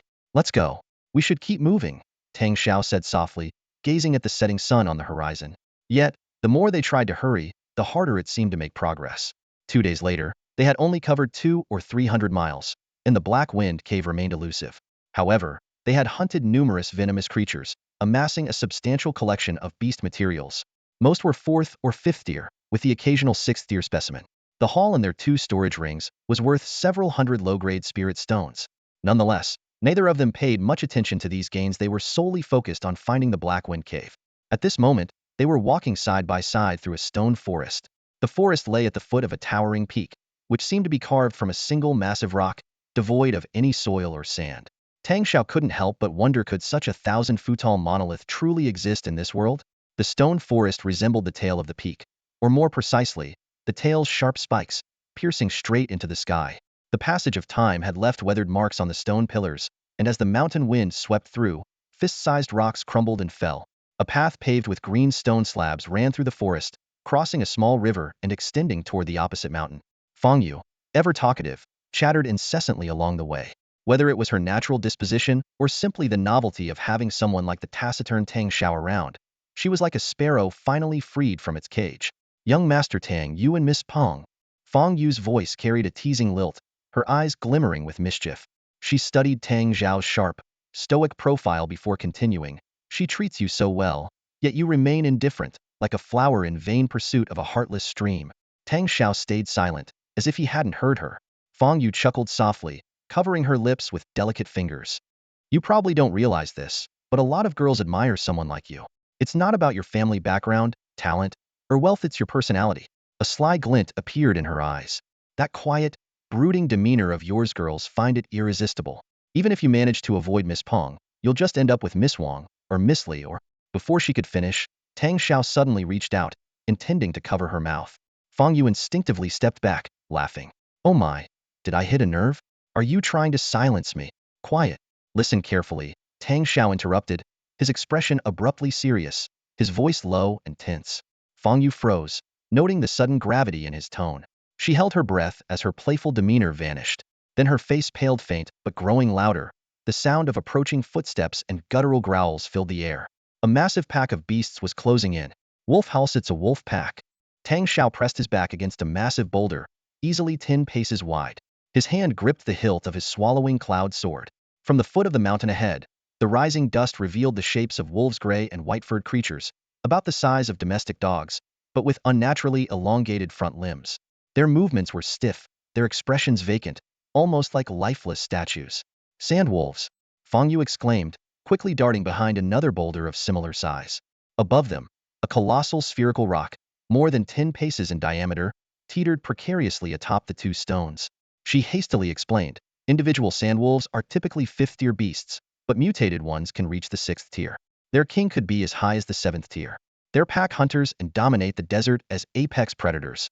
Tang Shao nodded, swiftly scanning their surroundings. The boulders they leaned against were separated by only a few paces, while a third boulder ahead split the path into 2 narrow passages, each just 3 feet wide. As he calculated their options, Fong Yu murmured, they don't seem to be targeting us. Young Master Tang, don't make a sound, and wolves have incredibly sharp senses. But before they could take any more precautions, the danger escalated. Tang Shao peeked around the rock, his expression darkening. They're coming this way, he warned. The wolves, initially moving in another direction, suddenly turned and charged straight at them. Realizing there was no escape, Tang Shao stood his ground. Planting his feet firmly at the narrow opening between the 3 boulders, he raised his swallowing cloud sword. Behind him, Fong Yu appeared momentarily flustered. What do we do, young Master Tang? Fight. What else? Tang Shao replied calmly. Miss Fong, your imitation Jiaowei Qin can summon lightning.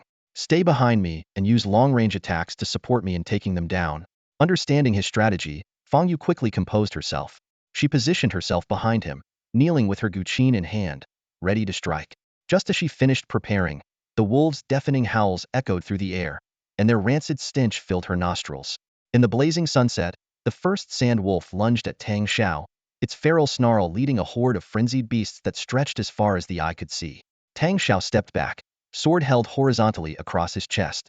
The charging wolf, sensing his retreat, pursued relentlessly. Suddenly, the guqin strings twanged, and 2 streaks of sword energy struck the wolf's chest in quick succession. Blood sprayed into the air, painting the evening sky a vivid red. One of Fong Ye's strings snapped from the strain, but she deftly replaced it as the wolf collapsed with a heavy thud. Its death, however, only enraged the pack further. 2 more wolves leapt forward, their bloodlust heightening the frenzy of the others. Tang Shao knew all too well this was only the beginning. Wolves were creatures of instinct, drawn to the scent of blood. This would only make them more ferocious. And as he stood his ground, he realized there was no room left to retreat. Behind him, Fong Yu continued to play, her notes sharp and commanding. Together, they braced for the onslaught, knowing that survival would demand every ounce of their skill and resolve. He stood firm on the rocky shore, his feet planted solidly, gripping the hilt of his sword with both hands. The swallowing cloud sword slashed through the air, leaving a trail of crimson light as it severed 2 wolf heads in one swift strike. Under the pale moonlight, the heads tumbled to the ground, blood gushing like a fountain into the sky, only to rain down in a crimson torrent. Behind him, Fong Yu's qin played on, its notes sharp and clear, resonating like droplets falling on a still lake. A burst of sword energy shot forth, piercing through the chest of a sand wolf that had crept up for an ambush. The wolf crumpled heavily into the blood-soaked ground before it could even let out a final cry. But the tide of sand wolves surged forward relentlessly, their gaping maws revealing rows of jagged fangs. Tang Shao and Fong Yu were locked in a desperate battle like none they had faced before. The night deepened, and the metallic tang of blood hung thick in the air, almost tangible. Tang Shao was drenched in blood, his original clothing color now indistinguishable, as if he had emerged from a pool of gore. Behind him, Fong Yu's snow-white robes were stained with blossoming patches of crimson, resembling scattered blood-red plum blossoms. The fallen wolves piled high, forming a gruesome barricade that nearly blocked the entire path. The surviving wolves dragged away their dead with guttural growls, tearing the corpses into shreds to devour them. New waves of wolves surged forward, trampling over the remains of their kin, their bloodshot eyes burning with an insatiable hunger for flesh. Tangongzi, my energy is nearly depleted, and I'm running out of elixirs. What should we do? Fong Yu's breathless voice came from behind, tinged with urgency. Tang Shao touched the Yin Feng ring on his finger. There were only a few elixirs left. Before him, countless glowing red eyes pierced through the darkness, each pair emanating a menacing, feral glint. Amid the sea of crimson, a pair of enormous wolf eyes suddenly lit up, exuding a chilling, savage aura that made his heart sink. Tang Shao inhaled sharply. This was no ordinary wolf. A seventh-tier demon beast, the Sand Wolf King, had finally appeared. Tang Gongzi, we were doomed. Fong Ye's voice quivered with despair, the hopelessness cutting through the chaos like a blade.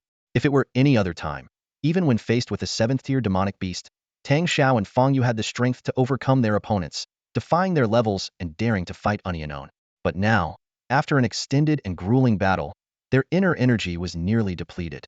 Countless sand wolves surrounded them, their eyes gleaming with predatory intent. Fong Yu's vision blurred with a crimson haze, bitterness welling up in her heart. Even her delicate fingers, once deftly plucking her zither strings, had lost their strength. Tang Shao, on the other hand, felt a burning flame ignite within him. The searing pain didn't break him. Instead, it fueled his resolve. Raising his swallowing cloud sword high, he let out a hoarse roar. Kill. What good was despair in the face of such formidable enemies? Better to wield his sword and carve a bloody path forward. Without hesitation, he retrieved the last few Kyre-storing pills from his Yin Feng ring and swallowed them in one swift motion. In a flash, he charged forward, the swallowing cloud sword slicing through the air in a sharp arc, enveloping 3 sand wolves in its shadow. As blood sprayed, a massive wolf claw, the size of a soup bowl, descended from Abavite was the Sand Wolf King. Tang Shao thrust his sword at the claw, but it was like striking solid steel. The impact forced him back 3 steps. As the dimming twilight cast eerie shadows, he finally got a clear look at the colossal creature. Standing over 8 feet tall, it was twice the size of an ordinary sand wolf. Its body was covered in coarse gray fur, its ears pointed, and its snout elongated. 2 gleaming tusks jutted from the corners of its mouth, exuding a chilling, bloodthirsty aura. As it bared its teeth, foul-smelling saliva dripped to the ground. The Sand Wolf King's gaze was cold and arrogant. With a casual swipe of its paw, it rescued the 3 injured wolves, a faint smirk playing on the corners of its mouth as it turned to leave. As a king, it deemed it beneath itself to engage directly. Its underlings could easily wear down these 2 humans to their deaths, but Tang Shao would never let it go. He knew that in their current state, he and Fong Yu were doomed to fall to the pack if the battle dragged on. The Sand Wolf King's appearance was a rare opportunity. With a sharp cry, he lunged, the swallowing cloud sword striking like a streak of light toward the beast's back. The Sand Wolf King erupted in fury. It had merely intended to stretch its limbs, yet this human dared to provoke it? If he sought death, then so be it. With a low growl, it spun around at lightning speed, its claws clamping down on the swallowing cloud sword with precision. A smug grin began to spread across the Sand Wolf King's face, but it froze when it saw Tang Shao smiling too. Before it could comprehend the meaning of that smile, Tang Shao let out a soft yet fierce command. Kill. Suddenly, the blade of the swallowing cloud sword erupted with a brilliant red glow. A phantom fire sword materialized along its length, its intricate patterns vividly etched from hilt to tip. The Sand Wolf King barely had time to react before the fiery sword pierced its chest. With a thunderous roar of pain and panic, it leapt backward like an arrow, but it was a fraction too slow. Not only had the phantom sword stabbed into its chest, but the swallowing cloud sword itself had embedded into its lower abdomen. Seizing the moment, Fong Yu struck as well. Her zither strings hummed, sending 5 or 6 sword-like energy waves screaming through the air. These energy waves twisted unnaturally mid-flight, forming a net of blades behind the Sand Wolf King, cutting off its retreat. The combined assault left the Sand Wolf King riddled with wounds, its body bleeding profusely. Yet Tang Zhao's heart sank. Despite its grisly appearance, the injuries were superficial. The swallowing cloud sword and the phantom fire sword had only managed to penetrate half a foot into its flesh, while Fong Yu's energy waves had merely scratched its fur. If not for the Sand Wolf King's initial overconfidence and the duo's desperate efforts, it might have emerged entirely unscathed. But now, both Tang Shao and Fong Yu were utterly drained. Even if they consumed Kyre-storing pills like candy, they couldn't replenish the immense energy they had expended. The Sand Wolf King roared in fury, pounding its chest with its front claws and stomping the ground with its hind legs. Two figures emerged from the shadows to flank Itwo sub-king tier sand wolves. Though slightly smaller than the king, they were far more formidable than the average pack members. The sudden appearance of two 6th tier sand wolves made the already dire battle even worse. Fong Yu's voice was heavy with exhaustion and despair. Young Master Tang, we couldn't even handle one Sand Wolf King, and now there are two more 6th tier sand wolves. Are we truly doomed? Tang Shao took a deep breath, his gaze sharp and resolute. Would you rather die without trying, or fight your way out with everything you've got? Fong Yu froze for a moment. Tang Zhao's voice, though calm, carried unwavering determination. I'm going to fight my way out. A Sand Wolf King? 6th tier sand wolves? Whoever dares block my path, I'll crush them completely. I wield the cloud-swallowing sword, not some fire poker. He turned, holding out the last pill to restore spiritual energy, and handed it to Fong Yu. If you don't want to fight, then find a place to hide. Wait for me to die, and then seize the chance to escape. A flash of anger flickered in Fong Yu's eyes. She grabbed the pill and swallowed it in one swift motion. Fine. If we're going to die, I'll die with you. Her words stunned Tang Shao briefly. It reminded him of another girl who had once said something similar to him, with even greater sincerity. But there was no time to dwell on the memory. The stench of blood filled the air, and the howls of wolves were now deafeningly close. Without looking back, he thrust his sword backward beneath his arm, forcing a 6th tier sand wolf to retreat. As another lunged at him, it was met with 2 slashes of sword energy.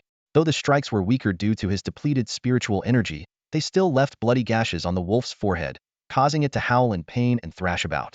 We can't let the Sand Wolf King recover, Tang Shao said in a low, commanding voice. Miss Fong, do you have the courage to fight alongside me?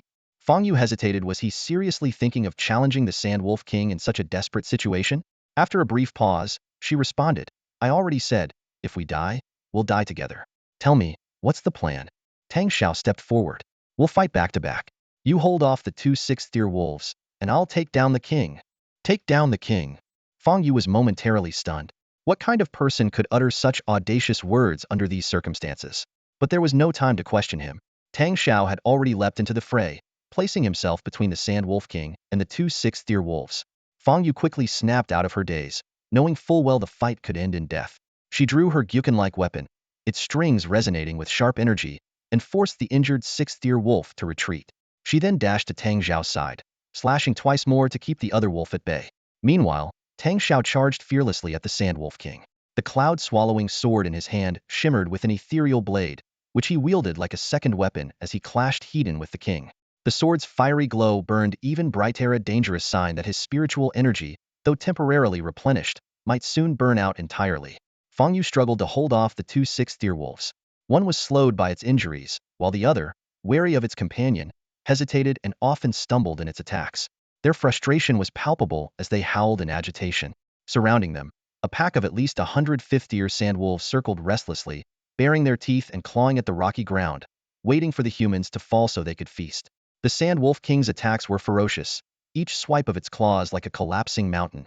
Despite Tang Zhao's nimbleness, he couldn't avoid every strike. The cloud-swallowing sword groaned under the relentless onslaught, as if it, too, was nearing its limit. The battle reached a stalemate, but the Sand Wolf King grew increasingly agitated, its bloodlust intensifying. It suddenly let out a thunderous howl that shook the surrounding boulders. With its claws raised high, it brought them down in a crushing blow, like a massive hammer descending from the heavens. That's a demonic art. Be careful, young Master Tang. Fong Yu cried out in alarm. Demonic arts were innate abilities of powerful beasts, far stronger than ordinary techniques, but also more draining. Only beasts of at least 8th tier strength could perform them. Could this Sand Wolf King be stronger than they had thought? Tang Zhao's lips twitched into a faint smirk. He quickly noticed flaws in the execution of the technique. The flow of its demonic energy was uneven. It seemed the king had not yet reached the 8th tier, and its attempt to use the demonic art was imperfect and forced. The strike carried the force of utter annihilation. The Sand Wolf King's claws came together, conjuring the phantom of a colossal hammer in the void. It hurtled downward, laced with razor-sharp winds, aiming directly for Tang Shao's crown. This blow, capable of shattering boulders, would surely pulverize flesh and bone. Yet Tang Shao stood motionless, his hands gripping the cloud-swallowing sword tightly, as if waiting for the perfect moment. Behind him, Fong Yu had exhausted her sword energy and now wielded a makeshift weaponized Guqin fending off two six-tier sandwolves. She was fighting with her life to buy him time. Beyond the stone forest, the howls of over 100 sand wolves echoed in waves, their growls vibrating with the anticipation of prey on the brink of death. The hammer's shadow descended, now mere inches from Tang Shao's head. The Sand Wolf King's sinister grin flashed in the moonlight, its 5 razor-sharp claws glowing a ghostly green. Tang Shao took a single step back, his shoulder brushing against Fong Ye's trembling frame. Feeling her quivering spine, an inexplicable surge of resolve coursed through him. Straightening his weary body like a drawn spear, he thrust the cloud-swallowing sword with lightning speed toward the old scar on the Sand Wolf King's chest. The strike was swift, precise, and merciless, but it left him utterly exposed. The wolf's claws raked his scalp first, and warm blood poured down his face. Yet, to everyone's astonishment, those claws, capable of shattering stone, failed to pierce his skull. In the moment the Sand Wolf King froze in disbelief, Tang Shao roared with fury. The cloud-swallowing sword plunged into the old scar, driving in half its length. No matter how tough its hide, once breached, a fatal wound lay beneath. The blade tore through organs, severing vital arteries. The Sand Wolf King staggered back, unleashing an earth-shaking howl as blood gushed from its maw. Its immense vitality kept it standing, however, and it summoned the strength for a final attack, its claws lunging toward Tang Shao's blood-streaked head like a predator gripping its prey. Tang Shao, drained of all energy, could barely stand. That decisive strike had cost him every ounce of his spiritual energy. His vision blurred as blood loss made his legs falter. Behind him, Fong Yu pressed against his back, whispering, "Young Master Tang, are we at our limit?" Shaking his head to clear the haze, Tang Shao exhaled slowly. The icy wind bit his face as the wolf's claws loomed closer. "Perhaps this is where it ends," he murmured. Fong Yu let out a choked sob, a sound caught between crying and resignation. The two sixth-tier sand wolves leapt toward her, and she raised the battered Guqin as her final defense. Tang Shao, meanwhile, leaned on his sword, awaiting the inevitable. In that fleeting instant, Tang Shao's mind was startlingly lucid. Memories surged like a tide: the massacre of his village by leopard demons, leaving him the sole survivor. The frost scars left by the ice python in the Valley of 100 Blossoms. The boy borrowing money in Punko Town. Lei Shaoan's wry humor in Jingyun Stronghold. The turbulent ferry on the Yangtze River. The azure flood dragon of Nan's Lake. And the shadow abyss tiger deep in the Wind Mountains. Oddly enough, Fong Row didn't appear in those memories. The absence struck him as strange, a discord he couldn't quite place. He sighed heavily, but before he could ponder further, another deep sigh echoed beside his own. Tang Shao froze, a strange feeling welling up in his heart. Fong Yu was clearly so weak she couldn't even muster a breath, yet he seemed to hear a sigh. "If you die like this, what am I supposed to do?" "Who?" Tang Shao shouted angrily, suddenly sensing something amiss. By all logic, from the moment these thoughts crossed his mind to the moment he heard the voice, quite a bit of time should have passed. The wolf's claw should have struck not once, but twice by now. So why had the fatal blow not landed? Looking up, he saw the wolf's claw hovering just 7 inches from his forehead. Despite the time that had passed, the attack, which should have been as swift as lightning, had only advanced 3 inches. Time seemed stretched, or perhaps the Sand Wolf King's movements were somehow restrained by an unseen force. As he furrowed his brow in contemplation, another voice sounded in his ear. "If you don't rise up, you'll doom too many people." Tang Shao lowered his head, his mind in turmoil. A flicker of deep, bone-chilling fear flashed in his eyes, for he suddenly felt a surge of familiar, immense power flowing into the hand gripping the cloud-swallowing sword. This power bore an uncanny resemblance to that of the demonic cat sword spirit he had encountered before. There was no time to dwell on the connection between this power and the sword spirit. Time abruptly snapped back to its normal flow. The Sand Wolf King's claws accelerated instantly, moving faster than lightning, and in the blink of an eye, they were upon Tang Shao. But the strike missed. Tang Shao threw himself backward, pulling Fong Yu with him to evade the deadly attack. At the same time, the cloud-swallowing sword lashed out like a venomous dragon emerging from its lair. A cold gleam flashed, and the Sand Wolf King's front claws were severed in an instant. The Sand Wolf King let out a blood-curdling howl as the cloud-swallowing sword plunged into its chest, its blade piercing through to its back. Tang Shao swiftly withdrew the sword with a flick of his wrist, simultaneously wrapping an arm around Fong Ye's slender waist. Like a streak of lightning, he darted between 2 six-tier sandwolves. The sword flashed again, and both wolves collapsed to the ground. He actually dared to hold her by the waist? Fong Yu was about to lose her temper, but forcefully swallowed her anger. Her gaze was fixed on the scene before her. Tang Xiao's face, which had been as pale as paper and almost lifeless, was now flushed with color. His previously limp body was now upright like a spear. What shocked her even more was the power he was displaying far beyond what she'd ever seen from him. With just 2 strikes, he had slain 2 6th-tier sandwolves, and even the 7th-tier sandwolf king had fallen to a single blow from him. How is this possible? Fong Yu's mind reeled with disbelief. Even at her peak, she could never have taken down such powerful beasts so effortlessly. Yet here was Tang Shao severely injured, unleashing such terrifying strength. But the danger was far from over. The death of the Sand Wolf King had enraged the entire pack. Over 100 5th-tier sandwolves, along with at least 10 6th-tier beasts, were now charging at them from all directions. Tang Shao had no time to ponder how long the mysterious power granted by the swallowing cloud sword would last. He grabbed Fong Yu and hoisted her onto his back. Hold on to my neck. With sword in hand, he darted forward like lightning, each strike precisely cutting down the wolves in their path. Fong Yu's cheeks flushed slightly, but she did not resist.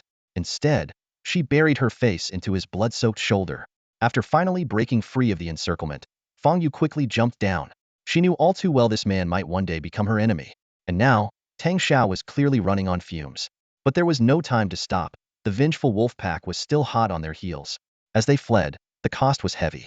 At least 20 sandwolves fell under the twin swords Yinfeng and Luan Shui, including 4 6th-tier wolves and the Sandwolf King. Both of them had sustained fresh wounds, and they had been bitten by venomous snakes and insects in several places. But none of that mattered if they couldn't escape. They wouldn't live long enough for the poison to kill them. Nearly an hour later, the eastern sky began to lighten, and the wolves' presence finally vanished behind them. Fong Yu collapsed onto the ground, her chest heaving violently. Tang Shao crouched down, his eyes closed. But he knew this was no time to rest. We can't stay here. Dawn is breaking. The wolves? Before he could finish, Fong Yu understood and reached out to pull him up. You're right. We have to keep moving. Soon, they stumbled upon a narrow canyon entrance, about 3 meters wide, flanked by steep cliffs that looked as if they'd been cleaved by a giant sword. The interior of the canyon was pitch black, untouched by sunlight. Sensing the wolves' presence approaching once again, the two exchanged a glance and immediately darted into the gorge. The terrain inside was flat, eerily devoid of venomous creatures, with only gusts of strong wind rushing through. The deeper they went, the fiercer the wind became. That's one advantage, Fong Yu calmly analyzed. The wind will scatter our scent, making it impossible for the wolves to track us. Tang Gongzi, let's see if there's a way out. Tang Shao, however, shook his head. There's something more urgent. Miss Fong, we need to find a spot to treat our wounds first. It seemed fate had finally smiled upon them. Not long after they resumed their journey, they discovered a clear spring at the base of a cliff. The two quickly filled their large water bottles with fresh water, then took turns cleaning their wounds. Every last strip of the white cloth Fong Yu had brought was used up, as the combined number of injuries on their bodies exceeded 34. Tang Shao reflected silently. Apart from that time 3 years ago when he was pursued on Huawan Peak, he'd never been this gravely wounded. After tending to their injuries, they leaned against the spring to rest. Fong Yu's cheeks were flushed as she recalled the moment Tang Shao treated the 2 wounds on her back. His large hands had brushed across her pale skin, leaving her heart fluttering and her face burning even redder. Tang Shao, however, remained calm and composed. To him, helping Fong Yu with her injuries was nothing out of the ordinary. Even if she stood before him unclothed, he figured he could keep a straight face. After all, his heart already belonged to someone, and until that person left his heart, there was no room for anyone else. He ate a bit of dried food, then took out his alchemy furnace to refine 2 batches of pills, one for healing injuries and the other for restoring spiritual energy. After giving Fong Yu half of the pills, he stood and said, "Let's go. We need to make the most of our time." The two ventured further into the valley, traveling about 20 more miles before they had to stop. It wasn't because they had reached the valley floor or encountered a pack of wolves, but because the wind had grown so fierce that it was impossible to move forward. What had started as a gentle breeze at the valley's entrance had now transformed into a soul-piercing gale, howling and swirling like an invisible wall blocking their path. Fong Yu attempted to force her way through, only to be pushed back several steps. Unwilling to give up, she gathered all her spiritual energy, but then noticed pieces of pitch-black flesh being carried by the wind. Upon closer inspection, she realized it was the remains of a golden-horned near-rabbit, a 7th-tier mutated beast capable of battling an 8th-tier demon beast. A chill ran through her heart as she turned to Tang Shao and asked urgently, "Tang Gongzi, what should we do now? Should we turn back?" Tang Shao closed his eyes and attuned himself to the raging wind. After a long moment, he opened them, a glimmer of excitement shining in his gaze. "Miss Fong, do you feel any changes in your body?" Fong Yu focused inward and was suddenly overjoyed. My physical body seems to have grown stronger. Exactly, Tang Shao confirmed with a nod. This wind is capable of tempering the body. We should slow down our pace and adapt to the gales before moving forward. He glanced toward the valley floor, murmuring, I suspect this path leads to Black Wind Cave. Without hesitation, they both sat cross-legged at the wind's edge, allowing the gales to batter their bodies relentlessly. To maximize the effects, they stayed at the very limits of what they could endure, letting the wind slice at them like blades. Old wounds reopened, and new ones were added, but they paid no mind to bandaging. As soon as they grew accustomed to the wind in one spot, they immediately moved forward to the next threshold. Though they had initially planned to make quick progress, it took them an entire month to advance just over 40 miles. By this time, the gales had turned pitch black, and the valley was so dark they couldn't see their hands in front of their faces. Yet they were nearly certain the Black Wind Cave lay at the bottom of the valley. Constantly enduring the relentless onslaught of hurricanes, Tang Shao and Fong Yu's physical bodies had undergone significant improvement through this grueling ordeal. Not only did the gales lose their ability to harm them, but even the venomous wounds inflicted by snakes and insects were gradually neutralized by the fierce winds. However, their situation remained dire. They were covered in blood and grime. Their clothes tattered beyond repair, with no opportunity to change or clean themselves. A month later, a massive, pitch-black cave entrance appeared before them. Is that the Black Wind Cave? Tang Shao asked softly, gazing at the gaping, beast-like maw nestled in the mountainside. Fong Yu gritted his teeth, his brows furrowing slightly. It should be, but something feels off. Isn't this supposed to be the source of the black demon dust? Yet the wind gets weaker as we go further in. By the time we reach the valley, it's barely more than a breeze. How could such weak winds stir up the black demon dust? Doesn't matter. Tang Shao flipped his hand, summoning the cloud-swallowing sword. Let's charge in and see for ourselves. You focus on finding the soul-luring cauldron. Once you locate it, leave immediately. Didn't linger for even a moment. Got it. Fong Yu nodded, following closely behind as the two of them leapt toward the cave entrance. Reality, however, dealt them a harsh blow. Just as they reached the edge of the cave, a powerful force slammed into them, hurling them back violently. They crashed into the rocky cliffside before falling heavily to the ground. Tang Shao felt a sharp taste of blood rising in his throat, but before he could spit it out, a mocking voice rang out. Well, look what we have here, another pair of newcomers. Hearing the voice, Tang Shao immediately swallowed the blood back down. As a cultivator, one's life force and energy were paramount, serving as the foundation for both true energy and strength. Retaining that blood within him could mean the difference between life and death in a fight, even if it would worsen his internal injuries. Survival took precedence over everything else. He quickly got to his feet and pulled Fong Yu up with him. Only then did he notice that more than a dozen people had gathered at the base of the cliff, split into 3 groups. On the left and right stood 2 5-person teams, while 3 others stood opposite them. Judging by their unfamiliar faces, they were all likely participants in the 100 Provinces competition, here for their own explorations. The leader of the group on the left was a short, stocky swordsman with rugged features. Despite his unassuming stature, he exuded an oppressive aura, like an immovable mountain. Flashing a broad smile, he cupped his fists in greeting. No need to worry, you two. We're all disciples here for the 100 Provinces competition and our companions in exploring the Black Wind Cave. There's no need for suspicion among us. Tang Shao gave a simple nod in return, saying nothing. Fong Yu, on the other hand, clung to his side, feigning a timid and apprehensive demeanor. The leader of the group on the right was a spirited young woman, likely in her early 20s, who carried herself with confidence despite being unarmed. She chuckled lightly and said, You arrived just in time. Zhou Shuai and his group of 3 could use 2 more people for a team. You can join them. From the trio across the way, a tall man with shifty eyes stepped forward. I am Zhou Shuai, a direct disciple of the Northeast Changbai sect. These are my junior brother and sister, Iji Jinda and Park Su. You two might not be familiar with the situation here, but don't listen to them. The 3 of us work best alone and don't need outsiders joining us. The young woman frowned. Zhou Shuai, we agreed that all 3 groups would enter the Black Wind Cave simultaneously. Your group may have 2 chi-gathering cultivators, but you're 1 person short. This imbalance in strength could jeopardize the mission. These 2 seem capable, at least one of them appears to be at the chi-gathering stage. Adding them to your team would balance the power among the groups. Don't let your pride ruin everything. Zhou Shuai sneered. I know all the direct disciples of the 3 great sects, and these 2 clearly aren't among them. My Changbai sect ranks first outside the 3 great sects, so even if they were from a major sect, I wouldn't care. I'm not a benevolent monk, and I have no interest in babysitting 2 burdens. His declaration of, first outside the 3 great sects, immediately drew irritated expressions from members of the other groups. However, since their respective leaders remained silent, no one dared to voice their objections. The young woman was about to press further, but the stocky swordsman on the left interjected with a grin. Sister Chiu, let it go. We should respect Brother Zhou's wishes. If these two are willing to follow us, we could let them tag along. But they'll need to follow our orders and hand over 40% of any wind crystals they find. So they were here for wind crystals. Fong Yu breathed a quiet sigh of relief. If they were also searching for the soul-luring cauldron, things would have gotten much more complicated. Tang Shao, by contrast, remained composed, as though entirely indifferent to the conversation.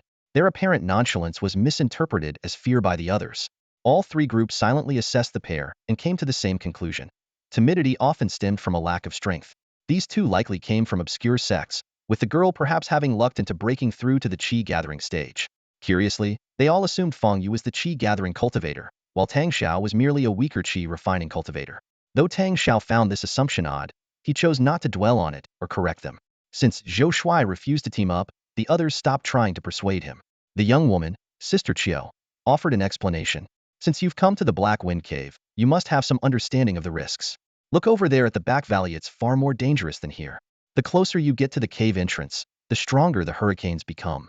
Be careful not to get torn apart by the wind. Don't say we didn't warn you.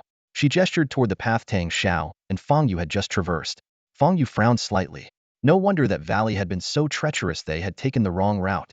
But why had the Black Wind Cave's forces pushed them in that direction? As Sister Chiu finished speaking, Zhou Shuai, who had grown impatient, barked, "Enough talk. Let's move." Sister Chiu quickly added, "Stay close and watch your step," before leading her group out of the ravine. That girl seems pretty kind. Zhou Shuai and the stocky man clearly weren't acting out of goodwill. Each led their disciples in two groups, splitting left and right, racing toward the Black Wind Cave. Tang Shao observed their movements carefully. Everyone kept their bodies low, heads almost grazing the ground, fingers clawing into the dirt. They moved with the agility of nimble apes, scaling forward on all fours until they reached the base of the cave entrance in mere moments. Though the wind at the cave's entrance seemed calm, barely enough to sway a sapling, the group's cautious and defensive posture made Tang Shao and Fong Yu certain there was something unusual about it. As Chou Shimi and her team surged ahead, Fong Yu whispered, "Young Master Tang, should we follow?" Tang Shao didn't respond immediately. Narrowing his eyes, he studied their movements for a full 2 or 3 minutes before finally speaking in a low, steady voice. "Stay close to me. Step exactly where I stepped, don't deviate by even an inch." He had noticed that whether it was Zhou Shuai's group on the left, the stocky man's group on the right, or Chou Shimi's team in the center, they all maintained a single file line. Each person precisely placed their feet in the footprints of the one in front. Trusting Chou Shimi's route, perhaps due to a sense of reliability in her, Tang Shao chose to follow her path. Sure enough, by stepping in her tracks, they made it safely. But just as Chou Shimi stepped into the cave entrance, a sudden mishap occurred. A lanky boy at the rear of her group slipped, dislodging a rock that tumbled down and struck a small patch of grass right in front of Tang Shao. Tang Shao's eyelid twitched. Instinctively, he halted mid-step and held Fong Yu back as well. A soft crack broke the silence. The blade of grass swayed from side to side, releasing a thin whirlwind that shot out like a curved blade. It sliced through the air in front of them, carving a clean arc into the mountain wall. The whirlwind gouged a hole the size of a large bowl into the rock, pulverizing the debris into dust before it even hit the ground. Both Tang Shao and Fong Yu gasped in shock. "Get down!" Chou Shimi's urgent scream shattered the moment. Before her words fully landed, everyone, including the disciples flanking the sides, dropped flat to the ground. From the depths of the cave, a pitch-black cyclone erupted, hurling stones and dust into the air, blotting out the sun. Tang Shao and Fong Yu scrambled to the ground as well, feeling the razor-sharp wind graze their backs like blades, the pain searing through their clothes and chilling them to the bone. Fong Ye's face drained of all color. The terrifying storm raged for a full quarter of an hour before it began to subside. When the group finally dared to look up, they noticed that the cave's entrance had widened significantly. "Who was it?" Zhou Shuai barked, his voice sharp with anger. "Do you not know the nature of the Black Wind Cave? One misstep triggers an underground whirlwind, and worse, it unleashes the black wind that can shred even a 7th-tier beast to pieces." The stocky man added icily, "Whoever did this, were you trying to get us all killed?" It was them. The lanky boy behind Chou Shimi stammered, his trembling finger pointing toward Tang Shao. "They stepped in the wrong spot." Chou Shimi frowned and asked, "Junior brother Yin Fan, you'd better think carefully before you speak. Did you actually see them?" Yin Fan hesitated. "Not clearly, but who else could it have been? This isn't a trivial matter. Don't make baseless accusations without evidence," Chou Shimi said firmly, casting a glance at Tang Shao before reprimanding Yin Fan. Zhou Shuai sneered. Our three factions are all well-versed in the Black Wind Cave's dangers. None of us would make such a rookie mistake. If it wasn't them, then who? Fong Yu opened his mouth to argue but was stopped by Tang Shao. Instead, Tang Shao swept his gaze over Zhou Shuai and Yin Fan with a look of disdain, as though they weren't worth his time. He remained silent. Zhou Shuai's face darkened with rage, but before he could explode, the stocky man intervened. Is this the place for bickering? We're sitting ducks out here. Get inside the cave now. One more misstep, and we'll be dealing with another black wind. Without waiting, he studied the cave's interior briefly and cautiously stepped inside. Zhou Shuai and Qiu Shimi exchanged glances but said nothing. Though the three factions were ostensibly working together, it was clear they each had their own agendas. The stocky man taking the lead gave him a clear advantage, which visibly displeased the others. Meanwhile, Tang Shao and Fong Yu, now regarded as insignificant, were happy to be ignored. They quietly followed behind Qiu Shimi's group and entered the cave. Once inside, the tension among the group eased noticeably. Some began to curiously examine their surroundings, while others focused on searching for something. Have you found it yet? Tang Shao asked. The female disciple standing behind Zhou Shu sneered, her tone laced with disdain. Do you think wind crystals are as common as cabbages by the roadside? So easy to find. Only Fong Yu knew what Tang Shao was searching for. She shook her head gently and said, Not yet. It probably isn't here. Tang Shao frowned as he scrutinized the cave before him. The cavern resembled the gaping mouth of a giant beast, wide at the base and narrowing as it rose. Its ceiling was riddled with honeycomb-like holes, and a low, mournful wail echoed from within, likely caused by gusting winds. Beyond the entrance lay an impenetrable darkness, obscuring any view of what might lie inside, much less any sign of the wind crystal. There are 3 hidden tunnels at the bottom of the cave. Which one will you choose? Zhou Shu asked with a furrowed brow. A stocky man gave a knowing smile.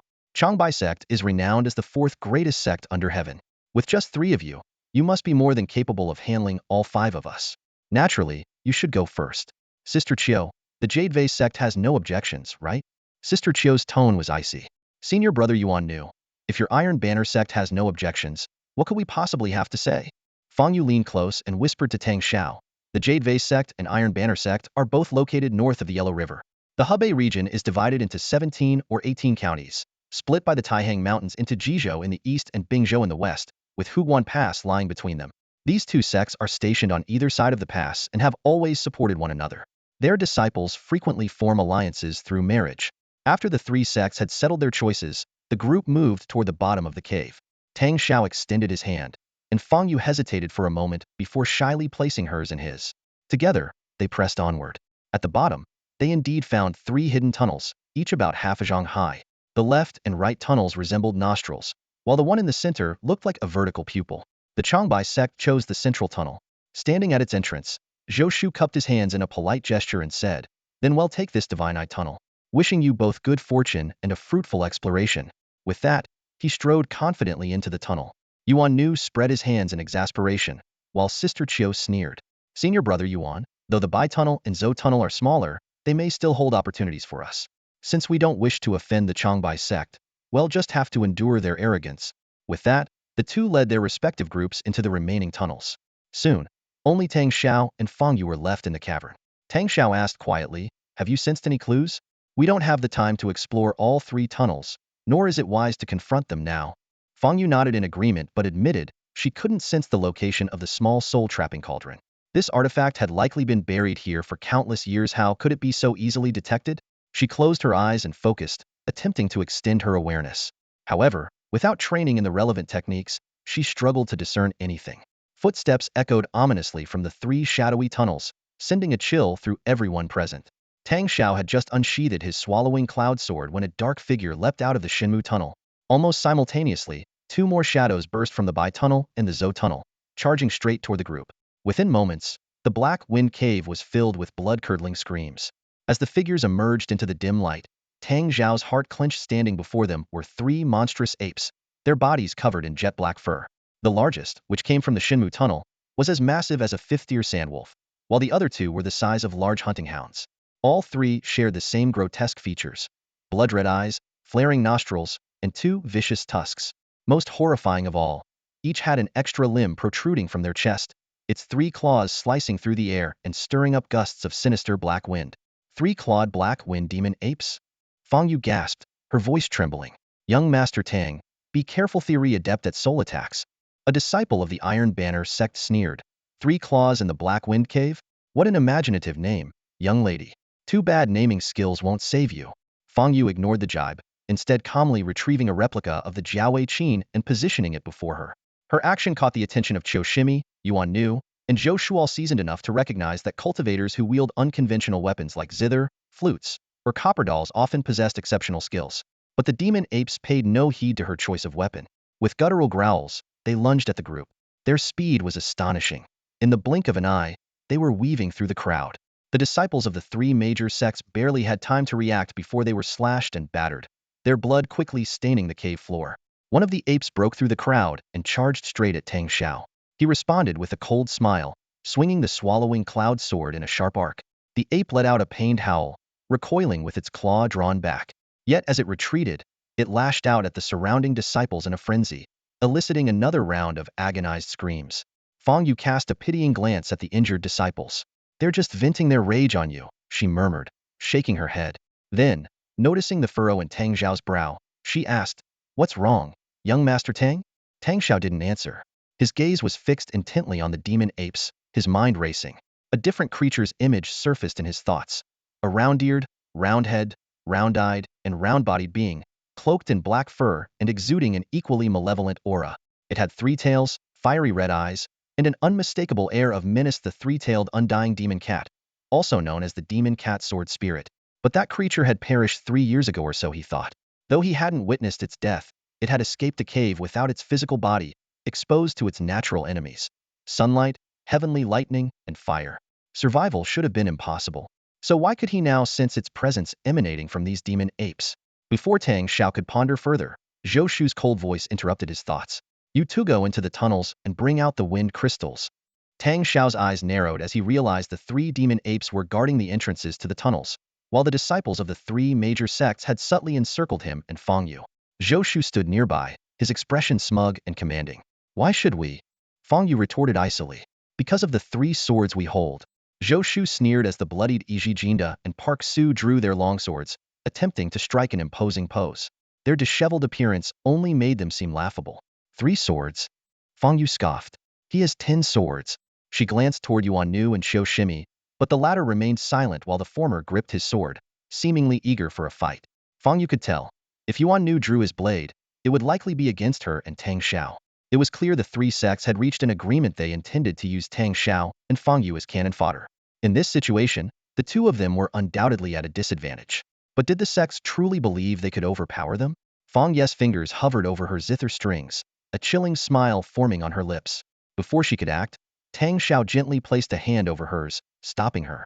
"Even 100 swords couldn't save you now," Zhou Shu barked, his voice sharp and commanding.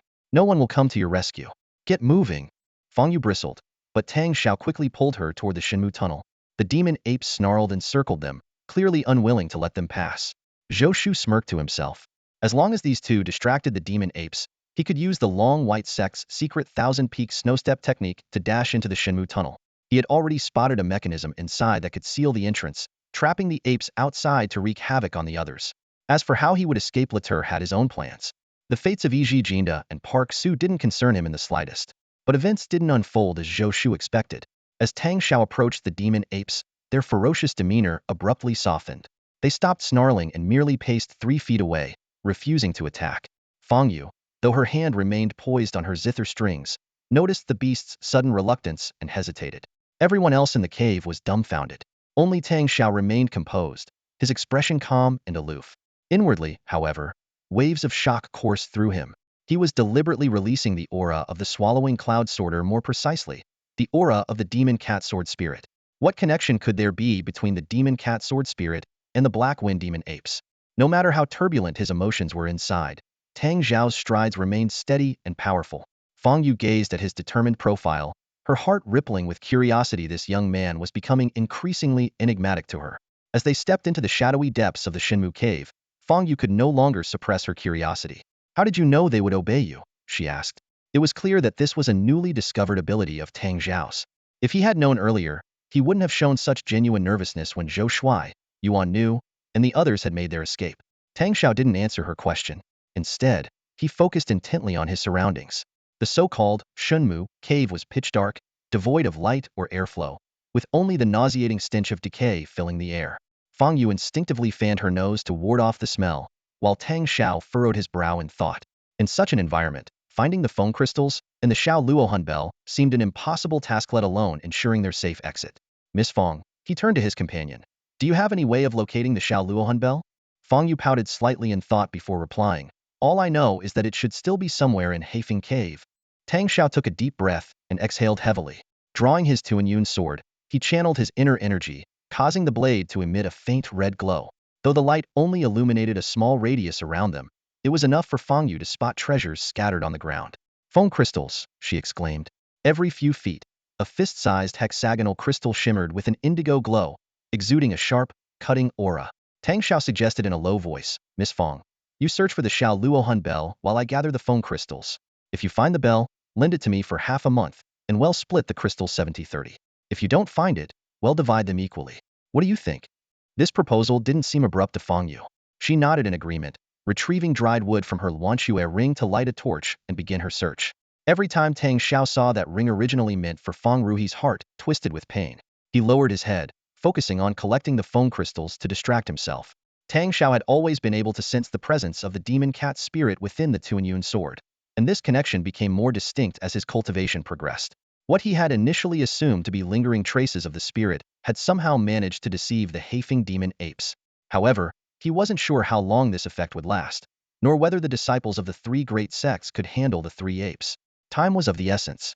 Tang Shao's hands moved with the precision of a butterfly weaving through flowers, swiftly gathering Feng crystals and storing them in his Yin Feng ring. When a clinking sound echoed from the ring and 2 crystals were ejected back onto the ground, he realized the storage space was full. Clearing out rotting sand wolf carcasses, a stench so unbearable it nearly made Fong Yu retch, kept only the valuable wolf fangs, dried pelts, and claws, freeing up ample space. Before long, Tang Shao had gathered all the Feng crystals in this half of the caveat, at least several dozen in total. Just as he finished, Fong Yu let out a sudden cry. Tang Shao looked up to see the torchlight illuminating the young woman, who was clutching her hand in pain. Ah! Fong Yu let out a startled cry, her slender hand swelling rapidly. Something pricked me. It feels poisonous. Her voice carried a hint of grievance, and under the flickering torchlight, her delicate, pitiful expression appeared all the more captivating. Tang Shao's face remained calm as he strode forward to investigate.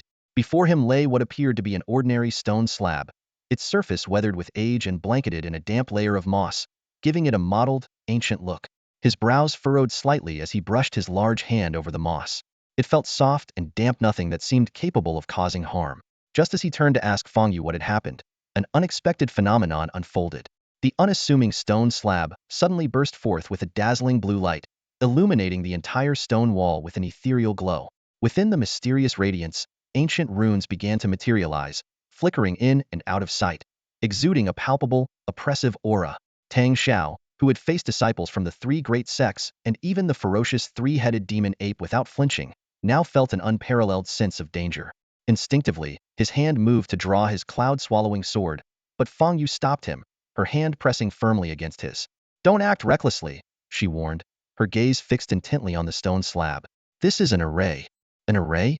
Tang Shao echoed, his voice tinged with surprise.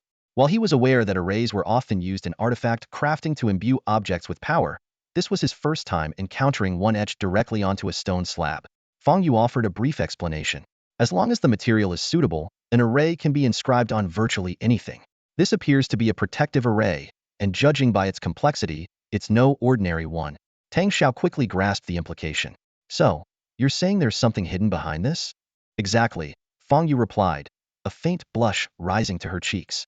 Based on the array's level, this is a profound great array, equivalent to the capabilities of a Danrealm cultivator. But don't worry, the array has significantly weakened over time. Otherwise, we wouldn't have been able to detect it at all. How do we break it? Tang Shao asked, his eyes scanning the surroundings warily, fully aware that their pursuers could catch up at any moment. Fong Yu was about to suggest seeking out an array-breaking expert from Shengya Island when she noticed Tang Shao already placing his hand on the stone slab, his consciousness probing into the array. The sight reminded her of a peculiar sensation she had experienced back in Rainflower Palace, a feeling of being watched. In that moment, everything clicked. So it was you spying on me at Rainflower Palace? Fong Yu accused, her lips pressing into a pout as her cheeks flushed crimson. Aside from you and that disciple from Shengya Island, No one else would know this secret technique. Tang Shao, focused entirely on deciphering the array, feigned ignorance, his silence a clear choice to avoid confrontation. Fong Yu sighed in resignation, shaking her head. Fine, I'll let it slide for now. Listen, the key to breaking the array lies in locating its core. You need to use your consciousness to sense the entire structure and pinpoint the most critical spot. She began coaching him, her voice steady despite the tension in the air. All the while, she kept a close eye on Tang Shao, her nerves on edge. To her astonishment, within just a quarter of an hour, his furrowed brows relaxed, a subtle yet unmistakable sign that he had made a breakthrough. Fong Yu urgently shouted, "Be careful. When the formation breaks, it's bound to trigger a backlash." Before her words even faded, a sharp voice pierced through the air. "You two scoundrels! Surrender at once and hand over the wind crystals." After defeating the 3 demon apes, Yuan Nu, Zhou Shuai, and the others rushed into the Shinmu cave, scrambling to be the first. This time, there was no room for agreements. Whoever entered first would claim the larger share of the wind crystals. Fong Ye's heart was racing with anxiety. Tang Shao was fully focused on dismantling the formation and could not afford any distractions. Any interference could trigger an explosion, reducing everyone in the cave to ashes. But how could she alone fend off a dozen aggressive opponents? Even though they were injured, their wounds were nothing more than superficial, leaving their strength intact. With no other options, Fong Yu sat cross-legged, placing her fingers lightly on the strings of her chin. Desperate times called for desperate measures. If she could buy even a little time, it was worth trying. Suddenly, Tang Shao pulled her to her feet. "Stay alert," he warned, slamming his right palm onto the stone slab. A loud crack echoed as the entire Shunmu cave lit up in an instant. The stone slab shattered, allowing a blinding beam of sunlight to pierce through, as brilliant as the rising sun. With his left arm, Tang Shao swept Fong Yu protectively against the cave wall. The sound of countless sharp projectiles slicing through the air filled the space, like a torrential downpour. Razor-sharp arrows burst forth from the shattered slab, accompanied by screams, cries of pain, and the sickening thuds of arrows piercing flesh, reverberating throughout the cave. Tang Shao spared no sympathy for the disciples of the 3 sections. As soon as the arrow storm ceased, he leapt into action, holding Fong Yu tightly. The shattered stone slab now revealed a gaping hole, and without hesitation, he jumped through it. Behind them, Zhou Shuai's enraged voice roared, "Trying to escape? Dream on." But just as he charged forward, Tang Shao activated another mechanism. Terrified by the earlier arrow rain, Zhou Shuai instinctively dodged. With a loud clang, the hole was sealed by an immovable iron plate. Furious, Zhou Shuai pounded the plate with his fists, only to hurt himself in the process, as Tang Shao's cold laughter echoed faintly from the other side. The scene before Tang Shao and Fong Yu left them stunned. This was no ordinary cave, it was a massive sinkhole. Warm sunlight streamed down from above, banishing the chill of the black wind cave. The bottom of the pit was covered in wind crystals, some as large as goose eggs, others the size of fists, each one smooth and translucent. Fong Ye's eyes sparkled with excitement. "So many wind crystals. Tang Gongzi, we're going to be rich." But Tang Shao's gaze was fixed on one corner. "I wouldn't celebrate just yet. Fong Gunyang, look over there. Isn't that what you've been looking for?" In the corner sat an exquisitely crafted wooden chest, its surface adorned with intricate mystical runes. The lid was secured with a small golden lock, and atop the chest perched a snow-white monkey, no taller than a foot. Even from a distance, Tang Shao could feel the oppressive aura emanating from within the chest, as though it contained a primordial beast. A strange anticipation stirred in his heart. If not for the white monkey, he might have already rushed forward. Surely the chest held the elusive Xiao Luo Hunzhong. Oddly enough, Fong Yu seemed far calmer than he did. Her eyes were fixed on the white monkey with a solemn intensity. "A Taigu white demon monkey? You're saying this monkey is from ancient times?" "Not exactly. It just resembles one, and likely carries the bloodline of the Taigu white demon monkey. This should be a twin-fiend demon monkey, an 8th-tier beast that has mastered demonic arts." Tang Shao frowned. An 8th-tier beast was likely beyond their capabilities. But with the Xiao Luo Hunzhong so close, could they really abandon it? Besides, retreating might no longer be an option. The twin-fiend demon monkey had opened its eyes. A jolt like an electric shock ran through Tang Shao's body, causing his heart to skip a beat. The monkey rubbed its eyes and sat on the chest, looking dazed. Tang Shao's expression changed instantly. He grabbed Fong Yu and swiftly retreated. Before Fong Yu could ask why, 2 fiery red beams shot from the monkey's eyes, striking the ground before them. With a sharp whoosh, the ground now bore 2 deep, bottomless holes. Who would have thought it could emit such powerful light? Fong Yu exclaimed in shock. "So that's its demonic art. Fong Gunyang, stay alert. Attack from a distance with your sword energy and cover me." Tang Shao raised his cloud-swallowing sword and charged forward. But reality quickly shattered his confidence. The twin-fiend demon monkey, though small, was astonishingly fast, always a step ahead. Before Tang Shao's sword could strike, its sharp claws were already at his throat. He countered with all his might, but couldn't even graze its fur. If not for Fong Ye's precise predictions and timely sword energy to block its attacks, he would have been injured within 3 moves. The pit erupted into chaos, with sword energy clashing against demonic flames, sparks flying in all directions as the two humans and the monkey battled fiercely. Strangely, the twin-fiend demon monkey remained eerily silent, its mouth tightly shut and eyes wide open as it attacked relentlessly. Could it be mute? Many things in life seem to be guided by an unseen force, where triumph is often shadowed by looming disaster. As this thought fleetingly crossed Tang Xiao's mind, the small mouth of the twin-fiend demon monkey began to open slowly, making him want to slap himself hard for even thinking about it. The monkey's shrill scream was not loud, but it dragged on endlessly. At first, Tang Shao found the sound strangely captivating, drawing his attention involuntarily. But soon, an eerie, piercing force struck straight into the depths of his soul, leaving him restless and uneasy. Unconsciously, the speed of his cloud-swallowing sword slowed. Behind him, a faint groan escaped Fong Yu. Her cheeks were flushed, her eyes unfocused, and an ominous black mark had mysteriously appeared on her forehead. In that fleeting moment, a sharp pain erupted in Tang Shao's chest. The twin-fiend demon monkey's claws had raked across an old scar left by the cloud-swallowing sword 3 years ago, and blood began to seep out. That blow was like a spark igniting a barrel of dry kindling. In that instant, Tang Shao understood this was the demon's sound. What followed was a blur, as if he had lost all sense of consciousness. He felt a violent force rampaging through his mind. His eyes turned blood red, and he seemed to lose all semblance of reason, wildly swinging the cloud-swallowing sword at the demon monkey. He ignored the fact that his body was being torn apart, his flesh and blood shredded, and even paid no attention to Fong Yu's sword energy brushing past him. If not for Fong Ye's quick judgment, repositioning herself to play her Guqin from the other side, Tang Shao might have already met his end. Even so, his condition was horrifying. His entire body was drenched in blood, with crimson streaks dripping from his tattered clothes. Multiple wounds gaped open, exposing raw flesh and even bone, while 2 broken ribs jutted out from his left side, leaving Fong Yu dizzy at the sight. Yet Tang Shao seemed oblivious to the pain, his hands gripping the hilt of the cloud-swallowing sword with an unrelenting ferocity. He abandoned all defense, attacking the demon monkey with reckless abandon, forcing it to leap away repeatedly. The pit was filled with the resonance of the demon's sound, and the demonic red glow in the monkey's eyes only added to the chaos. Tang Shao accrued several more piercing wounds under the relentless assault, but the demon monkey fared no better. Under the influence of a madness even more terrifying than its own, Tang Shao's cloud-swallowing sword glowed with a red hue, leaving deep gashes and broken bones across the monkey's body.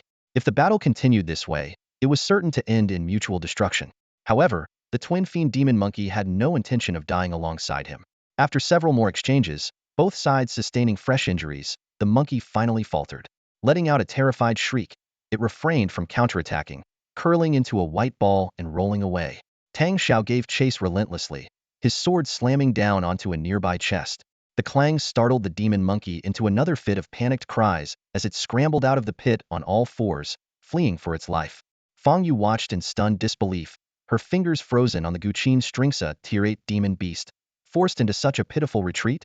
Yet Tang Shao remained trapped in his frenzied state, growling low like a feral beast. His body was soaked in blood, yet he seemed entirely unaware, holding the cloud-swallowing sword aloft before him. Fong Yu couldn't help but call out softly, "Young Master Tang, you." Her voice seemed to trigger something within him. Tang Shao whipped his head around, his blood-red eyes brimming with madness, sending a chill down Fong Ye's spine. Suddenly, he discarded the cloud-swallowing sword and lunged at her like a wild tiger, pinning her to the ground.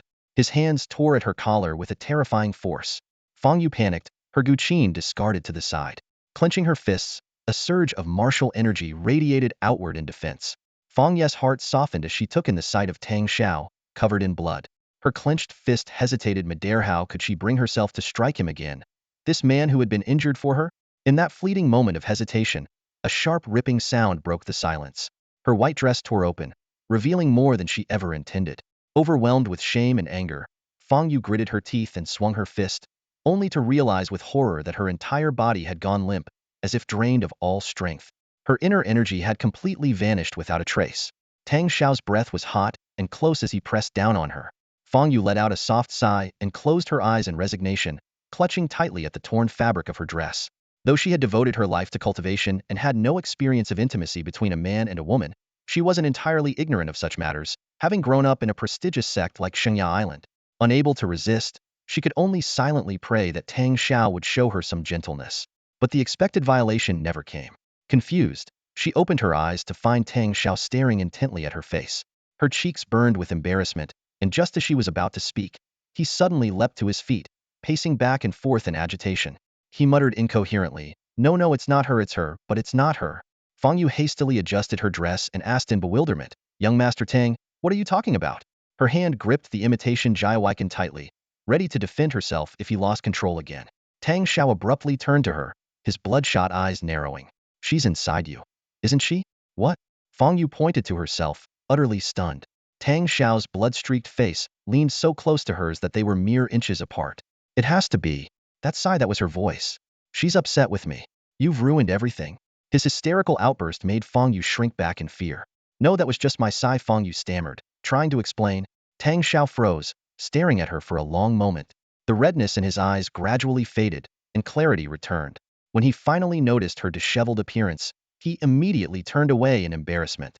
"I am sorry." Fong Yu adjusted her clothes and spoke softly, "As a woman, I can't help but feel envious of her." Tang Shao gave only a faint response. Fong Yu wiped at her eyes and murmured, "If a man were willing to search for me tirelessly for 3 years and still hold me so dearly in his heart." "Enough." Tang Shao's furious shout cut her off. Without another word, Fong Yu silently stored the imitation Jiawaikan into her Luan Snow ring. Tang Shao took a deep breath and said firmly, "She hasn't forgotten me, nor would she ever betray me. Something must have happened to her, but I can feel Itch's still alive, and she's looking for me too. We will meet again." "What does this have to do with our current mission?" Fong Yu's usual cold demeanor returned. Tang Shao laughed bitterly. "You're right." They approached the chest and finally understood why the demon ape had only crouched atop it without opening it. The lock on the chest was a mystical formation. Though weakened over time, it still maintained its function. After half a quarter of an hour, Tang Shao managed to break the formation. Suddenly, Fong Yu cried out in alarm, "Watch out!" Tang Shao instinctively wrapped an arm around her slender waist and retreated 30 feet. A wisp of black smoke rose slowly from the chest, carrying with it a putrid stench. As the smoke dissipated, they saw what lay inside a set of white bones, curled up in the 3-foot-long, 2-foot-high chest. The skeleton's bony hands clutched tightly onto a pale purple bronze cup, etched with strange and intricate patterns. Tang Zhao's gaze fell upon the wine cup, a faint yet palpable pull emanating from it.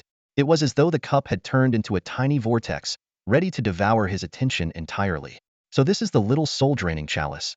Fong Yu's voice softly broke the silence beside him. Tang Shao nodded. After a moment of silence, he asked, "How do we retrieve it?"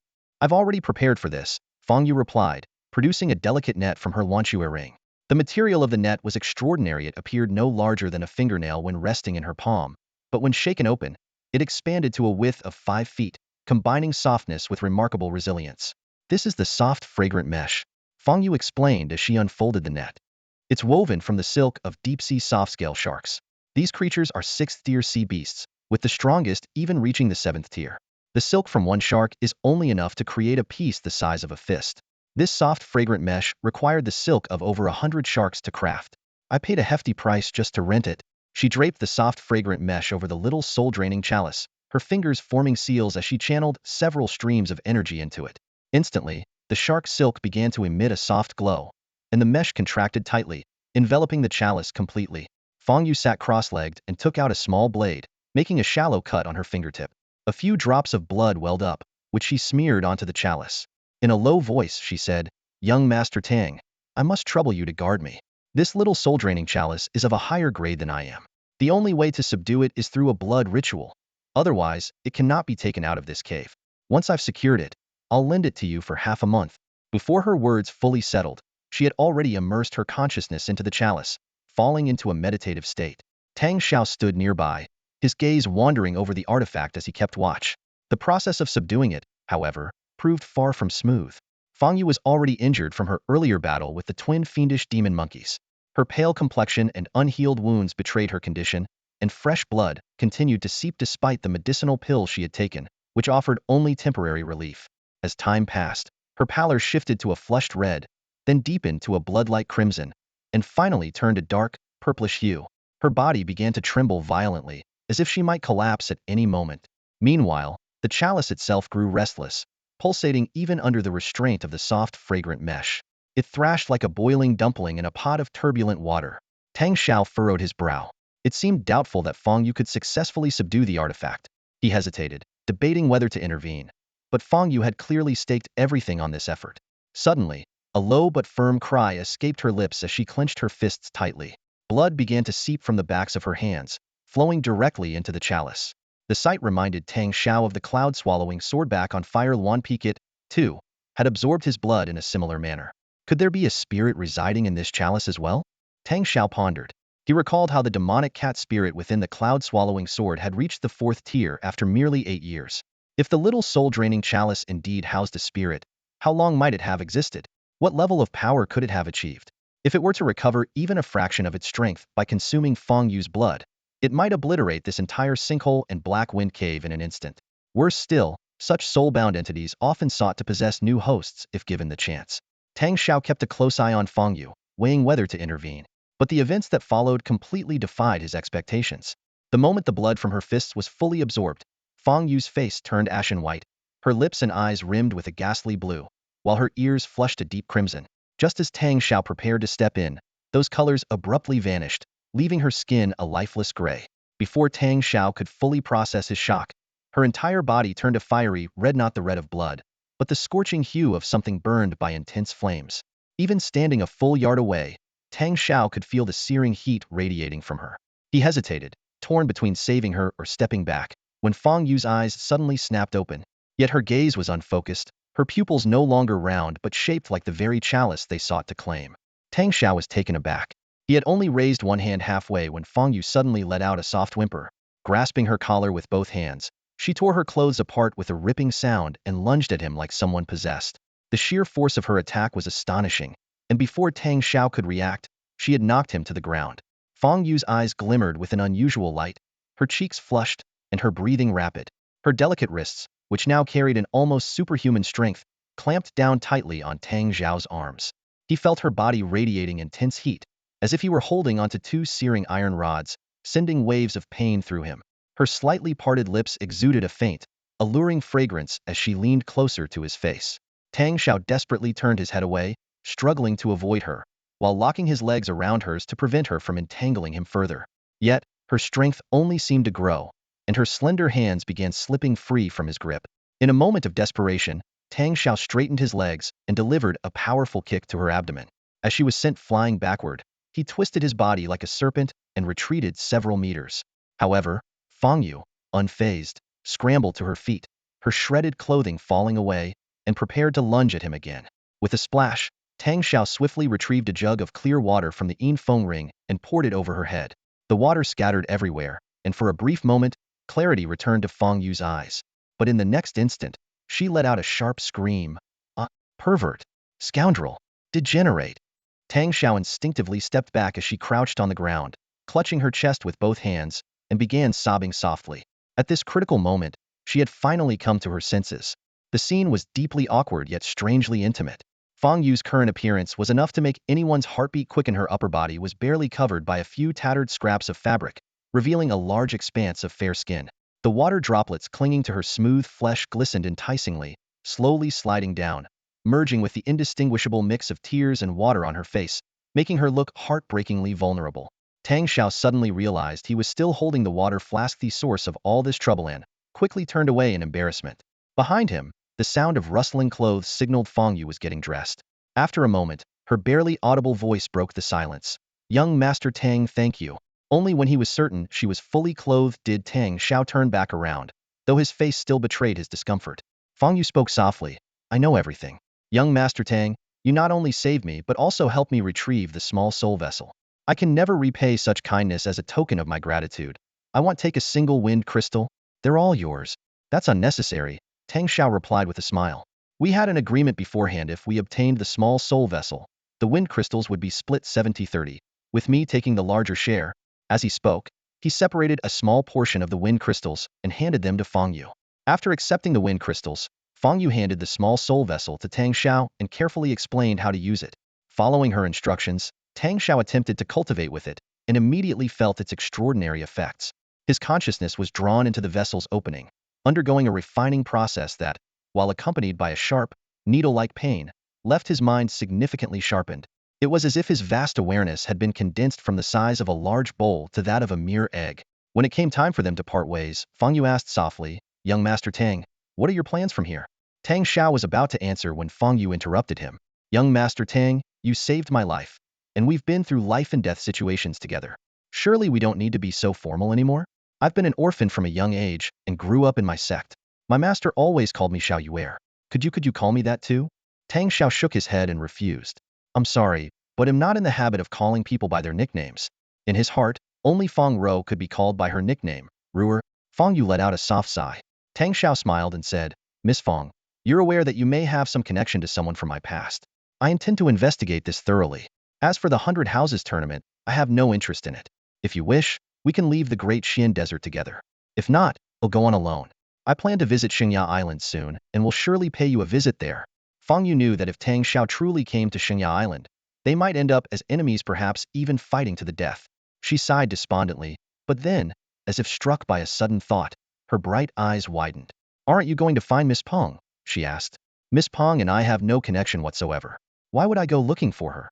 Tang Shao replied with a shake of his head and a laugh. Fong Yu lowered her head and murmured to herself, "So I'm not the only one with a broken heart." "What did you say?" Tang Shao asked, not catching her words. "Nothing. Nothing." Fong Yu quickly replied, lifting her head with a smile. "Let's talk more after we get out of here." She pulled out a map and studied it carefully. The Black Wind Mountain was triangular in shape, with the Black Wind Cavern occupying a third of the mountain's area. There were 3 entrances: the rear cave they had first seen when coming through the valley, the front cave they had entered with Yuan Nu and Zhou Shu, and the side cave where they now stood. After resting to restore their energy, the two began climbing out along the pit wall. They emerged onto a mountain ridge, where fierce gales howled through the valley on their left, while the right side was calm and tranquil. Opting for the quieter path, they descended the right side valley, no longer concerned with the whereabouts of Yuan Nu, Zhou Shu, or the Black Wind Demon Ape, nor with the potential wind crystals in the other caves. The valley opened onto a wide road. Tang Shao initially intended to head directly south, but Fong Yu suggested they stop by Sun City first. As one of the 3 major supply points in the southern Great Xian Desert, it would be a good place to sell the materials stored in their rings. As one of Shengya Island's 3 saintesses, Fong Yu no longer had much interest in exploring the desert further, and the rewards of the 100 Houses tournament held little appeal for her. Fong Yu and Tang Shao arrived outside Sun City. This city, named after the Sun trigram of the 8 trigrams, was perpetually swept by strong winds. The aura of the Black Wind Cave seemed to seep into every street and alley. Dust swirled through the wide streets, battering the buildings on either side, shrouding the entire city in a grayish haze. The two first rented separate rooms at an inn, carefully tending to their wounds. The warm water washed away the exhaustion from their bodies, while the freshly applied ointment seeped into their injuries, offering a moment of cool relief. After eating the meal prepared by the innkeeper downstairs, Fong Yu revealed an important piece of news. "There's a gathering at Lingshuan Pavilion tonight. People from Jiangnan Dao will be there." She gave Tang Shao a meaningful look. "Although you suspect I might be connected to your special someone, I truly can't tell you more. But she did go missing in Jiangnan Dao." Tang Shao understood the implications. Gatherings like this were usually for networking, trading treasures, or gathering information. In the past 3 years, he had traveled to the ends of the earth, but had never sought information from any sect. Perhaps he had been looking in the wrong places all along after all. Fong Row was a disciple of the 5 Luan sect. The two walked side by side until they parted ways halfway. Tang Zhao's attention was caught by a roadside stall selling rare medicinal herbs. Among them was a deep purple, 6th-grade herb with 2 bean-sized fruits hanging from it. It was the main ingredient for refining the strengthening soul pill. When paired with the soul-gathering cauldron, its effects were even more potent, a detail he chose not to share with Fong Yu. As the saintess of Shengya Island, Fong Yu was not particularly skilled in the art of alchemy. By the time Tang Shao purchased the herb and looked up, Fong Yu had already reached the entrance of Lingshuan Pavilion. The 3-story building was one of the more impressive structures in Sun City. The gathering was hosted by Niu Dafu, a disciple of Hongdu Pavilion, who was famously known for his feat of turning 100 taels of gold into 100 lower-grade spirit stones in 100 days. He had rented out the entire 2nd floor, removing all private rooms to create a spacious venue. Adventurers from Jiangnan Dao, the Central Plains, Hebei, and Kansai arrived in droves. When Tang Shao reached the entrance, Fong Yu had already gone inside. 2 attendants stopped him at the door. "Which sect are you from, sir?" Tang Shao froze for a moment. Which sect should he claim? He couldn't say he was from the Huawan sect. The sharp-eyed attendants immediately noticed his hesitation, and their demeanor turned colder. Then which noble family? When he remained silent again, they pressed further, their tone even more dismissive. Or perhaps a merchant guild? In the Yinhan Empire, aside from the royal family, the most powerful factions were the sects, led by the likes of the Huawan sect, the Taiji sect, and the Kunlun sect.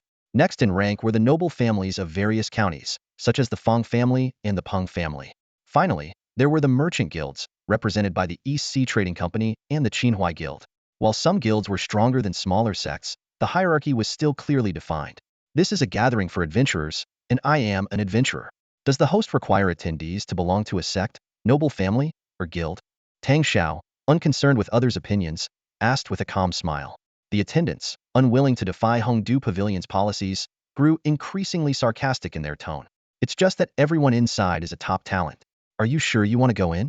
The implication of inviting humiliation upon yourself was so blatant that even Tang Shao couldn't help but frown. A group of people suddenly appeared on the street. One of them froze when he spotted Tang Shao, rubbed his eyes and tentatively called out, "Tang Shao? Is that really you?" Tang Shao frowned deeply. It was Di Shiji. And not just him. Fo Sheng, Renbuki, Li Zilian, and Meng Yuru were also among them. Aside from Kong Feilyang, nearly everyone who had once hunted him and Fong Row was present. Di Shiji quickly stepped forward and clapped Tang Shao on the shoulder. "Ha! One of life's greatest joys is meeting an old friend in a distant land. What luck to run into you here, brother Tang Shao." The others laughed as they gathered around. Tang Shao knew they were up to no good. It was obvious they hadn't given up on their pursuit of him and Fong Row. However, he also wanted to use this chance to find out if Fong Row had returned to the Huawan sect. Over the past 3 years, he had thought about going back to check, but he was afraid of wasting time and missing any news of her. When 2 attendants tried to intervene, Di Shiji glared at them and barked, "Do you dare block disciples of the Huawan sect?" The attendants, intimidated, quickly stepped aside. Though the attendants were at the Qi enlightenment level and these Huawan sect disciples were only at the master level, the sect's backing was formidable. The group found a table on the first floor and sat down. In truth, for this 100 sects tournament, the Huawan sect had sent 500 or 600 people. These master-level disciples were at the bottom of the ranks and had no right to go up to the second floor. They were merely here to spectate, thick-skinned enough to join the crowd. Of course, if they knew Tang Zhao's current cultivation level, they wouldn't dare act so arrogantly. Di Shiji grinned and asked, "It's been years, brother Tang Shao. Where have you been making your fortune?" Tang Shao smiled faintly and replied, "Naturally, I'm here to participate in the 100 sects tournament. 3 years ago, I was fortunate enough to reach the master level, so I came today to broaden my horizons." As they were speaking, a cold and elegant figure descended from the upper floor. It was Fong Yu. She wore a pale cream-colored tassel dress today, with a simple hairpin holding a flower in her hair. Her face was partially covered by a veil, and her demeanor was graceful yet exuded a noble aloofness. Renbuki and the others couldn't take their eyes off her. Just then, a voice came from behind. "Young Master Tang, what are you doing here?"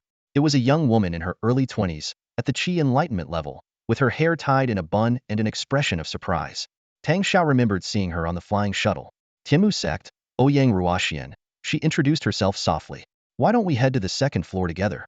The Qi enlightenment aura she released immediately made the master-level disciples at the table pale. Tang Shao sighed, stood up and said, "Apologies, I'll head upstairs first. Enjoy yourselves." As Tang Shao walked away, Renbuki gave a bitter smile. Di Shiji muttered under his breath, "It's probably because of his Qi enlightenment level elder brother." "Exactly." Meng Yuru sneered. "That woman may also be at the Qi enlightenment level, but she's definitely no match for his brother.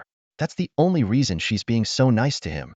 Fo Sheng spoke in a low voice. "In that case, we still have a chance." "Precisely." Di Shiji smirked coldly. "He can't always stick with that Qi enlightenment cultivator. Once he's alone, it'll be easy for us to deal with him. Besides, the Kong family is still offering a bounty for him and Fong Row. If we bring them back, those 300 lower-grade spirit stones will be ours to split." The group's eyes lit up with anticipation, but Li Zilian furrowed his brows, lost in thought. Tang Shao could still mingle with a few masters on the first floor, but upon reaching the second floor, he found himself in an awkward situation. The second floor had been renovated into a spacious hall, several dozen feet wide. The original private rooms had been removed, replaced by hundreds of neatly arranged round tables, resembling a dense chessboard. Each table was piled high with exquisite dishes, and every seat was occupied. When Tang Shao and Ouyang Ruoxian stepped onto the second floor, no one even glanced their way. Even the cultivators at the table nearest the staircase were engrossed in their meals, treating the pair as if they were invisible. Ouyang Ruoxian frowned as she scanned the hall, eventually spotting her sect members in the farthest corner. Young Master Tang, why don't you join me over there? The spot may be a bit out of the way, but at least it's better than having no seat, she suggested with a smile. In this hall where those seated in the east were considered most prestigious, the spot Ouyang Ruoxian pointed to was in the least favorable corner. Coming from a minor sect, Tianmu sect had only 5 or 6 representatives participating in the 100 provinces competition. Amid the crowd of adventurers, they were hardly noticeable, and simply having a seat was already a blessing. Tang Shao, preoccupied with thoughts of Fong Row, paid little attention to the seating arrangements. With his keen senses, no conversation in the hall could escape his ears. After expressing his gratitude, he followed Ouyang Ruoxian to the table.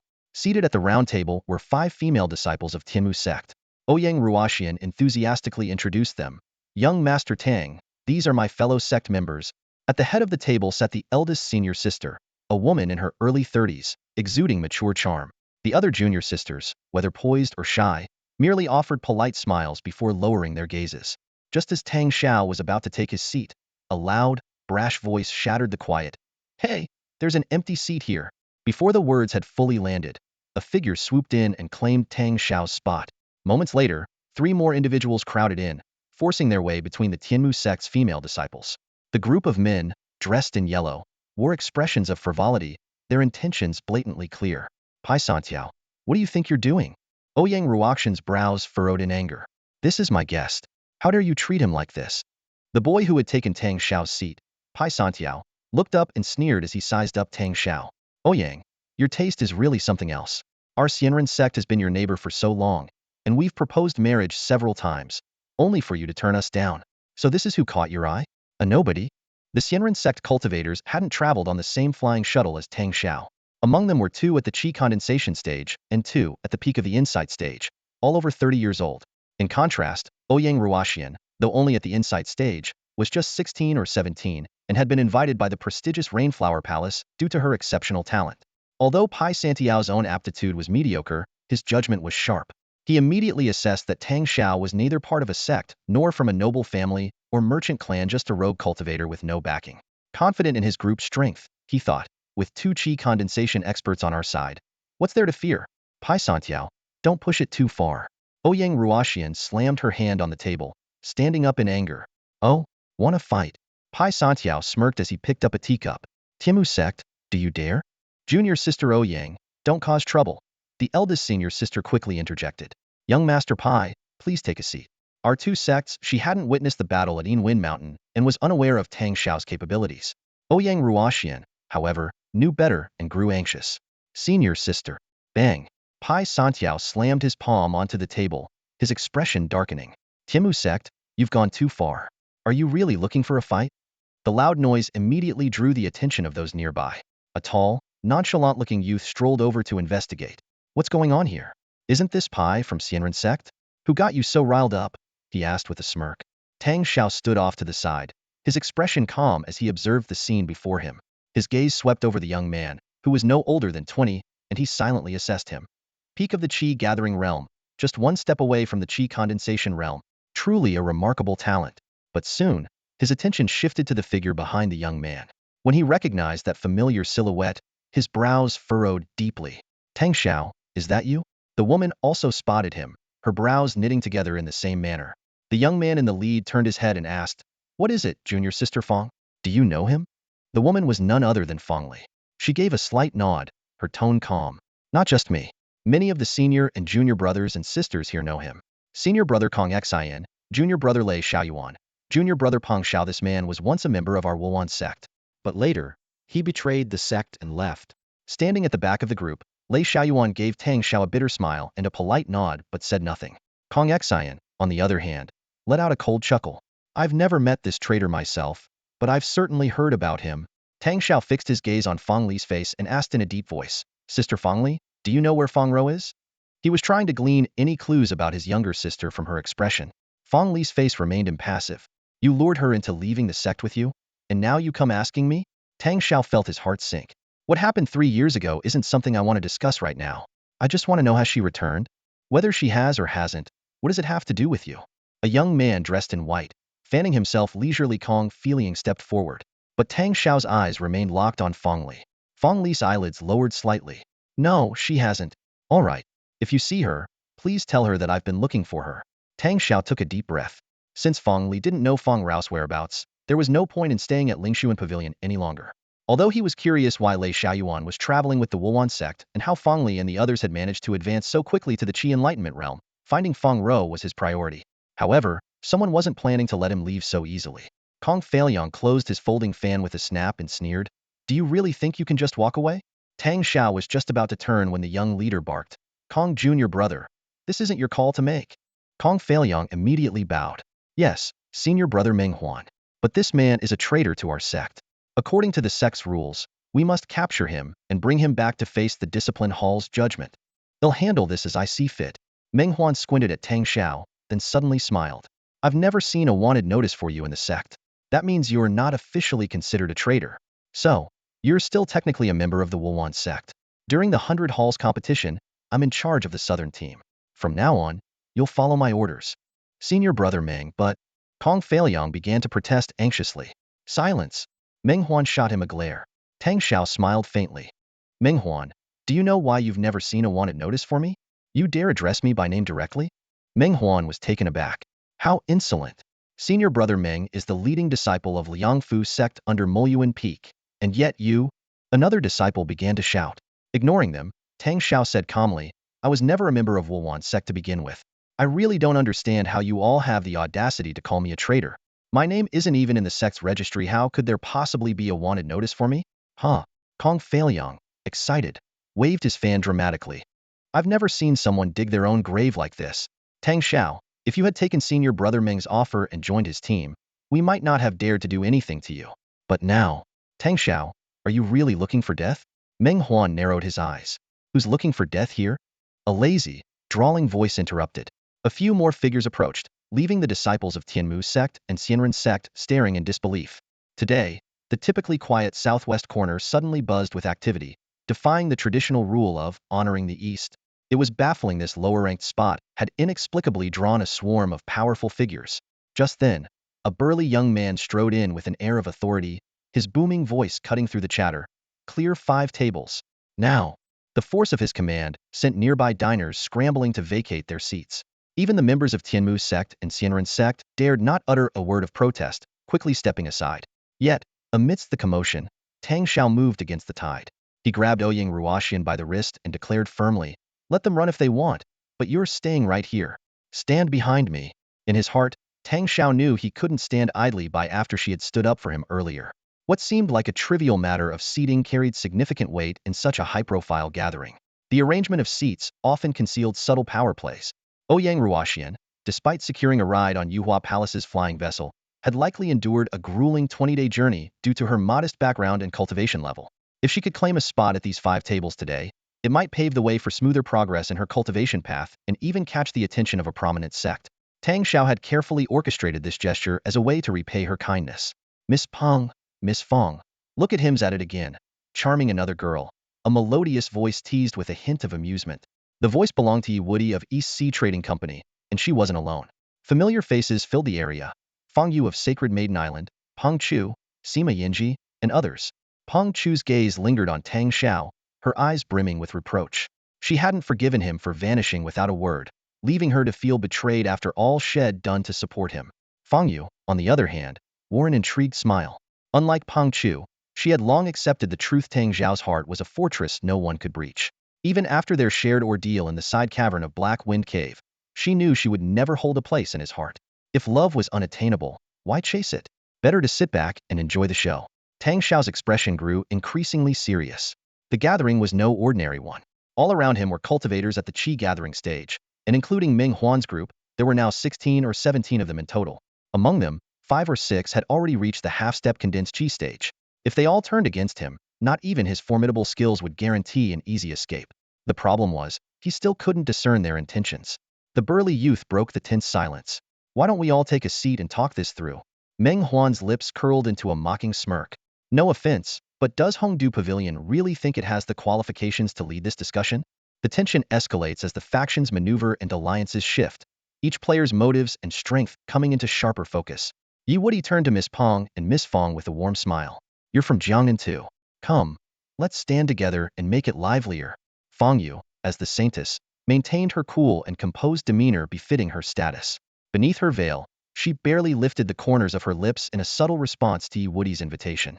Seeing this, Peng Chu chose to stay where she was as well. The atmosphere in the hall grew tense.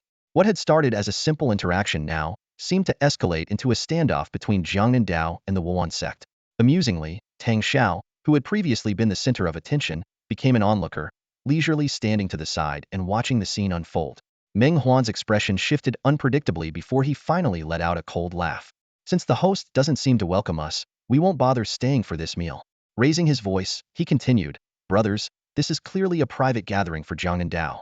Let's not intrude.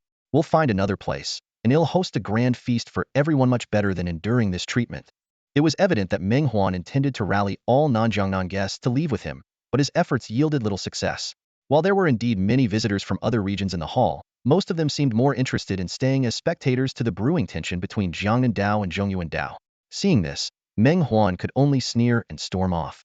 Fong Li, Kong Feiliang, Lei Xiaoyuan, and a few others exchanged a glance with Tang Shao before following suit.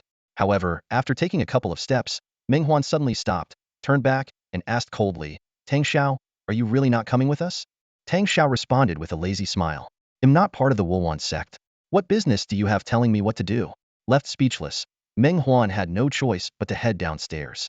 Sima Yinji, however, cheerfully patted Tang Shao on the shoulder. Good brother, let's have a drink. Clearly, seeing Meng Huan frustrated had delighted him. Yet Tang Shao seemed equally uninterested in spending time with Sima Yinji. With a polite gesture, he said, what a coincidence. I have some urgent matters to attend to. I won't be joining you, but I look forward to meeting again when I'm back in Jiangnan. Without sparing a glance at the sorrowful Peng Chu or the amused Fong Yu, Tang Shao turned and left in a carefree manner. As he stepped out of Lingshuan Pavilion, he found Fong Li standing by the street. Tang Shao frowned, turned around, and was about to leave when Fong Li's large, watery eyes fixed on him. Shall we talk? Without waiting for his response, she had already turned and walked ahead. Under the dim streetlights, their shadows stretched long. Tang Shao followed behind her, their silhouettes occasionally overlapping, making them look from afar like a solitary night traveler. They passed Lingshuan Pavilion and entered a narrow alley. The passage was only wide enough for two people to walk side by side, with smooth, towering walls on either side, leaving no gaps. The light from the street lamps grew even dimmer. Tang Shao could barely make out Fong Li's figure a few feet ahead, prompting him to heighten his vigilance. Fong Li suddenly stopped. Where is she? She asked softly. Tang Shao's heart sank. I was going to ask you as she returned to Huawan Peak. There was a moment of silence before Fong Li's voice, calm and devoid of emotion, broke the stillness. How did she go missing? Tang Shao recounted the pursuit and subsequent events in a slow and succinct manner. Fong Li listened quietly, her back to him the entire time. So, she's still in Jiangnan Dao? Fong Li analyzed in an even tone. 3 years have passed. If her strength had grown significantly, she would have made a name for herself and come looking for you. If she had returned, I would know too many people are watching you both. No matter where she is, I will find her, Tang Shao declared resolutely. After a long pause, Fong Li asked in a low voice, do you hate me? Why would I? Tang Shao countered. Fong Li let out a long sigh. You know, I was actually thinking of her. At least, from my perspective, marrying Kong Feiliang was the best path for her. Are you unaware of the terrible things Kong Feiliang has done behind the scenes? Tang Shao retorted sharply. I know, but what does that change? Fong Li shook her head. What man isn't unfaithful? Don't you have Peng Chu and Fong Yu around you? Besides, I'm Kong Feiliang's wife. If we sisters join forces, what could we possibly fear? I have no relationship with Peng Chu or Fong Yu at most. We're just companions, Tang Shao stated firmly. As her sister, is this truly how you're looking out for her? Do you even care about what she wants? Her wants? Fong Li's voice remained indifferent. If I cared about what she wanted, then who would care about what I want? About what my father wants? About the thousands of lives in the Fong family? Tang Shao froze. What does this have to do with any of that? Fong Li turned to face him, her chest rising and falling slightly, though her expression was eerily calm. Do you know why I brought Fong Row to Huawan Peak? My master is Kong Xueqi, the 17th daughter of the Peak Lord, and one of the 5 Dan-level experts on the mountain. She took me as her disciple with the sole purpose of having both Fong Row and me marry Kong Feiliang. If I refused, my entire family would pay the price for my Defiance. No one would be spared. That sounds like something out of a nightmare. No, I know she meant every word, Fong Li said quietly, recounting events from 3 years prior. When her master demanded that she fulfill the agreement, a strange illness suddenly swept through the Fong family.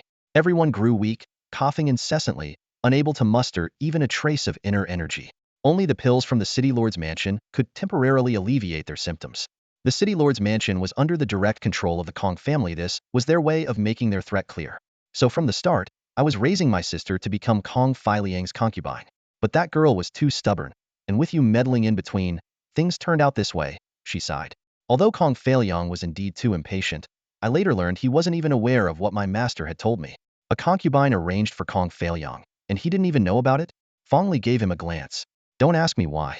I once asked my master why she wanted us sisters to marry Kong Fei Liang.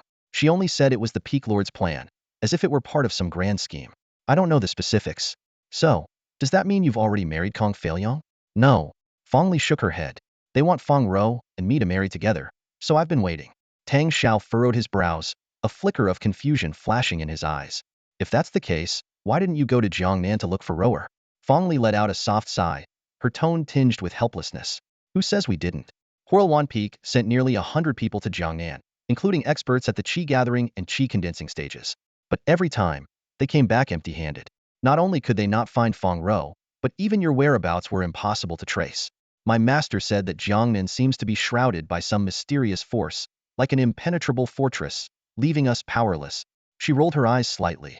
If it weren't for the rumor that you were participating in the 100 Prefectures tournament, my master might have already gone to Jiangnan personally. Tang Shao bit his lip, unease rising in his chest.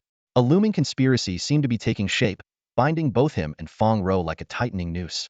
What troubled him the most was the complete lack of news about Fong Row. If the silence continues, his body shuddered, unable to finish the thought. Fong Li appeared to see through his worry and shook her head. Fong Row isn't dead. She might just be in a terrible situation. How do you know? Tang Shao asked urgently. My master said so. I asked for an explanation, but she only said the information is absolutely reliable. Fong Li's tone shifted abruptly. That's enough. I don't have much time to chat. You should leave and die. Before her words fully registered, Fong Li's expression hardened. A gleaming long sword in her hand thrust straight toward Tang Xiao's chest. But Tang Shao had anticipated her move. He stepped back swiftly, spinning to strike the wall to his left with his palm. How sharp is this kid's sense of danger? A burst of laughter echoed through the dust and debris. With a deafening rumble, two towering walls crumbled, sending a cascade of shattered bricks and stones mixed with flashing sword light hurtling in all directions. Yet Tang Shao had already leaped several meters away, his swallowing cloud sword pressed firmly against Fong Li's throat, pinning her against a poplar tree. Shock was written all over Fong Li's face. Your cultivation. Tang Xiao's voice was icy. Don't think that just because you're Fong Row's sister, I won't kill you. Answer me two questions. First, is Fong Row truly alive? Second, where is Fong Row's mother? Her words were half-truths, but Fong Row is indeed alive. From the swirling dust emerged a figure Meng Huan. He rested a serrated longsword casually on his shoulder, smiling. Tang Shao, I've always admired your potential. I never expected that in just 3 years, you would become a qi gathering stage expert. Fong Li's face grew even paler. A rogue cultivator, with no resources to speak of, achieving the qi gathering stage in 3 short years? It shattered everything she thought she knew. Tang Shao remained silent, waiting for Meng Huan's next move. Meng Huan's words carried a hint of seduction.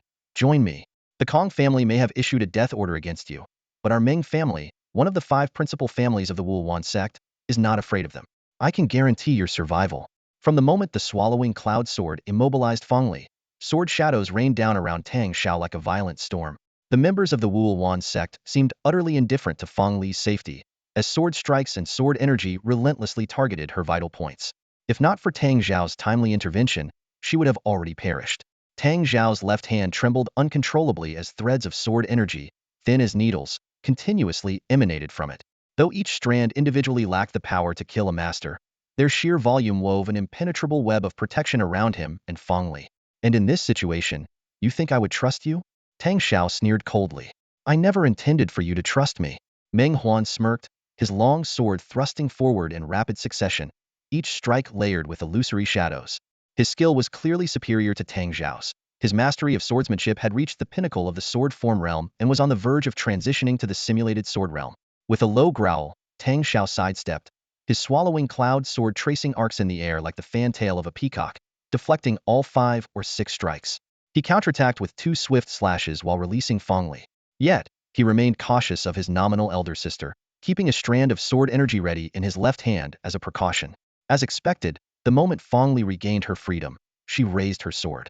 However, before she could make her move, a hand had already seized her collar.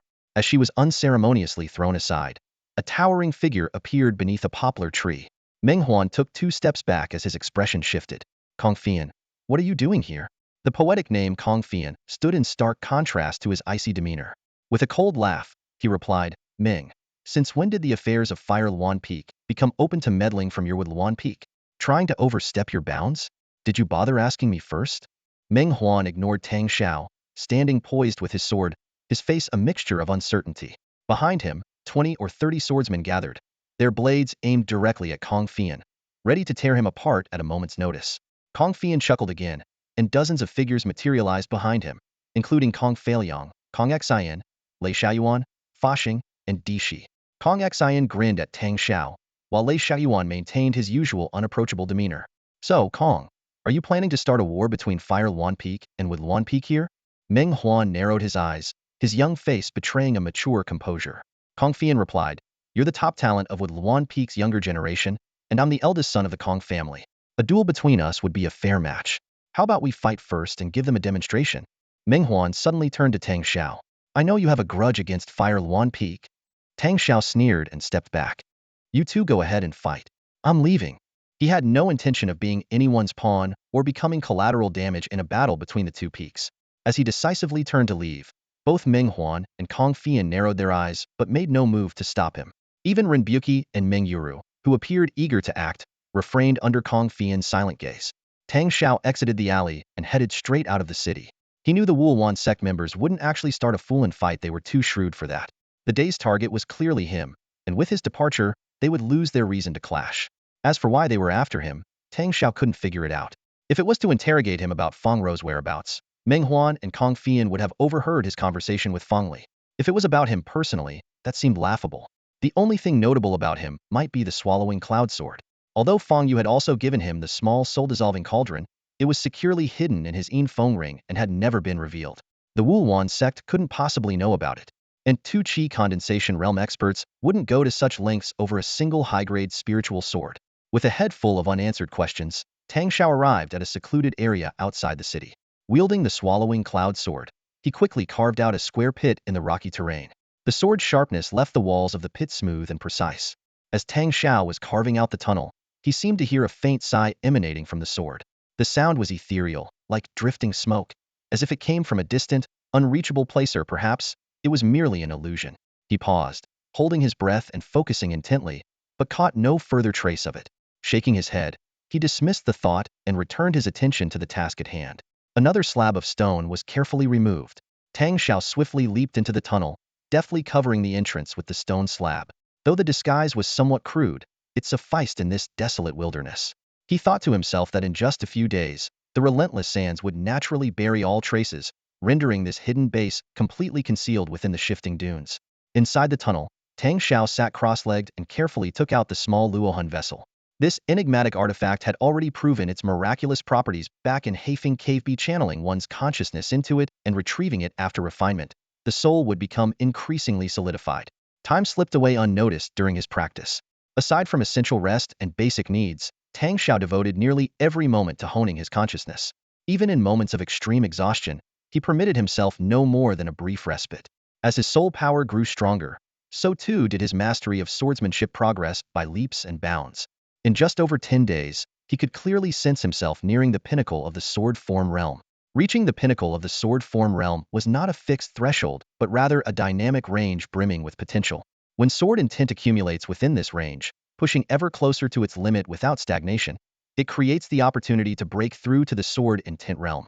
Unfortunately, the small Luohan vessel, which Fong Yu had lent to him, was only his to use for a limited time of just over 10 days. And now, that precious time had run out. Clicking his tongue in regret, Tang Shao carefully stowed the artifact away before drawing his sword and slicing through the stone slab above him. The moment he poked his head out, a sharp burst of sword energy came hurtling through the air toward him. Thought you were a rat hiding in the dark. Surprising to see you actually come out. A sarcastic voice instantly ignited Tang Xiao's anger. Half a month of seclusion had left him reeking of an unpleasant odor, eating, drinking, and sleeping all in one confined space. Such a lifestyle had already made him irritable. Now, stepping out only to be mocked like this, he immediately drew his swallowing cloud sword. its blade gleaming with a frosty light. At that moment, a familiar voice urgently shouted, "No, we really didn't take it." "Then who did? Are you saying someone else was there?" "Actually, yes." "No, wait, young Master Huang, the person is right here. It's him took a lot of wind crystals." The speaker was a middle-aged man in his 30s or 40s, his sharp gaze locking onto Tang Shao. "If you're going to find a scapegoat, at least pick someone plausible." "Wait a second, kid. Where the hell did you even come from?" Tang Shao scanned the surroundings and spotted some familiar faces: Zhou Shuai, Iji Jinda, and Park Su standing across from the sarcastic middle-aged man. Their once arrogant demeanor from the Black Wind Cavern was nowhere to be seen. Each looked anxious, drenched in sweat. The moment they saw Tang Shao, it was as if they had found a lifeline, all three simultaneously pointing at him. Zhou Shuai spoke quickly, "Senior Brother Huang, it's really him. Back then, he was the one who barged into the Divine Eye Cavern. We don't know how many wind crystals he took, but by the time we got rid of those 3 black wind demon apes and entered the cavern, there wasn't a single crystal left. The Grand Sect competition happens only once every 50 years, Huang Shixiang said arrogantly. Over those 50 years, the Black Wind Cavern produces just over 100 wind crystals, all of which are in the Divine Eye Cavern. So, kid, it seems you might have actually taken them. Hand them over." Zhou Shuai eagerly added. "Do you see who's standing before you? This is Senior Brother Huang Wuji, the top disciple of the Jade Truth Hall of the Taiji sect. Since he's spoken, you'd better act wisely." Tang Shao sneered, sheathed his swallowing cloud sword, and turned to leave. Although Zhou Shuai now looked like a tiger in distress, his spirit completely broken, it wasn't surprising. Despite the Changbai sect's reputation as the 4th greatest sect under heaven, it was still inferior to one of the top 3 sects like the Taiji sect. Huang Wuji's strength was on par with Ming Huan and Kong Fian, all of them at the peak of the Qi condensation stage and nearing the foundation establishment stage. However, if he thought that alone could intimidate Tang Shao, he was far too naive. Seeing Tang Shao's blatant disregard, Huang Wuji's eyes sharpened, and he barked, "You think you can just walk away like that?" Tang Shao stopped in his tracks, turned back, and smirked coldly. "If you want to fight, then fight. Spare me the chatter." Huang Wuji clenched his fists, about to speak. "It seems you've never heard of the Taiji sect." Before he could finish, a sharp sword energy tore through the air, heading straight for his chest.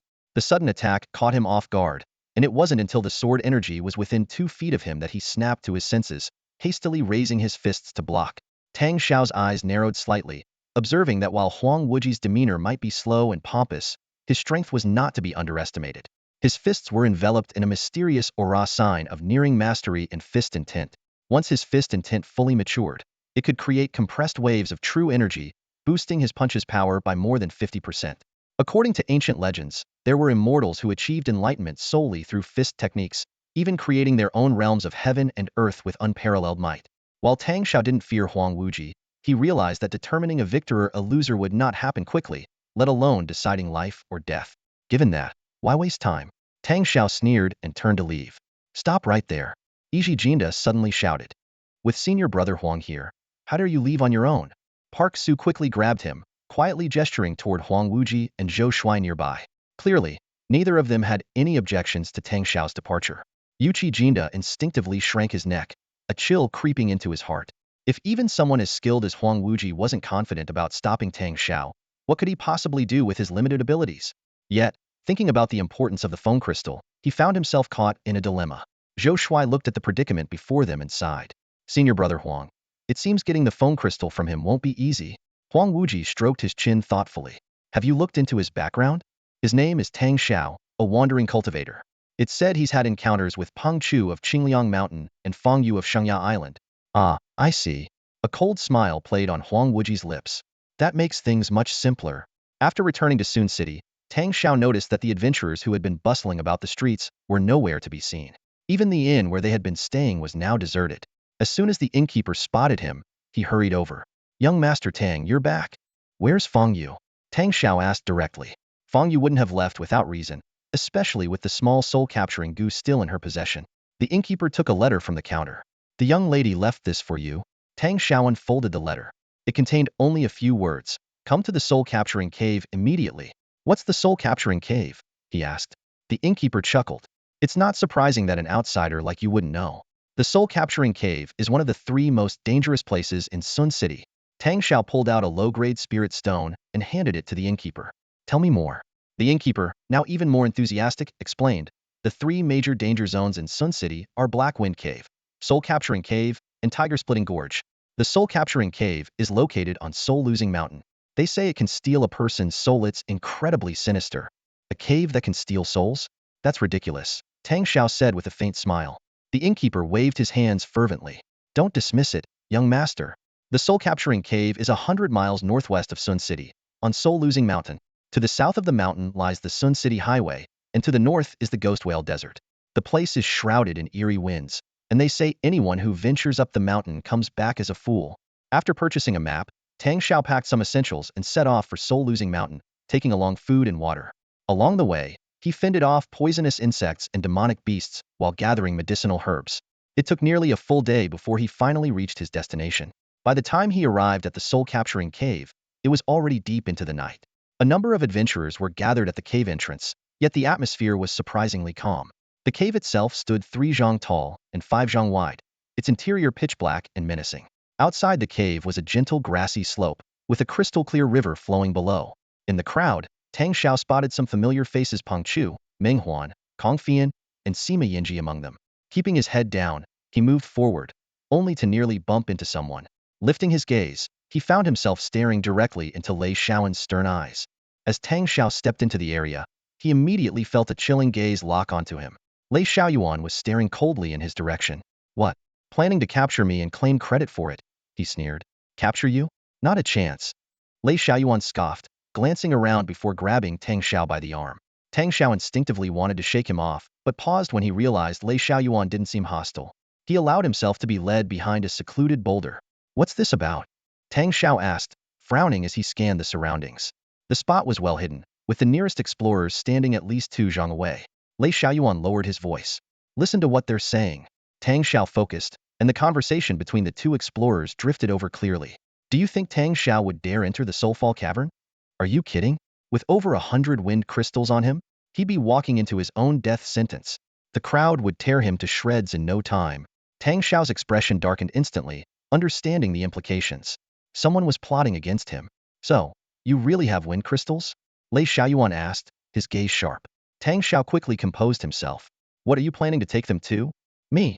Lei Shaoyuan chuckled dryly. 3 years ago, I couldn't beat you. Now, I wouldn't stand a chance. If I wanted to harm you, all I'd need to do is shout, Tang Shao is here. That'd be enough. Tang Shao fell silent. It was true. With so many people around, he wouldn't make it out alive. Lei Shaoyuan sighed. If it weren't for the fact that you're my brother-in-law. He trailed off, his tone shifting. Brother-in-law? Tang Shao repeated, stunned. Lei Shaoyuan explained with a weary sigh.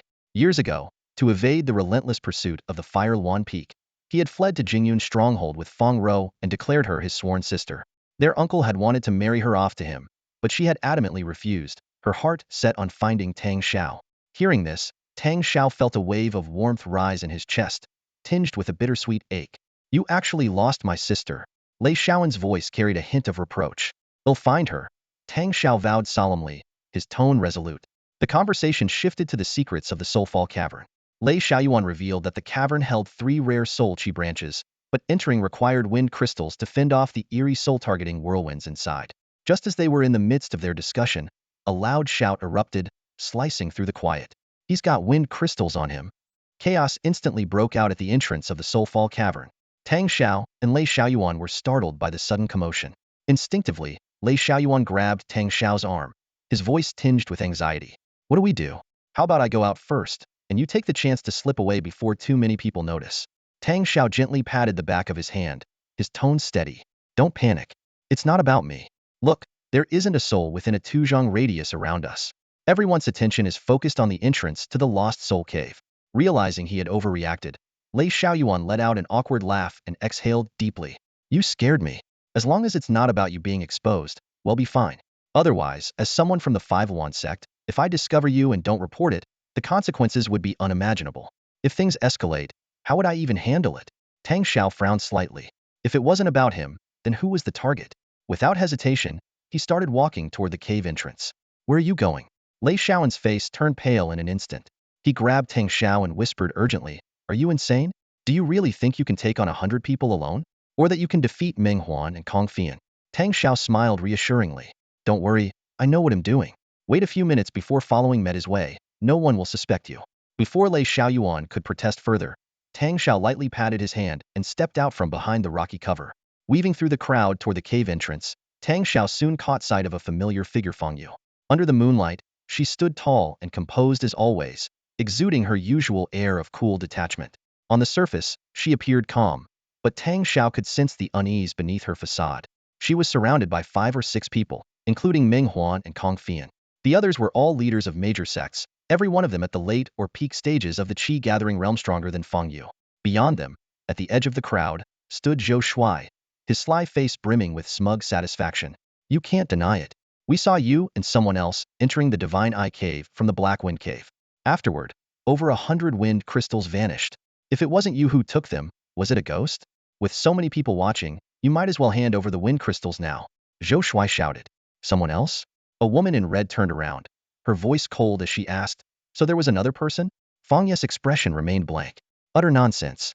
As a saintess of Shengya Island, when have I ever traveled with anyone? And I've never set foot in this so-called Black Wind Cave. Zhou Shuai, by slandering me like this, are you trying to disrespect Shengya Island? Oh, Shengya Island is so impressive, is it?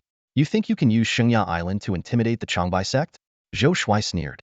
The woman in red abruptly cut him off. Junior brother Zhou, watch your words. Don't bring trouble to the Changbai sect. Zhou Shuai froze. Although he hadn't explicitly claimed that the Changbai sect was the 4th most powerful sect in the world, his pride was evident. In his eyes, Shengya Island was nothing more than a small island in the Eastern Sea. Sure, its strength was notable, with rumors of several nascent soul cultivators, but so what? The Changbai sect not only had multiple nascent soul cultivators, but also a half-step Earthrealm expert and tens of thousands of disciples.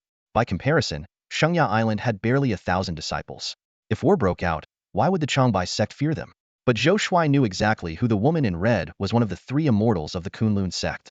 Her strength rivaled that of Meng Huan and Kong Fian, and she had ties to the Changbai sect. He didn't dare defy her. After reprimanding Zhou Shuai, the woman in red turned to Fong Yu with a smile. If it were just one sect, we might hesitate to offend Shengya Island. Unfortunately, you are merely one of the many saintesses on the island. Surely your sect wouldn't go to war with the 3 major sects over you alone. Why not hand over the wind crystals and avoid unnecessary conflict? Though her tone was gentler than Zhou Shuai's, it was clear she didn't believe Fong Yu. Fong Yu gripped her Gyukin-like weapon tightly and sneered. False accusations. If it's a fight you want, then let's fight. Shengya Island has never feared battle. Even if I die today, the island master will avenge me. At the mention of Shengya Island's notoriously protective island master, hesitation flickered across the faces of those surrounding her. The woman in red smiled again. If Miss Fong is so determined not to hand over the wind crystals, that's fine. Just tell us who your companion is, and we'll ask them instead. Surely this isn't too much to ask? Her suggestion seemed reasonable but was, in fact, a calculated move to shift the blame. If Fong Yu revealed her companion, she could escape unscathed. After all, the group didn't need all the wind crystals just enough for themselves and their allies to enter the cave. What happened to others was of no concern to them. For Fong Yu, betraying her companion might not seem like a significant sacrifice. After all, wasn't the path of cultivation all about fighting for oneself? Even if the person was a disciple of Shengya Island, what did it have to do with Fong Yu? Why should she sacrifice herself for him? Fong Yu merely let out a cold laugh, a flash of disdain flickering in her eyes. I've already told you, I didn't travel with anyone, nor have I been to Blackwind Cavern. Tang Shao, who had squeezed to the front of the crowd, frowned slightly. This foolish woman, did she really think she could sway him with such words? The Scarlet Mist Fairy furrowed her delicate brows, a trace of impatience in her voice. Miss Fong, I, Scarlet Mist, am speaking to you out of consideration for the fact that we are both female cultivators. The path of cultivation is not an easy one, after all. Moreover, I hold great admiration for Shengya Island's reputation. But your unwillingness to cooperate, Tito, you think we have nothing better to do than chat with you in the middle of the night? As the third ranked among the 3 fairies of the younger generation of Kunlun sect, Scarlet Mist Fairy's strength was actually the greatest despite her ranking. Her words brought an immediate tension to the atmosphere, like a drawn bowstring ready to snap. Junior sister Scarlet, she's clearly refusing a toast only to drink a forfeit. Why waste words on her? Huang Wuji, standing beside her, barked sharply. Seize her and search her. Fong Ye's slender brows arched, a frosty glint flashing in her eyes. Search her? Were they planning to inflict such humiliation upon her? Junior brother Huang has a fine idea. Meng Huan sneered maliciously. When the time comes, let junior brother Huang do the honors. Once the wind crystals are found, you can have first pick. The 3 great sects had always been at odds, with rivalry among their disciples reaching a fever pitch. Even their forms of address reflected this tension. Addressing someone as junior brother or junior sister was a way of asserting superiority. They wouldn't even concede on something as trivial as a title. Being called junior brother by Meng Huan made Huang Wuji's brow twitch, but the thought of searching Fong Ye's elegant figure made his blood surge with excitement. He let out a few lewd chuckles, his desire barely concealed. However, before he could act, a young man in gray robes suddenly lost patience. Why waste so many words? The sky's about to brighten, he shouted, then lunged savagely at Fong Yu, reaching to tear away her veil. Let me see what you look like first. Fong Yu instinctively raised her imitation Jiao tail zither in defense. But when she caught a glimpse of the attacker's face, a flicker of surprise crossed her expression. It was Tang Shao. In that brief moment of hesitation, Tang Shao leaned in close, whispering near her ear, "Into the cave." Quick-witted as ever, Fong Yu immediately grasped his intent. In the blink of an eye, she lifted the zither, and Tang Shao struck it with a palm, sending her retreating several steps right to the cave entrance. He followed closely, and the two disappeared into the depths of the Soulfall Cavern in an instant. The onlookers, including Ming Huan and Scarlet Mist Fairy, were caught off guard. Huang Wuji was still muttering, "Who's in such a hurry?" when Zhou Shuai exclaimed, "Oh no!" The sudden outburst startled the crowd, and they turned to glare at him. Scarlet Mist Fairy was the first to scold. "Why are you shouting like that? Where's your composure as a top-tier cultivator?" Knowing Zhou Shuai well, her tone was more like a reprimand to a younger sibling. Zhou Shuai dared not argue back and instead pointed anxiously toward the cave entrance. "The one who just rushed in with her, he's one of her accomplices. He has wind crystals too. So that's why he looked familiar. It's Tang Shao." Huang Wuji exclaimed in realization. Peng Chu, standing among the crowd, stiffened. Only now did she grasp how swift Tang Shao's movements had been. She hadn't even caught a clear glimpse of him. Hearing Huang Wuji identify him, her eyes flickered, and she began inching toward the cave entrance. "If they're accomplices, why did he attack Miss Fong?" someone asked, puzzled. "Attack her? That wasn't an attack." Meng Huan sneered. "It was a rescue. If they didn't enter the cave, where else could they escape to?" The questioner fell silent, embarrassed. Someone else asked hesitantly, "What should we do now?" "Chase them, of course." Peng Chu shouted sharply, her figure darting forward like a streak of lightning, heading straight for the cave. She moved so quickly that Huang Wuji, reaching out to stop her, could only watch as she slipped past him. Several peak chi condensation cultivators had hesitated earlier, wary of the soul-wounding winds within the cavern. But seeing Peng Chu take the lead, they steeled themselves. Having someone else pave the way and shield them from some of the winds was better than venturing in alone. Besides, Tang Shao and Fong Yu had been in the cave for a while now. The absence of screams or signs of their demise was deeply suspicious. Unbeknownst to the pursuers, Tang Shao had already prepared for this moment. As he lunged at Fong Yu earlier, he had secretly grabbed 2 wind crystals. The moment they entered the cave, he tossed the crystals into the air. Instantly, the howling wind softened, and the excruciating pain that had felt like blades slicing their skin began to fade. The pitch-black cavern was now faintly illuminated. The cave itself was no more than 2 zhang in diameter, but its height stretched 6 or 7 zhang upward, resembling a bottomless abyss. The cave was filled with a biting chill, and whirlwinds flickered unpredictably, like dancing flames. 2 wind crystals emitted an indigo glow, carving out a safe zone about 6 or 7 feet wide after absorbing over a dozen whirlwinds. However, they quickly turned pitch black, fell to the ground with a clink, and lost their effectiveness. "Looks like even if I brought 100 of these wind crystals, they wouldn't be much help here." Fong Yu clicked his tongue, then turned to ask with a smile, "Why did you save me? Now look, you can't even get yourself out of here." Tang Shao replied irritably, "It's all because I wanted to return that little soul-trapping cauldron to you." He glanced around warily. "Let's move quickly. I sense some sort of formation over the reeds, probably what you're looking for. Stay close to me and don't get separated." Fong Yu smiled sweetly and followed him like an obedient kitten. As Tang Shao tossed out wind crystals to clear the way, he asked, "What exactly are you looking for in here?" "Officially, we're here to find the soul chi branches to refine chi soul pills." Fong Yu blinked innocently, but her expression soon turned serious. "But to be honest with you, the real target is a dragon molt. Near the soul chi branches, there's bound to be a dead entity with incredibly powerful soul energy that would be the remains of a divine dragon." "A dragon?" The word made Tang Shao gasp. Dragons, phoenixes, and cheilants were known as the 3 great divine beasts, with dragons being the most revered. In ancient times, the unparalleled great heavenly emperor had once raised a dragon, which eventually became the first ancestral dragon in history.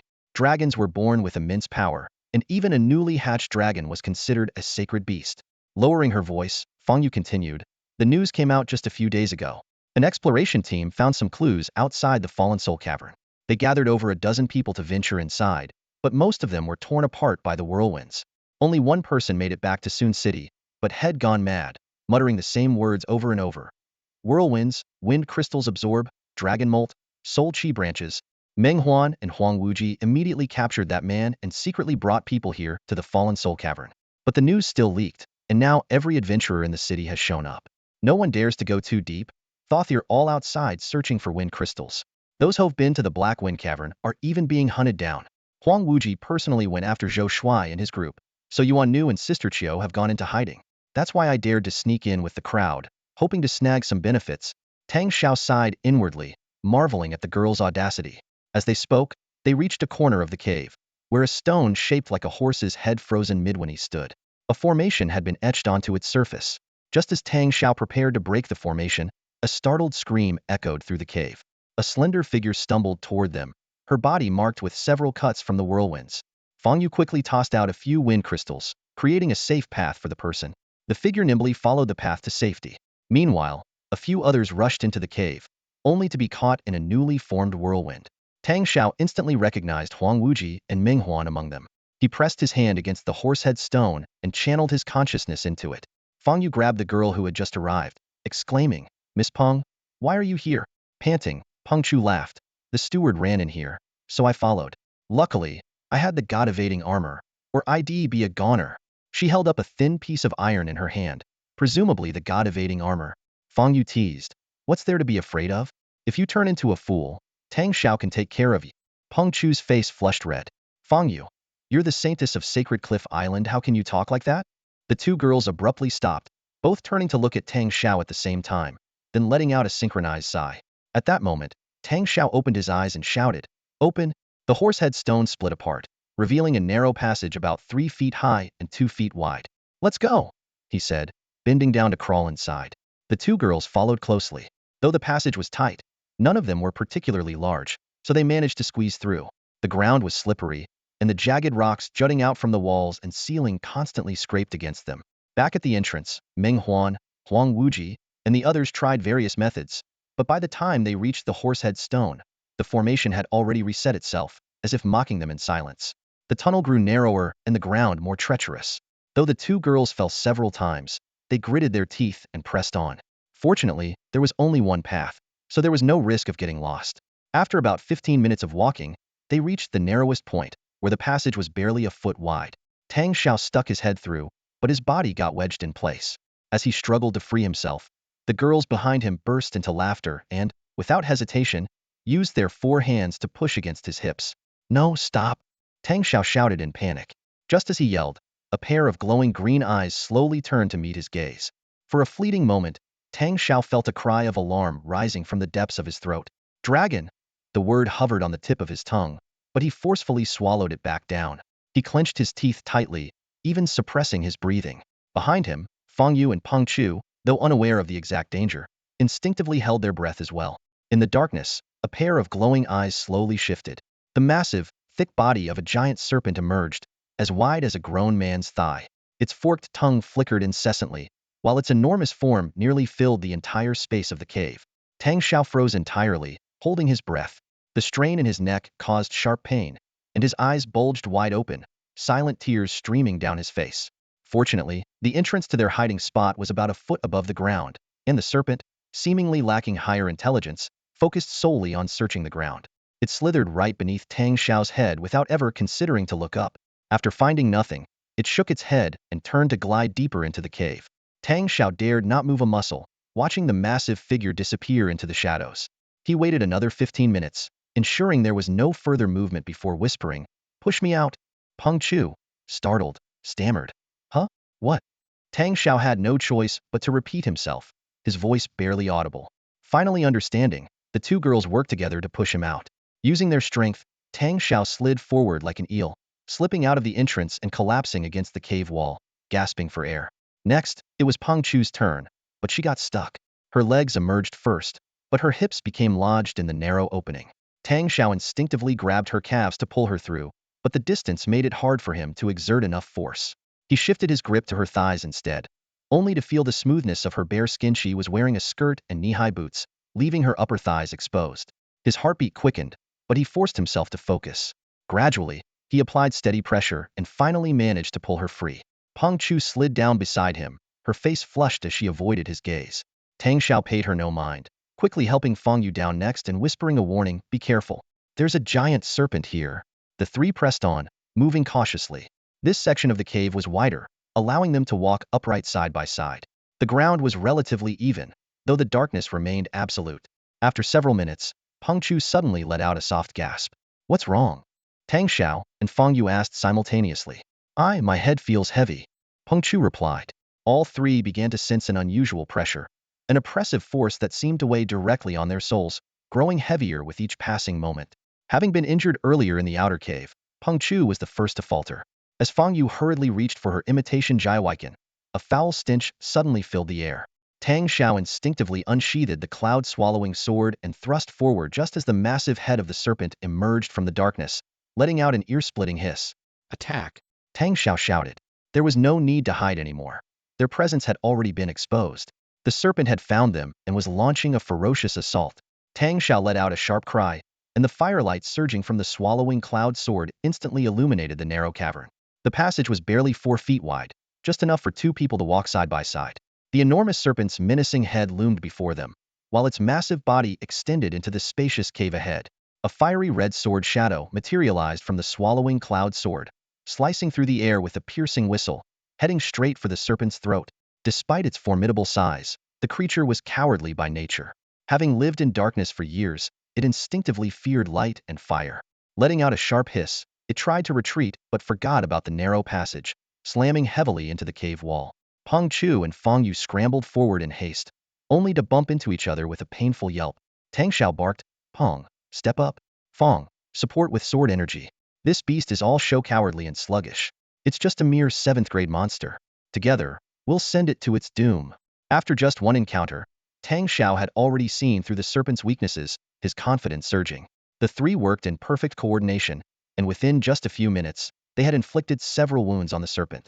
Though it didn't bleed, its anguished screeches echoed throughout the cave as it thrashed violently, causing rocks to cascade from above. Tang Shao gritted his teeth and focused, brushing his left hand along the sword blade. Another spectral blade shot forth, piercing the serpent's neck like lightning. The serpent let out a long, agonized hiss, rearing back sharply before retreating into the larger cave behind it. "You're not getting away," Tang Shao growled, leaping into the cavern after it. Fong Yu and Peng Chu followed closely behind. As soon as they landed, an overwhelming pressure, like the weight of a mountain, bore down on them. Tang Zhao's legs nearly buckled, but he steadied himself with sheer willpower. Fong Yu and Peng Chu, however, were less resilient, groaning under the crushing force. "Don't move. Get used to the pressure first," Tang Shao ordered, sitting cross-legged on the ground. Fong Yu quickly followed suit, while Peng Chu, having already fallen flat, simply stayed down. Even so, she managed to launch a burst of sword energy from her blade. Inside the larger cave, the serpent seemed to regain its confidence, moving freely as if unaffected by the oppressive force. It roared, baring its massive jaws in an attempt to swallow all three of them whole. Despite the pressure, Tang Shao wouldn't allow it to succeed. He swung the swallowing cloud sword, sending a burst of sword energy directly at the serpent's previous neck wound. The serpent dodged the critical hit and retaliated from the side. The sound of a zither-like resonance filled the air as two streams of sword energy intertwined. In its panic, the serpent failed to evade Peng Chu's attack, which deeply slashed into its body, leaving it gravely injured. "Now's our chance." Tang Zhao's eyes gleamed as he shouted, scattering blade flash. His right hand trembled as the swallowing cloud sword unleashed a torrent of 30 fiery sword energies, weaving a dense, impenetrable net that engulfed the serpent entirely. When the sword energy dissipated, the three stood frozen in shock. The serpent had clearly been shredded into pieces by the sword net, yet the cave before them was empty, no blood, no corpse, as if everything they had just witnessed was an illusion. What just happened?" Peng Chu gasped, struggling to catch her breath. "Where's the serpent?" Tang Shao frowned in thought. "It must have been an illusion." "An illusion? How is that possible?" Fong Yu and Peng Chu exclaimed in unison. Tang Shao gazed deeper into the cave and explained slowly, "It was likely a soul body, probably a remnant spirit of a dead dragon, reformed and cultivated. That explains why our sword energy felt insubstantial against it. But if it was truly a dragon soul, why was it so weak, unable to even stand against us?" Fong Yu asked, puzzled. "Dragons are sacred beasts, far stronger than infant-stage cultivators. Even after death, they shouldn't be this feeble. Tang Shao continued. After the dragon's death, its soul would naturally dissipate. What we faced was likely a fragment of its spirit, slowly cultivating over time. It has only evolved to the level of a serpent far from becoming a flood dragon, let alone a true dragon. Its path of cultivation is still a long one. Remember, a snake must first shed into a serpent, then into a flood dragon, and finally into a true dragon. This serpent is still at the very beginning of that journey. Fong Yu glanced around, her eyes scanning the deep and shadowy cave. Tang Shao channeled his inner energy, and the crimson glow of the swallowing cloud sword flickered like flames, illuminating the entire cavern. Yet, there was still no sign of the dragon bones. An unseen pressure weighed heavier with each passing moment. Peng Chu could barely catch her breath, and Fong Yu's back began to curve under the strain. Tang Shao frowned and said, "You two should retreat to that smaller cave over there. I'll go search for the dragon remains." Seeing the two girls looking at him with concern, he added with a grin, "Don't worry. If I find any treasure, I'll be sure to share it with you." Fong Yu couldn't help but laugh softly, but a flicker of disappointment crossed Peng Chu's eyes. She understood all too well at the end of the day, in Tang Xiao's mind, they were merely collaborators. Sword in hand, Tang Shao carefully searched the cave, but there were still no traces of the dragon remains. What he did notice, however, was that he seemed to possess an innate ability to resist the oppressive force. Like a finely honed blade, the majority of the pressure seemed to slide off him. Even more intriguing was the uneven distribution of the pressure throughout the cave, which afforded him occasional moments to catch his breath. Suddenly, a thought struck him: this pressure must be emanating from the dragon remains. If so, then the place where the pressure was strongest must be where the remains were located. Excitement surged within him. Closing his eyes, Tang Shao focused, quickly pinpointing a direction. This time, instead of avoiding the pressure, he deliberately pressed onward toward the area where it was most intense. Even though he could deflect much of the oppressive force, his steps grew slower as he advanced. His shoulders sagged, his back bent, and sweat began to bead on his forehead. After half a quarter of an hour, he could only inch forward step by step. Another quarter of an hour later, he had to use the swallowing cloud sword to support himself. Yet, after another half quarter of an hour, he was nearly crawling.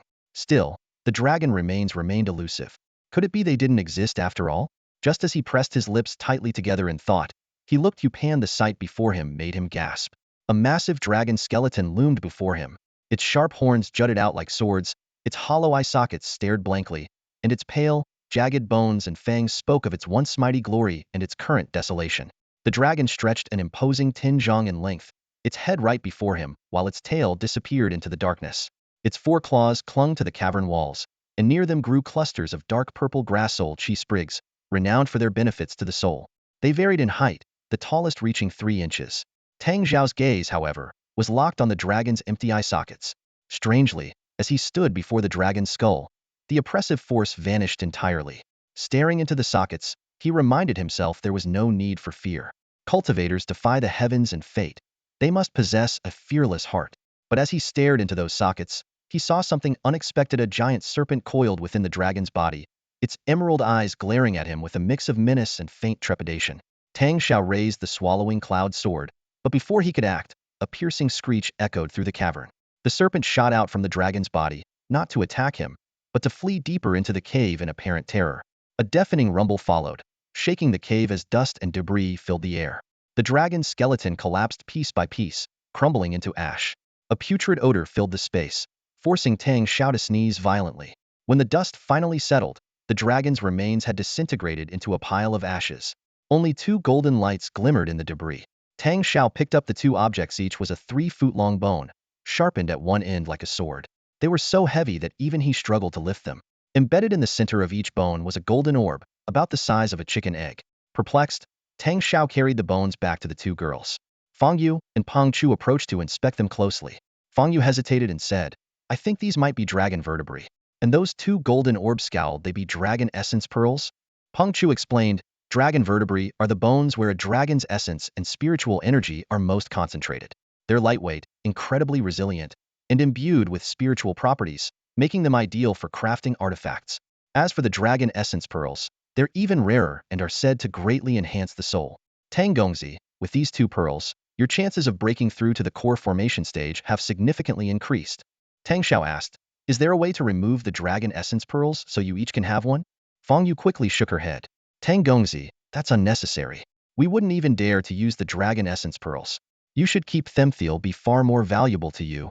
Peng Chu smiled and said, Miss Fong, Tang Gongzi, why don't we discuss this after we leave the cave? Finding their way out wasn't difficult. At the bottom of the cavern, they discovered a small tunnel. It wasn't long before they saw sunlight. Following the light, they emerged at the base of a mountain. This was no longer the entrance to the Fallen Soul Cave. Instead, a winding path stretched ahead. Beside the path stood a stone stele, upon which 3 bold characters were engraved. Dragon Bone Ruins. Tang Shao decided to leave the Great Shan Desert, his mind already made up. What truly concerned him was the whereabouts of Fong Row. As for the outcome of the 100 Houses competition, he had never cared. Fong Li's words were dubious at best and could not be trusted. The priority now was to continue searching for Fong Row. Fong Yu and Peng Chu also planned to leave with him. For Fong Yu, the small soul lost goo was already in her possession, making it pointless to stay any longer. She had arranged everything for the disciples of Shengya Island before coming to the Soul Lost Cavern, so there was no need for further concern. As for Peng Chu, she was always carefree, coming and going as she pleased.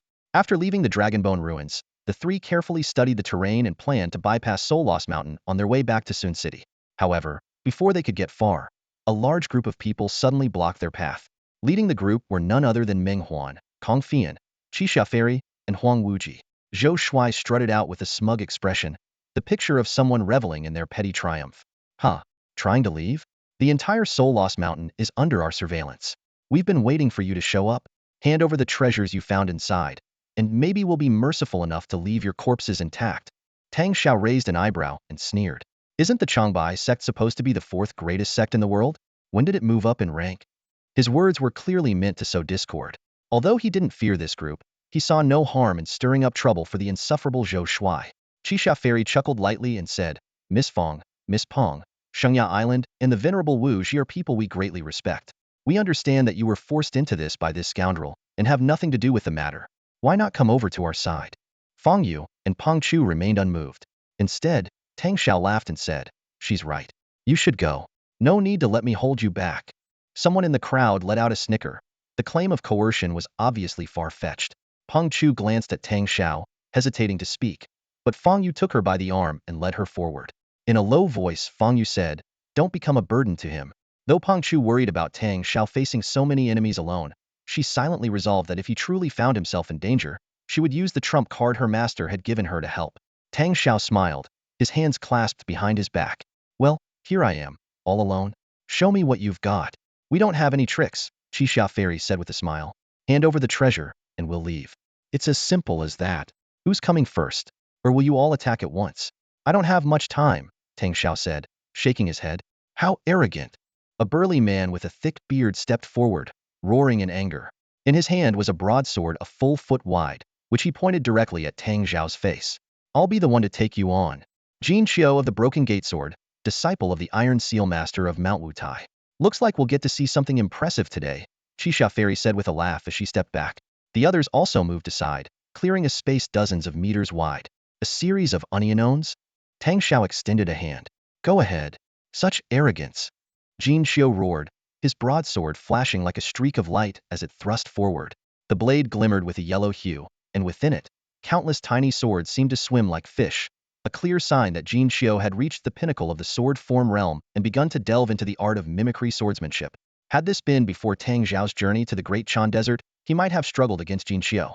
After all, Jin Qiu had the advantage of formal training, and when it came to mimicry swordsmanship, Tang Zhao's self-taught methods would have been inferior. But now, Tang Shao was no longer the same. He stood firm, waiting until the broadsword was mere inches from his face before making his move. His swallowing cloud sword angled upward in a swift thrust, meeting Jin Qiu's blade precisely at its tip. The two swords collided with perfect precision, as steady as a sculpture. Jin Qiu froze, the smug and sinister smile on his face suddenly stiffened. In that split second, Tang Zhao's figure vanished into thin air. Cold sweat drenched Jin Qiu's back as he instinctively swung his broadsword, forming a protective sword light around himself like an impenetrable shield. Losing sight of an opponent on the battlefield is a fatal predicament for any warrior. Jin Qiu panted heavily, his sword light enveloping him like a barrier as his eyes darted around in search of his adversary. Suddenly, a chorus of startled cries erupted from behind him. He turned to look, only to see chaos spreading through the crowd.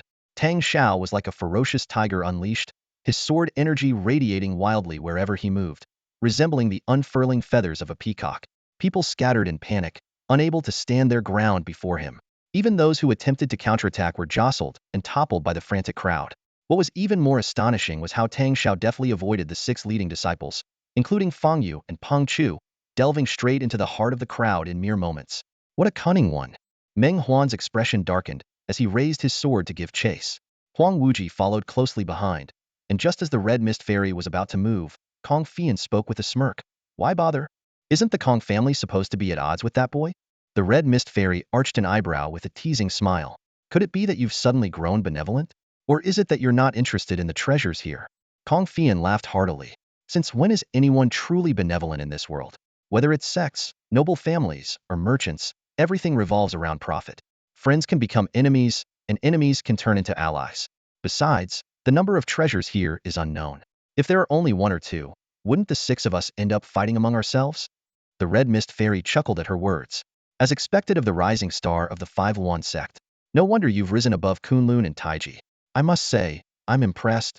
Meanwhile, Tang Shao weaved through the crowd like a fish in water, his entire being exuding sharp, menacing sword energy, yet he showed no urgency to break free. He was like a razor-sharp blade, and no one dared to block his path. Deliberately, he allowed the crowd around him to grow denser, using the people as a natural barrier to isolate Meng Huan, Jin Qiu, and the others. When nearly 200 people had gathered around him, Tang Shao suddenly threw his head back and laughed. Wutai Mountain, Taiji sect ill remember this. Jin Qiu roared in anger. And what of it? You're a dead man walking. Before he could finish, a deafening chorus of screams erupted from the crowd. Blood-red light burst forth around Tang Shao, and countless figures fell to the ground as he soared into the air. A small, lifelike sword hovered in front of him, its tip trembling as it radiated scorching energy. The red mist fairy exclaimed in astonishment. Could this be the legendary sword in tint? The phantom sword? Kong Fian's expression turned grave. No, it's not sword in tint yet. He's still at the pinnacle of the sword form realm. Though Tang Shao had yet to fully comprehend the essence of sword in tint, he had already touched its threshold. What held him back now was merely the bottleneck of his chi condensation stage cultivation. As soon as he broke through this barrier, the sword in tint would undoubtedly be within his grasp. The scarlet mist fairy watched intently, her beautiful eyes flickering with astonishment. Comprehending sword in tint at the chi condensation stage? Such talent was unprecedented in the history of the 5-1 sect. No, Kong Fian replied with a bitter shake of his head. The scarlet mist fairy's delicate face darkened instantly, ruthless glint flashing in her gaze. In that case, should we reconsider our approach? After all, a dead genius poses no threat. Kong Fian silently agreed. While he harbored thoughts of recruiting Tang Shao for his own benefit, it was only under the condition that Tang Shao would not jeopardize his own position. However, he knew he stood no chance of grasping sword in tint before reaching the core formation stage. To play it safe, capturing Tang Shao was the best course of action. Unfortunately, this decision came too late. Suddenly, Tang Shao leaped into the air, his momentum surging like a tidal wave, forcing the surrounding crowd to retreat. Even Meng Huan and Jin Qiu, who had been pursuing him, instinctively stepped back in surprise. They clearly hadn't expected the boy to have already brushed against the threshold of sword intent. Seizing the moment of collective shock, Tang Shao's figure shot forward like a sword, vanishing into the night in the blink of an eye. Meng Huan and Jin Qiu stood frozen in place, unable to snap out of their daze for a long time. Something's not right. A loud voice broke the silence. All eyes, including those of the newly arrived Kong Fian and Scarlet Mist Fairy, turned toward the speaker, a white-robed young man who had remained silent and uninvolved in the earlier clash. What insight does Senior Brothers Wuqiu have to share? The Scarlet Mist Fairy asked with a faint smile. The white-robed youth, named Wuqiu Shi, was the foremost disciple of the Cloud Gate Sword Cavern located outside Luo County in Yu Prefecture, Central Plains. His master, the carefree Sword Elder, was one of the 6 renowned rogue cultivators, standing on par with the Wise Master and a formidable nascent soul expert. At just 18 years old, Wuqiu Shi had already reached the pinnacle of the sword form stage and the peak of Qi gathering, making him one of the most outstanding talents among the younger generation of the Yanhan Empire. The narrative continues. Would you like me to proceed with the rest? That's all for today. Thank you so much for watching. I hope you guys enjoyed. If you wish to have another part of this recap, please give us at least 1,000 likes. Please don't forget to comment and subscribe to our channel for more content like this. Until next time.